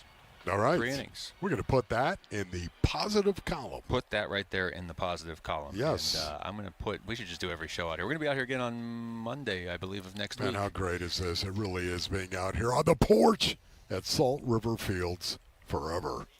D-backs taking on, I believe, the Mariners next week. So, yeah. Wolf, any final thoughts here? I have lost all connection to the internet, so I can't pull up the schedule. Okay, no, I do not have any really final thoughts other than, do you feel that breeze right now? What are you doing out here? We're out here the next time when? Monday against the Mariners. Okay, Monday. We're going to be out here, Basinonians. What do you say you come join us? We're going to be on the porch out in left field. Give us a wave, will you? Burns and Gambo are coming up here in just a few minutes out here on the porch as well. By the way, I think I've seen Gonzo take about 3 laps out here, so I don't know if he's like just getting in. I don't know. It's like some sort of Gonzo invitation. Hey, listen, Gonzo's got a lot of things to do. He's got a lot of people to meet. He's got a lot of hands to shake. Every time I look up, he's walking by, and people are just kind of following him because he's Gonzo and being like, "Hey, remember when you were hitting that homer or that base hit to knock off the Yankees?" He's in the World just Series? the best guy too. All right, that's it for us. Thanks to Rick back at the studios. Thanks to Jamal and Byron and everybody out here. Jeremy as well out here getting us set up for Wolf. I'm Luke. We got Burns and Gambo next on Arizona Sports, the local sports leader. Peace and strength. Join Arizona Sports April 11th in Tempe for the 22nd annual Pats Run, presented by Tech Systems. This 4.2-mile run-walk finishes on the 42-yard line at Mountain America Stadium, home of the ASU Sun Devils. Bring the whole family. Kids can take part in the 0.42-mile Kids Run, presented by Shields and Phoenix Children's Hospital. Honor Pat Tillman's legacy and help support the Tillman scholars who carry it forward. After the run, it's the Tillman Tailgate, presented by Gila River Resorts and Casinos. Enjoy live music, food trucks, and vendor activations outside the stadium. Learn more and sign up today at patsrun.org. So my friends over at Pure Talk have been sending me customer feedback from consumeraffairs.com, where thousands of people rate and review the top wireless providers. Here, for instance, is a nice note from James in Raleigh, North Carolina, who writes, quote, "After hearing Mike Rowe's ad, we made the switch to Pure Talk, and we couldn't be happier. We went from spending $1,200 a year with T-Mobile to $420 with Pure Talk. Thanks, Mike. Switch today!" Exclamation point. Pure Talk is saving James $820 a year. And because he literally wrote the words "switch today" in capital letters with an exclamation point, I'm going to go ahead and dedicate this commercial to him. So folks, take it from James in Raleigh, North Carolina. Pure Talk can give you unlimited talk, text, and plenty of data for just $25 a month on the same 5G service the big guys are overcharging you for. Just dial pound 250, say Mike Rowe. You'll also save 50% off your first month. That's pound 250 to save an additional 50%. Thanks, James. Get in the zone, AutoZone. Welcome to A to Z Savings, our biggest sale of the year. Happy to be here. Can I get some rotors? Would you like brake pads with that? How much are the brake pads? Free with Duralast rotors. Free. Really? Really? Free. I also need some oil. Would you like an oil filter with that? Yeah. How much is that? Free with the oil. Free. Really? Really. Free. It's part of A to Z Savings with hundreds of deals. From A to free. Get in the zone, AutoZone. Ends March 9th. Restrictions apply. Tired of hearing scary radio ads about the IRS? Tax Relief Advocates is different. TRA is here to tell you that if you owe money to the IRS, whether it's $5,000 or $500,000, we have a solution. TRA can eliminate or reduce what you owe to the IRS with zero risk to you. We have over 1,000 5-star reviews on Google and an A+ with a BBB. End your tax nightmare today by visiting TRA.com or call 800-583-6681. That's 800-583-6681. Hey, basketball fans, Tom Chambers here reminding you that just like in a game, you need a solid defense for your home. And that starts with a reliable roof from Right Way Roofing. Hey, Lori, as owner of Right Way Roofing, what sets you apart from the competition? Our team tackles any roofing challenge from shingles to tile to foam roofing. We'll make sure your roof wins against the toughest opponents, rain, wind, and even those scorching summer days. Make Right Way Roofing your MVP. Right Way Roofing, we do it right. We'll always keep you watertight. When you struggle with private student loan debt, it feels awful. You feel stuck, you feel embarrassed, you feel like you've run out of moves. I hear from people all the time who are in that exact spot, but just know there is a way forward, and it's called Y-Refi. Hi, it's Vince Marotta, and Y-Refi specializes in helping people with distressed or defaulted private student loan debt. That's all they do. And they won't judge you. They won't ask you why you didn't fix it sooner. They just help you get back on track with a low, fixed rate payment that you can actually afford. And if you've been turned down by other lenders, honestly, that's when Y-Refi shines. They build a plan around your real life, not some perfect version of it. Your student loans don't define you. They don't get the final say. Y-Refi helps you take back control and breathe again. Give them a call to find out more. 888-Y-REFI-85 or visit YREFI.com. That's the letter Y, REFY.com. 1-877 Cards for Kids. KARS Cards for Kids. Call 877 Cars for Kids to reach a friendly live agent. Donation's super easy, and your car can be picked up as soon as tomorrow. Call us now or go to carsforkids.org. That's cars with a K. 1-877 Cars for Kids. Donate your car today. Did you know you can donate real estate too?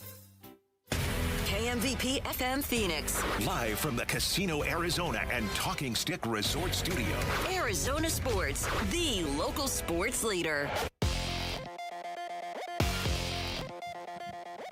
I'm Jesse Morrison with Trending Now, presented by Parker & Sons. Heating, cooling, plumbing, and electrical. This just in, it seems as though the Kyler Murray era in Arizona is over.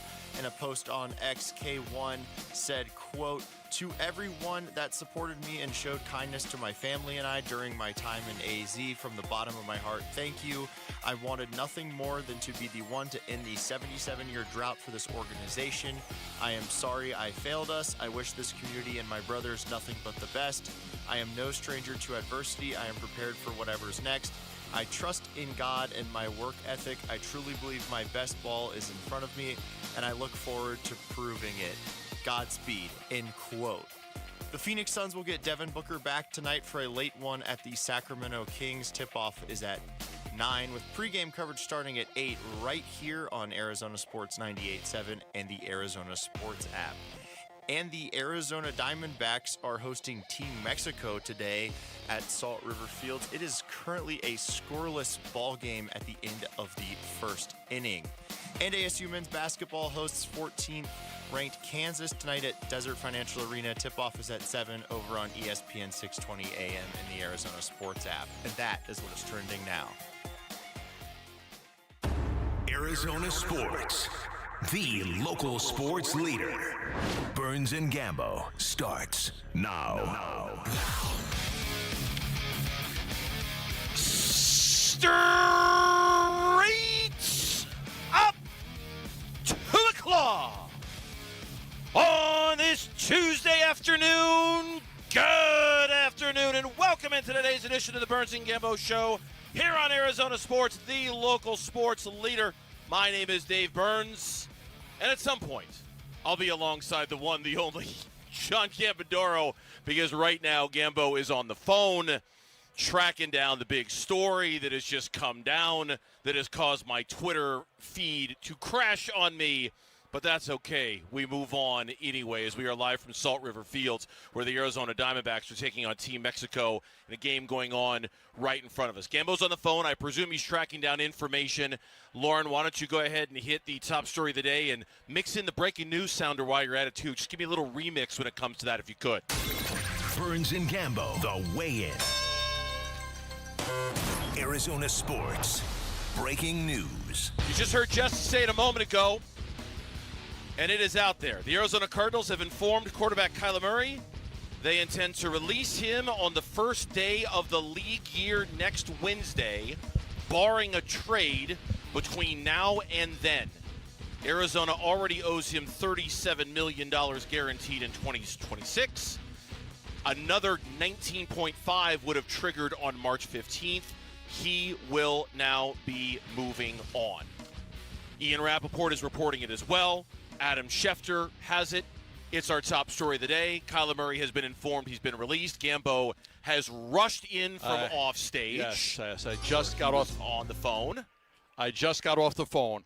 What I can tell you is that the Arizona Cardinals explored all options to trade Kyler Murray at the Combine. Those trade discussions did not go anywhere. This was the best situation they could make. They would have preferred to trade him. Nobody wanted him. They were trading the contract, not the player. It will be official on Wednesday, and now they have the long road to go to try to find a quarterback through free agency and the draft. They handled it the right way, is what I was told. They were informed. Kyler and his group were informed today of the decision. But again, what I can tell you is that they explored all options to trade Kyler at the Combine. They had several conversations with multiple teams about trading Kyler Murray. Those conversations didn't go anywhere. They didn't lead anywhere. And that the only option left was to release Kyler Murray. There will not be a trade, and not expected to be a trade in the next few weeks. He sent out a statement on Twitter at 1:55. So immediately after Schefter and Ian Rappaport put the news out there. Here is that exact statement, and I quote, "To everyone that supported me and showed kindness to my family and I during my time in Arizona, from the bottom of my heart, thank you.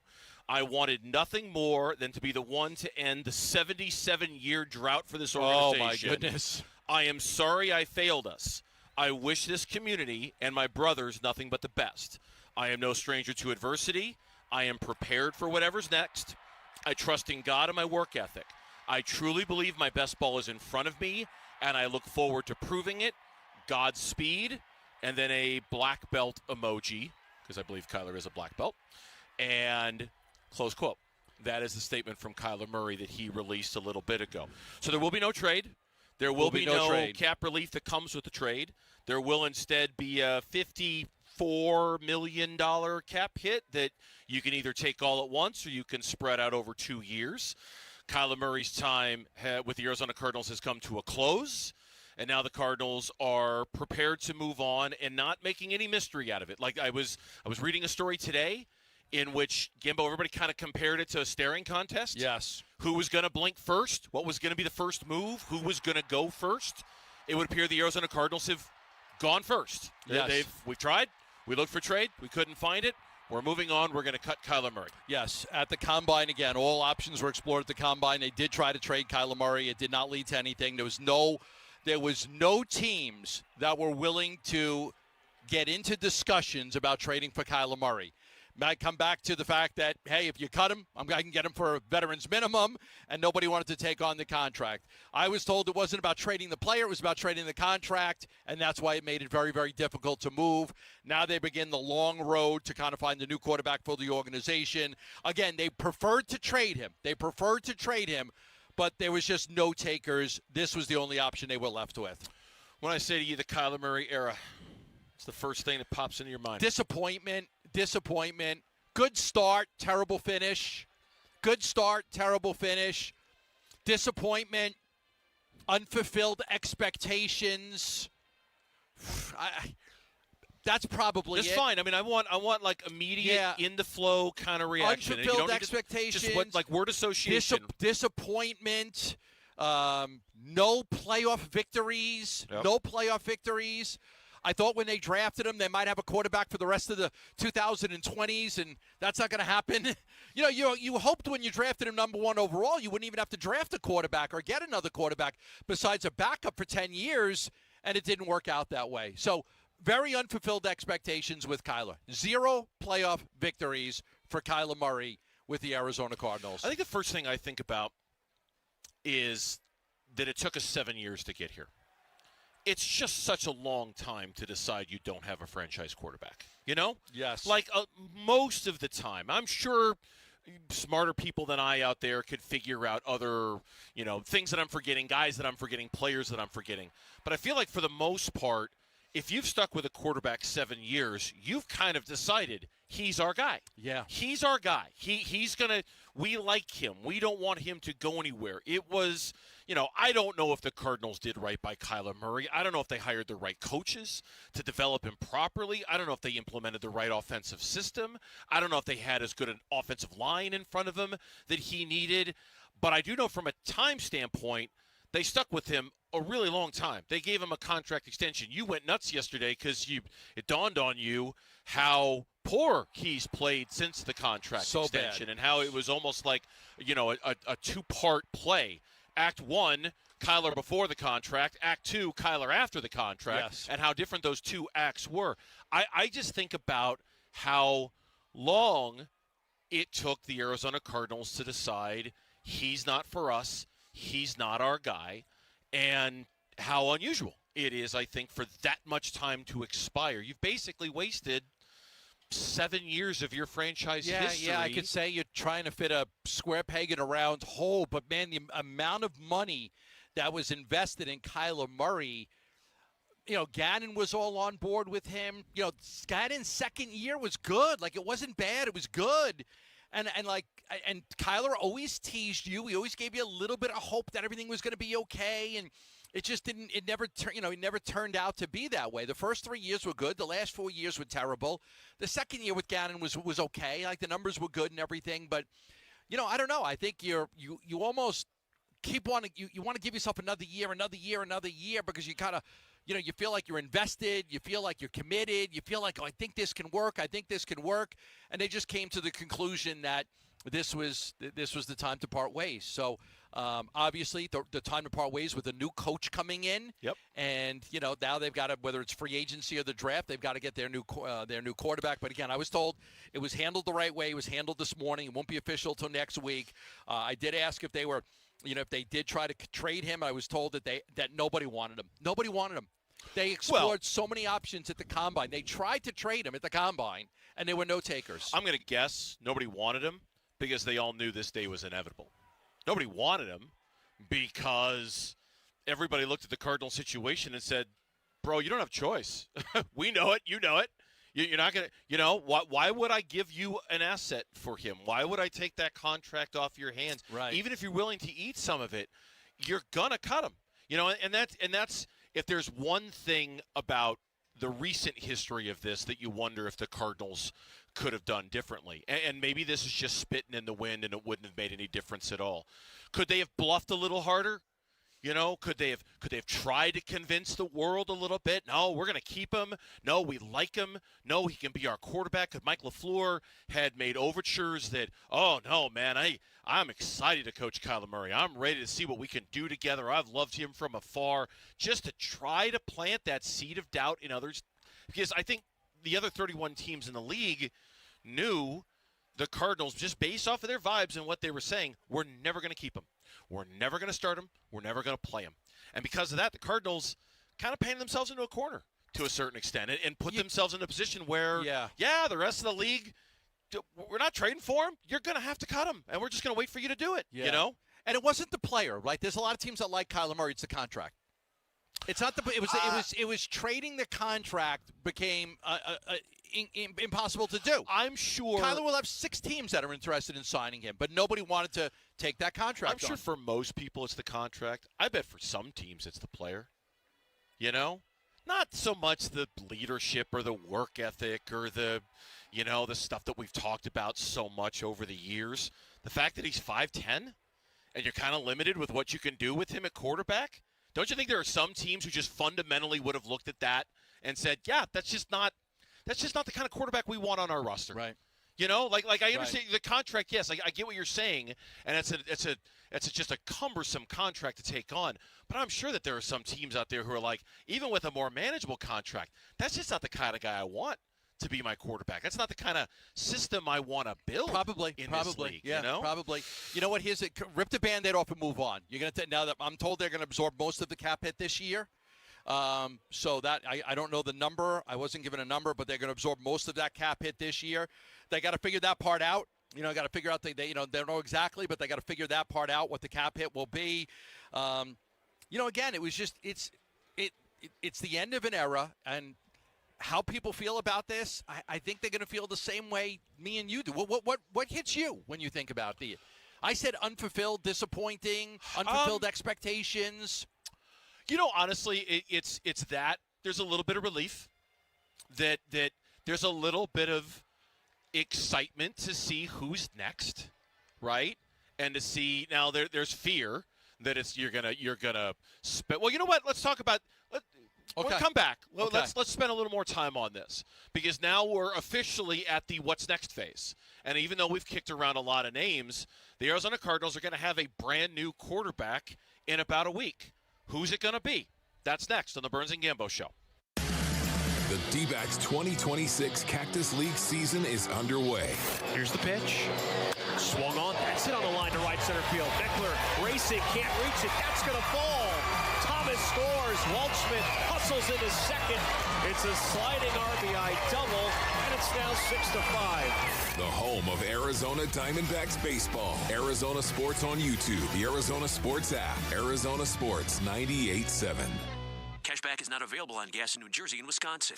Couponing. Wow, you didn't strike me as the coupon type. Just trying to stay ahead of inflation. Gas, groceries, everything. It's all more expensive. I need to save wherever I can. Have you tried Upside yet? Upside? What's that? It's a free app that I use that pays cash back for every gallon of gas I buy. You've got to buy gas to get around anyway. Might as well get paid for it. Come on, does that really add up to anything? I've already made around $200. The extra cash helped pay down my bills, and I even had a little extra left to treat myself. And the Upside app is free? Totally free, and the cash back is real. You can transfer the cash right to your bank account. I'm downloading Upside right now. Download the free Upside app now to earn cash back every time you buy gas. Use promo code ENJOY to get an extra 25 cents per gallon on your first tank. You can cash out anytime right to your bank, to PayPal, or a gift card for Amazon and other brands. Just download the free Upside app and use promo code ENJOY for a 25 cents per gallon bonus on your first tank. That's code ENJOY for a 25 cents per gallon bonus. bonus. Hey, it's time to find that F-Series truck you want at a price you can't afford to miss because it is Ford Truck Month. Yep, and Ford Truck Month is about the only way that America's best-selling line of trucks for 49 years running gets better. Ford Truck Month at our Desert Ford dealers. Hey, Paul Calvise here. Man, we wait all year for these amazing offers. The Ford F-150. America counts on it. We get to drive it. And that's not all we get. Check out these savings. How about 0% APR for 60 months with zero down, zero payments for up to 90 days, plus $1,000 in truck month cash on a 2025 Ford F-150. We're talking on the job site, hauling the family camper, off-roading. F-150 trucks are icons of muscle and performance. And again, during Ford Truck Month, get 0% APR for 60 months with zero down, zero payments for up to 90 days, plus $1,000 in truck month cash on a 2025 Ford F-150. But it all ends March 31st. Just click buyfordnow.com. Hey, it's Tom Chambers. I'm working with Galaxy Lending Group and their Goal Loan, Galaxy's Ownership Accelerator Loan. It helps you work towards retirement with your home paid off using the income you already make without changing how you live. If owning your home outright is part of your retirement plan, text GOAL to 620-620. That's GOAL to 620-620. Galaxy Lending Group, because 30 years is optional. NMLS ID 142766 and equal housing lender. Message and data rates may apply. Hey everybody, Dan Bickley here, and you've seen the billboards. Sweet James is everywhere. It's a fun name and a fun brand, but when you've been hurt in an accident and it's game time, Sweet James plays to win. They are unstoppable in their pursuit of justice, and they are the heavy hitter you need when dealing with the insurance companies. Sweet James Accident Attorneys is a world-class law firm with over 25 years of experience, more than 500 trials, and over $2 billion recovered for accident victims. They even have a full in-house trial team, and they win 98% of the time. Remember, having the right attorney can mean the difference between a $2,000 check and a $2 million settlement, and Sweet James delivers some of the biggest wins in the country, and they've been named best attorneys in America. So if you're hurt in an accident, don't settle for less. Call Sweet James at 1-800-9-MILLION. That's 1-800-900-0000, online at sweetjames.com. Staples has hot deals and super low prices on everything for your business. And right now, brand your business at Staples with up to 30% off custom labels. Shop Staples in store, online, or in the app. Ends 4/18. Visit staples.com/print for details. Arizona Sports, the Cardinal Decision. The Cardinal Decision with Burns and Gambo. Cardinal Decision has been made as we welcome you back to the Burns and Gambo Show. A shout out to our audience in Gilbert for joining us here on this Tuesday afternoon. Hello, Gilbert. We appreciate you. We're live from Salt River Fields. Jordan Lawler just hit an RBI triple as he continues to rake so far this spring. But we have a lot of Diamondback information, and we do, and we're gonna get to that in the very next segment of the show. Because Gambo's been doing the Gambo thing. We do have a lot of D-backs information, but the Kyler Murray news and his impending release is the story of the day. Cardinals will be releasing Kyler Murray when the new year begins. That is next Wednesday, 1 week from tomorrow. Gambo spoke to a source, said they tried as best they could to trade him. They spoke with multiple teams. Nobody would take him. There were no takers to make a deal, so they felt this was the thing to do, was to release him and get ahead of it, right? That's basically... Get ahead of it, because it's what I was told is now they got a long way to go to figure out who the next quarterback is going to be. They will exhaust all the options through free agency and trades and the draft. They're not sure what direction they're going to go in right now, but they did know that the first step was moving on from Kyler. Before they could get to the next step, they had to figure that out. And again, I'll repeat what I was... able to learn just a short time ago. The Arizona Cardinals did explore all options to trade Kyler Murray at the combine. All options, speaking with several teams. What it came down to is that teams were trading for the contract more than the player. Nobody wanted the contract. So there were no takers. There was no interest. So they weren't going to play this out for another week. They tried at the combine. When they came back, they felt like they had exhausted all options to trade Kyler Murray. They would have preferred to trade him, okay? They would have preferred to. Nobody in that organization is going to tell you this was the right choice. They would have preferred to. But it was impossible to trade him because of the contract. Look, it's time to move on. This is good for the Arizona Cardinals. They need a new quarterback. They need to. I always say sometimes you got to move past somebody to go forward. The Suns did it with Durant, and they did it with Beal, and the Cardinals are now doing it with Kyler Murray. It is time to move on. It is time to go in another direction with another quarterback and see if they can get somebody who can help this team win. Yeah. So, who the next quarterback is going to be, obviously, is it's already taken on a very heightened sense of conversation. Malik Willis, the Cardinals can officially begin talking to him, legally tampering with him on Monday if they want. Same can be said for Jimmy Garoppolo. It was interesting. I was going to bring this up a little later on in the show. Now seems a perfect time to do it. There was a mock draft today from Jordan Reed on ESPN.com in which he proposed the Arizona Cardinals trade back into the first round of the draft to take Ty Simpson to be their quarterback. I know Daniel Jeremiah has suggested that the Cardinals would be a good fit for Ty Simpson, so perhaps that takes on a little more gravity. Now, look, none of what happened today is really a surprise. Okay, there was a slim hope they were going to be able to trade him. Most realistic possibilities had this happening, that they were going to cut him. It's just that it's happened now. And so you asked me how I feel about it. I'm ready to move on. I'm ready to try somebody else. I'm ready to see what somebody else can do with the job. I'm ready to see if Mike LaFleur can do better with a different quarterback than Jonathan Gannon, Drew Petzing, or Cliff Kingsbury did with Kyler. That doesn't mean Kyler won't go somewhere and flourish. In fact, there's a tweet from Josh Weinfuss in which he suggests he's hearing there's two preferred destinations for Kyler Murray. He didn't say what teams they were. If I were to guess, I'd say the Vikings are probably one of them. I wouldn't be surprised if the Falcons are one of them. Maybe the Steelers are in the mix, depending on what their plans are with Aaron Rodgers. I would think of all the teams that are looking for quarterbacks in which there are obvious starting day one opportunities, the 2 or 3 preferred teams would be the Vikings, Falcons, and Steelers. Those are the winners in the group.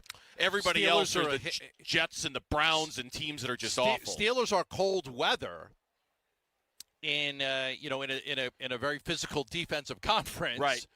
Falcons give you a lot of offensive weapons in a very weak division, and a lot of offensive weapons, London and Robinson and the Pitts, like that. That to me, that's a really good one. That's a really, really good option right there. Yeah, and then there's the financial hit the Cardinals are going to take on this. The debt, and that's the other thing too is it a bad look when you have to eat this much money? Or have the Broncos kind of paved the way for you, where you can say, you can point to them and say, hey, they did it and it worked out just fine for them. Yeah, it's a bad look. We just cut our number 1 pick. Who cares? We're moving on, right? Who cares? I totally get what you say. Bad look or not, time to move on. Was it a bad look that you had to trade Kevin Durant? Was it a bad look that you had to fire Budenholzer after all the money? Like, was it a bad look that Jordan Montgomery signed a 2-year contract and robbed you? Yeah, there's bad looks. It happens with every team in every sport. It's a bad look. Yeah. It didn't work, but it doesn't matter. What matters is moving on from Kyler Murray and getting this organization going in a different direction with a new quarterback that the new coach can get behind.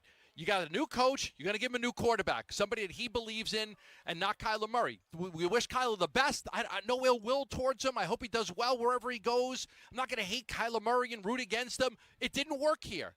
You spent 7 years. It didn't work for various reasons. Mm-hmm. It didn't. There's not one reason it did, but there's a lot of reasons that it did not work. So bad look or not, it's just like you got to get past it. You just got to get past the fact that it's done and it's over. And I think some of those reasons are his fault, and I think some of those reasons are their fault. And I think there's plenty of blame to go around if the question is why did the Kyler Murray era not work out? And I really do believe this. I think some of this is on the Cardinals, and I certainly think that's going to really be exposed if he goes somewhere and succeeds with an offensive coordinator who gets him, who knows how to make it work, who figures it out. That's going to be a bad look on the Cardinals if someone's able to crack the code on Kyler that they weren't able to. But I also think with Kyler, certainly in those early years, you could question the commitment, you could question the desire. In the later years, he seemed more dialed in, but then all the injuries kicked in, and after the contract, it wasn't working. So we'll see where he ends up, and now, more importantly, we'll see who's next. And like I say, we know the options. It's if you want to go big in free agency, it's Malik Willis. If you want to go familiar for Mike LaFleur, it's Jimmy Garoppolo. If you want to go with grizzled veteran, it's Kirk Cousins. If you want to make a trade, maybe you pick up the phone and see if the 49ers are interested in talking about Mac Jones. If you want to stay put, you stick with Jacoby Brissett. If you want to go in the draft, you get aggressive and maybe you try to move up to take Ty Simpson and see if he could eventually be the guy. Those are, and maybe there's another half dozen options that we're not even thinking about or considering. But and they've got to move quickly, Gambo. They're not going to have a lot of time. Legal tampering starts on Monday. Yes. Free agency is 1 week from tomorrow when you can start signing guys. I'm sure they've had multiple internal conversations about what they want to do and where they're going to go. My understanding from what I know is that they, at this point, they are open to exploring every option for the next quarterback. That includes trading for a player, signing a free agent, or drafting one. Those options are all on the table. To your point, they probably have it figured out to a few guys. I mean, you're not just going to go all in on one guy, because if you don't get him, you've got to have a plan A, a plan B, a plan C, a plan D. My understanding is all options will be explored. Trade, free agency, draft, to get the next quarterback of the Arizona Cardinals in here. $54.7 million dead cap hit. If it's a post-June 1 designation, it's spread out over a couple of years. Yeah. If not, it's all this year. $54.7 million. What I'd like to find out is can you take more of it this year? Can you? I don't know the answer to that. I need to speak with a cap person and try to find out. My understanding is that they're going to get the biggest hit will come this year. Okay. When we come back, we are live from Salt River Fields.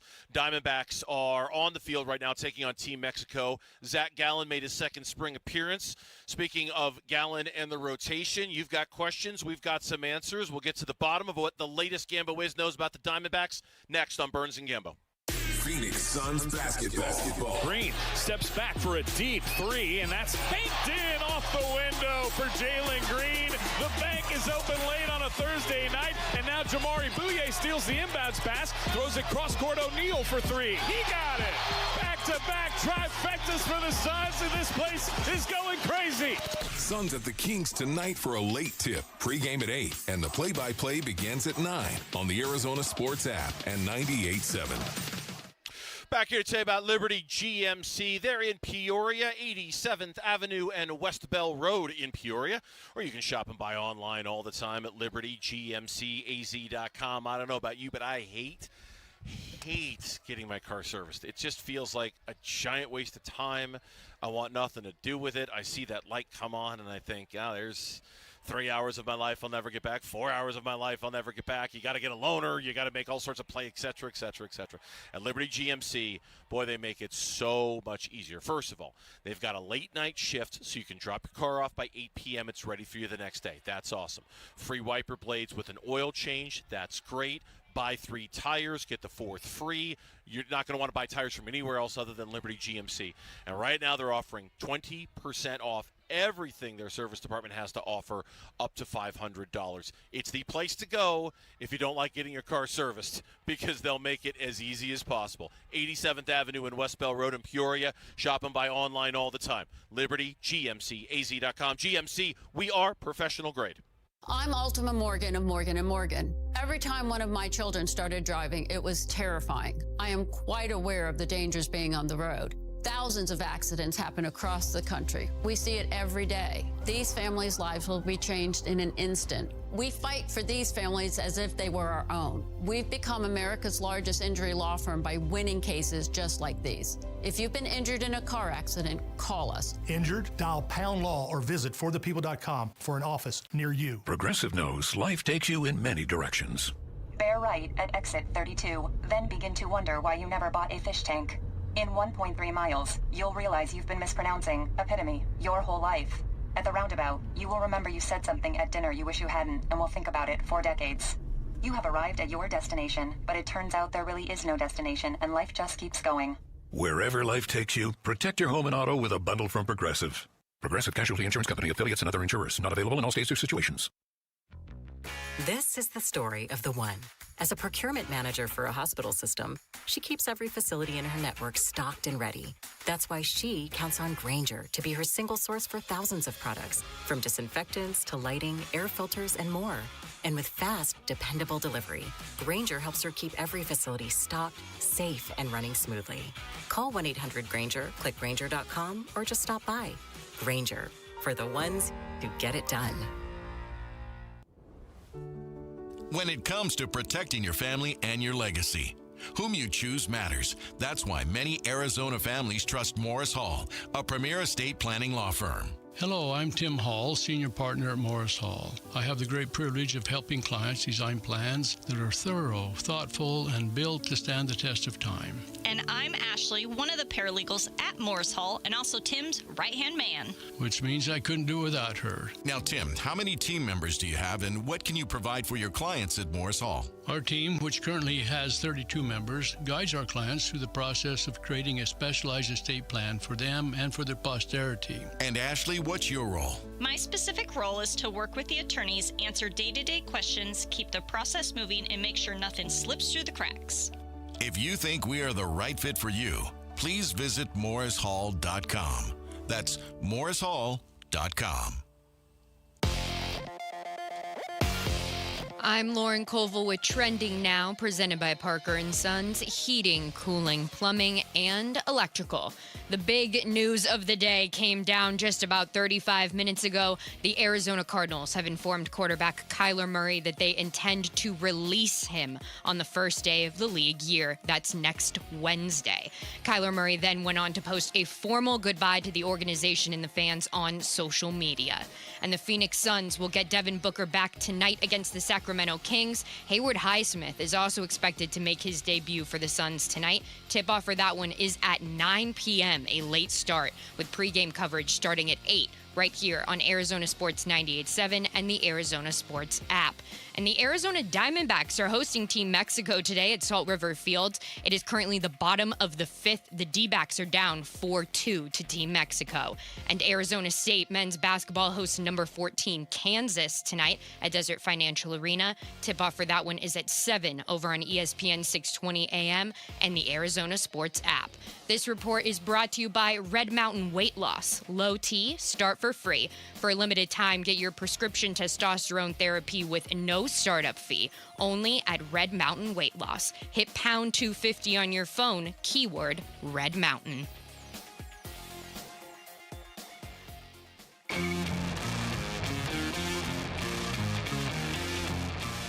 Hey, it's Luke. What was winning a gold medal like for Phoenix native and Buffalo Sabres center Tage Thompson? He's going to join us tomorrow, so we'll ask him around 11. It's Wolf and Luke on Arizona Sports 98.7, the Arizona Sports app, and the Arizona Sports YouTube channel. All right, so obviously the big news of the day is that Kyler Murray is going to be released by the Arizona Cardinals. That news came down right at the start of our show. Barring some last-minute trade, which is not expected to happen, they have informed them they're going to release him when the new year begins, which is on Wednesday. So we certainly have that to contend with, and I can tell you right now, I don't think we'll ever stray too far from that because that obviously is the big story of the day. Now, that being said, we are out here at Salt River Fields. The Diamondbacks are taking on Team Mexico as they get ready for the World Baseball Classic. Earlier, we saw Alek Thomas taken at bat against his old team, or his current team, I guess I should say. It's 4-2 right now in the bottom of the fifth, with Mexico leading the Arizona Diamondbacks. Zach Gallen made his second start of the spring. He went 2 innings, gave up a hit, no strikeouts, no walks, no runs. I was watching his outing. A little bit of hard contact that he gave up. There was a double into the gap, a ball to the wall, things like that, but he got out of it unscathed. Most of the damage against Team Mexico has been done against Juan Murillo. He gave up 4 earned runs in an inning today. Jordan Lawler has an RBI triple in this game. He's 1 for 2. Jose Hernandez has a hit. James McCann has a hit. Tim Tawa, batting leadoff, has a couple of hits. But The decisions for the Arizona Diamondbacks, they still have plenty they want to make, and we can kind of start wherever you want to start on this one. But mostly the big news of the day comes about Merrill Kelly. So far, so good, according to Torey Lovello before the game today. Everything he's gotten is that so far Merrill is pain-free and everything's going okay. He doesn't have an exact date when Merrill would be throwing a bullpen, but he expects, Gambo, that it would be sooner rather than later. Yeah, big rotations. They have not made a decision yet on the rotation, who's going to start opening day. And to be honest with you, it's not that big of a deal to them. I don't think it'll be Ryan Nelson based on what I've heard today and just, working the rooms a little bit. I don't think it'll be Ryan Nelson. Now, a lot will depend on whether Merrill Kelly is able to pitch and stay in the rotation. If he can pitch in the Tiger series, he can stay in the rotation and be that fifth guy. If not, then they've got decisions to make as to how the rotation will play itself out. But all of the naming a starter will depend on Merrill Kelly's ability to be ready for that Tiger series. So that's why they haven't done it yet. I think they're still waiting to see if Merrill could pitch. Because, again, if Merrill is in the rotation, it affects everybody's turn and how they're lining things up. If he's not able to pitch in that Tiger series, well, then you need 5 starters for the first 5 games. He's not going to be one of them. So my understanding is the rotation and how it plays out will very much be dependent on whether Merrill Kelly is ready to pitch in that Tiger series or not. But it's interesting, though, kind of crammed in there in terms of all that information is the revelation that you're hearing that it might not be Ryan Nelson. And if it's not going to be Ryan Nelson, and as big of a deal as it might not be to them, that would seemingly really only leave Zach Gallen as the option. It's just hard to believe they would start with Erod or Brandon Pfaadt. It seems like there's kind of out of choices at that point. Yeah, you would think so. They haven't lined it up yet, right? I mean, you could look at the days now and say 5 days, but that's not a concern to them at this point. Like they're not lining it up right now for opening day. They've still got plenty of time to kind of figure that out. But, yeah, if it's not going to be Nelson, and it's definitely not going to be Merrill Kelly, I mean, you're down to Gallen, Soroka, Pfaadt, or Erod, and I would think that you would go with Gallen. Again, no decision has been made yet. They will not really decide the rotation in the starter until they're able to figure out if Merrill is able to start in the rotation or will have to start out of the rotation. If he is able to start, the assumption is that Michael Soroka is the odd guy out. No answers on that yet. They're going to let it play out. It's early in spring. They've got plenty of time to figure that out. They've got guys that are going to the World Baseball Classic. That's another issue because you've got Erod going, you've got Soroka going. When those guys get back, now you've got to kind of line them up as well. That's why you're seeing no announcement as to who the starting pitcher is going to be or the rotation, because when Soroka, depends on how much Erod pitches and when he pitches, and Soroka when he pitches and how much he pitches. When they get back here to spring training, now the Diamondbacks have to say, okay, you pitched on Wednesday. I've got to make sure you don't pitch Thursday or Friday. So they got to figure that all out. So there's a lot of unknowns right now because of the World Baseball Classic. It was funny to hear Torey talk about it before the game because he was asked about the opening day starter, and he's like, yeah, I'm not even close, not even there, not having those conversations yet, et cetera, et cetera. And he's like and he made a joke about it. He said a year ago, we talked about it every day. It kind of blew up in my face, right? And so we're not in any rush. We're not, we're doing it very, very differently this year, how we choose our opening day starter, because last year he admitted it was kind of a mess. It kind of blew up in his face, and it was a problematic conversation all spring long about going with Zach and taking the votes and then realizing it was throwing Corbin Burns off his schedule. So it sounds like they're trying to defang this one a little bit, and take some of the venom out of it by just, we'll figure it out. It's no rush. We got plenty of time. The season doesn't open for another 3 weeks, and we can line up guys when we want. The other story is that the owner of the Denver Broncos, Rob Walton, bought a 10% ownership stake of the Arizona Diamondbacks 2 years ago. This according to Justin Birnbaum, Eben Navoy-Williams, and Scott Shoshnick of Sportico. Walton's purchase was never publicly announced. The bulk of the proceeds was used for stadium improvements at Chase Field. Somebody wrote, while a 9-figure check may seem outsized for some investors, it's chump change for Walton, who is now worth roughly $146 billion, according to Forbes. The son of Walmart founder Sam Walton, Rob and his fellow heirs collectively own around 45% of outstanding shares of the retail giant. They are billionaires, right? It's interesting to find out they've invested 10% in the Arizona Diamondbacks. Sure. For some. What I can tell you is that the Arizona Diamondbacks are not for sale. A lot of people look at that and say, oh, but it'd be great to get this guy in, and then he can spend money like the Dodgers are spending. I get it. But the Arizona Diamondbacks are not for sale. The Arizona Diamondbacks also do not disclose who the minority partners are. What I can tell you is that there are less than 10 owners of the Arizona Diamondbacks. There are less than 10. Obviously, Ken Kendrick is the majority owner. He owns more than a third, but less than 2/3. I can tell you that more than a third, but less than 2/3. Okay. But I don't know the exact number, but I can just tell you it's less than 2/3. Can you just say around a half? Probably around a half. He probably about what that somewhere around 50%, give or take a little bit. The only way the 10% would have become available is if there were available shares, and that would mean somebody else sells. The Diamondbacks, because they don't disclose who the partners are, then, if one of those partners wants to sell, all of a sudden those shares become available. It's very possible this guy came in and bought somebody else's shares as 10%, and the Diamondbacks took that money and put it back into Chase Field. But the Diamondbacks are not for sale. Ken Kendrick is 82 years old. He is not selling the team at this point. They're not for sale. And again, they do not disclose minority partners' names. It's very likely that this billionaire guy, or Walmart founder, billionaire guy, Rob Walton, came in and purchased the 10% that was probably available because somebody else was selling. That being said, and this is me just being me here. Okay. Ken Kendrick's, 82 years old? Yeah. He's going to sell at some point. Right? At some sell point. Or a succession plan with the family? I mean, sell or a family succession plan? Yeah, and I don't know what his plans are, but at some point he's probably sooner to that conversation than later. And and this is just me talking. Rob Walton, as if it ever got to the day where he would increase that ownership investment, he would make for a very interesting owner because of the money that he has in his possession. I think he could probably sell it for a little bit more because you're selling it to him. He becomes a very interesting guy in the equation. I hear what you're saying. It's all registering. I'm listening to every word. I'm just thinking 4 years from now, 5 years from now. You know what I mean?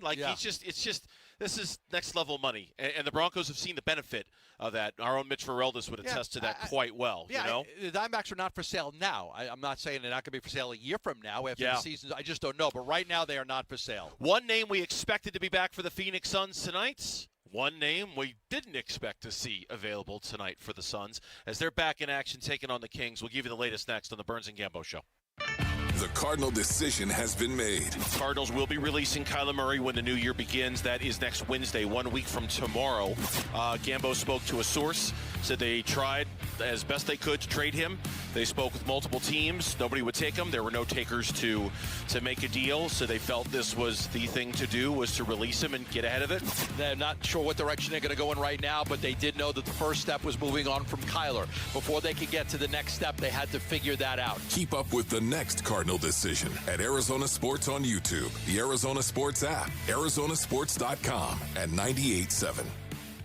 Love telling you about Sanderson Ford, and a lot of people love March. You know why? The warmer temperatures, spring baseball is back, and the Sanderson Ford Cave Creek Pro Rodeo is right around the corner. And you know what grows great with the rodeo? A Ford truck. And right now, it's Ford Truck Month at Sanderson Ford. Right now, you can save on America's #1 selling truck, the Ford F-150, with 0% financing for 60 months, plus $1,000 bonus cash and 0 payments for 90 days on all the remaining 2025 models. Or let loose and let go in the small but capable 2025 Bronco Sport. Get up to $4,000 cash back or a lease one for as low as $289 a month for 36 months. If you want to make this March one to remember, choose the Cave Creek Rodeo March 26th through the 29th. And for your next new or used vehicle, choose Sanderson Ford. 51st Avenue in Glendale or online at sandersonford.com. Gold demand is skyrocketing to record highs. As more Americans rush to preserve their savings, will there be enough gold? I'm Dr. Ron Paul, and I believe physical gold is the only way to truly protect your 401k or IRA savings. Gold offers tangible security that can't be tracked, stolen, or inflated. That's why I strongly advocate for gold IRAs. To learn more, text the word SECURE to 989898 now. Birch Gold Group will send you a free info kit on gold IRAs. Birch Gold is the only gold company I trust, and their thousands of great reviews prove I'm not alone. So don't wait another second. Protect your retirement savings today and see how easy it is to move your IRA or 401k into physical precious metals. Text SECURE to the number 989898 for your free gold IRA info kit. Again, SECURE to 989898. Message and data rates may apply. Yo, Harvey, Zoe, group selfie. Ooh, nice new iPhone 17, Drewski. Let's do a triangle formation. I'm in front. With a center stage front camera, everyone fits in the shot. T-Guide at T-Mobile. But switching takes forever. Not anymore. Now you can switch to T-Mobile in just 15 minutes. Focus, people. Nail your pose. And you get a new iPhone 17 on them. No way. Yes way. No way. Yes way, guys. Switch to T-Mobile and get iPhone 17 on us. And right now, we'll pay off your old phone up to $800. I'm grabbing my phone and switching to T-Mobile right now. Get back, Harvey. We're taking a... Let's go again, y'all. With 24 monthly bill credits, finance agreement, 256 gigabytes, $830, eligible trade-in, example iPhone 13, and new qualifying line, $60 plus per month plan with auto pay plus taxes and fees. For well-qualified customers, plus tax and $35 device connection charge. Credits end and balance due if you pay off early or cancel. Contact us. $800 via virtual prepaid card. Card typically takes 15 days after rebate submission, no cash access, and card expires in 6 months. Check out in 15 minutes per line. Visit T-Mobile.com. Hey everybody, Dan Bickley here with my great friend Shane O'Hanrahan, GM of Chapman BMW, and a new year is a great time for something that's new and exciting. What do we have going on at Chapman BMW in 2026? You're right, Big. There's never been a better time to buy a brand new BMW at Chapman BMW. Not only do we have a great selection, we have rates from 1.9% financing, the incredible trade values that we can give you right now, and let me help you put your dream into your driveway. That's Chapman BMW, 2 great locations, 1 great experience. Would you like to walk with the pros? Bunker to Bunker, the golf show, has teamed up with Shady Ray Sunglasses to send 2 lucky listeners VIP style to the 2026 LPGA Ford Championship, presented by Wild Horse Pass, March 26th through the 29th, to walk inside the ropes with the pros on championship weekend. Runner-up contestants can win premier hospitality to the Trophy Bar Hospitality venue or tickets to the event. Go to bunkergolf.com and register for our Walk with the Pros contest today. The Burns and Gambo Need to Know Social Poll, presented by Sanderson Ford. All right, let's send it back to the studios here in Phoenix, where Lauren is standing by. She's flying solo today. Kind of turned into a busy day back there. Hope you're managing it all right with this Kyler Murray news. And in between all the chaos, you had to come up with a poll question. That's an accurate representation of my afternoon. It's at about 1:55. All hell broke loose. I got called from the boss. We gotta change this. All right, so we're moving. Kyler Murray's been released by the Arizona Cardinals, or is going to be released by the Arizona Cardinals. What do you got for a poll question for us today? Well, that's exactly what we're focusing on, because nothing else really seems that important today. So with that in mind, now that the Arizona Cardinals plan to release Kyler Murray at the start of the new league year next Wednesday, which team will he sign with next? The Minnesota Vikings, the Atlanta Falcons, the New York Jets, or other? I'm going Falcons. Great offense, got a great running back, great tight end, great wide receiver. Easy division to win in. I'm going Falcons. I'm going to agree with my esteemed colleague to my left. As long as the 6'5" Matt Ryan is okay with the 5'10" Kyler Murray. That I think might be, according to what I read, Kevin Stefanski doesn't have a problem with the shorter quarterbacks. He played Dylan Gabriel last year, but I think that would be the big hang-up. I'm also going to go with the Falcons on this one. The Minnesota Vikings are running away with this poll question so far. 66% going with them, 15% going with the New York Jets, 11% going with the Atlanta Falcons, and 9% going with other. All right, that is the poll question. You can find it on the Burns and Gambo X page. One word is where it's at Burns and Gambo is where you can find it. I was just laughing because we were talking about the Diamondbacks ownership in the last segment, not to change the topic. Walton, he's about the same age as Ken Kendrick, so maybe my math is a little off in terms of. Is he really? I didn't realize he was that old. He's an older guy too. So listen, maybe I'm dreaming. I don't know. I will tell you that the shares that they had available for sale were from former partners who had sold previously, so those shares were available to buy. He bought his shares. What you get is nothing. You don't have any rights in anything. You can't make a decision on the GM or the manager or the roster. What you get is perks. If the team is going to Australia, you get to go in the team plane. They go to Mexico, you get to go in the team plane. You get priority purchasing for tickets for opening day and for the playoffs and all of those things. There are perks that are available to you as a minority owner, but there's no say. You don't have any voting right. You don't have any say in how the roster is going to be constructed or who's going to be the general manager. It's an investment. It's investment. You hope that, hey, one day I'm going to buy this, and then someday down the road I'll sell it and I'll make a lot of money off of it. Yeah, I don't mean to go backwards on this, but one thing that I should say that went unsaid in the last segment. It's not like I'm rooting for somebody other than Ken to be the owner of the Arizona Diamondbacks. He's been a very, very, very good owner recently, especially of the Arizona Diamondbacks. So I'm not trying to push anybody out the door. I'm just trying to think of, what's next, just given the inevitability that somewhere along the line something's going to change, right? You want to make sure your baseball franchise that we love, really, really love, is in good hands when things do change. That's all. I'm not trying to push anybody out the door. Of course. So, but I want to say that just in case it was not understood. Like I'm sitting here trying to, hurry it along and get somebody else to own the Diamondbacks, because that's not the case at all. You want Burns in meeting Ken's office in 10 minutes? It's right there, the last corner. Yeah, did I just get called to? Yeah, they were just saying called that to Ken's office. Yeah. After this next segment, if Ken would like to meet with you in the corner office in the back. Cool. All right. In the back? Yeah. In the back where the real business gets taken care of? Yeah. Suns and the Kings tonight. It's a late one. 9 o'clock tip time.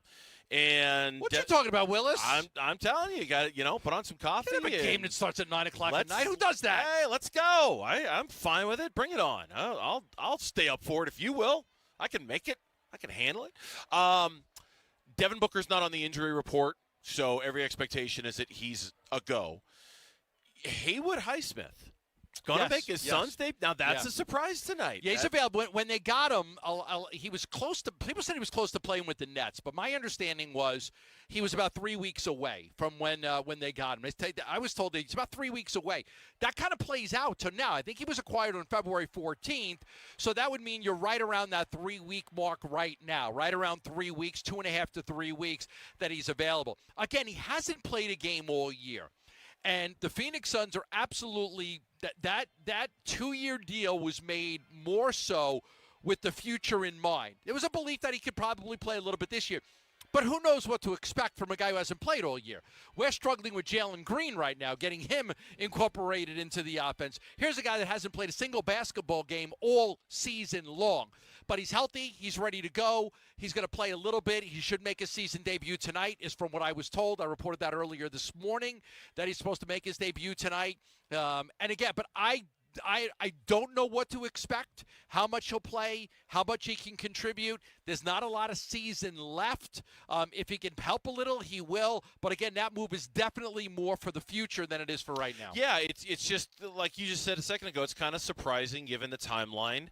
Didn't expect to see him. And I think tonight, I think there's a decent chance we see him only because of who they're playing. I think there's a decent chance there's going to be some garbage time tonight against the Sacramento Kings. They're bad.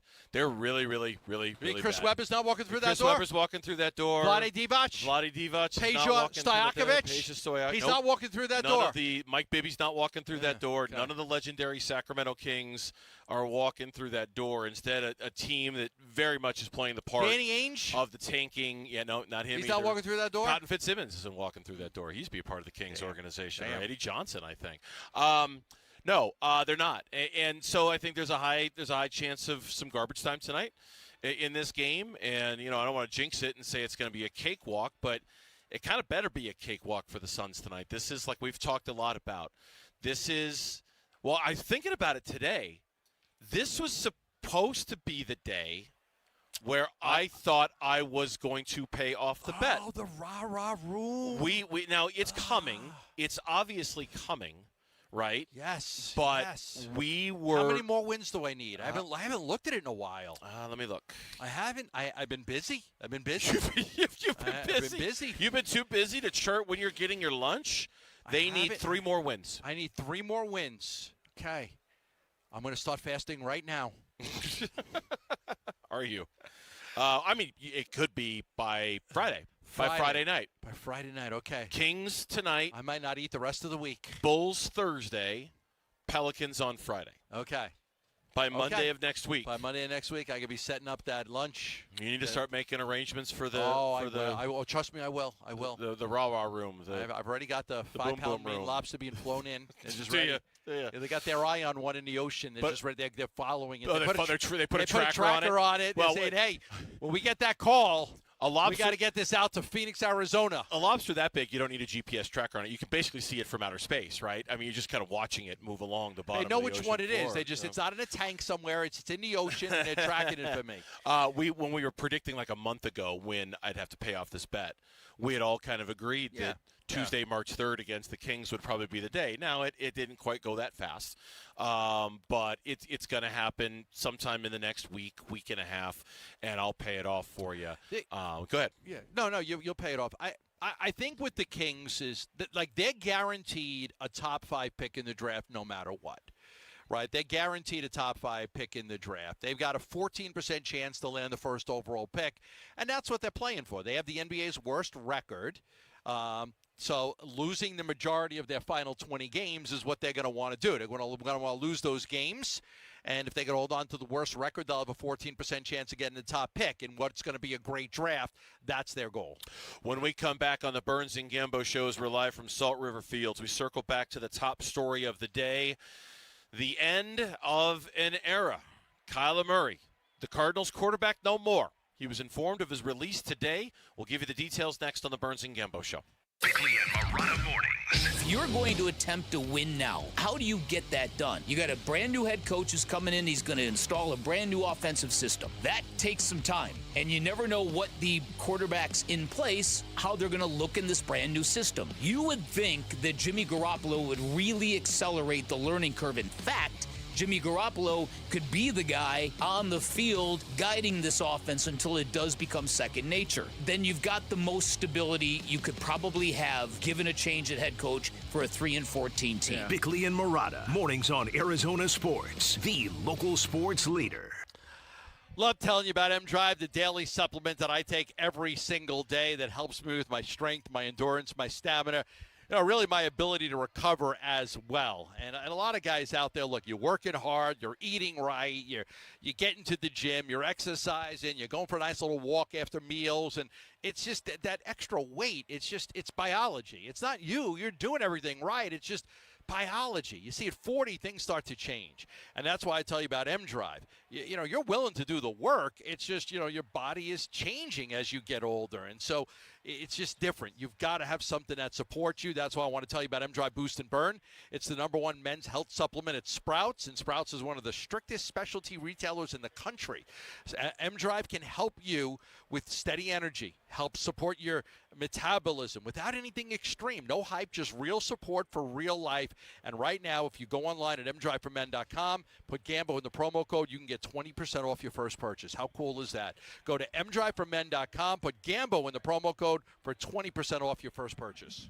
Dan Bickley here, and you've seen the Sweet James billboards. Fun name, serious results. So if you are hurt in any kind of accident, don't let the insurance companies push you around. Sweet James Accident Attorneys has over 25 years of experience, 500-plus trials, and has recovered over $2 billion for accident victims. They even have a full in-house trial team and deliver some of the biggest settlements in the country. Call Sweet James at 1-800-9-MILLION. That's 1-800-9-MILLION, sweetjames.com. Casino Arizona and Talking Stick Resort are two of Scottsdale's most iconic entertainment destinations, elevated by one premier loyalty experience, Salt River Rewards. Earn points on gaming, dining, and purchases, then redeem for free play, cash, or exclusive savings on dining, spa treatments, and hotel stays with breathtaking valley views. Join today and get up to $25 in free play. Salt River Rewards at Casino Arizona and Talking Stick Resort. Must be 21 or older. Problem gambling? Call 1-800-NEXT-STEP. 1-877 Cars for Kids. K-A-R-S Cars for Kids. 1-877 Cars for Kids. Donate your car today. Call 877 Cars for Kids to reach a friendly live agent. Donation's super easy, and your car can be picked up as soon as tomorrow. Call us now or go to carsforkids.org. Donate your car today. Did you know you can donate real estate too? There's nothing like it. The rush when the band plays, the roar when the Sun Devils take the court, the energy that shakes the building and pulls you to your feet. This is Sun Devil men's basketball, where every night brings the sound of something electric, something unpredictable, something you have to feel to believe. From the first tip to the final buzzer, Sun Devil Hoops is where passion lives. Be a part of it. Bring the noise, and let's light up Desert Financial Arena together. Get your seats now at sundeviltickets.com. Space Solutions didn't start in a warehouse. It started at a kitchen table. When Noah and Jen's kids were little, they dreamed of building something crafted with their own hands. Over 20 years later, those kids work alongside their parents, helping Arizona families transform closets, garage, pantries, laundry rooms, and more. If you have a dream space, they can build it. Space Solutions, a family legacy and the experts in custom closets crafted in Arizona. Call today or book your free design consult at spacesolutionsaz.com. That's spacesolutionsaz.com. KMVP FM Phoenix, live from the Casino Arizona and Talking Stick Resort Studio. Arizona Sports, the local sports leader. I'm Lauren Koval with Trending Now, presented by Parker & Sons Heating, Cooling, Plumbing, and Electrical. The big news of the day came down about an hour ago. The Arizona Cardinals have informed quarterback Kyler Murray that they intend to release him on the first day of the league year next Wednesday.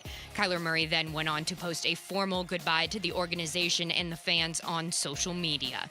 The Phoenix Suns will get Devin Booker back tonight against the Sacramento Kings. Hayward Highsmith is also expected to make his debut for the Suns tonight. Tip-off for that one is at 9, with pregame coverage starting at 8 right here on Arizona Sports 98.7 and the Arizona Sports app.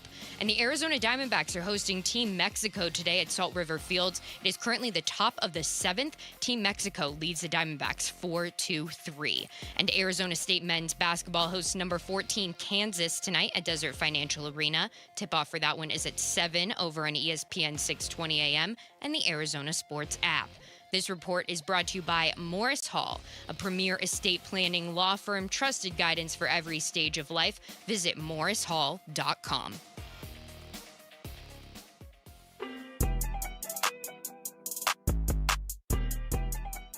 Hey, it's Vince Marotta. Join us Wednesday morning. Full recap of Devin Booker's return to the court in Sacramento.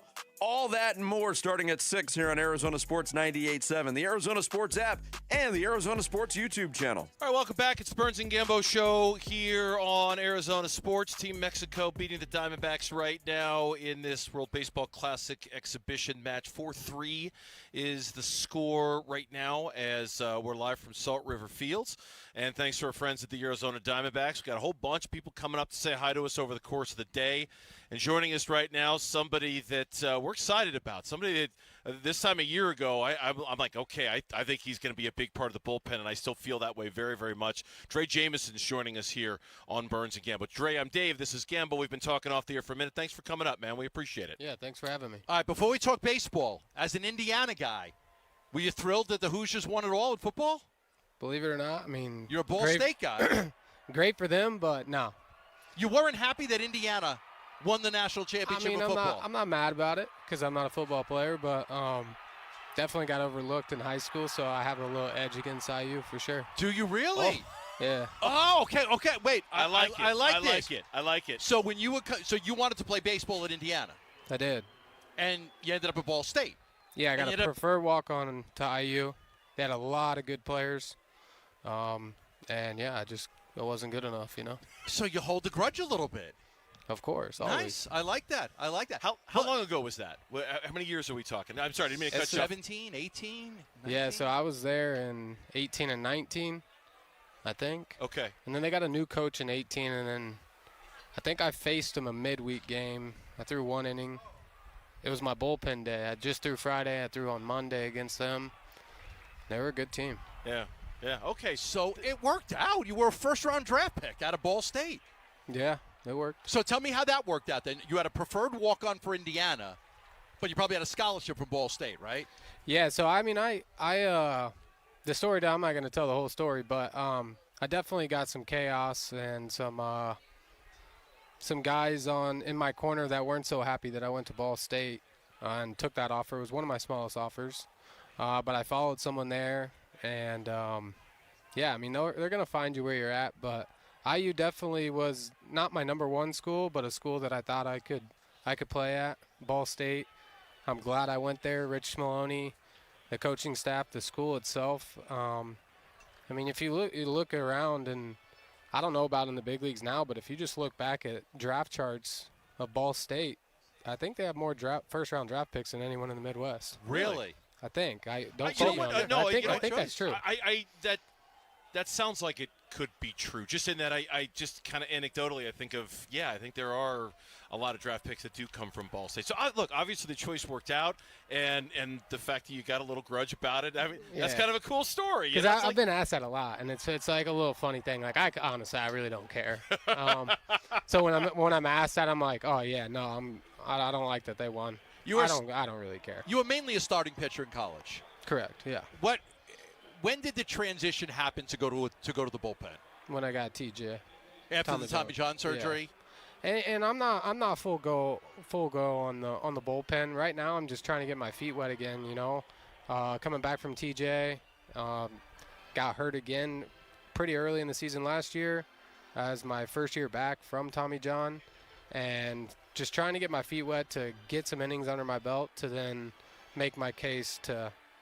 Stand strong on starting. We were just talking off record. A good friend of ours, Daniel Hudson, who pitched here, then he won a championship, won the World Series with the Nationals, the Dodgers. He had 2 Tommy John surgeries.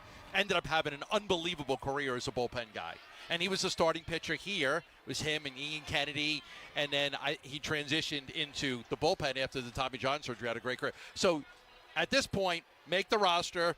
Whatever you ask me to do, I'll do. But in the back of your mind, you'd still like to start? Yeah, I'm going to still stand strong on starting, longevity, just because I feel most comfortable there. I feel like I have the stuff for that. I'm not a 2-pitch guy. I think I have the stuff to, go long into games. I have to prove myself to do that. I'm not saying it should be handed or any of that. And I could be stuck left in the bullpen, and I'll be completely fine depending on the role. But for now, yeah, I'm all game for whatever's thrown at me. Trey Jameson is joining us here on the Burns and Gambo show, and I'm curious about this, and maybe you can explain it to us. Medical Botox? Is that what? Yeah. To help out with your issues, right? Correct. And we're not just talking about your shoulder, your elbow, your arm, things like that. Explain to us and to our audience how Botox is helping you be a healthier pitcher. I'm fascinated by this. No, don't. Because if my wife is listening and she comes up with a reason she's not that using she it, can use this, I don't want to do it. She's not using it. It's expensive. She's not using it so she can throw 99. I mean, like Dre's using it so he can throw 99. There's a different deal here. Okay, all Why right. are you using Botox? So I thought since I was in Scottsdale that I should just go ahead and get Botox so I could fit in with everyone else here in Scottsdale, No, I'm just kidding. I'm kidding. But no, so we went through a bunch of stuff and trying to figure out, because it's on the back side of the elbow here. Okay. Not in technically a bad spot to be sore or to be hurting, but when you can't throw, or I couldn't extend my arm without like a knife feeling sensation in my arm, there was a lot of question marks of like, what could we do? What is it? There was wind of a bone spur in there, but it was a bone spur that wasn't necessarily one that should be taken out. It was they always say like there's a good bone spur and a bad bone spur. Mm-hmm. And I guess this one was considered a good protective bone spur, so didn't really want to take that out. So we did a cortisone shot. We did some other stuff. We took some time off. None of that ended up working, and then we talked to Dr. Meister out of Dallas, and he was like, let's try Botox. And I'm like, Botox? Botox? What the heck's Like, that do I gonna got some do? wrinkles? I got Yeah, little I'm wrinkles. Like, what is that going to do? And so we went through the whole process, and then before the Botox, they do this numbing shot, basically, that kind of acts like Botox, but is like a 4 or 5 hour procedure. Or not procedure, but like it lasts 4 to 5 hours. It's not a 6 month, 7 month, 8th month shut down on the muscle. So we tried that, and that didn't work. So I'm like, okay, so Botox is not going to work. And so it was just limbo for another 2 or 3 days. And then we were like, you know what? We're still going to do the Botox, and we're going to just completely eliminate that. And we did the Botox. Like a week and a half later, I picked a ball up and I threw it, and I'm like, I don't feel anything. No way. And they're like, okay. And then we started going. And literally all through the fall league, all through right now, I got it again just to be preventative for the season. Yeah. But, yeah, I haven't had any elbow problems since I got Botox. Because of Botox. How about that? So when your wives are telling you that the headaches and they need the Botox for the head, it might be true. I don't know. Yeah. Bye. See, Gambo, if Chelsea's listening right now, I think you two are going to have a conversation about Botox. Yeah, my wife is very young and very beautiful. She's 37, but she'll get that every I'm once sure in a she's while. very She'll glad you're get sharing that information. Every once in a while, she'll get that. But that stuff's do you get it covered by your insurance? I mean, I don't pay for it. You don't know? You don't got to pay for that? Stuff's expensive. At least I don't think I do. I mean, I'm sure I do somewhere. I don't know, but I'm sure I do somewhere. Bill every now I'm and sure. I'm sure if the Diamondbacks, you can throw 99 and have all your wicked stuff, that they'll be more than happy to cover your Botox injections. For sure, yeah. Are you surprised that the velo is that after Tommy John surgery? Some guys say your velo goes up a little bit after Tommy John surgery. You're throwing close to 100, right? Yeah, and I think you touched 100, didn't you? No, I've only been up to 99 so far, but I've also not been full go, like trying to throw it as hard as I can yet, which I'm going to try to stay away from that because it doesn't do me really any good. But I'm very pleased with the effort and, me being fluid through the zone down from the mound to home plate is very fluid, and video that I've been seeing, and very effortless in my feel of actually throwing the ball, and it's still coming out at that velocity is a lot of hope. And everything. So far, you've had 2 appearances so far. Everything, like you say, it looks good. It feels good. Working on your changeup a little bit, right? Is that what you're trying to kind of figure out right now? Yeah, because the changeup's really hard too. So trying to keep the arm speed and not give it away as soon as it's coming down the mound. Trying to keep that arm speed is having that changeup come out pretty hot. So I'm throwing it at like a 90, 91 mile an hour. So it's a good separation if my fastball sitting 100, but my fastball doesn't sit 100. So, in that 97, 99 range, I would like that changeup to be like the 88 mile an hour range, which I don't physically know if I can do that unless I throw a knuckleball. But other than that, but as long as I'm getting the movement, and in my first outing, the changeup wasn't necessarily bad. It was just bad location and the velo. So it'd be like a BP fastball if it's left middle, and that's what I did in that first game that I got in out here. And the second one was a lot better. I put my sights down and I threw that pitch, as a strike at the bottom half of the zone to let it go underneath the zone, and I got success out of that. Well, thanks for coming on. All the Botox clinics in the Valley really appreciate the kind words, and I'm sure everyone's calling right now. Me and you are getting older. We can probably use some of that stuff. Best of luck this season. We'll be watching, pulling for you. Thanks for stopping by. Awesome. We appreciate it. You got Thank Dre you. Jameson joining us here on the Burns and Gambo Show. When we come back live from Salt River Fields, we'll update you on the top story of the day. Kyler Murray got his release from the Arizona Cardinals. We'll talk about it next on Burns and Gambo. The Cardinal decision has been made. Cardinals will be releasing Kyler Murray when the new year begins. That is next Wednesday, 1 week from tomorrow. Gambo spoke to a source, said they tried as best they could to trade him. They spoke with multiple teams. Nobody would take him. There were no takers to make a deal, so they felt this was the thing to do, was to release him and get ahead of it. They're not sure what direction they're going to go in right now, but they did know that the first step was moving on from Kyler. Before they could get to the next step, they had to figure that out. Keep up with the next Cardinal decision at Arizona Sports on YouTube, the Arizona Sports app, arizonasports.com, and 98.7. This is the story of the one. As a maintenance tech at a university, he knows ordering from multiple suppliers takes time away from keeping their arena up and running. That's why he counts on Grainger to get everything he needs, from lighting and HVAC parts to plumbing supplies, all in one place. And with fast, dependable delivery, he's stocked and ready for the next tip-off. Call 1-800-GRAINGER, click Grainger.com, or just stop by. Grainger, for the ones who get it done. I know that hiring can be challenging. You need someone to match your role perfectly. Well, now you can meet them fast on ZipRecruiter. Build your team, build it sooner. Meet your match on ZipRecruiter. Just head to ZipRecruiter.com/free right now to try it for free. That's ZipRecruiter.com/free. Meet your match on ZipRecruiter. Try it free. I'm John Morgan of Morgan & Morgan, America's largest injury law firm. Over 35 years, I've seen it all. Car crashes, work injuries, defective products, medical mistakes, lives flipped upside down in an instant. But I've also seen something else, the power of fighting back, the power of winning. Over $30 billion recovered and counting. Size matters, reputation matters, results matter. There's only one Morgan & Morgan.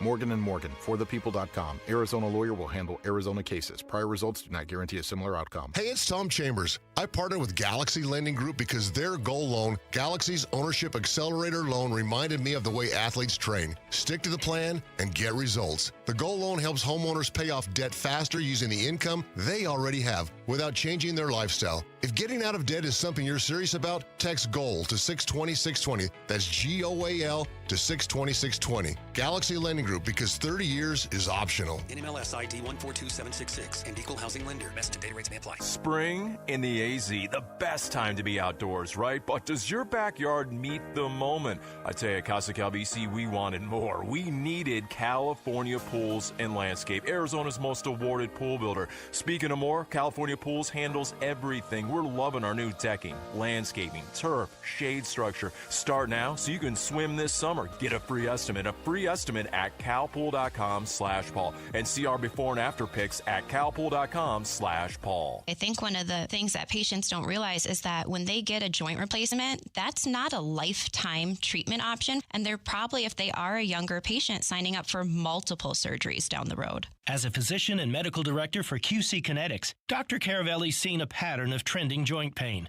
Prolonged medication, steroids, then surgery, possibly another surgery. So a lot of our patients are trying to avoid or put off surgery, and this is the treatment that can help them do that. QC Kinetics extracts your body's healing substances, concentrates them back into your aching joints to help heal and restore those areas, providing lasting relief. Oh, I love being able to tell my patients, before we do this surgery, let's try another option. Let's see if this is right for you, because now they might not have to have surgery at all. Call today for your free consultation. Call QC Kinetics, 602-837-PAIN. That's 602-837-PAIN. 602-837-PAIN. What happens to Kyler Murray? They can cut him, but they would be taking a big cap hit. Arizona Sports, the Cardinal Decision. The Cardinal Decision. With Burns and Gambo. All right, welcome back. It's the Burns and Gambo Show. Shouting out the good people of Carefree, Arizona on this Tuesday afternoon. We thank you for listening to us at Carefree as we're live from Salt River Fields. Just had a great conversation with Trey Jameson. We're hoping to have Jordan Lawler up here in a little bit as well. Looking forward to that as we're live with the Diamondbacks for Cactus League action, and thanks to them for providing so many of their players. Of course, big news of the day, as we've said, we're never going to stray too far from it because it's a day that we've certainly anticipated and been building towards, but It's here now. Yep. Kyler Murray has been informed that when the league year begins 1 week from tomorrow, he will be released by the Arizona Cardinals. Not a surprise. I think the only lingering disappointment there might be is that the Cardinals were unable to trade Kyler Murray and in the process save themselves a whole bunch of cap space. That was just not going to happen. Listen, and every attempt was made. My understanding from my conversations with today was that they did, during the combine, try to speak with several teams that they believe had interest in Kyler to talk about trade scenarios. Those conversations went nowhere. The Cardinals got to the point where they felt like they weren't trading the player, they were trading the contract. Nobody wanted the contract, so they weren't going to wait any longer. They make the announcement today. It's time to move on. We knew that this was inevitable from the moment Mike LaFleur press conference. He was asked about Kyler Murray, and he didn't say all the things that everybody else has said about Kyler Murray. You knew at that point that they were going to move on. If they were going to keep Kyler, Mike LaFleur would have said a lot of things about Kyler, his talent, his skill level. Can't wait to work with him. Really believe in his ability to lead this offense. I played against him all these years. None of that was said. None of that was said. At that point, the writing was on the wall. The only question really was, were you going to trade him or were you going to have to release him? The Cardinals are going to release him. It will not become official until next Wednesday. Again, they did try to explore every option trade-wise at the Combine. That didn't happen. Now they will turn their attention to replacing him. My understanding from what I was told is they will look at trades, free agency, and, of course, the draft. They will explore every option to get that next quarterback in here. And obviously there's no time to idle. Free agency begins, in essence, on Monday. The legal tampering period begins on Monday. Teams can officially start signing players on Wednesday. So if it's going to be Malik Willis, they can negotiate with Malik Willis starting on Monday. Same thing with a Jimmy G or a Kirk Cousins. I read today where San Francisco was kind of surprised there haven't been more phone calls about Mac Jones. Maybe that picks up. I think they kind of killed it. They kind of, and maybe they were just playing possum. Yeah. I kind of thought the same thing you did. I'm like, we're not trading him. You kind of made it sound like you weren't not trading him. So can you blame? And it's almost like they're disappointed. Oh no, wait. No, the right thing to give us a call. Yeah. You know, we'd like to talk to you about Mac Jones if you want. They made it like there's a middle ground there.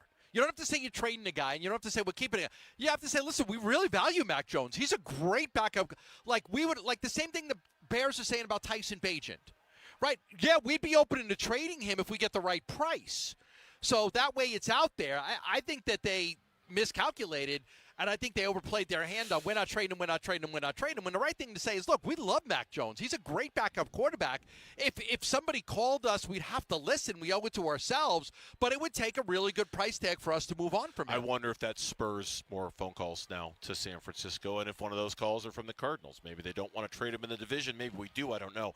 Kyler released a statement almost immediately after Schefter and Rappaport broke the news. There's a part of this statement that stands out like a sore thumb, and you'll hear it the minute I say it.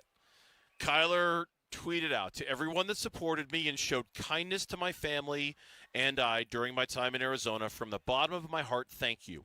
I wanted nothing more than to be the one to end the 77-year drought for this organization." Oh, had to throw that in there, huh? I am sorry I failed us. I wish this community and my brothers nothing but the best.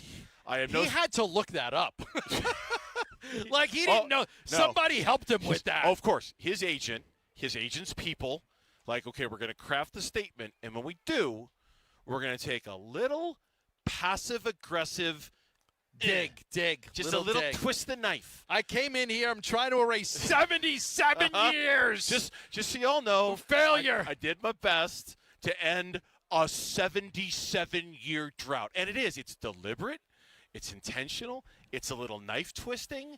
It's somebody helped him. You know, he could have come up with it on his own, but there's intent there. There's design there to remind everybody just how big of a task it is to be the franchise quarterback of the Arizona Cardinals. It's hard. And that statement, he goes on to say, "I'm no stranger to adversity.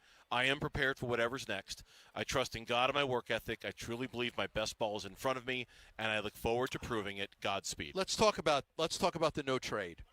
Again, what I've reported today is that during the Combine, the Cardinals spoke with several teams about trading him, but nobody wanted to. There were no bites. There were no takers. There was no interest because of the contract. You surprised at that? You surprised that? I mean, we looked at the contract, and it's like, I mean, it's a reasonable contract. You're stuck for 2 years, but it's not like you got to pay the guy $250 million. Are you surprised there was no interest trade-wise? You know what? I'm glad you asked. This is a story where I feel like my read on the putt has changed over the last 3 weeks. 3 weeks ago, if you had asked me, I said I'd be shocked that they weren't able to trade him, just because there were enough people talking about, hey, you know what? Trade him to the Jets.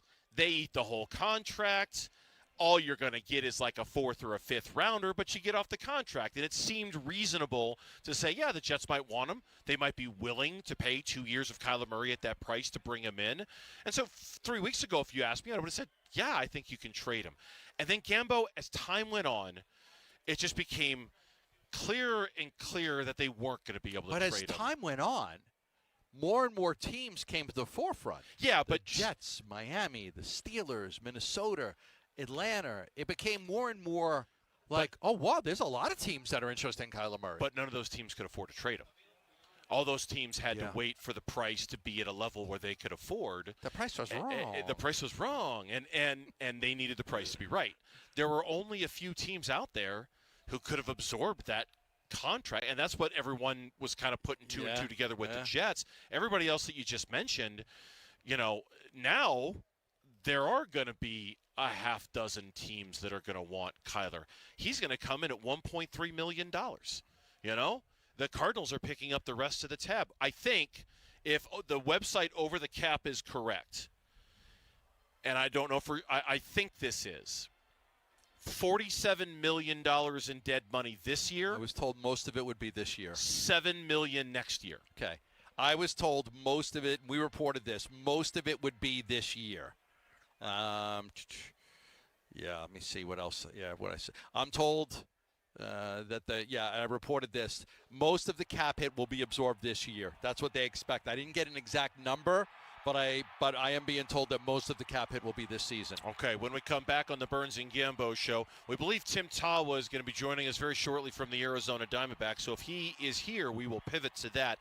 If not, we'll stay on the quarterback talk because there was a mock draft today on ESPN that had a very interesting suggestion about what the Cardinals could do in the NFL draft. We'll tell you what it is next on Burns and Gambo.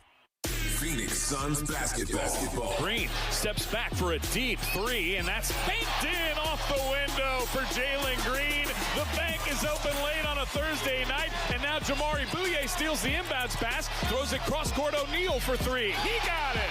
Back-to-back trifectas for the Suns, and this place is going crazy. Suns at the Kings tonight for a late tip. Pre-game at 8, and the play-by-play begins at 9 on the Arizona Sports app and 98.7. Love telling you about the Schwartz Laser Eye Center and Dr. J. Schwartz. And if you are looking for a vision correction procedure, nobody does it better than Dr. J. Schwartz. The trusted name in eye care in this valley. Locations in Glendale, Scottsdale, and Mesa. Dr. Schwartz is the team eye doctor for your Arizona Diamondbacks, and he can help you with a LASIK surgery, a camera inlay, the Evo ICL, all the different procedures that are available, nearsighted, farsighted, astigmatism. I run into so many people that ask me about the Schwartz Laser Eyes. I had two friends at the gym ask me about Dr. J. Schwartz just a couple of weeks ago, got the number, called, set up their appointments because they're tired of struggling to see. Once your eyesight starts to go, you get a pair of glasses, but then your eyesight continues to go, then you get another pair. And you always got to change and change and change. And then you've got readers and you've got other glasses. And you know what? You could go to Dr. J. Schwartz and he could either reduce or eliminate your need for glasses and contacts. All you have to do is call this number to get the program started, 480-483-EYES. That's 480-483-EYES, or online at teamidoc.com. Jackson Hewitt knows taxes are complicated, and with multiple jobs and tax forms, they're like sonata complicated. Our no surprise pricing keeps things simple. Jackson Hewitt does your taxes for only $149 or less. And since we know all the new tax codes, you could get thousands back. So what are you waiting for? Hurry. File with Jackson Hewitt today for only $149 or less, guaranteed. Limited time offer for new clients on federal returns. Participating locations only. Terms at jacksonhewitt.com/149. This is Carla Hall for Eggland's Best. Eggs are a staple in our diets, and there's only one egg with more delicious farm-fresh taste plus superior nutrition. Eggland's Best. With more vitamins, including 6 times more vitamin D and 10 times more vitamin E, plus 25% less saturated fat than ordinary eggs. Available in so many delicious varieties. We've got classic, cage-free, organic, free-range, and pasture-raised. Eggland's Best. Better taste, better nutrition, better eggs. It's game day. Are your moderate to severe Crohn's disease or ulcerative colitis symptoms keeping you from the action? Skyrizi, risankizumab Riza, could help you get back to the game. Skyrizi is proven to help people feel significant symptom relief, achieve remission, and visibly improve damage of the intestinal lining. Skyrizi is a prescription injection medicine for adults. Don't use if allergic to Skyrizi. Serious allergic reactions, increased infections, or lower ability to fight them may occur. Before treatment, get checked for infections and tuberculosis. Tell your doctor about any flu-like symptoms or vaccines. Liver problems leading to hospitalization may occur when treated for Crohn's or ulcerative colitis. Control is everything to me. Ask your doctor about Skyrizi, the #1 prescribed biologic in Crohn's and ulcerative colitis combined. Learn more at skyrizi.com or 1-866-SKYRIZI. Hey everybody, Dan Bickley here, and if you're hurt in an accident, it is so important that you get medical treatment right away, and then you call the attorneys at Sweet James. It's critical that you make your health a priority and get representation quickly so Sweet James can help you with medical care, with your car, and getting you the most money for your injuries. Remember, you pay nothing at all until they win your case. Call Sweet James at 800-9-MILLION, 800-9-MILLION, sweetjames.com. Proud partner of your Phoenix Suns. At Sonic, the All-American Smasher is at the top of the burger food chain. Get it hand-smashed and made to order with a side and medium drink for just $6. That's not just a big deal. That's a giant, massive, gargantuan, humongosaurus rex of a honkin' big deal for just $6. A deal this big shouldn't cost this little. Get the Sonic $6 All-American Smasher meal today. Tax not included. Exclusions apply. Limited time only at participating Sonic drive-ins. If you want to live free, yeah.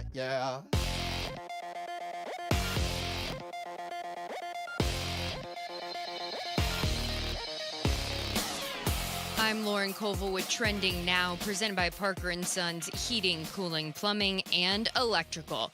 The big news of the day is that the Arizona Cardinals have informed quarterback Kyler Murray that they intend to release him on the first day of the league year. That is next Wednesday. Kyler Murray then went on to post a formal goodbye to the organization and the fans on social media. You can read more right now on ArizonaSports.com. And the Phoenix Suns will get Devin Booker back tonight against the Sacramento Kings. And Haywood Highsmith is also expected to make his debut for the Suns tonight. Tip-off for that one is at 9 with pregame coverage starting at 8. Right here on Arizona Sports 98.7 and the Arizona Sports app. And the Arizona Diamondbacks are hosting Team Mexico today at Salt River Fields. It is currently the bottom of the 8th. Team Mexico leads the D-backs 5-3. And Arizona State men's basketball hosts number 14 Kansas tonight at Desert Financial Arena. Tip-off for that one is at 7 over on ESPN 620 AM and the Arizona Sports app. And that's what's trending now. Arizona Sports. Right field on its way. See you later. Burns and Gambo talk spring training now. All right, back here on Burns and Gambo, where, let's see, it's 5-3 right now as we are in the, 8th inning between the D-backs and Mexico. Zach Gallen pitched 2 scoreless innings today. So watching most of his outing, there was a little bit of hard contact against him. 2 scoreless today. I know, but if you were watching it, he gave up a couple of hard hit balls.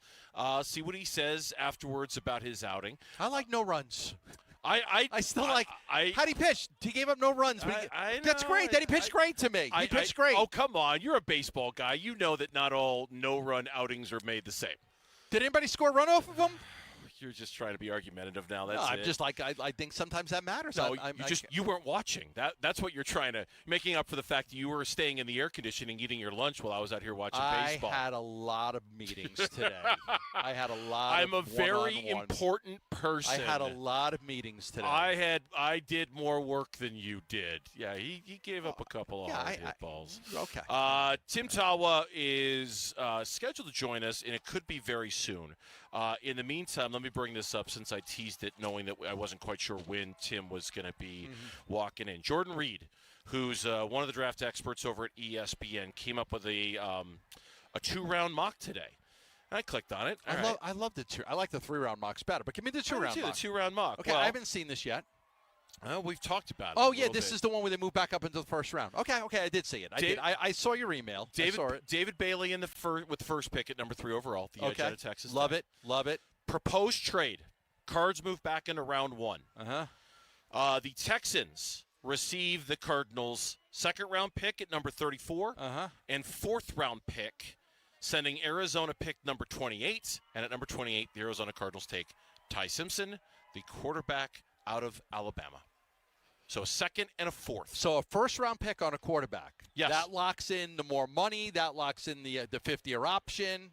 I don't want to do it. No? I don't want to do it. Okay. I don't think he's that good. A quarterback going number 28 overall in the draft. I mean, Lamar Jackson was a good quarterback. I don't want Ty Simpson. I mean, think about this. How many teams will have passed on Ty Simpson that need a quarterback before 28 comes around? That need a quarterback? Yeah, quite a few. I mean, quite a few. It'd be quite a few teams are going to pass 8, on a quarterback. 9, 10, that are going on... to pass on him. Yeah. Red flag. Red flag. Okay. So the Cardinals get him at 28. I'd rather just wait and get him in the second round. Who am I worried about at 28? We're talking about 4 picks before you get to the second round. So you're going to move up 5 spots and give up a fourth rounder.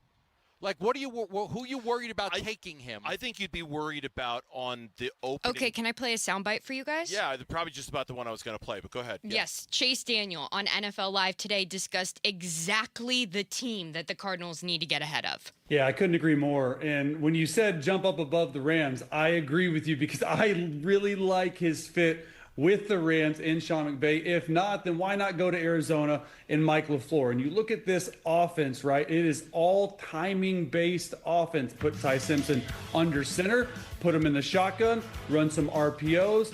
Very intermediate and short routes are thrown. A lot of motions, a lot of personnel groupings to try and trick the defense. And you hit the nail on the head, Jordan. I think that he does need to actually sit for a little bit. That's why I like the Rams for him. So if he does end up getting to the Arizona Cardinals, I like the fact that Jacoby Brissett may be playing and starting similar to sort of like a Drake May type thing, which he's had that happen before. I just think that Ty Simpson definitely needs a little bit of help getting ready to make that next jump to the NFL. Rams are at 29.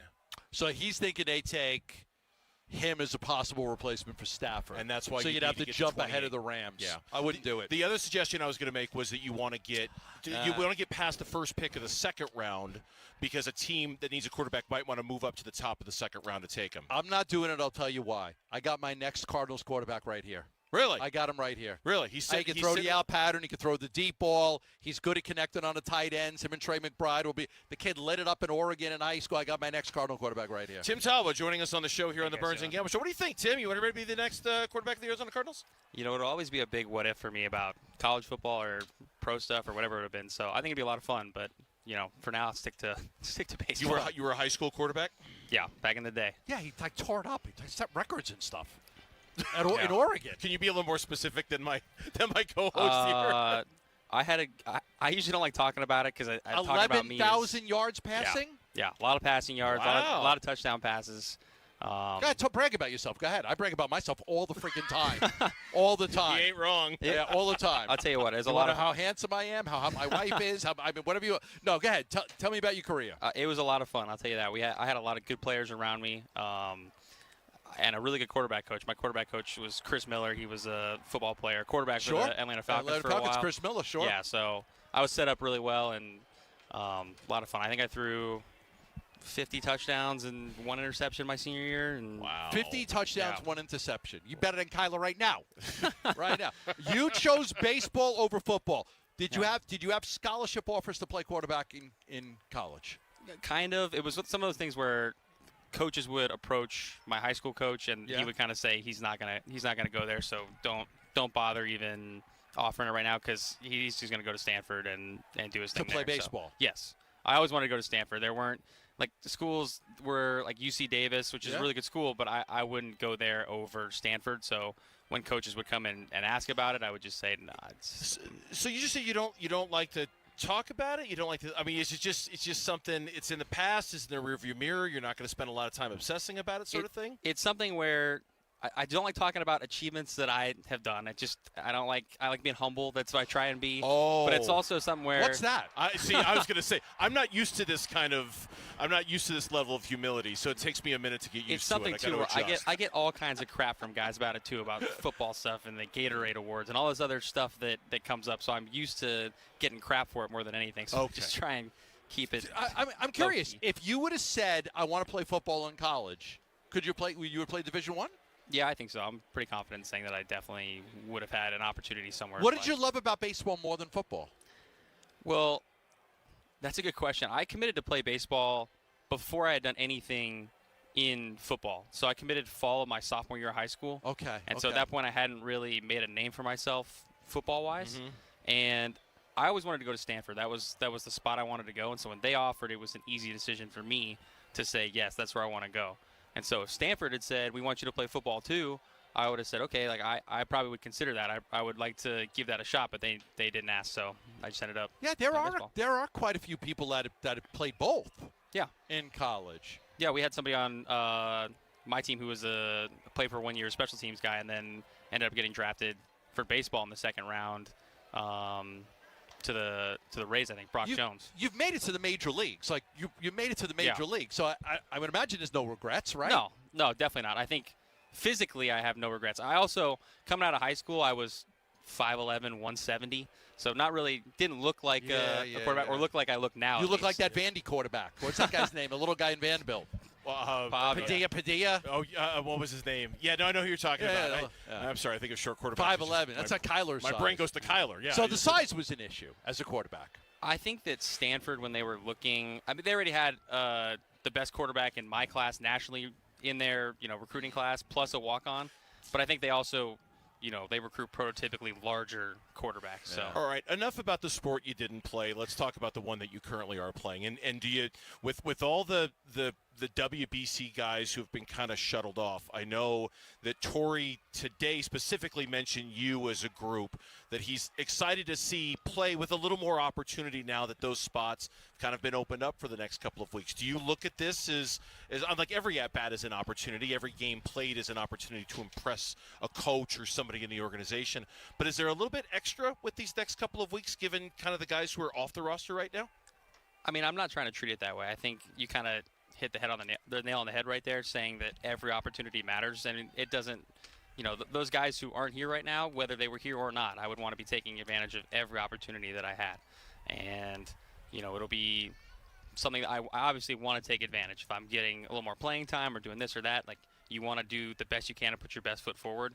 But I'm not trying to treat it as any different. I'm trying to just go about my business the right way, do the work that I need to do, put myself in the best possible position to have success, and just go from there. Were you close with Blaze Alexander? Yeah, I played with Blaze in AA and AAA for a little bit. So when he was traded, were you surprised? Yeah, it came out of nowhere for me. I was not expecting it. But, again, it's one of those things where – because it may have opened up an opportunity for you. Yeah, but they're going to look at you and Vargas as being that guy that could, that could maybe fill the Blaze role in the infield, but you could also play the outfield. So your versatility probably comes in really handy. Yeah, absolutely. I always pride myself on being versatile. I like being that guy that can fill a lot of spots or do a lot of things for the team. And as far as Blaze goes, it's one of those things where I don't have any control over moves that are being made or whatever. I'm just trying to do the best that I can do, put myself in the best possible position to have success with whatever opportunities or scenarios happen. So. What was the biggest moment for you last year? Was it your first Major League hit, your first Major League home run? When you look back on your first year in Major League Baseball, what's the biggest highlight for you? Yeah, definitely the debut. I think, it was also rushed. I took a red eye and got to D.C. I remember. I remember. Yeah. It was so convenient because my middle brother lives in D.C., so he was there. And my other brother is in Rochester, New York, so he was only a couple hours away. And my parents took the red eye, and they were there, and I was so busy and concerned about getting there and just getting situated, and so everything was kind of like I didn't have time to think about the pressure or the moment as much. And then I got on the line before the game, and the nerves were starting to creep in a little bit, and the reality of what was happening kind of was there. And then I turned, and I saw my dad and mom and brothers over there, and I just started crying. It was crazy because I'm not that much of an emotional person. I just couldn't hold it in. I kind of broke down, and it just made everything. As soon as I regained my composure, it made everything kind of settle in and relax. And then it was like, okay, let's go play. Let's have this moment. And then getting the first hit, obviously, and having them there to see that and the reaction, and they were right behind the dugout too. So all of that was really, really special. Hey, did they tease you with the ball, or did they just bring it in? I don't even remember. I was so excited that I had got the hit and could hear my family cheering. And yeah. Sometimes they pretend to throw the ball away. I don't remember. I couldn't tell you. You just have the ball. Yeah. Who has it? My dad has it. You gave it to your dad? Yeah. How about the first home run? I think that my dad has that, You too. got that ball, too? He was there for that one, too. I actually had some of my aunts and uncles and a cousin there for that, too, because they're from Florida. So got a lot of family for some of the bigger moments of my, that's my great. career. That's great. All right, so other than catcher, is there a position you won't play? Couldn't play if they asked you to? I will say the idea of pitching in one of those late game scenarios, if we're up a lot, kind of scares me a little bit. Okay. I would do it, but Nelson I don't know. played shortstop. Well, I played against Ryan Nelson in college when he was still a shortstop. Yeah, it was good, right? Yeah, really good. Really good. Had great arm. But you don't think you can pitch? Me, I pitched in high school. I never had good feel for it. I kind of just threw it as hard as I could. I was kind of a crossfire righty that was body. Yeah. I couldn't have a feel for a changeup or anything else. So I don't know. I don't think it would be very pretty. But other than that, like there's not a position out there other than catcher where you couldn't play, right? Yeah. Like you wouldn't feel, okay, fine, I'll do that for you today. Fine, Absolutely. You got it, right? And I pride myself on that. It's something that has a lot of work has gone into feeling comfortable or feeling like I can do that.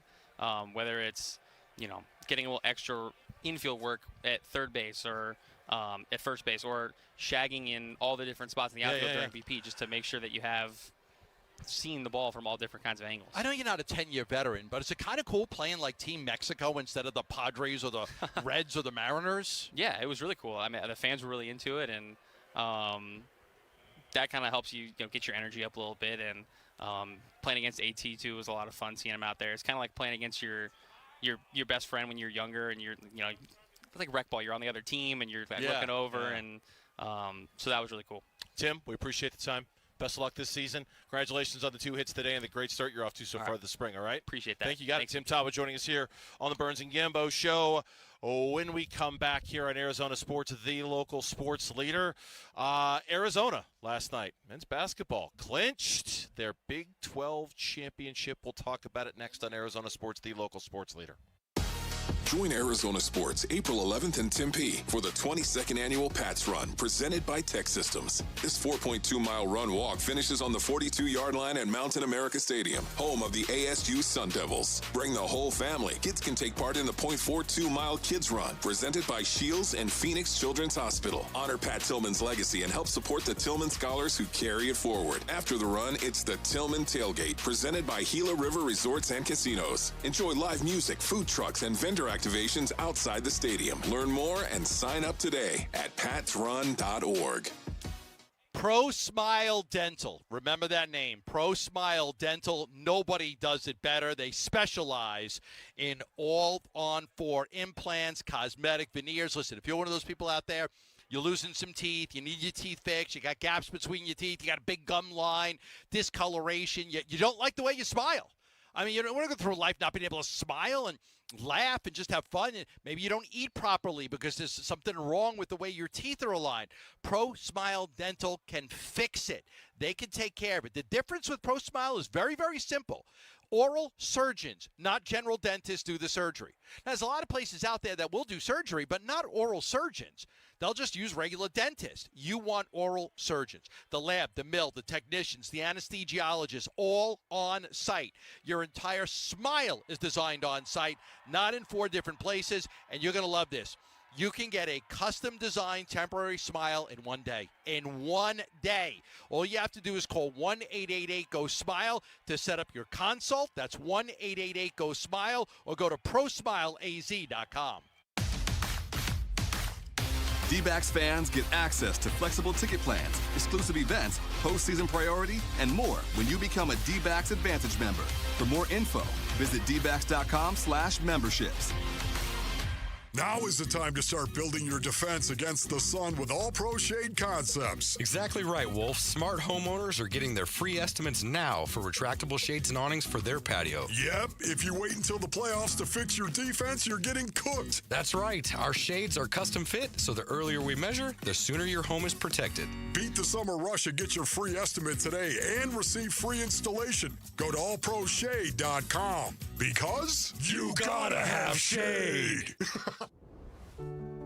When it comes to protecting your family and your legacy, whom you choose matters. That's why many Arizona families trust Morris Hall, a premier estate planning law firm. Hello, I'm Tim Hall, Senior Partner at Morris Hall. I have the great privilege of helping clients design plans that are thorough, thoughtful, and built to stand the test of time. And I'm Ashley, one of the paralegals at Morris Hall, and also Tim's right-hand man. Which means I couldn't do without her. Now, Tim, how many team members do you have, and what can you provide for your clients at Morris Hall? Our team, which currently has 32 members, guides our clients through the process of creating a specialized estate plan for them and for their posterity. And Ashley, what's your role? My specific role is to work with the attorneys, answer day-to-day questions, keep the process moving, and make sure nothing slips through the cracks.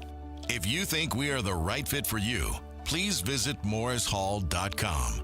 That's morrishall.com. Spring in the AZ, the best time to be outdoors, right? But does your backyard meet the moment? I tell you, at Casa Cal BC, we wanted more. We needed California Pools and Landscape, Arizona's most awarded pool builder. Speaking of more, California Pools handles everything. We're loving our new decking, landscaping, turf, shade structure. Start now so you can swim this summer. Get a free estimate at calpool.com/Paul, and see our before and after pics at calpool.com/Paul. Staples has hot deals and super low prices on everything for your business. And right now, brand your business at Staples with up to 30% off custom labels. Shop Staples in store, online, or in the app. Ends 4/18. Visit staples.com/print for details.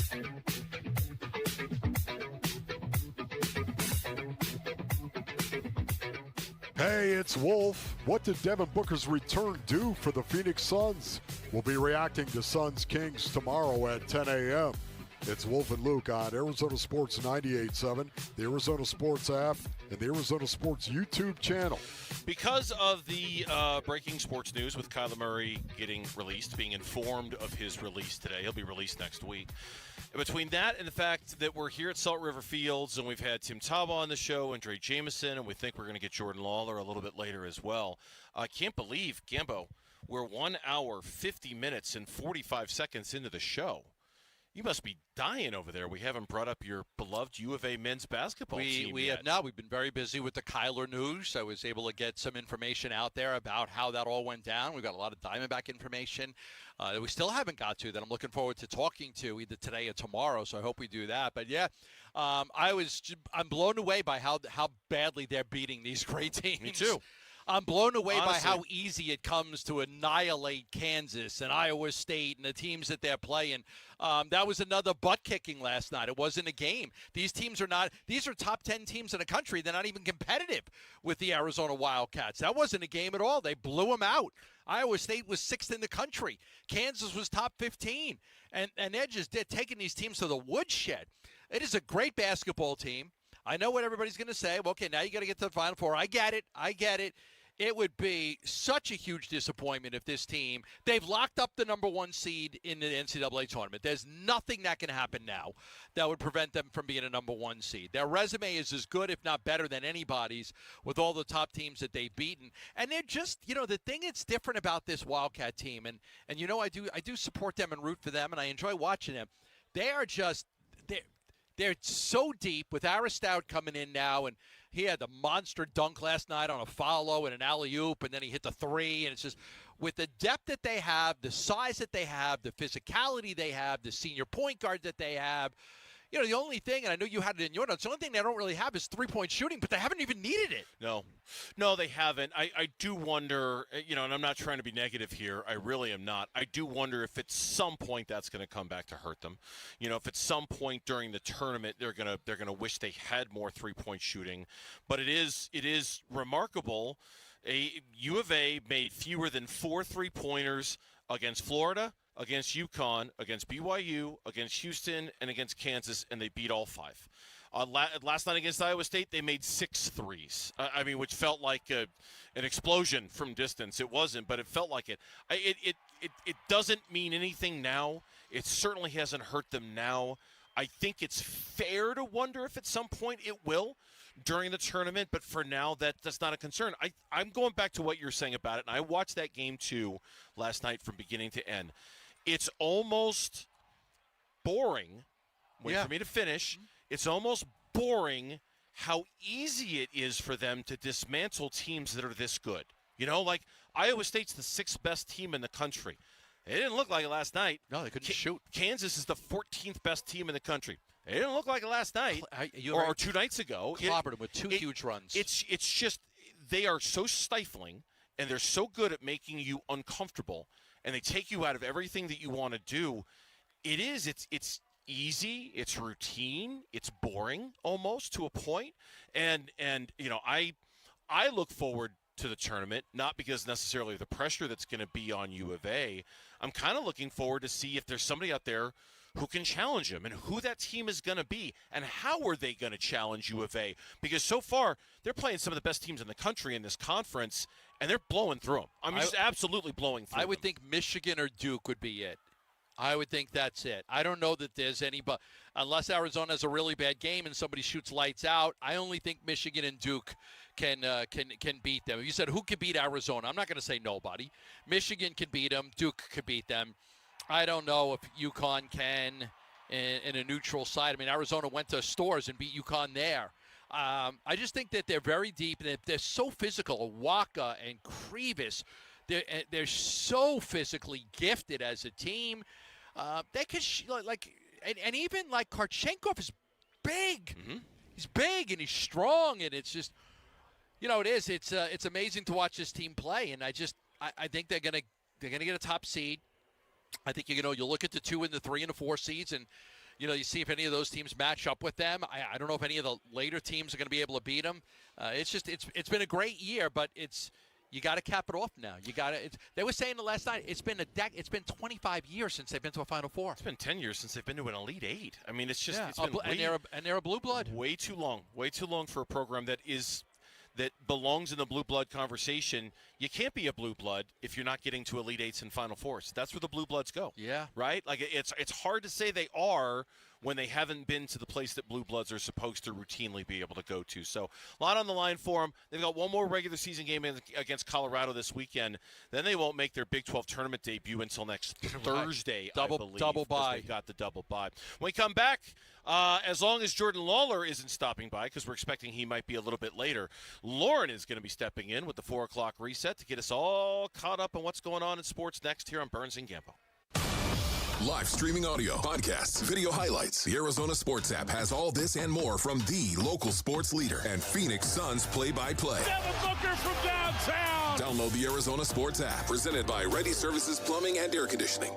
Low T, start for free. Get prescription testosterone therapy with no startup fee, only at Red Mountain Weight Loss. You'll have more energy, stamina, and it'll help you lose belly fat. You'll also think better, sleep better, and your love life will be better. Look, don't be fooled. Nothing boosts testosterone like actual testosterone. So skip the gimmicks and get prescription-strength testosterone. It's a game changer. Book your convenient online appointment today. Go to redmountainweightloss.com. That's redmountainweightloss.com. 1-877 Cars for Kids. KARS Cars for Kids. 1-877 Cars for Kids. Donate your car today. Call 877 Cars for Kids to reach your friendly live agent. Donation's super easy and your car can be picked up by tomorrow. Call now or go to carsforkids.org. 1-877 Cars for Kids. Donate your car today. Did you know you can donate real estate too? LASIK and EVO ICL from King LASIK gives you freedom from glasses and contacts. Refractive lens exchange from K2 Vision eliminates readers and cataracts. Hey, it's Vince Murata. Dr. King and Dr. Kopstein have performed over 300,000 procedures, and I know from personal experience that they'll know the best procedure for you. Schedule your free Zoom consult today at K2VisionRLE.com. K2 Vision RLE. No glasses, contacts, readers, or cataracts. cataracts. K2VisionRLE.com. Hey, it's time to find that F-Series truck you want at a price you can't afford to miss because it is Ford Truck Month. Yep, and Ford Truck Month is about the only way that America's best-selling line of trucks for 49 years running gets better. Ford Truck Month at our Desert Ford dealers. Hey, Paul Calvise here. Man, we wait all year for these amazing offers. The Ford F-150. America counts on it. We get to drive it. And that's not all we get. Check out these savings. How about 0% APR for 60 months with zero down, zero payments for up to 90 days, plus $1,000 in truck month cash on a 2025 Ford F-150. We're talking on the job site, hauling the family camper, off-roading. F-150 trucks are icons of muscle and performance. And again, during Ford Truck Month, get 0% APR for 60 months with zero down, zero payments for up to 90 days, plus $1,000 in truck month cash on a 2025 Ford F-150. But it all ends March 31st. Just click buyfordnow.com. Baseball fans, spring training is here, and Cosmic Daydream IPA from Four Peaks Brewing is now invading game days across Arizona. Whether you're soaking up the sun, watching from home, or meeting your crew at Four Peaks 8th Street Pub, before or after the game, Cosmic Daydream IPA is brewed to keep the good times invading all spring training long. Plus, for your chance to win tickets to a D-backs game, text SEATS to 620-620. Cosmic Daydream IPA from Four Peaks. Brewed for every inning. Message and data rates may apply. Downtown Phoenix is turning up the volume with the NCAA Women's Final Four Super Saturday. It starts at the Super Saturday practice presented by Samsung Galaxy at Mortgage Matchup Center. One last practice for the final two teams. Plus, the Super Saturday concert presented by AT&T, a free live performance at Hance Park. Super Saturday, April 4th in downtown Phoenix. Free events, all ages, all weekend. NCAA.com/Women's Final Four. KMVP FM Phoenix. Live from the Casino Arizona and Talking Stick Resort Studio. Arizona Sports, the local sports leader. I'm Lauren Koval with Trending Now, presented by Parker & Sons Heating, Cooling, Plumbing, and Electrical. The big news of the day, the Arizona Cardinals have informed quarterback Kyler Murray that they intend to release him on the first day of the league year next Wednesday. Kyler Murray went on to post a formal goodbye to the organization on social media. You can go find out more at arizonasports.com. And the Phoenix Suns will get Devin Booker back tonight against the Sacramento Kings. Hayward Highsmith is also expected to make his debut for the Suns tonight. Tip-off for that one is a late one at 9 p.m. Pre-game coverage starts at 8 right here on Arizona Sports 98.7 and the Arizona Sports app. And the Arizona Diamondbacks hosted Team Mexico today at Salt River Fields. They lost that one 6-3. And Arizona State men's basketball hosts number 14 Kansas tonight at Desert Financial Arena. Tip-off for that one is at 7 over on ESPN 620 AM and the Arizona Sports app. And stay tuned, because next, 4 o'clock reset, canceled. Jordan Lawler on with Burns and Gambo live at Salt River Fields. This report is brought to you by Morris Hall, a premier estate planning law firm. Trusted guidance for every stage of life. Visit morrishall.com. Arizona Sports. Swung on, that is hit high and deep. Burns and Gambo talk spring training now. That's right, 4 o'clock reset, cancel on this Tuesday afternoon. Biggest joining us right now as we're live from Salt River Fields. As Diamondbacks lose to Team Mexico today, Diamondbacks outfielder, infielder, I'll introduce you.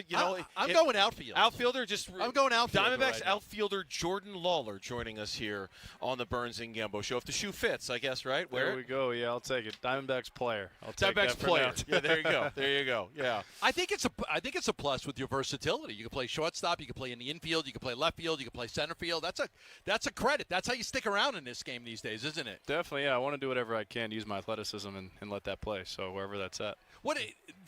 Everybody's expecting this is your year. This is going to be your year. What's different about you now than this time last year? Yeah, I think the mindset and then just learning myself. The longer I've played, the more you pick up experience, and I think I have more of an idea of really what makes me tick at the plate, on defense, whatever that may be. So I think I'm really just focusing on that and committed to my process. Okay, what makes you tick? It's one focus, one thing, and ready to commit to just dominate whenever I step between the lines. You've used the word, and you just used it a second ago with us, athleticism. It sounds like you almost want it to be the foundational part of anything you do, whether it's in the outfield, whether it's the plate. You obviously have been blessed with a tremendous amount of it. How do you channel your athleticism into everything that you're trying to do to be a better baseball player? Yeah, keeping it simple.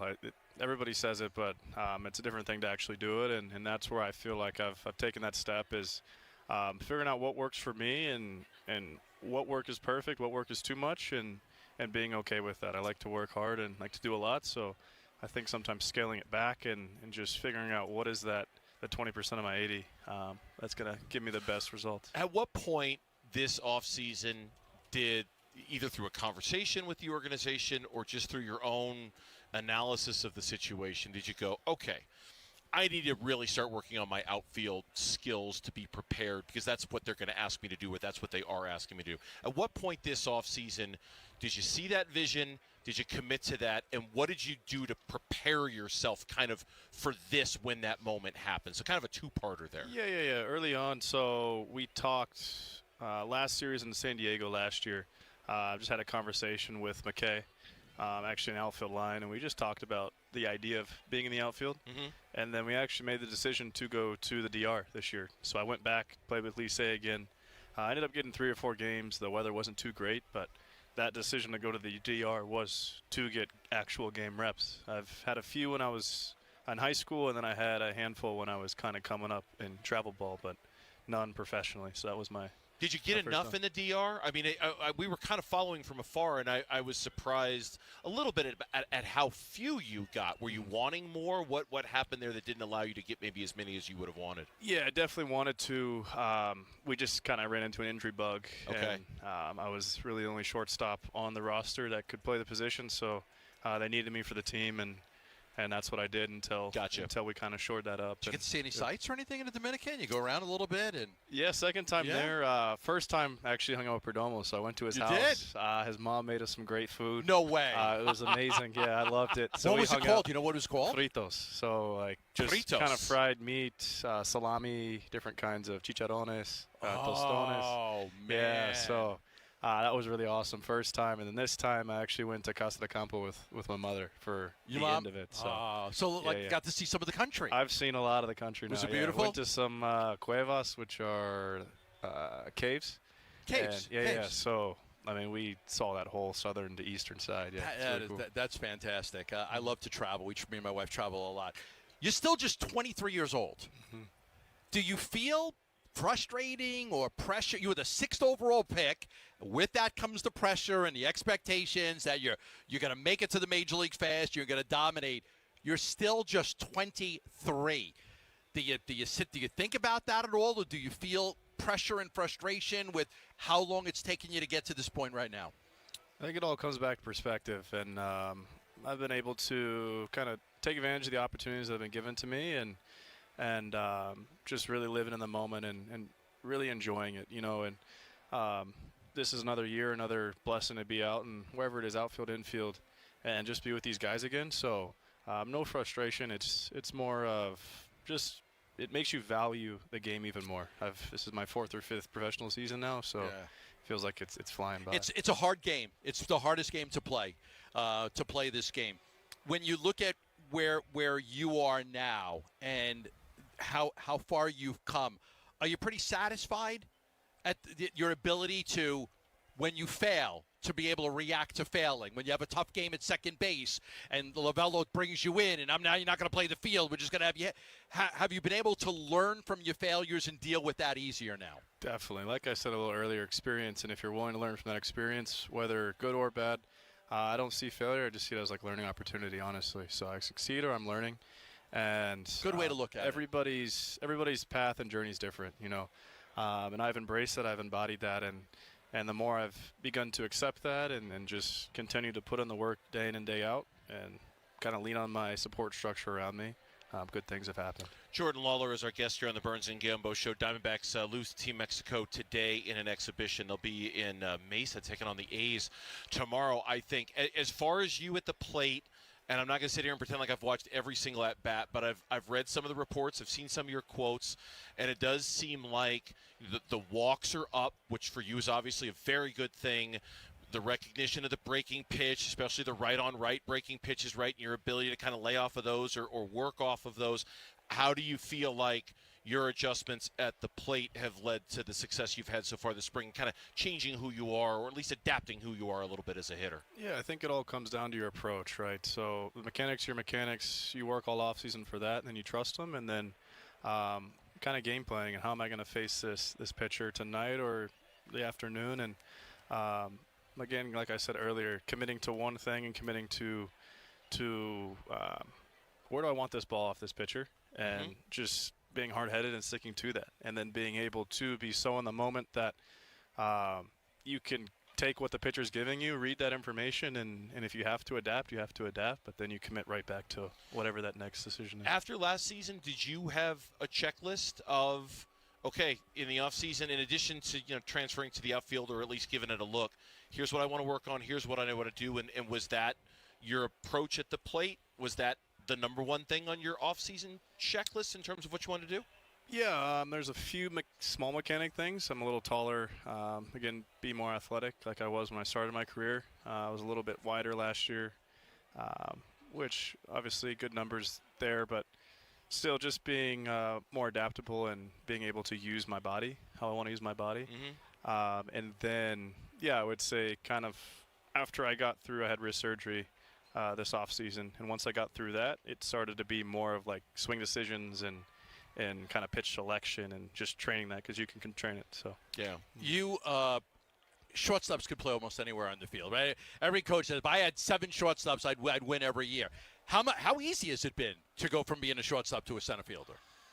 I wouldn't say anything's easy in this game, but yeah, when you're athletic and you play a lot of different sports. Growing up, I played football. Ran track. I kind of see it as I'm a wide receiver out there. Did you play wide receiver in football? I did, yeah, and safety. So it's like you're tracking the ball. Did you ever throw the ball around with Tawa? I know he's nasty. He was an awesome football player. He was through for like 11,000 yards. Yeah, he had like awesome 50 touchdowns and 1 interception as a senior in high school. I knew he was a good I knew he was a football player. Yeah, I didn't realize he was that good of a football player. He was like one of the best in Oregon. We offered him the quarterback spot over at the Cardinals.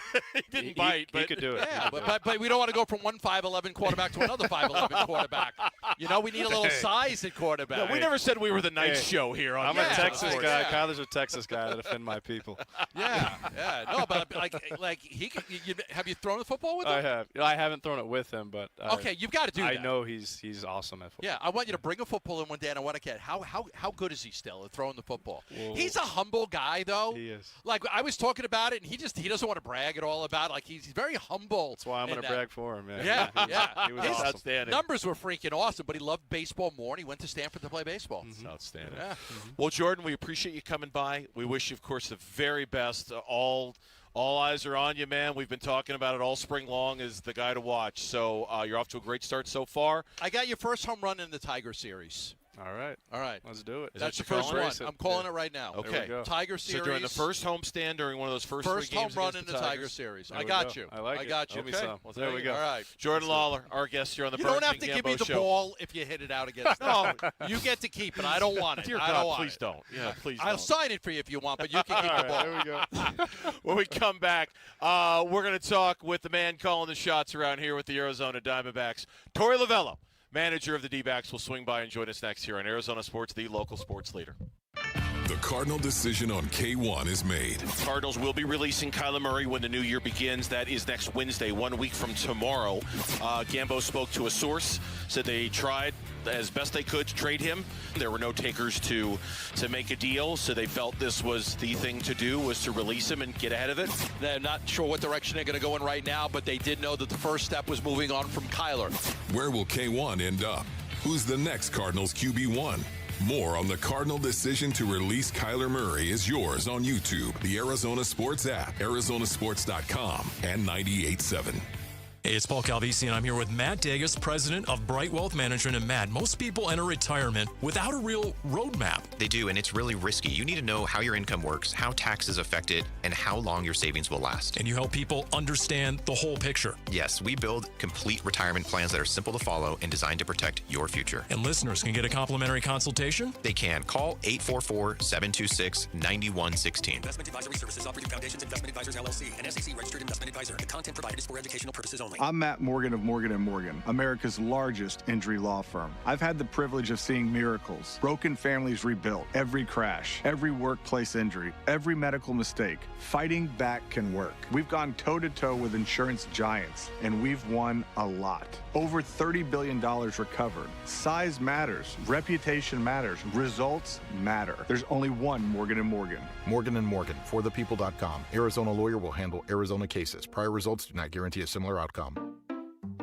We just want to have enough money for retirement. And travel to visit our grandchildren. I understand. That's why at Fisher Investments, we start by getting to know each other, so I can learn about your family, lifestyle, goals and needs, allowing us to tailor your portfolio. What about commission-based products? We don't sell those. We're a fiduciary, obligated to act in your best interest. So how do your management fees work? We have a simple management fee based on the value of your portfolio. So we do better when you do better. We appreciate that kind of transparency.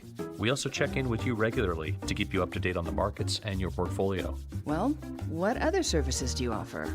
As a client, you have access to resources on investing, financial planning, estate planning, Social Security, Medicare, and more. Wow, sounds like Fisher Investments has everything we need.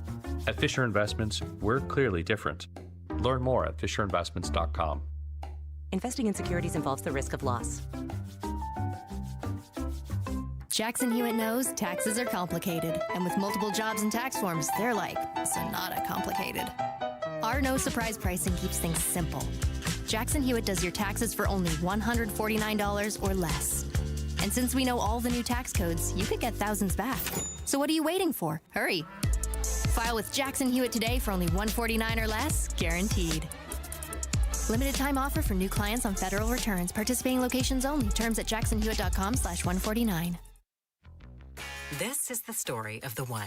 As a procurement manager for a hospital system, she keeps every facility in her network stocked and ready.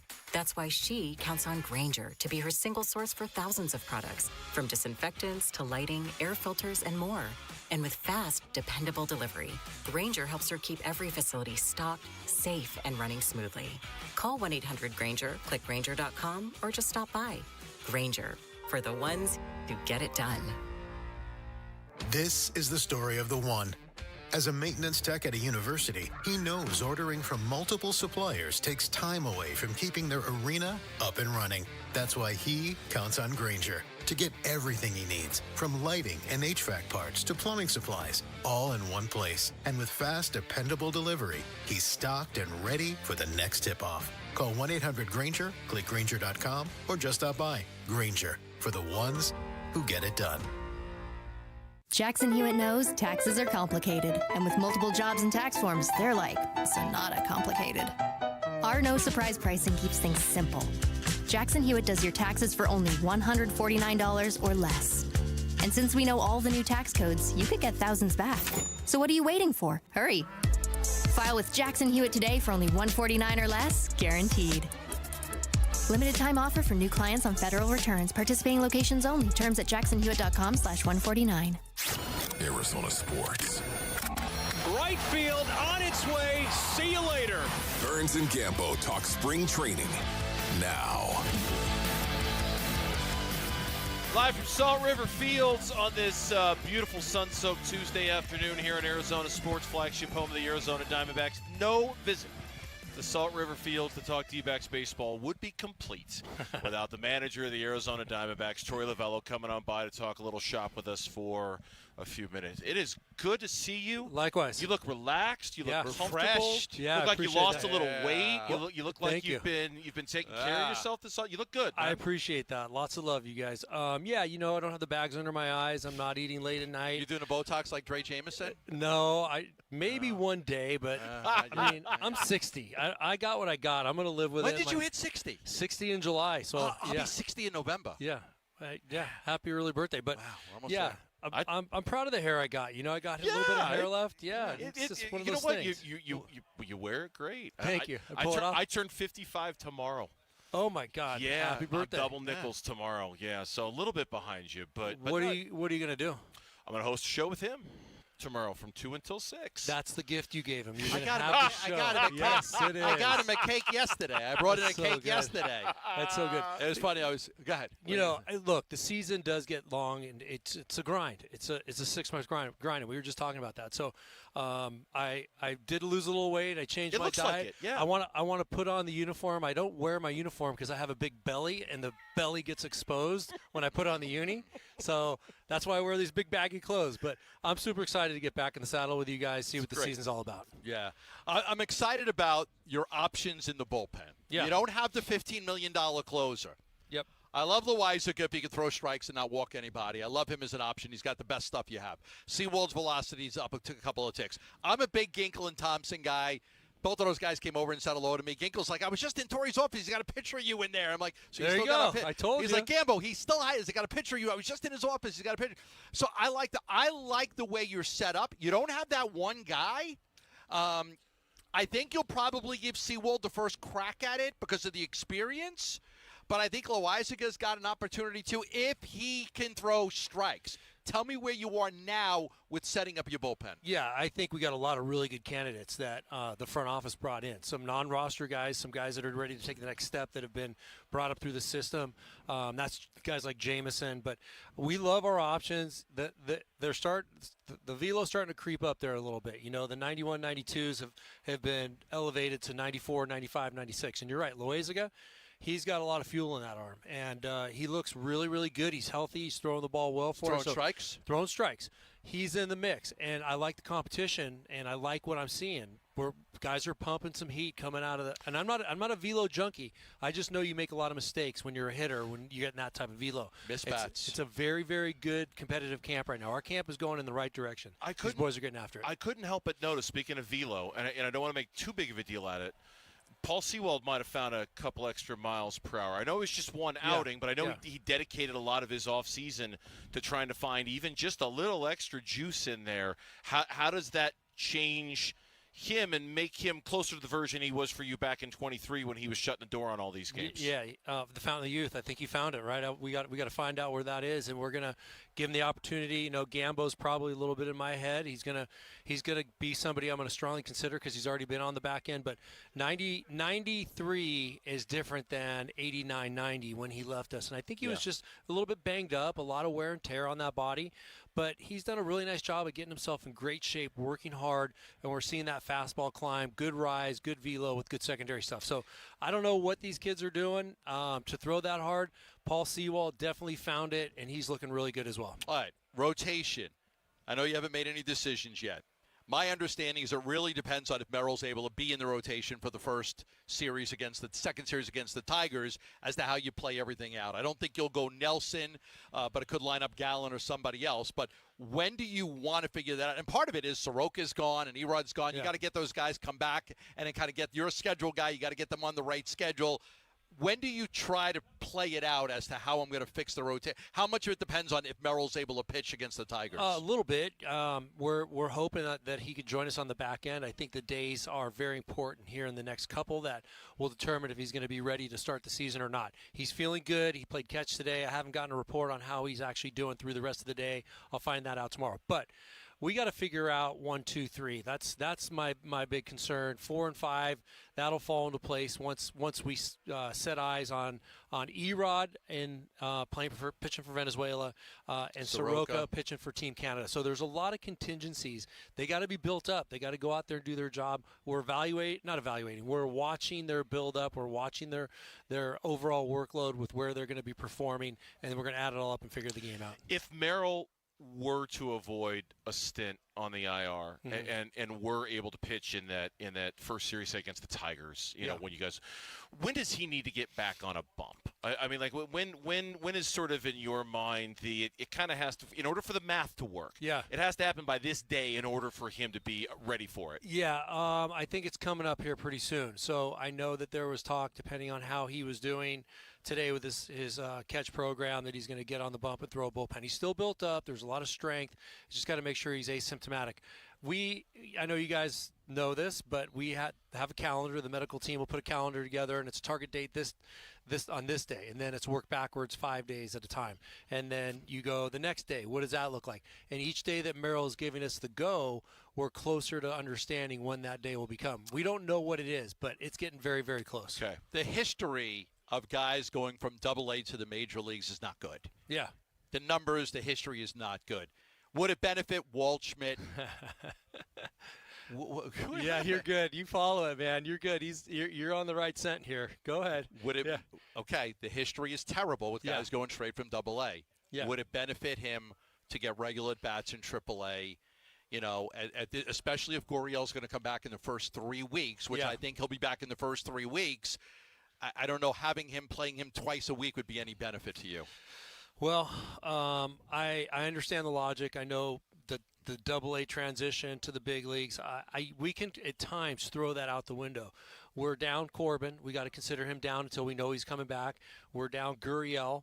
We know that he's not going to return to start the season. So, you know, we're looking at some depth. We're looking at like the Barossa, Lawler, Thomas. You know, what's going to happen in back of those guys? All yet to be determined. So I don't know what it looks like. I just know one thing. Ryan Waldschmidt's an absolute baseball junkie. Every time there's a conversation in the dugout, he's in the middle of it regarding sequencing, pitch, plays, baseball. He's like a baseball rat, and I like that. So where does that end up?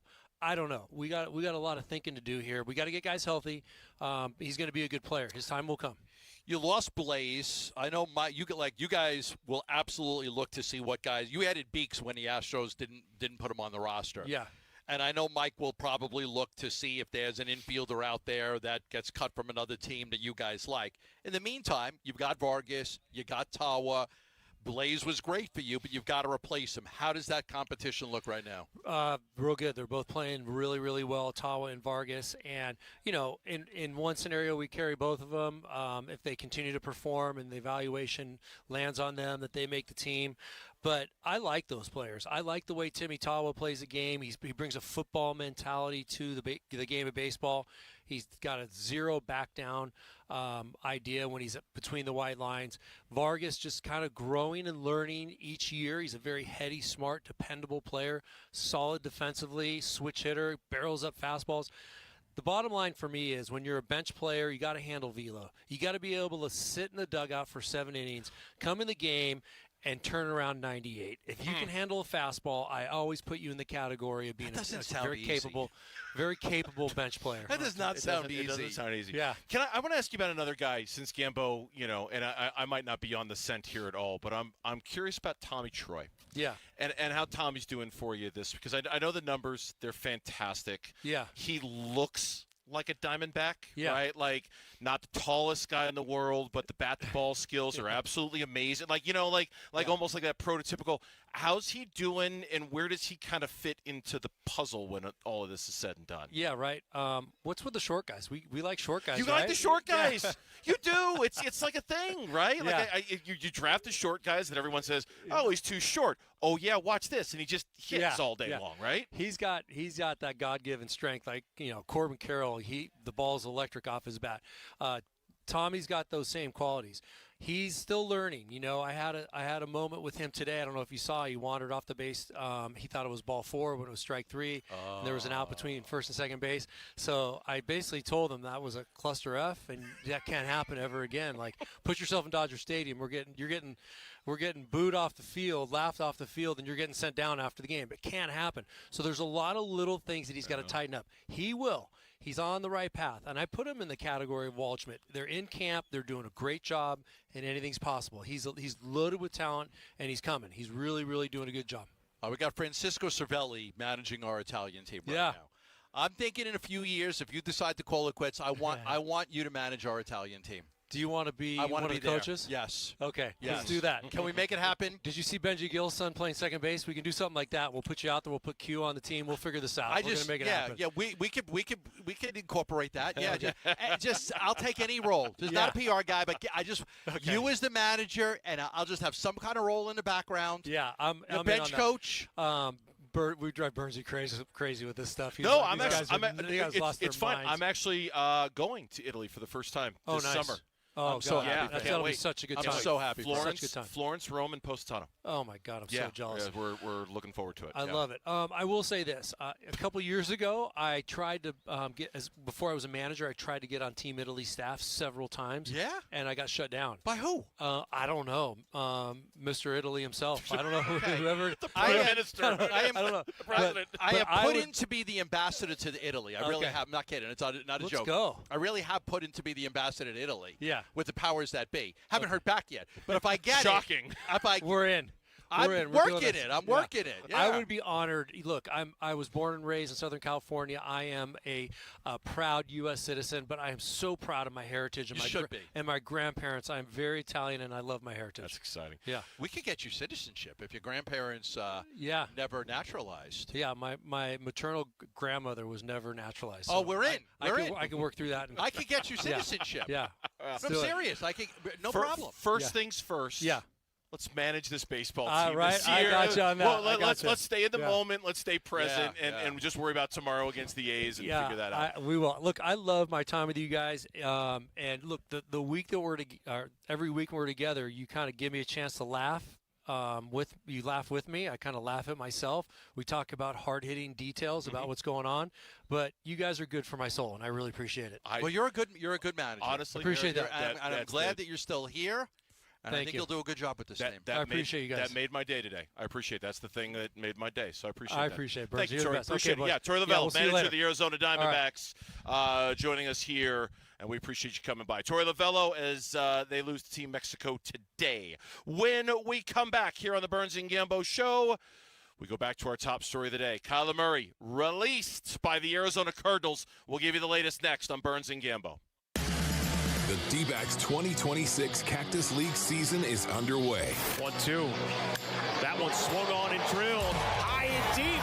It's got a chance on its way. Gone! A go-ahead two-run homer for Jorge Barosa. It's a six-run, sixth inning, and the Diamondbacks in front 7-6. The home of Arizona Diamondbacks baseball. Arizona Sports on YouTube. The Arizona Sports app. Arizona Sports 98.7. Interest rates are down. House pricing is down. This is a great time to buy. If you are a renter, this is a great time to call the Lund Mortgage team and get pre-approved for a mortgage absolutely free.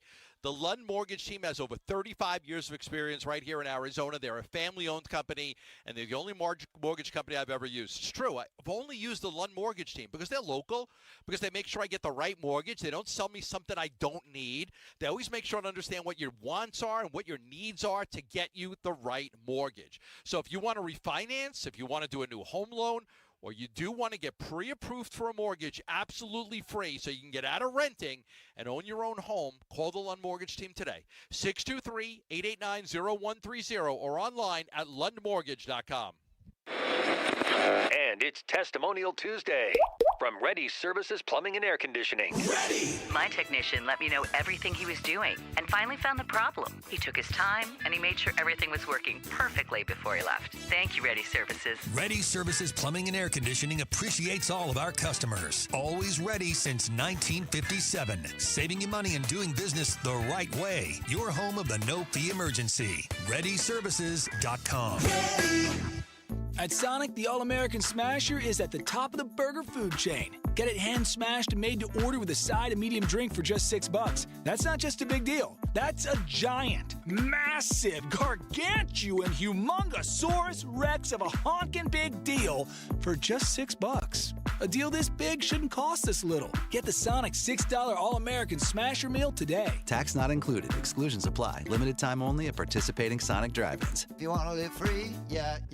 Hey everybody, Dan Bickley here, and you've seen the billboards. Sweet James is everywhere. It's a fun name and a fun brand, but when you've been hurt in an accident and it's game time, Sweet James plays to win. They are unstoppable in their pursuit of justice, and they are the heavy hitter you need when dealing with the insurance companies. Sweet James Accident Attorneys is a world-class law firm with over 25 years of experience, more than 500 trials, and over $2 billion recovered for accident victims. They even have a full in-house trial team, and they win 98% of the time. Remember, having the right attorney can mean the difference between a $2,000 check and a $2 million settlement, and Sweet James delivers some of the biggest wins in the country, and they've been named best attorneys in America. So if you're hurt in an accident, don't settle for less. Call Sweet James at 1-800-9-MILLION. That's 1-800-900-0000, online at sweetjames.com. A family office is a team built to handle the three biggest financial responsibilities a family faces: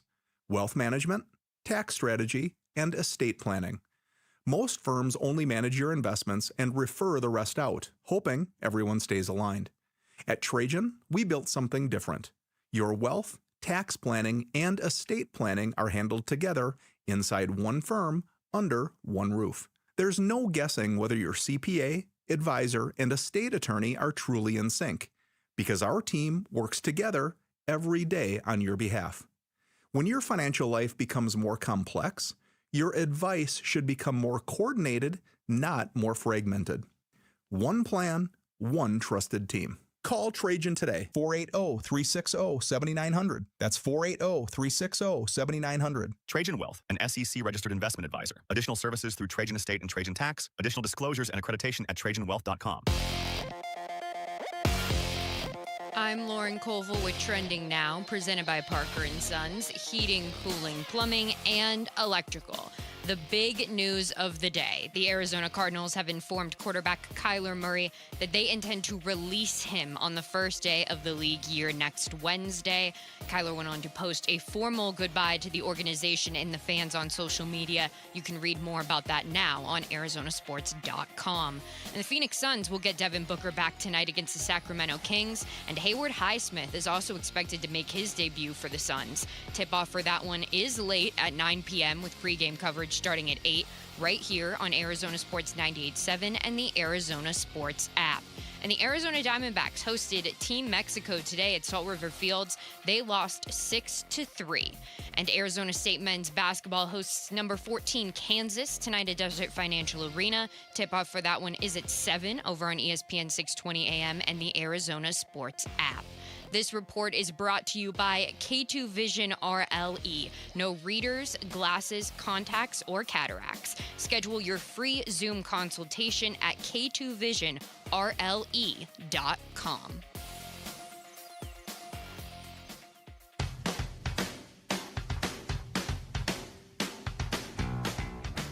Hey everybody, Dan Bickley here. 22 games left in the regular season. Suns back in action tonight for the stretch run. We'll discuss our basketball team. Fun begins at 6 a.m. on Arizona Sports, the Arizona Sports app, the Arizona Sports YouTube channel. All right, super crazy busy day here on the Burns and Gambo show. And first of all, heartfelt thank you to Lauren back there in the studio. She is managing everything by herself back there. It's been crazy with all the updates, the breaking news about Kyler Murray, literally 3 minutes before we went on the air. Our thanks to the Diamondbacks for all the great guests that we've had today. Really good conversations. Dre Jameson, Tim Tawa, Jordan Lawler, Troy Lavella for coming by. That was like chicken soup for the soul right there. I had talking to him with a little bit of baseball. It's so good, and we appreciate it. We get back to the top story of the day, and it's been a while since we've addressed it, so we can kind of approach it as if it's like the first time we're talking about it. Ian Rappaport and Adam Schefter were both the first to report today the Arizona Cardinals have informed Kyler Murray they're waiving him. Next Wednesday is the start of the league year. That's when they can do it. He will be cut. You were able to call around. You were able to get some information. Yes. Share with everybody what you learned about this process and how we got here. Well, they really didn't have any choice. The Arizona Cardinals, while the combine was going on, worked diligently to try and fork out a trade for Kyler Murray. The problem was nobody wanted Kyler.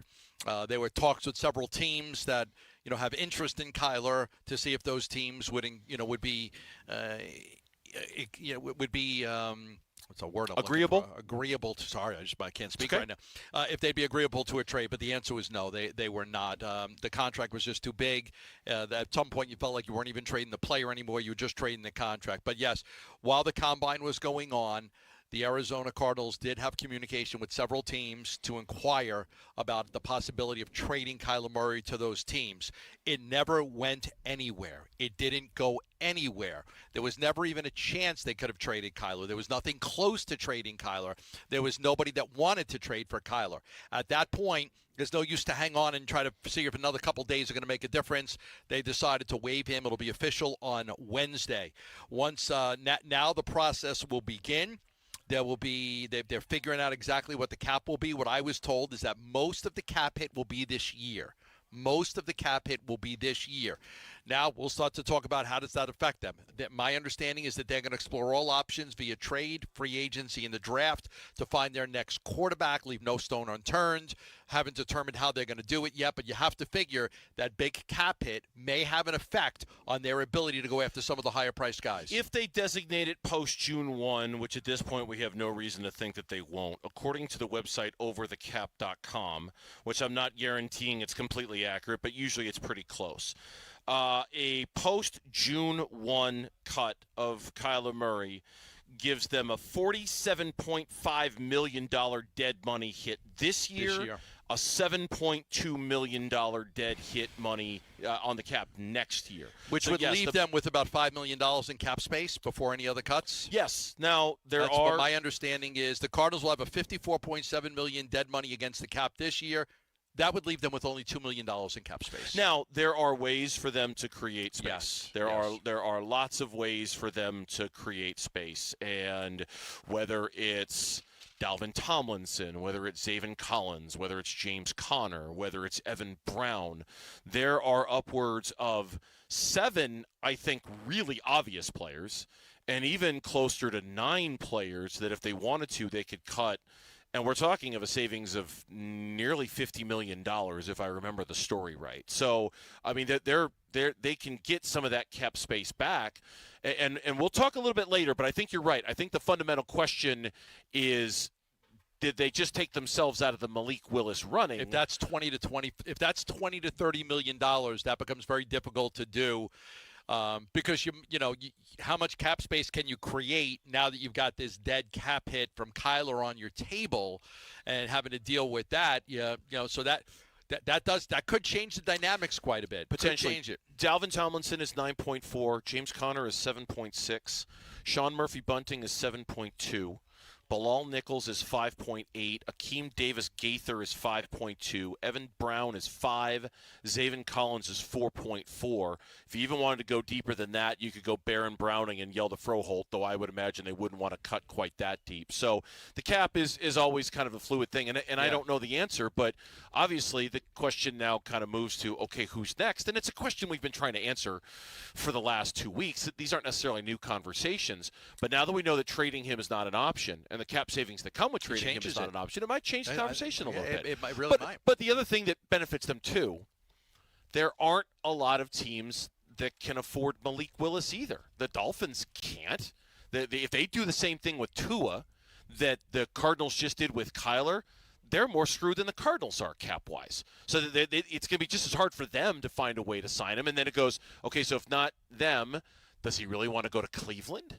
Does Pittsburgh go back into the mix, or do they want Aaron Rodgers back? And pretty soon Malik Willis might be looking around and going, okay, where are my options? Where am I going to go to get that $25 million a year? Because nobody really has it. Yeah, I think you've got to look at the other teams we've talked about, the Falcons, the Vikings, and just to see if they, these teams we thought could be in on Kyler, would they now be in on a guy like Malik Willis? I mean, I think a lot of it's going to depend on how much cap space can they create.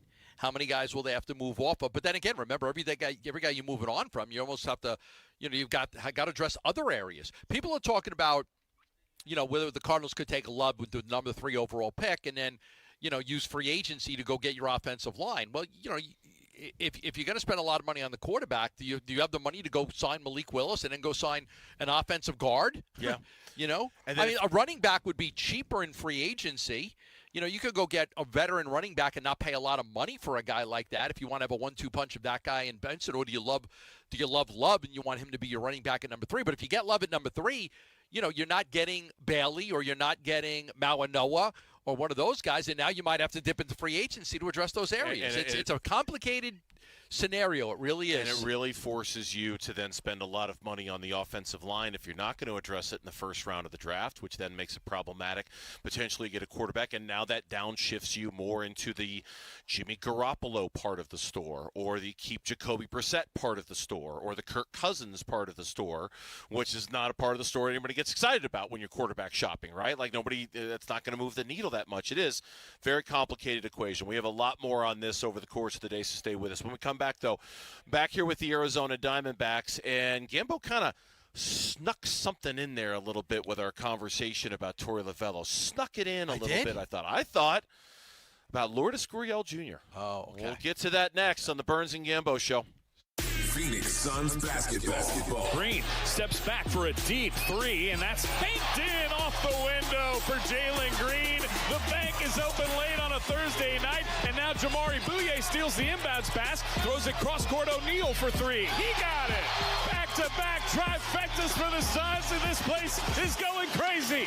Suns at the Kings tonight for a late tip. Pre-game at 8, and the play-by-play begins at 9 on the Arizona Sports app and 98.7. Low T, start for free. Get prescription testosterone therapy with no startup fee, only at Red Mountain Weight Loss. You'll have more energy, stamina, and it'll help you lose belly fat. You'll also think better, sleep better, and your love life will be better. Look, don't be fooled. Nothing boosts testosterone like actual testosterone. So skip the gimmicks and get prescription-strength testosterone. It's a game changer. Book your convenient online appointment today. Go to redmountainweightloss.com. That's redmountainweightloss.com. Southwest Gas is proud to support the lifestyles of Arizonans along with economic development in our communities. Hi, it's Vince Marotta. Many of the businesses that have relocated their operations into Phoenix are dependent on natural gas to support business and production. Southwest Gas provides affordable, safe, and reliable natural gas service and helps provide a sustainable energy source our state needs for continued economic development. To learn more about the Southwest Gas commitment to community growth and economic development, please visit swgas.com. Now is the time to start building your defense against the sun with All Pro Shade Concepts. Exactly right, Wolf. Smart homeowners are getting their free estimates now for retractable shades and awnings for their patio. Yep, if you wait until the playoffs to fix your defense, you're getting cooked. That's right. Our shades are custom fit, so the earlier we measure, the sooner your home is protected.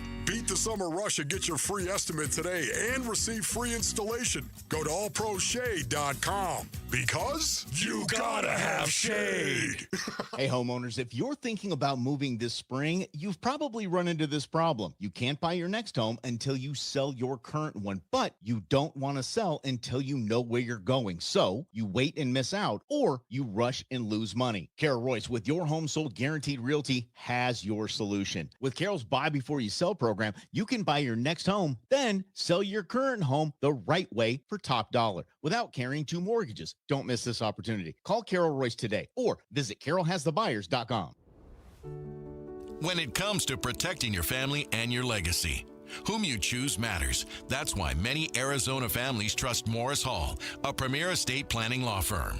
Hello, I'm Tim Hall, Senior Partner at Morris Hall. I have the great privilege of helping clients design plans that are thorough, thoughtful, and built to stand the test of time. And I'm Ashley, one of the paralegals at Morris Hall, and also Tim's right-hand man.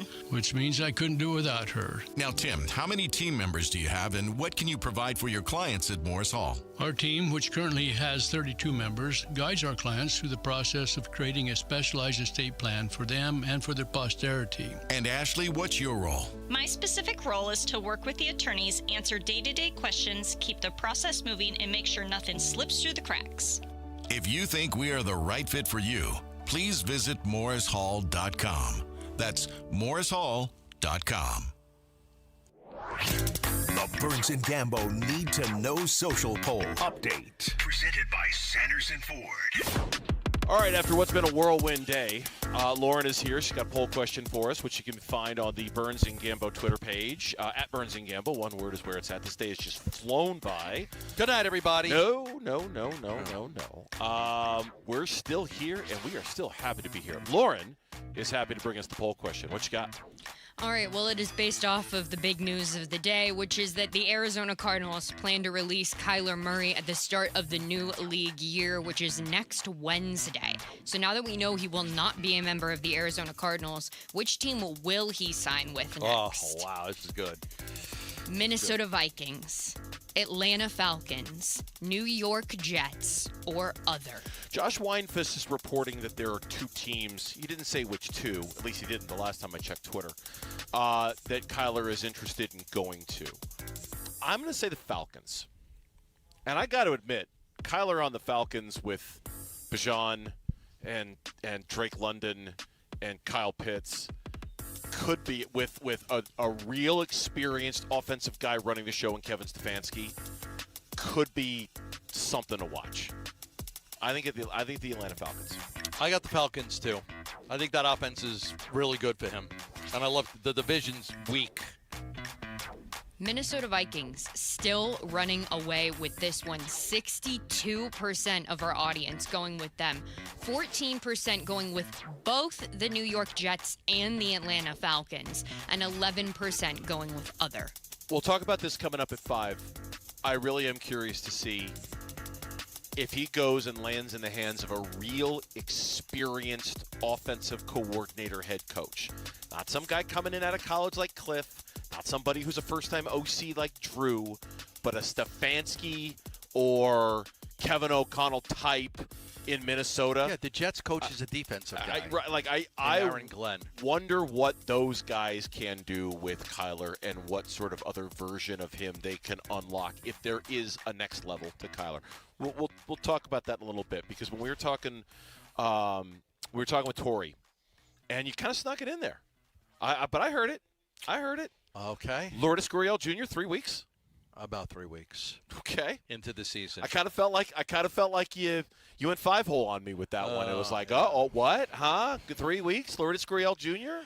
I don't think it'll be much longer than that. Maybe it's 4, but he's getting really close. He'll DH a bunch when he gets here too. So it's not like he's going to play left field all the time. But a lot of it is, when I'm out here, I get a little extra time to work and, pick some brains and talk to people and things like that. But yeah, Gurriel is progressing so fast right now. He's not going to be available the first few weeks, but he probably could be if he wanted to. I don't think they want to push it. I would say you're about 3 weeks at the earliest.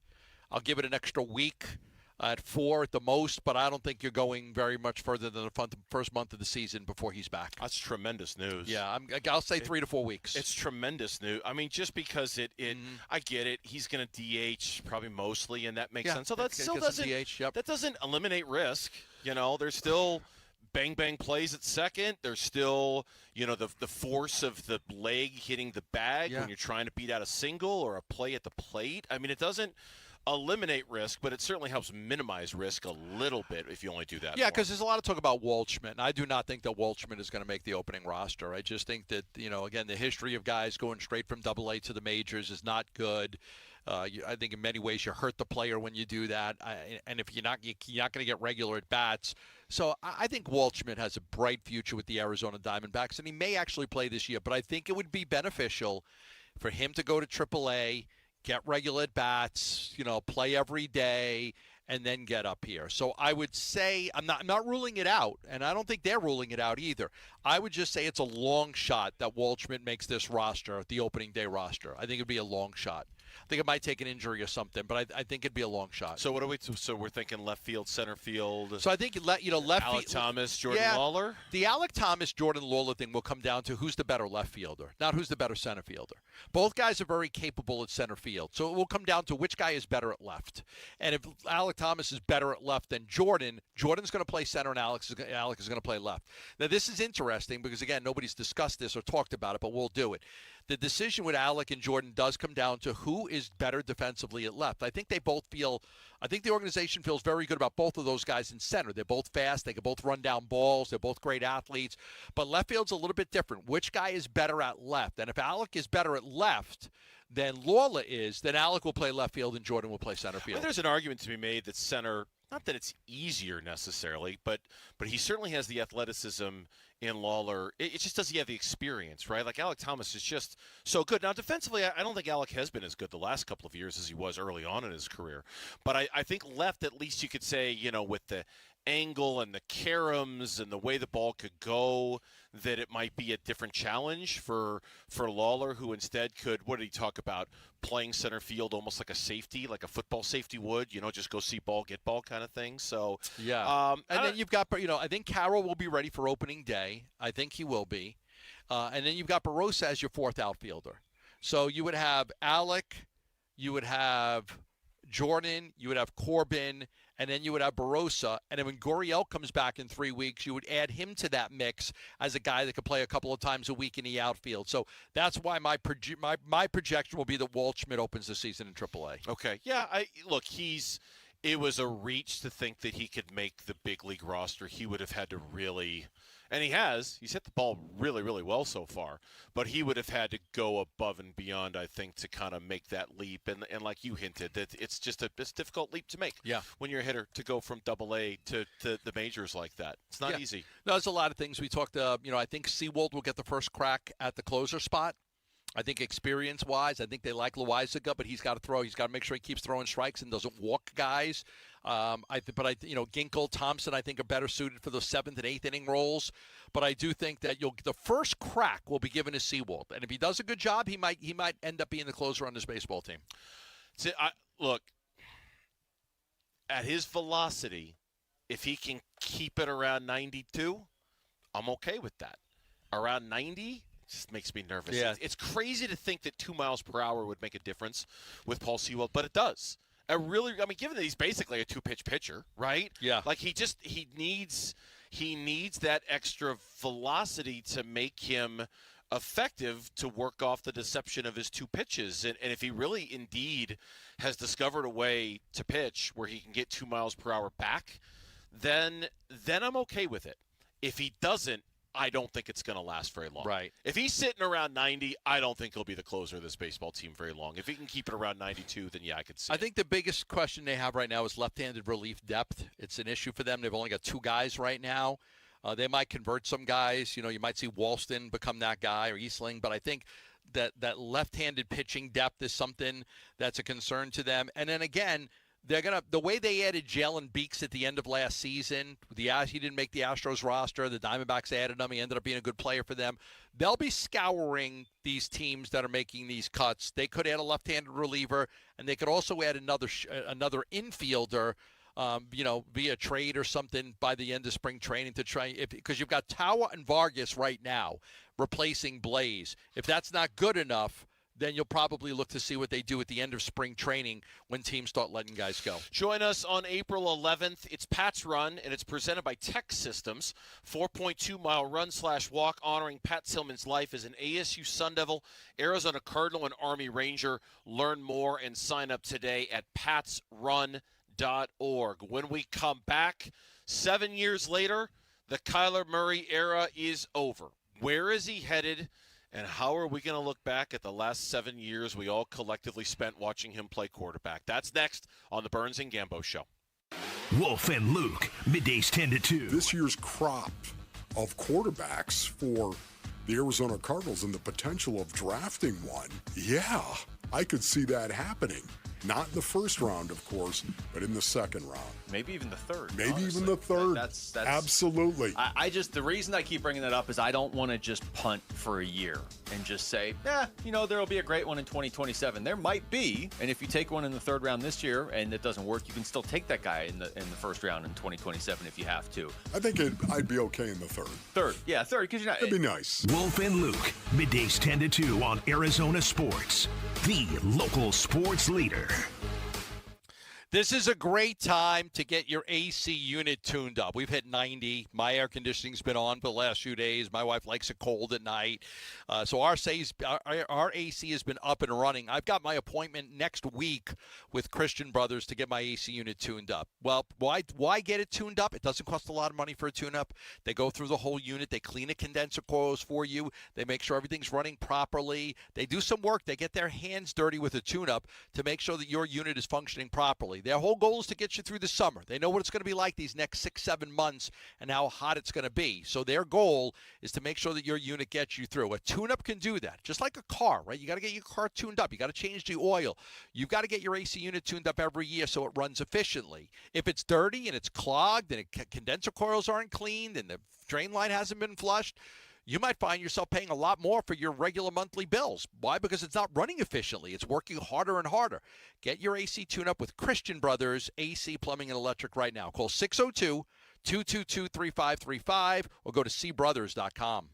Hey, I'm Ron Wolfley, and I'm sitting here with Garrett Lee, co-owner of Moving Team 6. Garrett, I just saw where you guys actually have hit over 1,000 5-star reviews. That's absolutely true, and we don't do it without our team, and obviously to our amazing customers that are willing to trust us and support our team along the way. The thing that separates Moving Team 6, obviously, is our team. You need somebody to help you make that move happen, and we're the team for you. Go to movingteam6.com for more information. That's movingteam6.com. Your move is their mission. Gold demand is skyrocketing to record highs. As more Americans rush to preserve their savings, will there be enough gold? I'm Dr. Ron Paul, and I believe physical gold is the only way to truly protect your 401k or IRA savings. Gold offers tangible security that can't be tracked, stolen, or inflated. That's why I strongly advocate for gold IRAs. To learn more, text the word SECURE to 989898 now. Birch Gold Group will send you a free info kit on gold IRAs. Birch Gold is the only gold company I trust, and their thousands of great reviews prove I'm not alone. So don't wait another second. Protect your retirement savings today and see how easy it is to move your IRA or 401k into physical precious metals. Text SECURE to the number 989898 for your free gold IRA info kit. Again, SECURE to 989898. Message and data rates may apply. Taxes was feeling so stuck. Sitting in traffic, squeezing into a parking spot, all to squeeze in getting tax help during your lunch break. Now Taxes is a TurboTax expert who does your taxes for you, while you go about your day getting real-time notifications about their progress and the most money back guaranteed. Now this is Taxes. Intuit TurboTax. See guarantee details at turbotax.com/guarantees. Only available with TurboTax experts. Real-time updates only in iOS mobile app. This is the story of the one. As a maintenance tech at a university, he knows ordering from multiple suppliers takes time away from keeping their arena up and running. That's why he counts on Grainger to get everything he needs, from lighting and HVAC parts to plumbing supplies, all in one place. And with fast, dependable delivery, he's stocked and ready for the next tip-off. Call 1-800-GRAINGER, click Grainger.com, or just stop by. Grainger, for the ones who get it done. This is the story of the one. As a procurement manager for a hospital system, she keeps every facility in her network stocked and ready. That's why she counts on Grainger to be her single source for thousands of products, from disinfectants to lighting, air filters, and more. And with fast, dependable delivery, Grainger helps her keep every facility stocked, safe, and running smoothly. Call 1-800-GRAINGER, click Grainger.com, or just stop by. Grainger, for the ones who get it done. Jackson Hewitt handles your taxes and your stress. Inhale our no surprise price of $149 or less. Exhale, paying more for complicated taxes. You won't. Inhale new tax law knowledge. Exhale, missing out on your biggest refund? Certainly not. Don't miss paying $149 or less. Rest easy. Jackson Hewitt's got your taxes. Guaranteed. Limited time offer for new clients on federal returns. Participating locations only. Terms at jacksonhewitt.com/149. KMVP FM Phoenix, live from the Casino Arizona and Talking Stick Resort Studio. Arizona Sports, the local sports leader. I'm Lauren Colville with Trending Now, presented by Parker & Sons Heating, Cooling, Plumbing, and Electrical. The big news of the day, the Arizona Cardinals have informed quarterback Kyler Murray that they intend to release him on the first day of the league year, which is next Wednesday. Kyler Murray went on to post a formal goodbye to the organization and the fans on social media. You can read more about that now on ArizonaSports.com. And the Phoenix Suns will get Devin Booker back tonight against the Sacramento Kings, and Haywood Highsmith is also expected to make his debut for the Suns tonight. Tip-off for that one is a late one at 9 p.m. with pregame coverage starting at 8 right here on Arizona Sports 98.7 and the Arizona Sports app. And the Arizona Diamondbacks hosted Team Mexico today at Salt River Fields. They lost 6-3, but you can listen to all the interviews from spring training today with Wolf and Luke and Burns and Gambo up now on ArizonaSports.com and wherever you get your podcasts. And Arizona State men's basketball hosts number 14 Kansas tonight at Desert Financial Arena. Tip-off for that one is at 7 over on ESPN 620 AM and the Arizona Sports app. And that's what's trending now.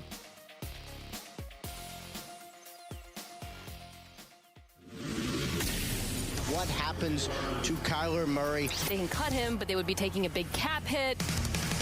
Arizona Sports, the Cardinal Decision. The Cardinal Decision. With Burns and Gambo.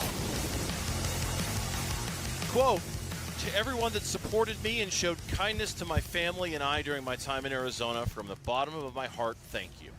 I wanted nothing more than to be the one to end the 77-year drought for this organization.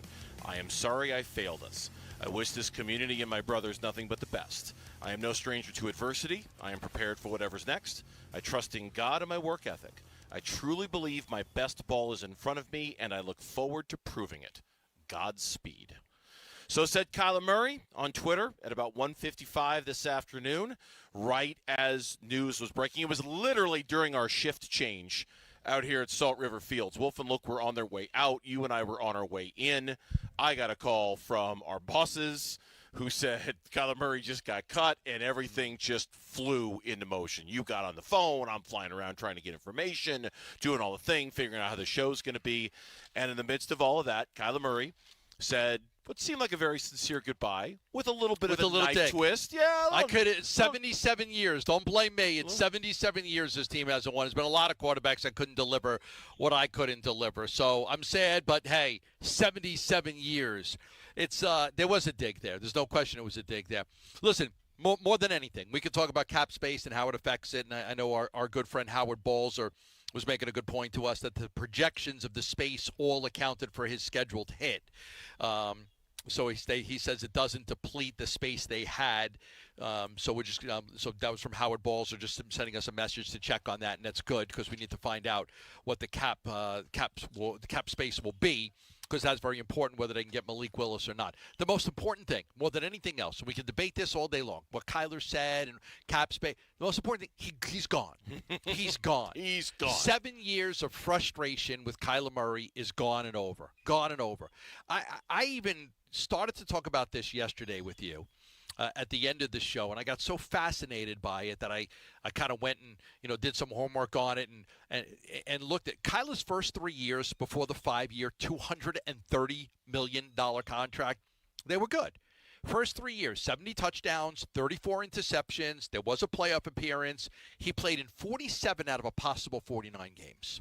47 out of 49.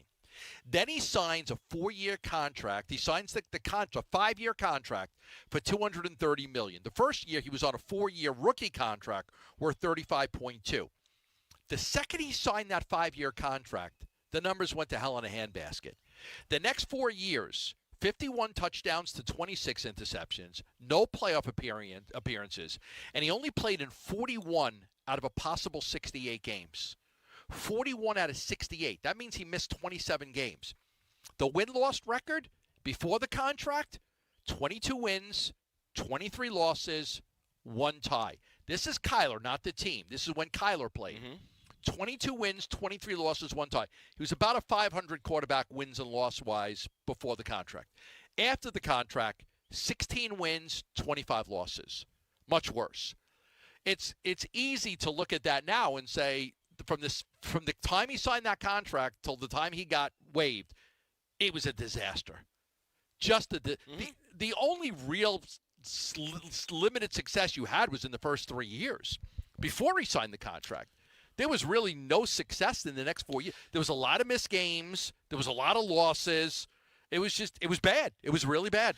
Yeah, I mean, the two things that happened, I mean, there was something else that happened in the middle of there in addition to the contract. He tore his ACL. Yep. You know, and with a player like Kyler who runs as much as he does, or at least as much as he did, that was always a risk. You know, I think in the back of our minds, we all kind of thought that will happen or would happen or could happen. And certainly I think that might play a part in this too, though. I mean, there were times last year where his scrambling ability still looked elite, still looked like he was moving around great back there, and he was still like next level when he wanted to be. He was just kind of more judicious about when he chose it. But yeah, there's no doubt that the first 3 years of Kyler, we kind of felt like we were onto something. The wins were steadily going up every single year. He looked like he was getting better for the first 6 or 7 games of that magical 21 season. He was an MVP candidate. He was playing out of his mind. You know, we would come in on a Monday. I know we tell this story a lot, but we would come in on a Monday and say, that's the Kyler who's going to get paid. That's the one right there. That guy who just played on Sunday yesterday and the things that he did, that dude's going to get paid. And that guy never came back. That guy got paid, tore his ACL, and we never consistently saw that version of him game to game, week to week, hell, even quarter to quarter. So when we sit back and we look at this 7 long years of Kyler Murray, we'll think about a lot of stuff. We'll think about an extension and whether he should have gotten it. We'll think about the ACL injury. We'll think about Cliff. We'll think about Drew. We'll think about Jonathan Gannon and his unwavering love for Kyler until right at the end. Mostly, Gambo, I'll think about the fact it took 7 years. 7 years for us to figure out whether Kyler was the guy or not. That's a long damn time to have wasted on a quarterback who isn't going to be your quarterback, right? It's a long time. You want to, but you want to know try. that within you did, but you want to know that answer within 3 years, 4 years, it's hard. 5 years. Kyler didn't allow that. Jay Cutler took that long. Ryan Tannehill took that long. Andy Dalton. Like, there's so many quarterbacks that teams have stuck with. He's for your first-round pick. You've got all this money invested in him. The problem was the contract extension. And to your point on 4 years, like, Michael panicked and gave extensions to Steve, Cliff, and Kyler. That's on Michael. That's on Michael. That's bad ownership. Okay, that's bad ownership. Well, Michael miscalculated. He miscalculated on all of them. He miscalculated. And it cost them. And if they would have never given Kyler that contract, you could have always franchise tagged him for a year or two, and maybe it would have cost you more money if he played well. But they took a gamble on a limited 3-year sample size on Kyler, and the gamble didn't pay off. And you could say that he didn't have the ACL and he had taken the team to the playoffs, and I get it. But I remember at that time there was a lot of debate from the media here. Sure. Did they really have to give him that contract? Did you really have to do that? Could you not have waited another year? Like, you were 3 years in. Like, could you have waited one more year?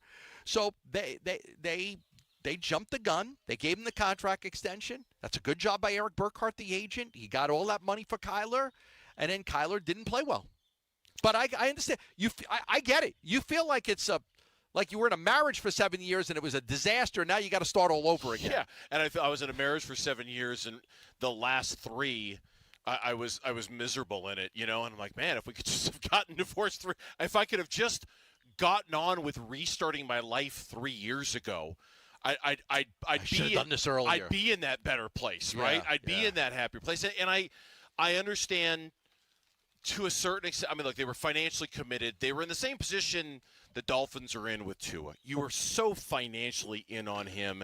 You had to ride it out to see, right? Like, you had to commit yourself fully to him to see if he could get you where he wanted to go, to run an offense that you thought he would flourish in. And now we'll see. We'll see where he goes. We'll see if he responds to better coaching. We'll see if he responds to more experienced coaching. I would imagine that at $1.3 million, which is the veteran minimum, he'll have just about every team that has a need a quarterback should be interested in Kyler Murray. Yeah. And I think especially the ones he's free. Yes, he's free. He's free. It costs you nothing. Nothing. And if it doesn't work out, so goodbye. what? 1 year, $1.5 million. Costs you absolutely nothing. No. And I think we'll all be curious to see how he does with his next stop. You mentioned it yesterday. I think you're right. Can I? You're right. I'm going to give you an example. Okay. I'm at home. It's Sunday morning. Cardinals are playing later in the afternoon. I got 8 games to choose from to watch. Not every time, but a lot of the time, I'm picking the one that Kyler's playing in. Just to see how he does. Just see how he looks. Does he look different? Do I see anything different? Does it feel, has he improved? Has he gotten better? I don't know. I mean, unless there's some really great game on one of the other channels that's like, hey, it's the Eagles versus the Packers. You don't want to miss that. Okay, I'll watch that. But if it's a fairly blah slate and Kyler's playing, yeah, probably going to choose Kyler that first year to see how he plays. Right. Well, if Kyler goes to the Jets, you'll get to see him at State Farm Stadium this year. Will he play? Will he sign with the team that's playing the Cardinals this year? Okay, hold on. Like, that would be interesting. Lauren, do you have the full schedule in front of you? Well, they're playing the hold on. AFC East and the NFC East. I got it right here. AFC East, NFC East. If he goes to, I'm not saying he will. I'm just running through the teams. Eagles, Commanders. No. Broncos. No. Raiders. No, and probably not. No. Lions. No. Jets. Yes. And then, of course, anywhere in the division. Well, maybe. Jets, maybe. Okay. Or for the road teams, Cowboys. No. Giants. No. Chiefs. No. Chargers. No. Saints. No. And then the division teams, Rams, Niners, Seahawks. Just the Jets. Just the Jets. The Jets are the only team that maybe. His options, we talked about Minnesota. We talked about Atlanta. We talked about Miami. I don't think that he'll end up playing for the Jets, but we'll see. But the Jets are the one team that if he plays for the Jets, we could see him. I'm laughing because Bonneville's best, Jeremy over here, who's a big Miami fan, just did the thumbs down on Kyler to Miami. Thumbs down. He did. Oh, yeah, he did. Bonneville's best right there. Bonneville's best. Makes us better every day, that Jeremy. He does. Yes, he does. I got the thumbs up from him when we come back. Who could be the next quarterback for the Arizona Cardinals? Who are the contenders, and can they afford him? That's next on Burns and Gambo. The Cardinal decision on K1 is made. Cardinals will be releasing Kyler Murray when the new year begins. That is next Wednesday, 1 week from tomorrow. Gambo spoke to a source, said they tried as best they could to trade him. There were no takers to make a deal, so they felt this was the thing to do, was to release him and get ahead of it. They're not sure what direction they're going to go in right now, but they did know that the first step was moving on from Kyler. Where will K1 end up? Who's the next Cardinals QB1? More on the Cardinal decision to release Kyler Murray is yours on YouTube, the Arizona Sports app, arizonasports.com, and 98.7. Love telling you about Asset Preservation, Wealth, and Tax, and Stuart Willis, who is a fiduciary, has been my financial advisor for many years, helping me with my financial plan, retirement plan, estate plan, tax plan, all of those things. Listen, there's no question about it that life comes at you fast. One day you're in your 20s and your 30s, then you're in your 40s and your 50s, and all of a sudden you're approaching retirement age. You're like, am I ready? Am I ready for this?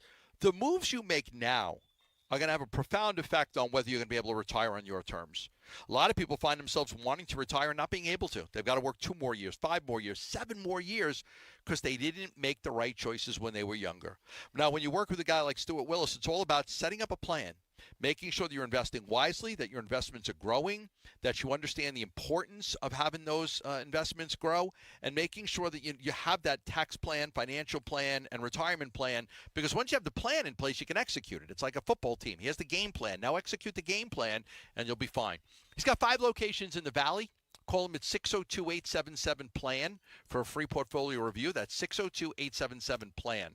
Investment advisory services offered through Foundations Investment Advisors, LLC, an SEC-registered investment advisor. Hey, Ron Wolfley here, and I'm sitting next to my great friend, Dr. Joe from Aria Dental Implant Center. Hey, Dr. Joe, it's great to see you. Thanks for having me. Talk to me about the All-on-4 dental implant. It's a process where we can remove patients' remaining dentition, where we can place 4 dental implants, take our digital impressions, so we can get this population back in function. You know I've had the All-on-4. It is a life changer. It truly is. Not only to be able to smile, right, but also to bite into a steak. What is the best thing about getting the All-on-4 dental treatment? Self-confidence. The only reason people don't get All-on-4s is because they can't afford it. It's expensive. Yes. My goal is to make it economical. So if I can reduce that cost, I will. If you have broken or missing teeth, he's going to help you. AriaDentalImplantCenter.com. It's spelled A-R-I-A. AriaDentalImplantCenter.com.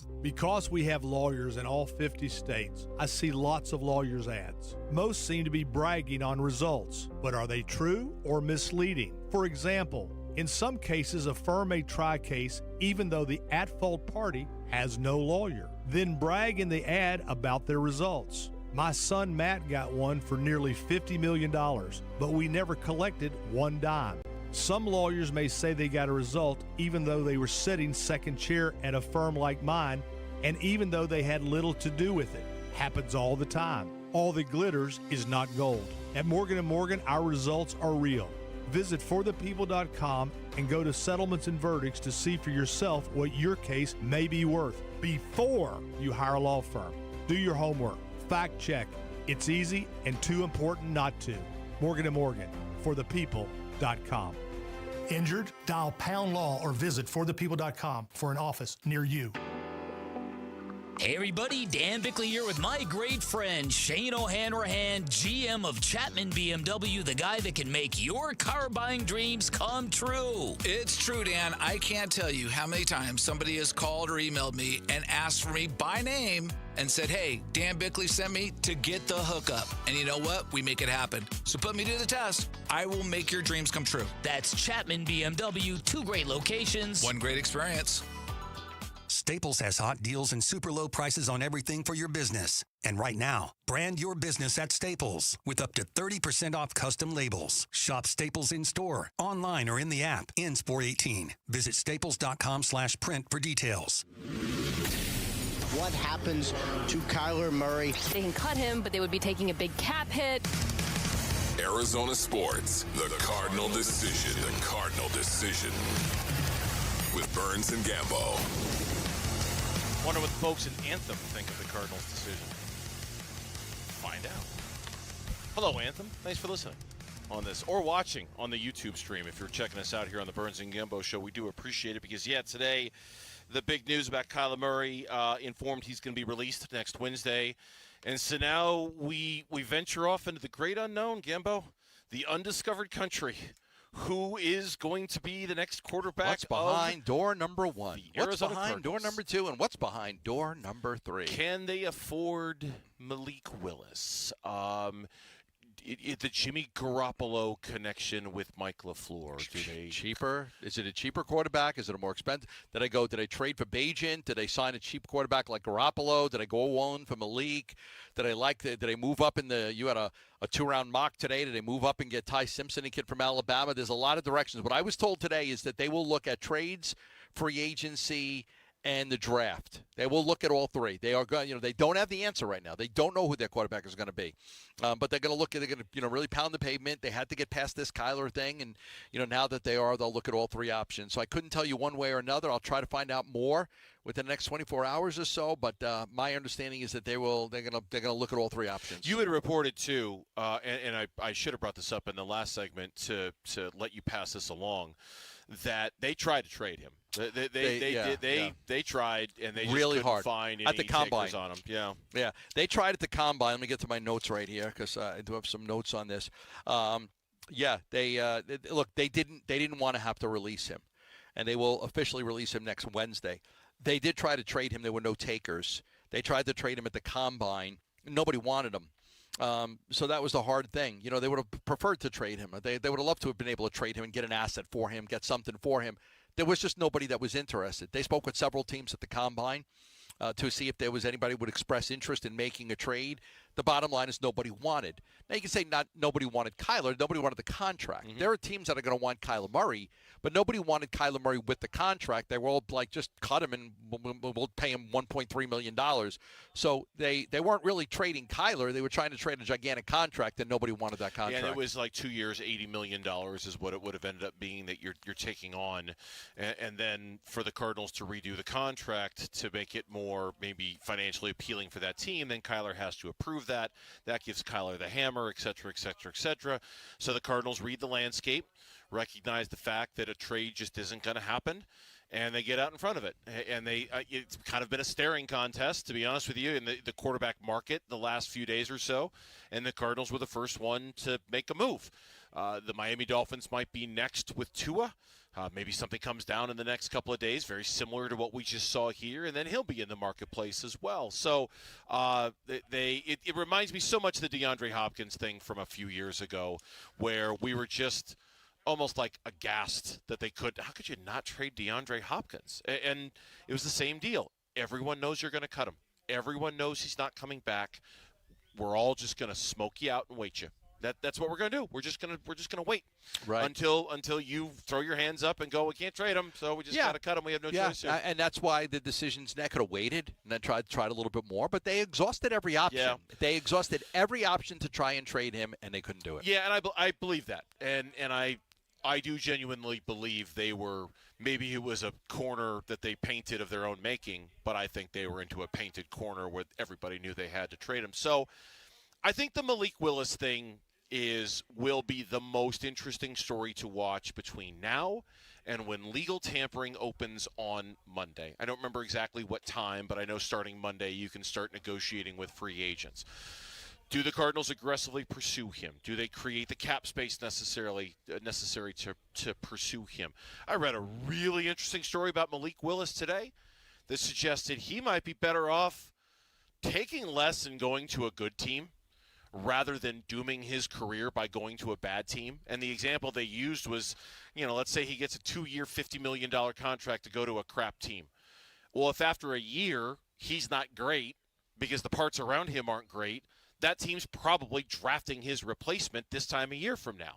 Whereas if he goes to Minnesota or Atlanta, a place where he really genuinely has a chance to succeed, even though he'll make way less now, he'll make so much more on the back end when he proves he can play because he's got a better team around him. Yeah. It's an interesting thought. Yeah. Like if he goes to a really bad team, Malik Willis a year from now might be like, okay, yeah, you had your shot. You're not a starting quarterback, and that's that. But how much would he get guaranteed? Right. And how much does he get guaranteed then versus how much he'll get guaranteed if he bets on himself, playing for a better team for less money for a year and then getting a contract That's a year great from now? question. Who knows? It's a great question.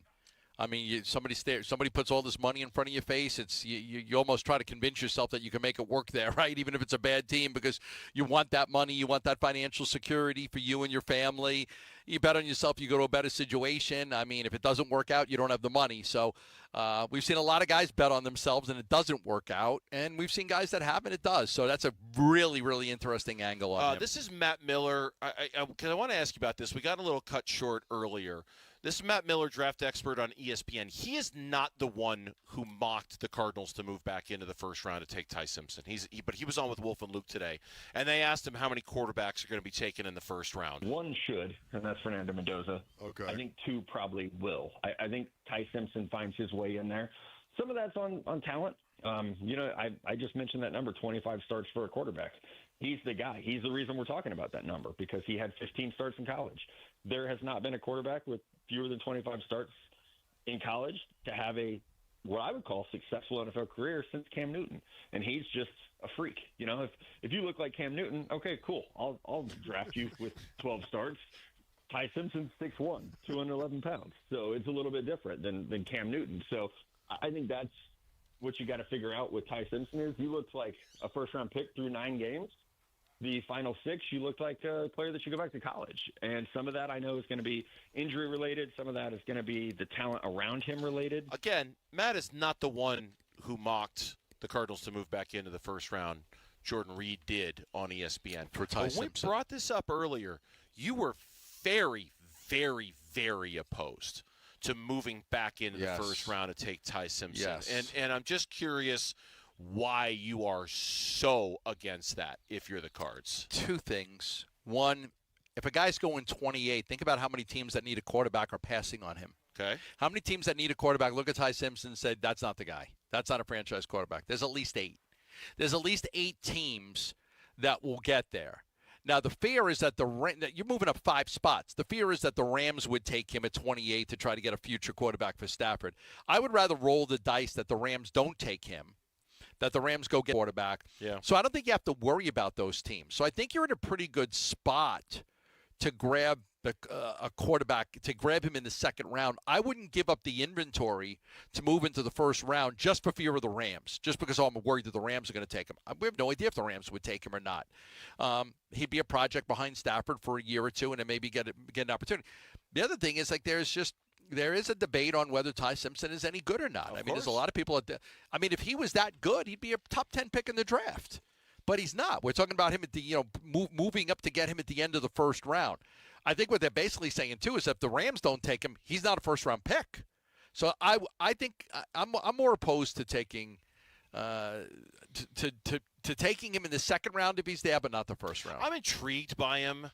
I'm intrigued by him how he compares to the quarterbacks for next year, because if you're taking him now, you're basically saying we think he's as good or better than the quarterbacks who are available next year if we're no good. And I don't know how you can make that determination, but I think a lot of you'd be kind of betting that Ty Simpson's going to be better than some of the quarterbacks you might have a shot at next year. And I'd just be curious what evaluation went into that. I counted while you were talking. I came up with at least 7 opportunities for Ty Simpson to go before you got to number 28 in the right. first And round. if all those teams are passing on him, what does that say? Yeah, it just says that higher in the draft, he's not worth the risk, but when you get down a little lower, he might be. There's so many better players I can get there, but when we get down to that part of the draft, now we're getting to an acceptable level of risk if he doesn't work out where it's okay. I don't know. So now I need help on the offensive line desperately, and I can't get it until the third round. Yeah, unless I take a first round. It really just depends on your evaluation of the guy, right? Like if you look at him and say, I actually think he could be a good quarterback one of these days, but not right away, then you can do it and kind of wait a year, which is what the Cardinals could do if they rolled with Jacoby Brissett while Ty Simpson sat on the bench. When we come back on the Burns and Gambo Show, opening day starter for the Arizona Diamondbacks. Who will it be? That's next on Burns and Gambo. Bickley and Marotta mornings. If you're going to attempt to win now, how do you get that done? You got a brand new head coach who's coming in. He's going to install a brand new offensive system. That takes some time. And you never know what the quarterbacks in place, how they're going to look in this brand new system. You would think that Jimmy Garoppolo would really accelerate the learning curve. In fact, Jimmy Garoppolo could be the guy on the field guiding this offense until it does become second nature. Then you've got the most stability you could probably have given a change at head coach for a 3-14 team. Yeah. Bickley and Marotta, mornings on Arizona Sports, the local sports leader. Keeping your money in your pocket, that's what I'm quickly finding out Global Credit Union is all about when it comes to being a member of Global Credit Union. Keeping your money where it belongs in your pocket. And they do it through better rates, and they do it through fewer fees. Over $194 million last year their members saved because of the better rates and the fewer fees that come with Global Credit Union. Look, all of your banking, your checking accounts, your savings accounts, your loans, don't just think of Global Credit Union as a place to get a car loan through, which a lot of people do. When it comes to all of your banking needs and all of the benefits that come with it, we're talking about early access to paychecks. We're talking about U.S.-based customer support, 24/7, 365. It's just a better way to bank. And joining is simple. You can sign up online at globalcu.org or stop by any of their 9 Phoenix area branches. Global Credit Union, better rates, fewer fees, real savings, and the kind of service that makes your money work smarter for you. Progressive knows there are some surprisingly expensive things in life, like rugs. People say a rug would really bring the room together. And sure, you don't know what that means, but it sounds important. Suddenly you're using words like jute and sisal. Then you see the price and lose it, because how can the thing you walk and spill on cost so much? So you devote your life to taking down Big Rug. But then you remember that switching your home and auto to Progressive could save you hundreds. So, looks like Big Rug is safe. For now. Progressive Casualty Insurance Company, affiliates, and other insurers. Not available in all states. Get in the zone, AutoZone. Welcome to A to Z Savings, our biggest sale of the year. Happy to be here. Can I get some rotors? Would you like brake pads with that? How much are the brake pads? Free with Duralast rotors. Free. Really? Really? Free. I also need some oil. Would you like an oil filter with that? Yeah. How much is that? Free with the oil. Free. Really? Really. Free. It's part of A to Z Savings with hundreds of deals. From A to free. Get in the zone, AutoZone. Ends March 9th. Restrictions apply. Hey, basketball fans. Tom Chambers here reminding you that just like in a game, you need a solid defense for your home. And that starts with a reliable roof from Right Way Roofing. Hey, Lori, as owner of Right Way Roofing, what sets you apart from the competition? Our team tackles any roofing challenge, from shingles to tile to foam roofing. We'll make sure your roof wins against the toughest opponents: rain, wind, and even those scorching summer days. Make Right Way Roofing your MVP. We're Right Way Roofing and we do it right. We'll always keep you watertight.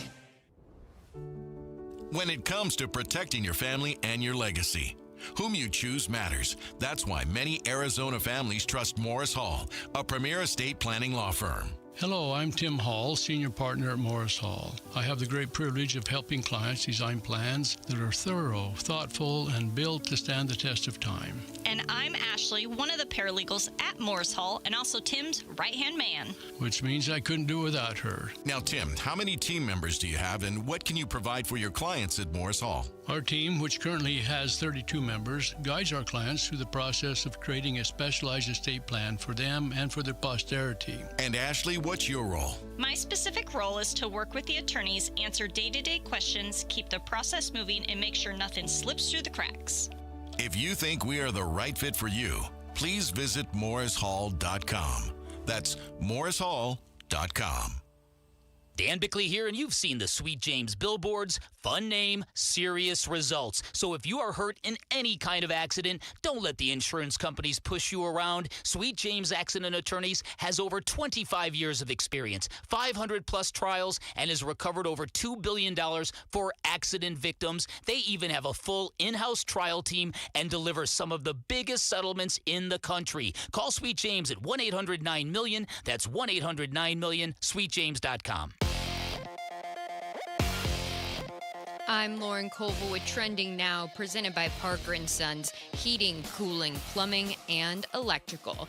The big news of the day is that the Arizona Cardinals have informed quarterback Kyler Murray that they intend to release him on the first day of the league year, which is next Wednesday. Kyler Murray went on to post a formal goodbye to the organization on social media. You can read more now on ArizonaSports.com. And the Phoenix Suns will get Devin Booker back tonight against the Sacramento Kings. And Hayward Highsmith is also expected to make his debut for the Phoenix Suns tonight. Tip-off for that one is at 9, with pregame coverage starting at 8 right here on Arizona Sports 98.7 and the Arizona Sports app. And the Arizona Diamondbacks hosted Team Mexico today at Salt River Field. They lost 6-3, but you can listen to all the interviews from Wolf and Luke and Burns and Gambo live from spring training today on ArizonaSports.com and wherever you get your podcasts. And Arizona State men's basketball hosts number 14 Kansas tonight at Desert Financial Arena. Tip-off for that one is at 7 over on ESPN 620 AM and the Arizona Sports app. This report is brought to you by Casino Arizona and Talking Stick Resort. This spring training, make Talking Stick Resort your home base for all the action. Stay just minutes away from the ballpark and enjoy complimentary game day shuttles. Book now at TalkingStickResort.com.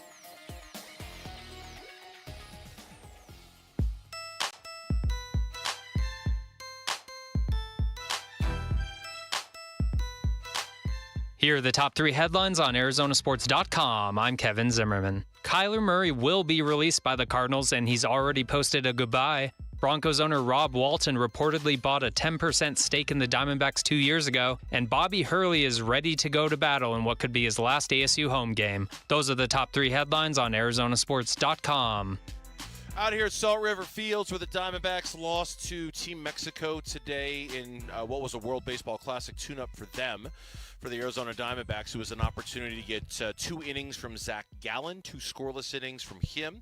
Alec Thomas, playing for Team Mexico, went 2 for 3 with a couple of ribbies, I think, in today's game. His good spring continues very much. And the Diamondbacks kind of move on without their WBC guys for at least the next couple of weeks, which would mean more playing time for the Tim Tawas and the Jose Fernandezes and the Tommy Troys of the world and guys like that.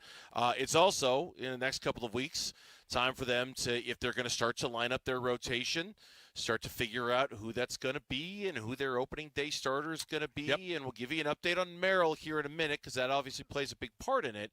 But those are decisions yet to be made for the D-backs.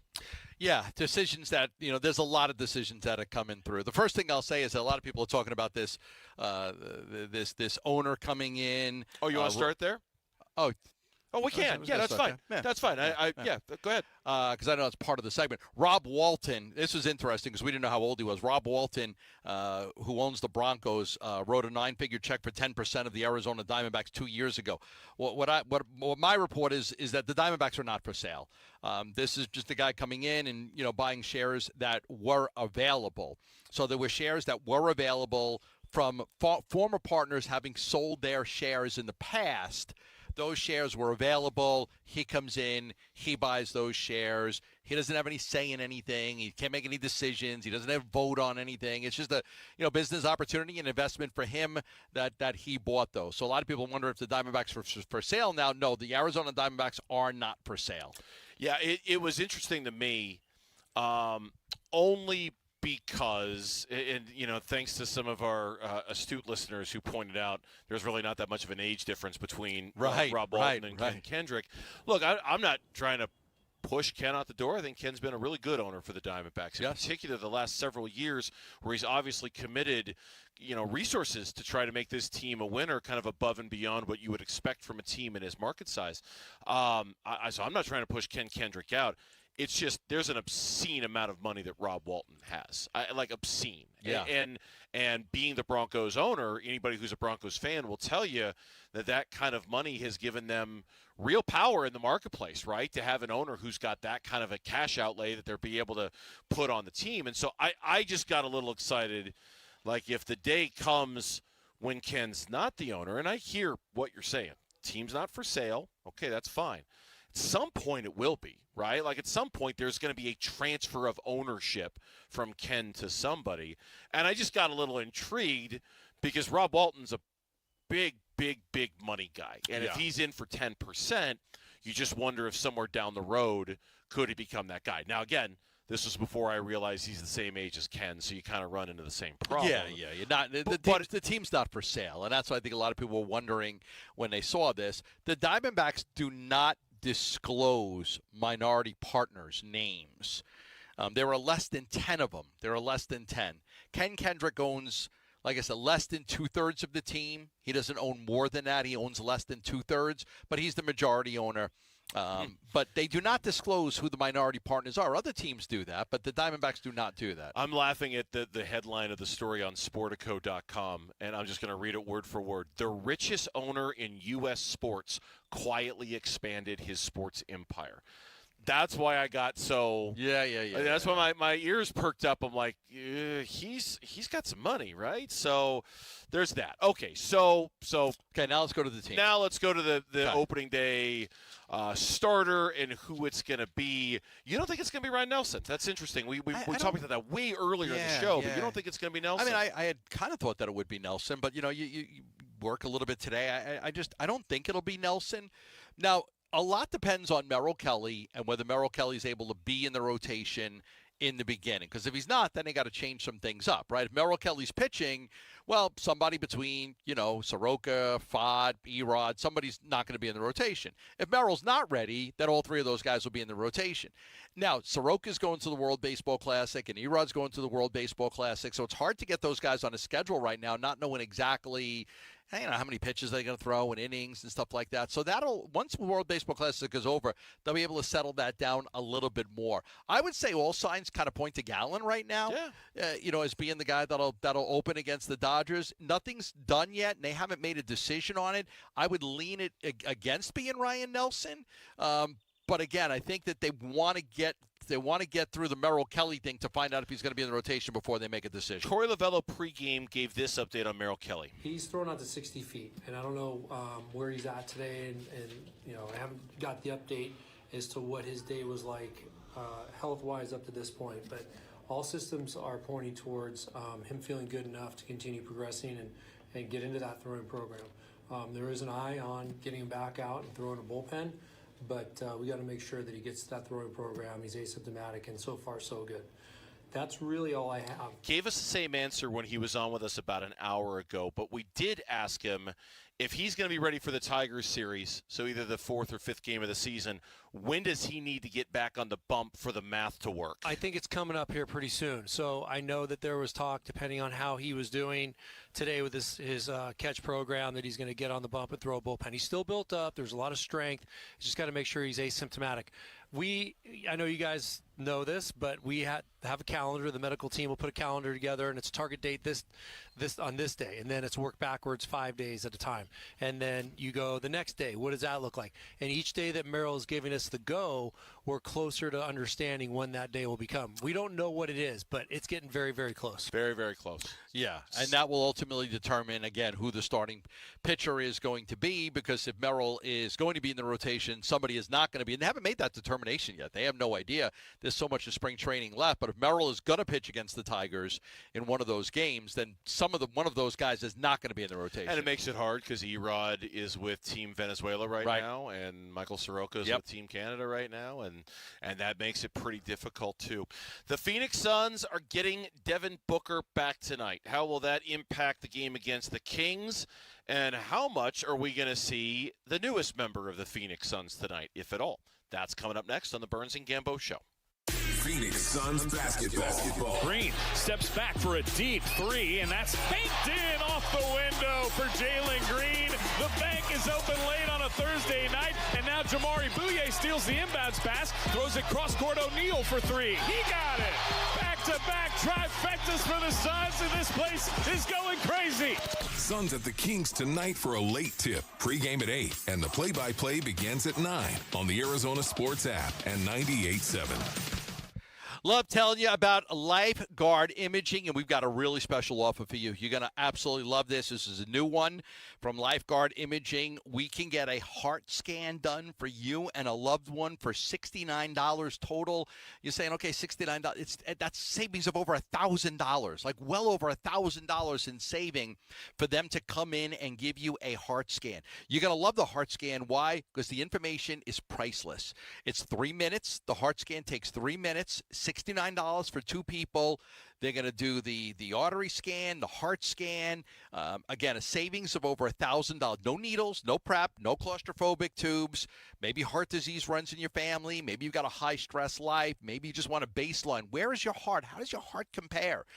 Are you good for a few years? You just want to check, and Lifeguard Imaging does the best scans out there. Again, the cost is minimal, $69 for 2 people. Bring your mother, your father, your brother, your sister, your wife, your husband, whoever you want to bring, and get a scan done for $69 for both of you. Take control of your health today. Text SCAN to 620-620. That's text SCAN to 620-620.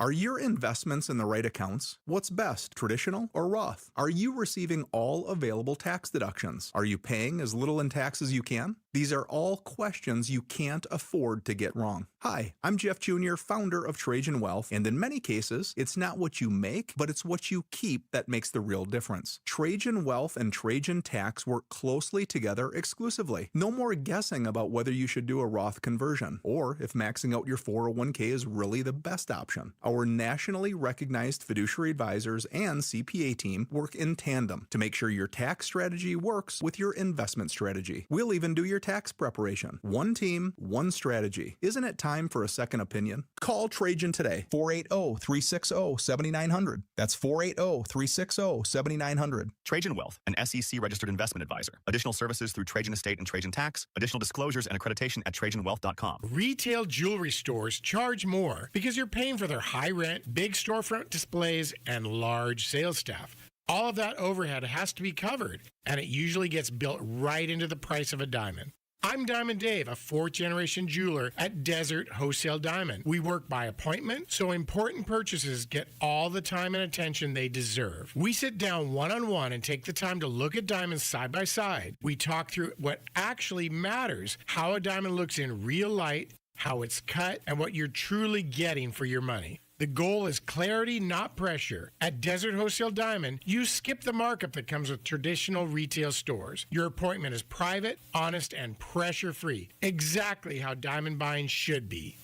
Head to DiamondDaveCantor.com. That's DiamondDaveCantor.com. Or follow Dave on Instagram at DiamondDaveCantor. That's DiamondDave, Kantor. When it comes to custom closets, there's only one name experienced homeowners trust: Space Solutions. For more than 2 decades, this Arizona family has designed and installed custom closets, garage systems, pantries, and laundry spaces built to fit your home and your lifestyle. Get more storage, more space, more organization, and do it with a company that's grown right alongside Arizona families. Custom spaces for the life you live. Call now or go online to schedule your free design consultation at spacesolutionsaz.com. Baseball fans, spring training is here, and Cosmic Daydream IPA from Four Peaks Brewing is now invading game days across Arizona. Whether you're soaking up the sun, watching from home, or meeting your crew at Four Peaks, 8th Street Pub, before or after the game, Cosmic Daydream IPA is brewed to keep the good times invading all spring training long. Plus, for your chance to win tickets to a D-backs game, text SEATS to 620-620. Cosmic Daydream IPA from Four Peaks. Brewed for every inning. Best data rates may apply. Arizona Sports, the local sports leader. Burns and Gambo, what's on tonight? What's on tonight? The games that we're going to watch this evening, and it's brought to you by Global Credit Union. Explore the benefits of becoming a member by going to globalcu.org. Suns basketball on tonight, taking on the Kings, 9 o'clock. It's a late one tonight. Our friends over at NBC have got that game tonight. Ain't that right, Cameron Cox? That's right. Yeah. You ready for that? Yeah. Plus. Okay, this is cool. Can I do, not just because Cam Cox is sitting over there, but I've been waiting all day to mention That's our boy Cam right there. Because I do think this is really awesome. The game before the Suns game tonight is San Antonio, Philadelphia. Right. Bob Costas, Doug Collins, the old crew. Jim Gray, Hannah Storm, Mike Fratello, the czar of the telestrator. NBC's going. No Peter Vesey. He was pissed about it. I know, right? He was pissed about it. No, all the old school guys except for Peter Vesey are going to do, and gals, I guess, with Hannah Storm being there, are going to do the broadcast of that first game. For just nostalgia's sake, watching Bob Costas and Doug Collins call a game. Oh, yeah. I mean, it's great. I'm in for a little bit. I don't know if I'll watch the whole game, but I'm in for a little bit. It's good. It's good. So, Suns, Kings at 9. And then tonight, we'll see if ASU can take advantage of yet another team getting the crap beat out of them in Tucson, because Kansas is in town tonight, taking on ASU. Kansas has a lot to play for. Iowa State losing last night opens up the door for Kansas to get the double bye. I'm just citing the history of teams that have gone to Tucson and then played ASU next. I think 4 of ASU's 6 Big 12 wins this year are exactly that. Yeah, after a U of A. After they played U of A, they came and played ASU and they lost. Just a big Kansas.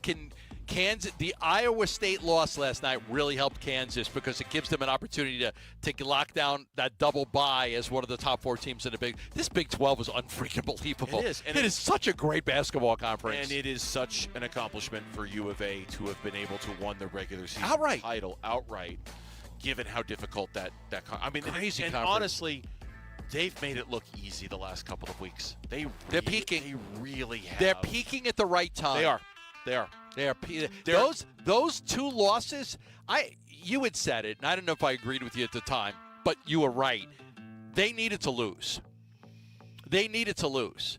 Not once, but they lost those 2 games, and it created some fire in them that they're playing their best basketball and they're peaking right now. Yeah, I appreciate you recognizing that. Yeah, because I was like, I hope they go undefeated. You're like, they need to lose. You're right. They needed to lose. They are accelerating going into the tournament. That's exactly what you want to be doing, regardless of what happens in the Big 12 Conference Tournament. Also, could be, should be, will be Bobby Hurley's last home game as coach of the Sun Devils. Yes. They've got one more road game. I think they're at Iowa State this weekend, and then the Big 12 tournament next week. Bobby, you made it. You're right there. You made it. Looks like we made it. Former coach Bill Frieder's birthday today. I did see that. Fried. I did see that. One of the best. So Suns basketball tonight. Devin Booker's not on the injury list, so the anticipation is that he's good to go. Haywood Highsmith. I was told this morning they're expecting he's going to play today. Now, he hasn't played all year. So I don't know that they're counting on him to be this big contributor for the season or anything. Let's see how it goes. He hasn't played a single game all year. 75% of the season is over. How much can he come in and help? He's never played with this team. He's never played with these guys. A new system. He was about 3 weeks away from playing when they acquired him. When they got him, he was about 3 weeks away from playing. But they signed him to a 2-year deal because they liked him and they liked what he could give to them next year. He's a 3-and-D guy, shoots the 3 well, plays great defense. It'd be interesting to see how many minutes he gets tonight. And the other thing is, who does he take minutes away from? Does he take minutes away from Rasheer Fleming? Oh, I hope not. Right, but if he's going to play, I hope not. If he's going to play 12 minutes, somebody's not getting 12 minutes. I mean, Ryan Dunn? Maybe. If Ryan Dunn's having a rough shooting game, I mean, it's I don't know. I don't look. It doesn't. Can he help this year? For me, that's not what it's about. It's not about whether he can help this year. It really is just more giving him a little taste and giving yourself an idea of what role he can play for you next year. Yes. If you have to trade Royce O'Neal or if you have to trade Grayson Allen. God, I hope they don't trade Grayson Allen. I don't want him really to trade Royce O'Neal either, but I understand the metrics of it all and how it works. So I think tonight's the perfect time to have this conversation. Sacramento's bad. They're really, really bad. And you might have some garbage time minutes tonight to be able to fill. Yeah, I think they have the worst record in the NBA. They'd have about a 14% chance of getting the number 1 pick. If they finish with the worst record, they're guaranteed of a top 5 pick, and that's their goal. I mean, that's their goal. They're playing young guys. They're playing the rookies. They got a few rookies that they're starting to play a lot of minutes and give those guys minutes. So, yeah, they're not a good basketball team. They're absolutely trying to lose basketball games to give themselves the best odds of keeping, being in the top 5, but also getting that number 1 pick. So you got to take advantage of that and win that game. Now, those rookies, those kids, they're going to play and they're going to play hard. So, you got to be ready for that. But as an organization, they're definitely not trying to win. I am really hoping there's more Rasheer Fleming tonight. And he's played well. He's earned earned the opportunity. He's absolutely earned it. I mean, the last game he played against the Lakers was one of his better all-around games. And, once again, with the Suns, eyes on Jalen Green, eyes on Mark Williams. Was not pretty the last time out against the Lakers. It might, playing the Kings might make it look a little prettier tonight because you're playing such a bad team, but all eyes on those two. And I'm telling you, they, depending on how the minutes with Mark Williams goes over this stretch, Malawatch, they need to be prepared. They need to be ready to pivot. They need to be talking about it because it just looks like Mark Williams is running out of gas. And that's a short-term problem. But that's also a long-term problem for the organization. Well, he just got 4 days off. Hopefully he's fresh. And he had the All-Star break, so maybe that will help a little bit. And I think having Booker back will help him too. Yes. I think Booker finding him on the pocket passes and the short rolls is perfectly designed for a player like Mark Williams to show off his strength offensively. Defensively, he hasn't been very good for the last 2 months. So, again, kind of the things to watch for tonight, but more importantly, the Suns are starting a stretch of 6 straight games where the competition's not that great. There's really – and so this is a good time for them to stack wins. And if they're going to make a push for the 6th seed and get out of the play-in, starts tonight with these 6 games. I'm looking forward to seeing if Book can dominate some games here, really dominate some games. That is going to do it for us. Arizona Sports at Night with Kellen and Mitch are next. Stay tuned.